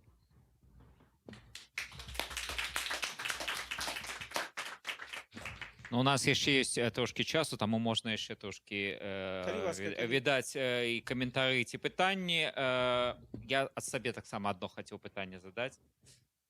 Тут ужо паколькі па спадара Станіслава Шушкевіча узгадалі. Ну, мы помнім той эпізод, калі ён там вучыў Освальда пэўны час расійскай мове. Цікава, калі гэты факт Александр Лукашенко прадасць адміністрацыі Трампа як роль беларускіх дэмакратаў у забойстве амерыканскага прэзідэнта. Вось, ну, добра. Пытанне рытарычнае, але такое пытанне агулам. Чаму для амерыканскага грамадства дасюль, ну, ўжо здаецца, больш за 60 гадоў там прайшло гэтае забойства, да гэтага было не менш рэзананснае забойства Авраама Лінкальна в Амерыцы, да? Вось чаму для амерыканцаў менавіта гэтае забойства Кеннеді з'яўляецца такім, ну, ўжо нацыянальным, не ведаю, міфам, нейкім такім сюжэтам, што дасюль гэта прыцягвае цікавасць, вось гатовыя траціць нейкія там грошы, спрэчкі ідуць у грамадстве, рассакрэчваць, не рассакрэчваць. Чаму вось такі ажыятаж менавіта вакол гэтай падзеі? Вы правильно поставили это забойство в один шэраг з забойством Лінкальна. Менавіта яны знаходзяцца на адным узроўні. Яны такое носяць значение для нации. Тут была такая специфичная ситуация, что Кеннеді был узором Новой Америки. Пасля генерала Эйзенхауэра які воював під час війни, звісно, скончився його термін, і тут приходить зовсім новий твар, зовсім нової надії, з цудовною пригажуньою жонкою, з усім іншими підходами, вони танцюють джаз. І ось забойство Кеннеди стало велизарной травмой для Америки, тому що це було перше забойство, можна сказати, у живому ефірі. Був знятий, там був чоловік, заходер такий, який зняв на свою камеру, як це відбувалося. Трансляції йшли безперервно. Вельми моцно вже працювала медіа. То, що ми зараз маємо в соціальних сетках, а в Америці нормальні медіа тоді вже здольні були це зробити. Нація стала амаль в цей же момент свідком того, що відбулося. Це була велизарна травма для всієї Америки. А проще всього, після цього, що відбулося забойство брата Кеннеді, Роберта, забойство Мартина Лютера Кінга, серія забойств Менсона. І все це відбувалося під час, мало того, що медіа була вся, але під час Холодної війни. Під час Холодної війни урадові інститути в Америці були закриті, ну як і всюди. ЦРУ не друкувала свої справоздачі, ФБР не показувала свої файли. І узникло відчування, що нічого не договорюють, правду від нас ховають.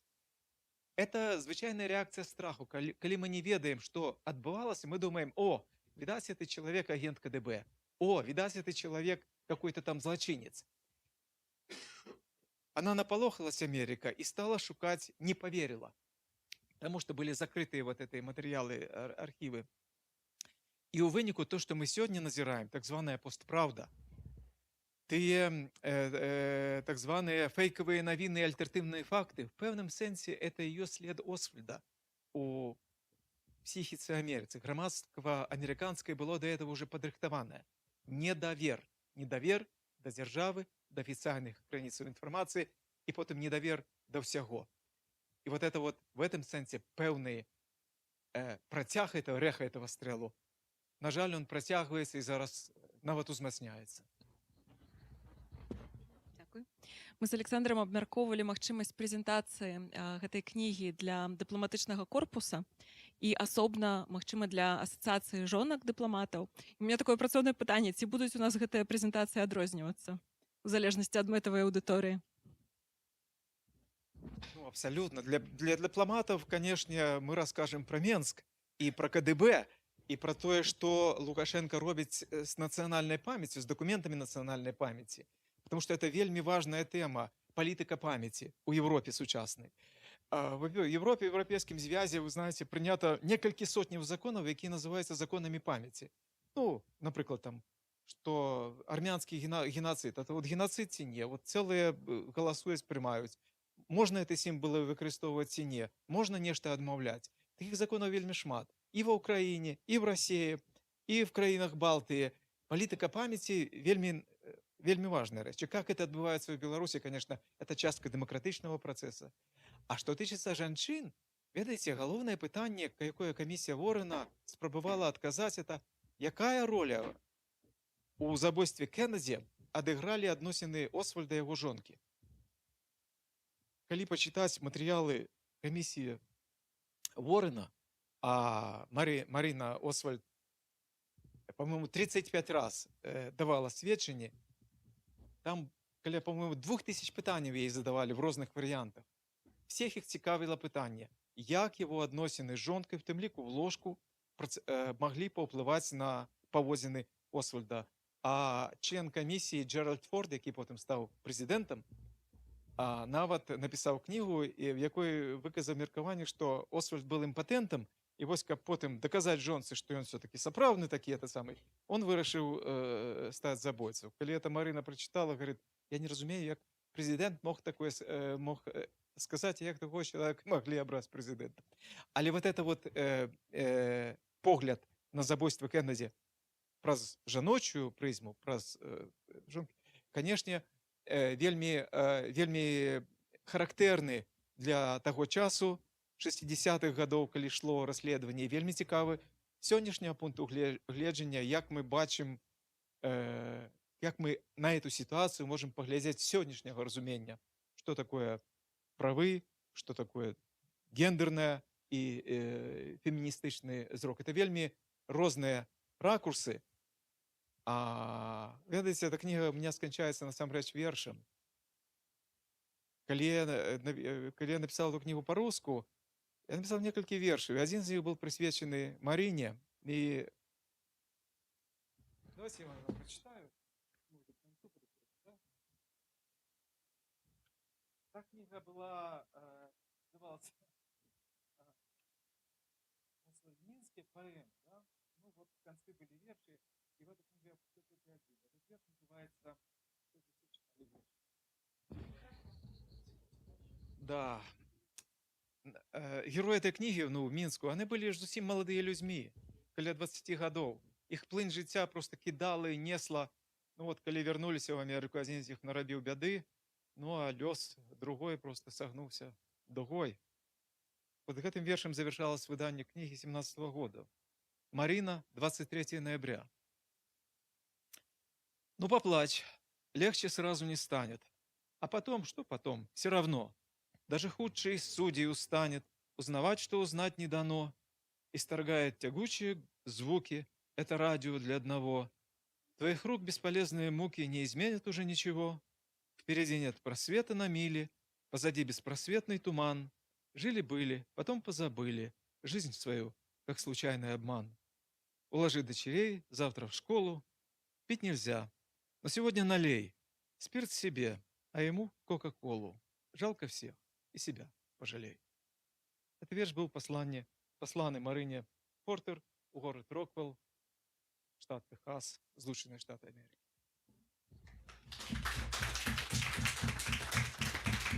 Сябры, я вельмі сардэчна дзякую за ваш удзел у нашай сустрэчы, у нашай прэзентацыі.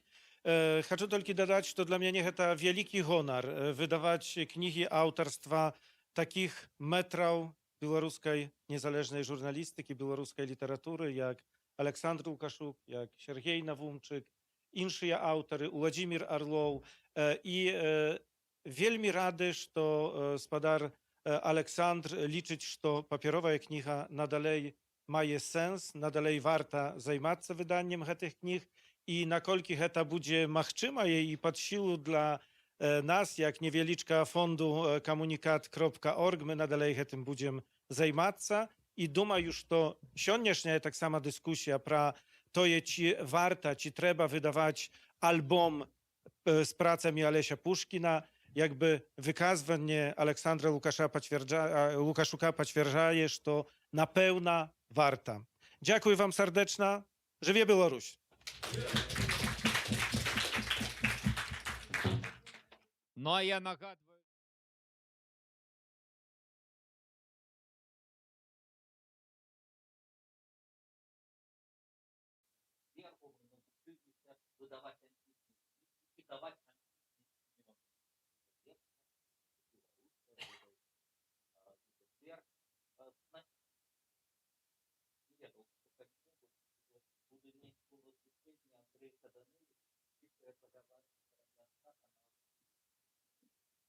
Только оно расшифровывается версия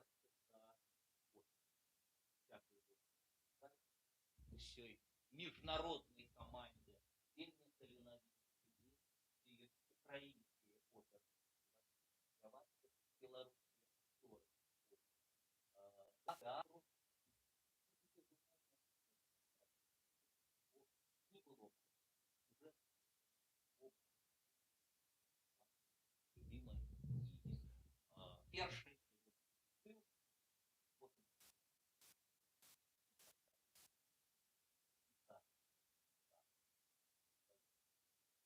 крайне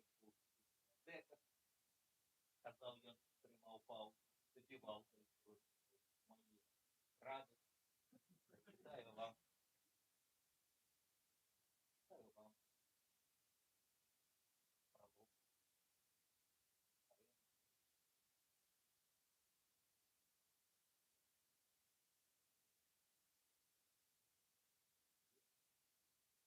Право. Дав шукаете, и вы тем, кто вандровый. Таких красных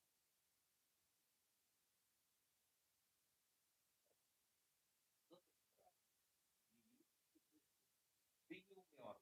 На деле Беларусь верит. Я рванул на злом головы у фольклорную экспедицию, под ногами паши дрыгвы, а с небес поток навалил.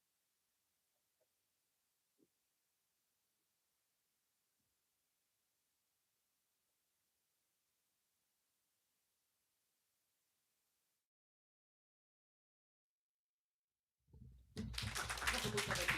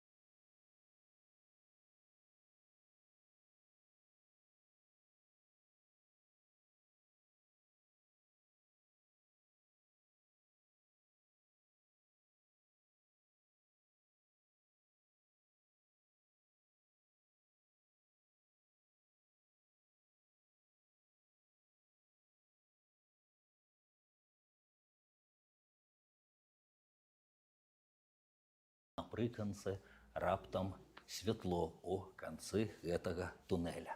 Цемра, ветер і снег. Студзень загнаў у кут. Хто захацеў, збег, хто не хацеў, тут. Не выбіралі радзім, проста месца і час, дзе у бяздонне глядзім, а бяздонне у нас, дзе у папяровым лісце скрэсленыя тамы, дзе завіруха мете пад фанаграму зімы, крапая страхам ноч, кратая вокны стынь. Кажа смеламу збоч, кажа упартаму кінь. Селіць у сны кашмар, топіць святло уначы, марнасці уласных мар, не разумеючы, як патлумачыш тым з ядавітым хвастом. Той, хто будуе дым, больш не збудуе дом. Як не катуй дзіця у страшнай казцы айчым. Нашая казка жыцця скончыцца ясна чым. Дыхай на пальцы зімы, покуль сонца у грудях. Над мурамі турмы. Заўтра вывесіць сцяг.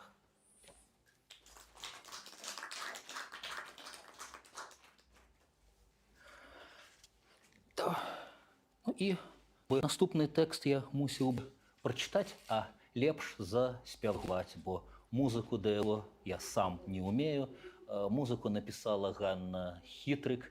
С текста вылетело одно чатырохрадкоўе, я его прочитаю як эпиграф. А верш и песня называются «Новогодняя поштовка», тое, что в эпиграфе. Контрабанду деда Миколая на оленях привязуть табе и запалить, зорочка малая, ёлочку по схеме БЧБ.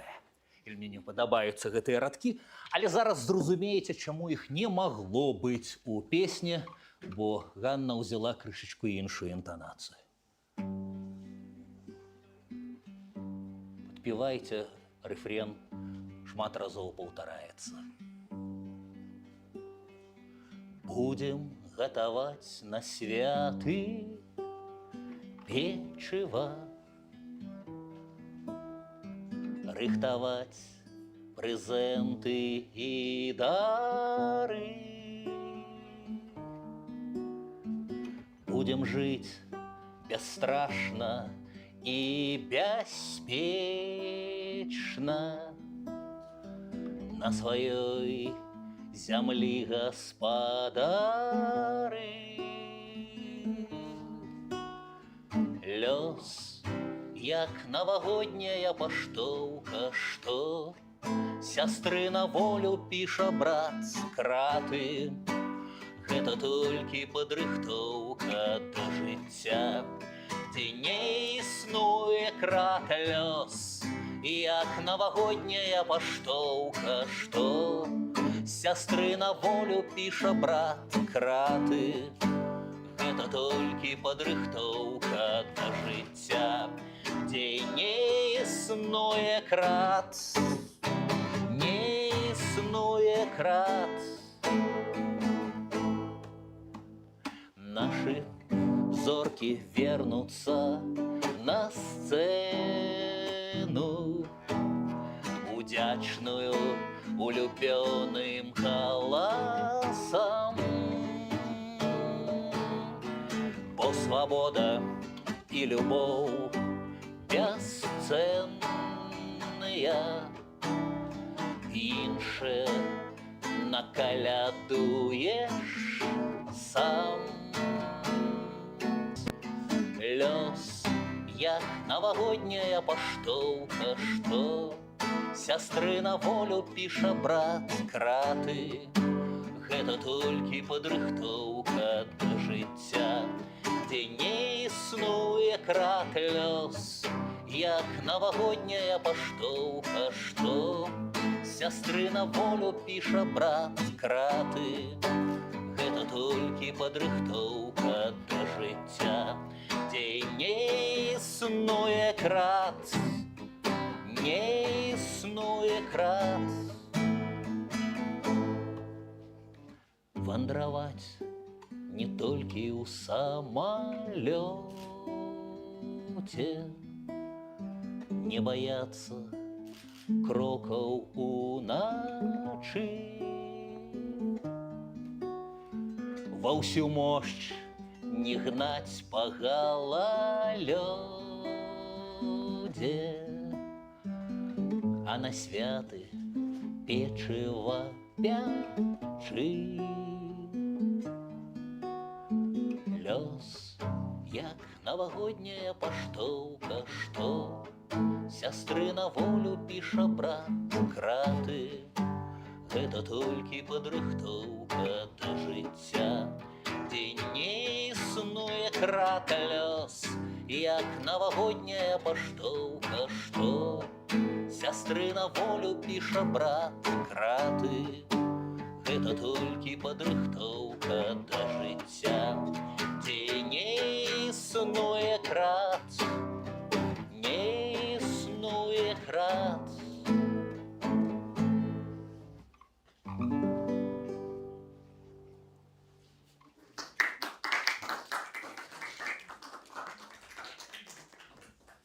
Кнігу «На беразе волі», адкуль я трохі прачытаў і паспяваў, выдаў, дзякуй яму, ён тут ёсць на фестывалі, Дмітрый Строцаў, ці паехаў, а можа і вернецца, у серыі «Хохрот Менск». А хто не паспеў і Зміцер з'ехаў, можна звяртацца да мяне. У мяне ёсць некалькі асобнікаў такой.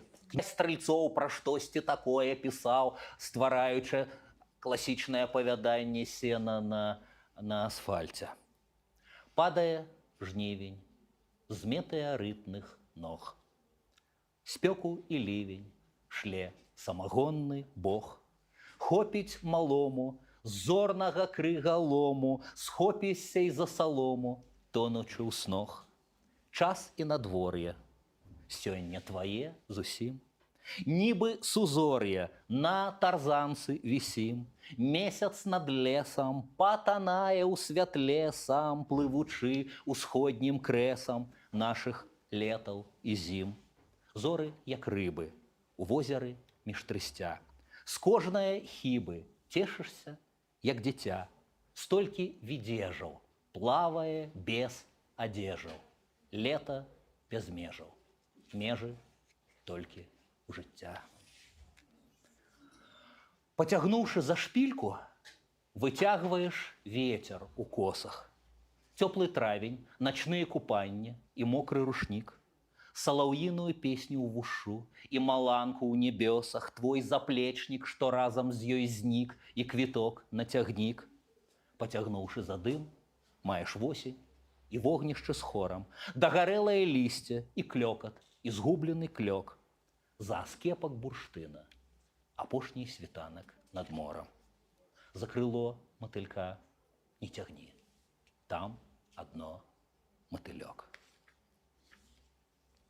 Ластаўкі неба цыруюць аблокамі, ластаўкі неба малююць алоўкамі, ветер лагодна, кранаючы ластыкам, правіць малюнкі аблокам і ластаўкам.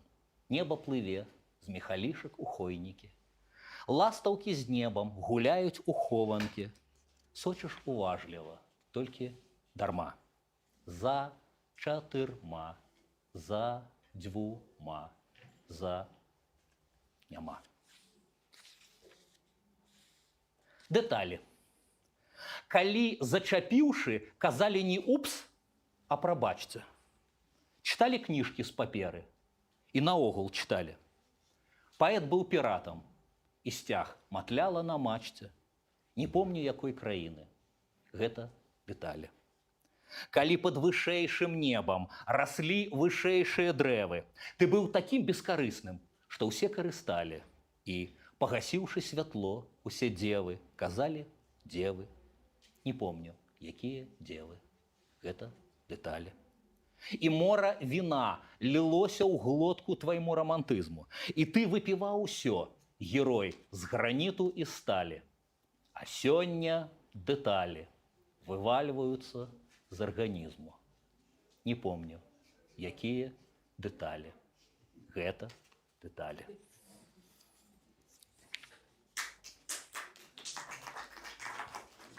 Людзі, якія на ўласнай практыцы гэта ведаюць, першыя пляскаюць. Усім моцнага здароўя і унутранага адчування маладосці і лёгкасці. І хай, як бы мы сябе не паводзілі, прырода на раніцу ўсё нам даравала. Зноў і зноў. Так, я магу набіраць хуліганскія нейкія абароты, ці не? Колумбійскі дывертысмент. Трыптых. Першая. Зайздрасць. Божа, як танчаць колумбійцы. Крыху падумаў і дадаў. Я хацеў бы пісаць вершы, так, як танчаць колумбійцы. Яшчэ крыху падумаў і дадаў. І проста танчыць, як колумбійцы, таксама хацеў бы. Другое. Правілы дарожнага руху. На скрыжаванні спыняецца матацыкл. Кіруе дзяўчына ў шаломе. Ашаламляльна прыгожая. Ззаду хлопец без шалома сядзіць і з рызыкай для жыцця не трымаецца за яе. І ўсе колумбійцы навокал стаяць і думаюць, а я б за такую трымаўся. Нават з рызыкай для жыцця. Трэцяе. Сімвал міру, мой сціплы ўнёсак у пацыфізм. У самым сэрцы Колумбіі на Авенідо дель Колумбьяно галубка сядае на дах, а голуб на галубку. Тут могла быць мараль. Make love, not war. Але і без яе ўсё робіцца правільна. Не магу ў прысутнасці вялікіх перакладчыкаў і перакладчыц не прачытаць некалькі радкоў. Пленэр Паланга. Беларускія перакладчыкі працуюць зранку, старанна падбіраючы словы, якія раскідвалі учора п'яныя грузінскія паэты. Я куплю букініста гадзіну парыжскага сну. 48 хвілінаў спякоты і 12 залевы, каб, накрыўшыся мапай, быкоўдрай, гадзінку адну, паварочацца з правага берагу сены на левы. Аблажу ўсе музеі, аблажу бульвары і сады, захаплю ўсе кнігарні, уброд перайду ўсе фонтаны, трохі сонца у бутэльцы халоднай парыжскай вады уставіць з першай цытаты і гатовы турыста-пантаны. Сулёпом Мірабо буду качкам спяваць пра любоў, і паўпляшкі найлепшай гарэлкі пакіну клашару, круасанамі свежымі буду карміць голубоў. Гэта сон, паўтараю, чаго не прысніцца на шару. Падміргну дзіваку пад вадой, што глядзіцца ў ваду, усіх і львоў і хімераў без камеры сфотаграфую. І з такою дзяўчынай на могілкі ўвечар прыду, што прачнецца Гінзбург і для нас заспявае ужывую. Мажны вусень запаліць на цёплай магільнай пліце. Разбрыдуцца дзяўчаты, і мы застанемся сам-насам. Пачастуе добром, што ў Еўропе амаль не расце, і дым айчыны яго паплыве над усім Монпарнасам. Я чытаў яго кнігі, і зараз пазыку верну. І вось гэтую рыфму пакіну яму на паперцы. Я куплю у букініста гадзіну парыжскага сну, а на болей не хопіць ні грошай, ні часу, ні сэрца. Давайте кампенсую гэта чымсьці беларускім, штосьці замежнае. Яно для нас цяпер, для большасці прысутных, нашмат больш замежнае, чым парыжскія краявіды. Нашмат менш даступнае. Як я правёў лета з драматычнай паэмай «Дзяды». Ніхто ў нашай культуры да мяне не пісаў драматычных паэм «Дзяды», як вы разумееце. Але на мове майго дзяцінства дзяды гэта тое, што зрываеш калючкі з лопуха. І па дзяўчатах, і па дзяўчатах. Трапіш у валасы до конца жыцця, запомніць, не абавязкова добра запомніць. А потым моя малая дачка у Пружанах на захадзе Беларусі вырабляла тое, што я у яе веку на ўсходзе у Чечерскую. Неяк яно зарыфмавалася. Першыя урокі. Мусоліш аловак і сцёрку. Тэма на досцы. Пішы, як праводзіў ты лета. Пішуць казлы. Ты таксама хацеў бы 5. Толькі пра што тут пісаць? Як раскажаш пра гэта? Як ты глядзеў тэлевізар тайком ад бабулі? Над галавою імгненне, свісцяць нібы кулі. Ледзь нашы гол у адказ забіваюць шатландцам, бабця ў адказ прыбівае па задніцы сланцам. Як ты з набітых кашоў выкідаеш лісічкі. Месца няма ўжо, а баравікоў усё болей. Як літаральна за тыдзень мяняюцца звычкі. І геніальна смакуе партвейн дзядзі Колі. Як па дарозе дамоў спатыкаўся бы Чаплін, як пачатковец нудыст ледзь не змёрз у сажы, і каб сагрэцца, ударыла ў голову мача, блін, сена калгаснага стог падпаліў. Раскажы, як ты глядзеў у кіно чалавека-амфібію, рот адкрываючы прагна з спайманаю рыбаю, уражаны бацька назаўтра купіў табе ласты. Славік зайздросціў. Тапелец, а не вадаласты. Як з Асажэўскага лесу, дамоў на папутцы. Першы твой раз, як сказаў бы цяпер аўтаспынам, як ад дажджу у тэлефоннай хаваліся буцы з той, што пасля назаве цябе сучаным сынам. Дзе гэта ўсё? Аўтастанцыя, ціша, безлюдна. Цераз пітомнік, бабуля казала пітоўнік, крочыш паволі. Змянілася ўсё абсалютна, толькі дзядоўнік, дзядоўнік, дзядоўнік, дзядоўнік. Пафарбавалі ў зяленіла, дом бабы Валі. Вуліцу, неяк бездарна, заасфальтавалі, роў закапалі, і не засталося слядоў. Толькі дзяды, нібы унукі, тых вашых дзядоў.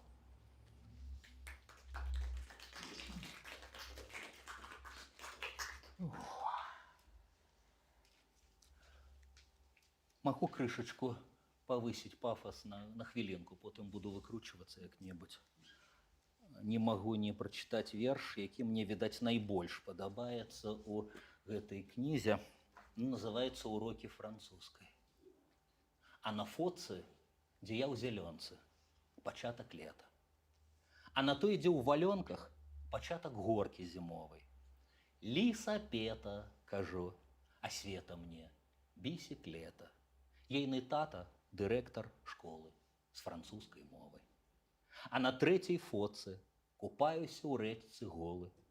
На 4-й Света з мяне смяецца у бікіні, а на 5-й відаць аўто дырэктара школы, што паедзе з дачкой у горад і з ёй загіне. Вечарамі Света спявала на дзіва нізка. Я трымцеў, калі пра маленькі караблік слухаў. У французскіх паэтаў труна, другая калыска. Па-французску дзіцячы хор, выкліканне духаў. У французаў людзі зрынутыя анёлы, і любая зямля жывому куток чужыны. Чым далей жыву, тым меней помню са школы. І дырэктар з мяне смяецца, як Бог з машыны. Я палову жыцця не згадваў аб ім і свеце, а ўначы прыйшла і спявае мне, як жывая. З кожнай нотай бярэ вышэй, чым на гэтым свеце. З кожным словам менш разумею, ды падпяваю.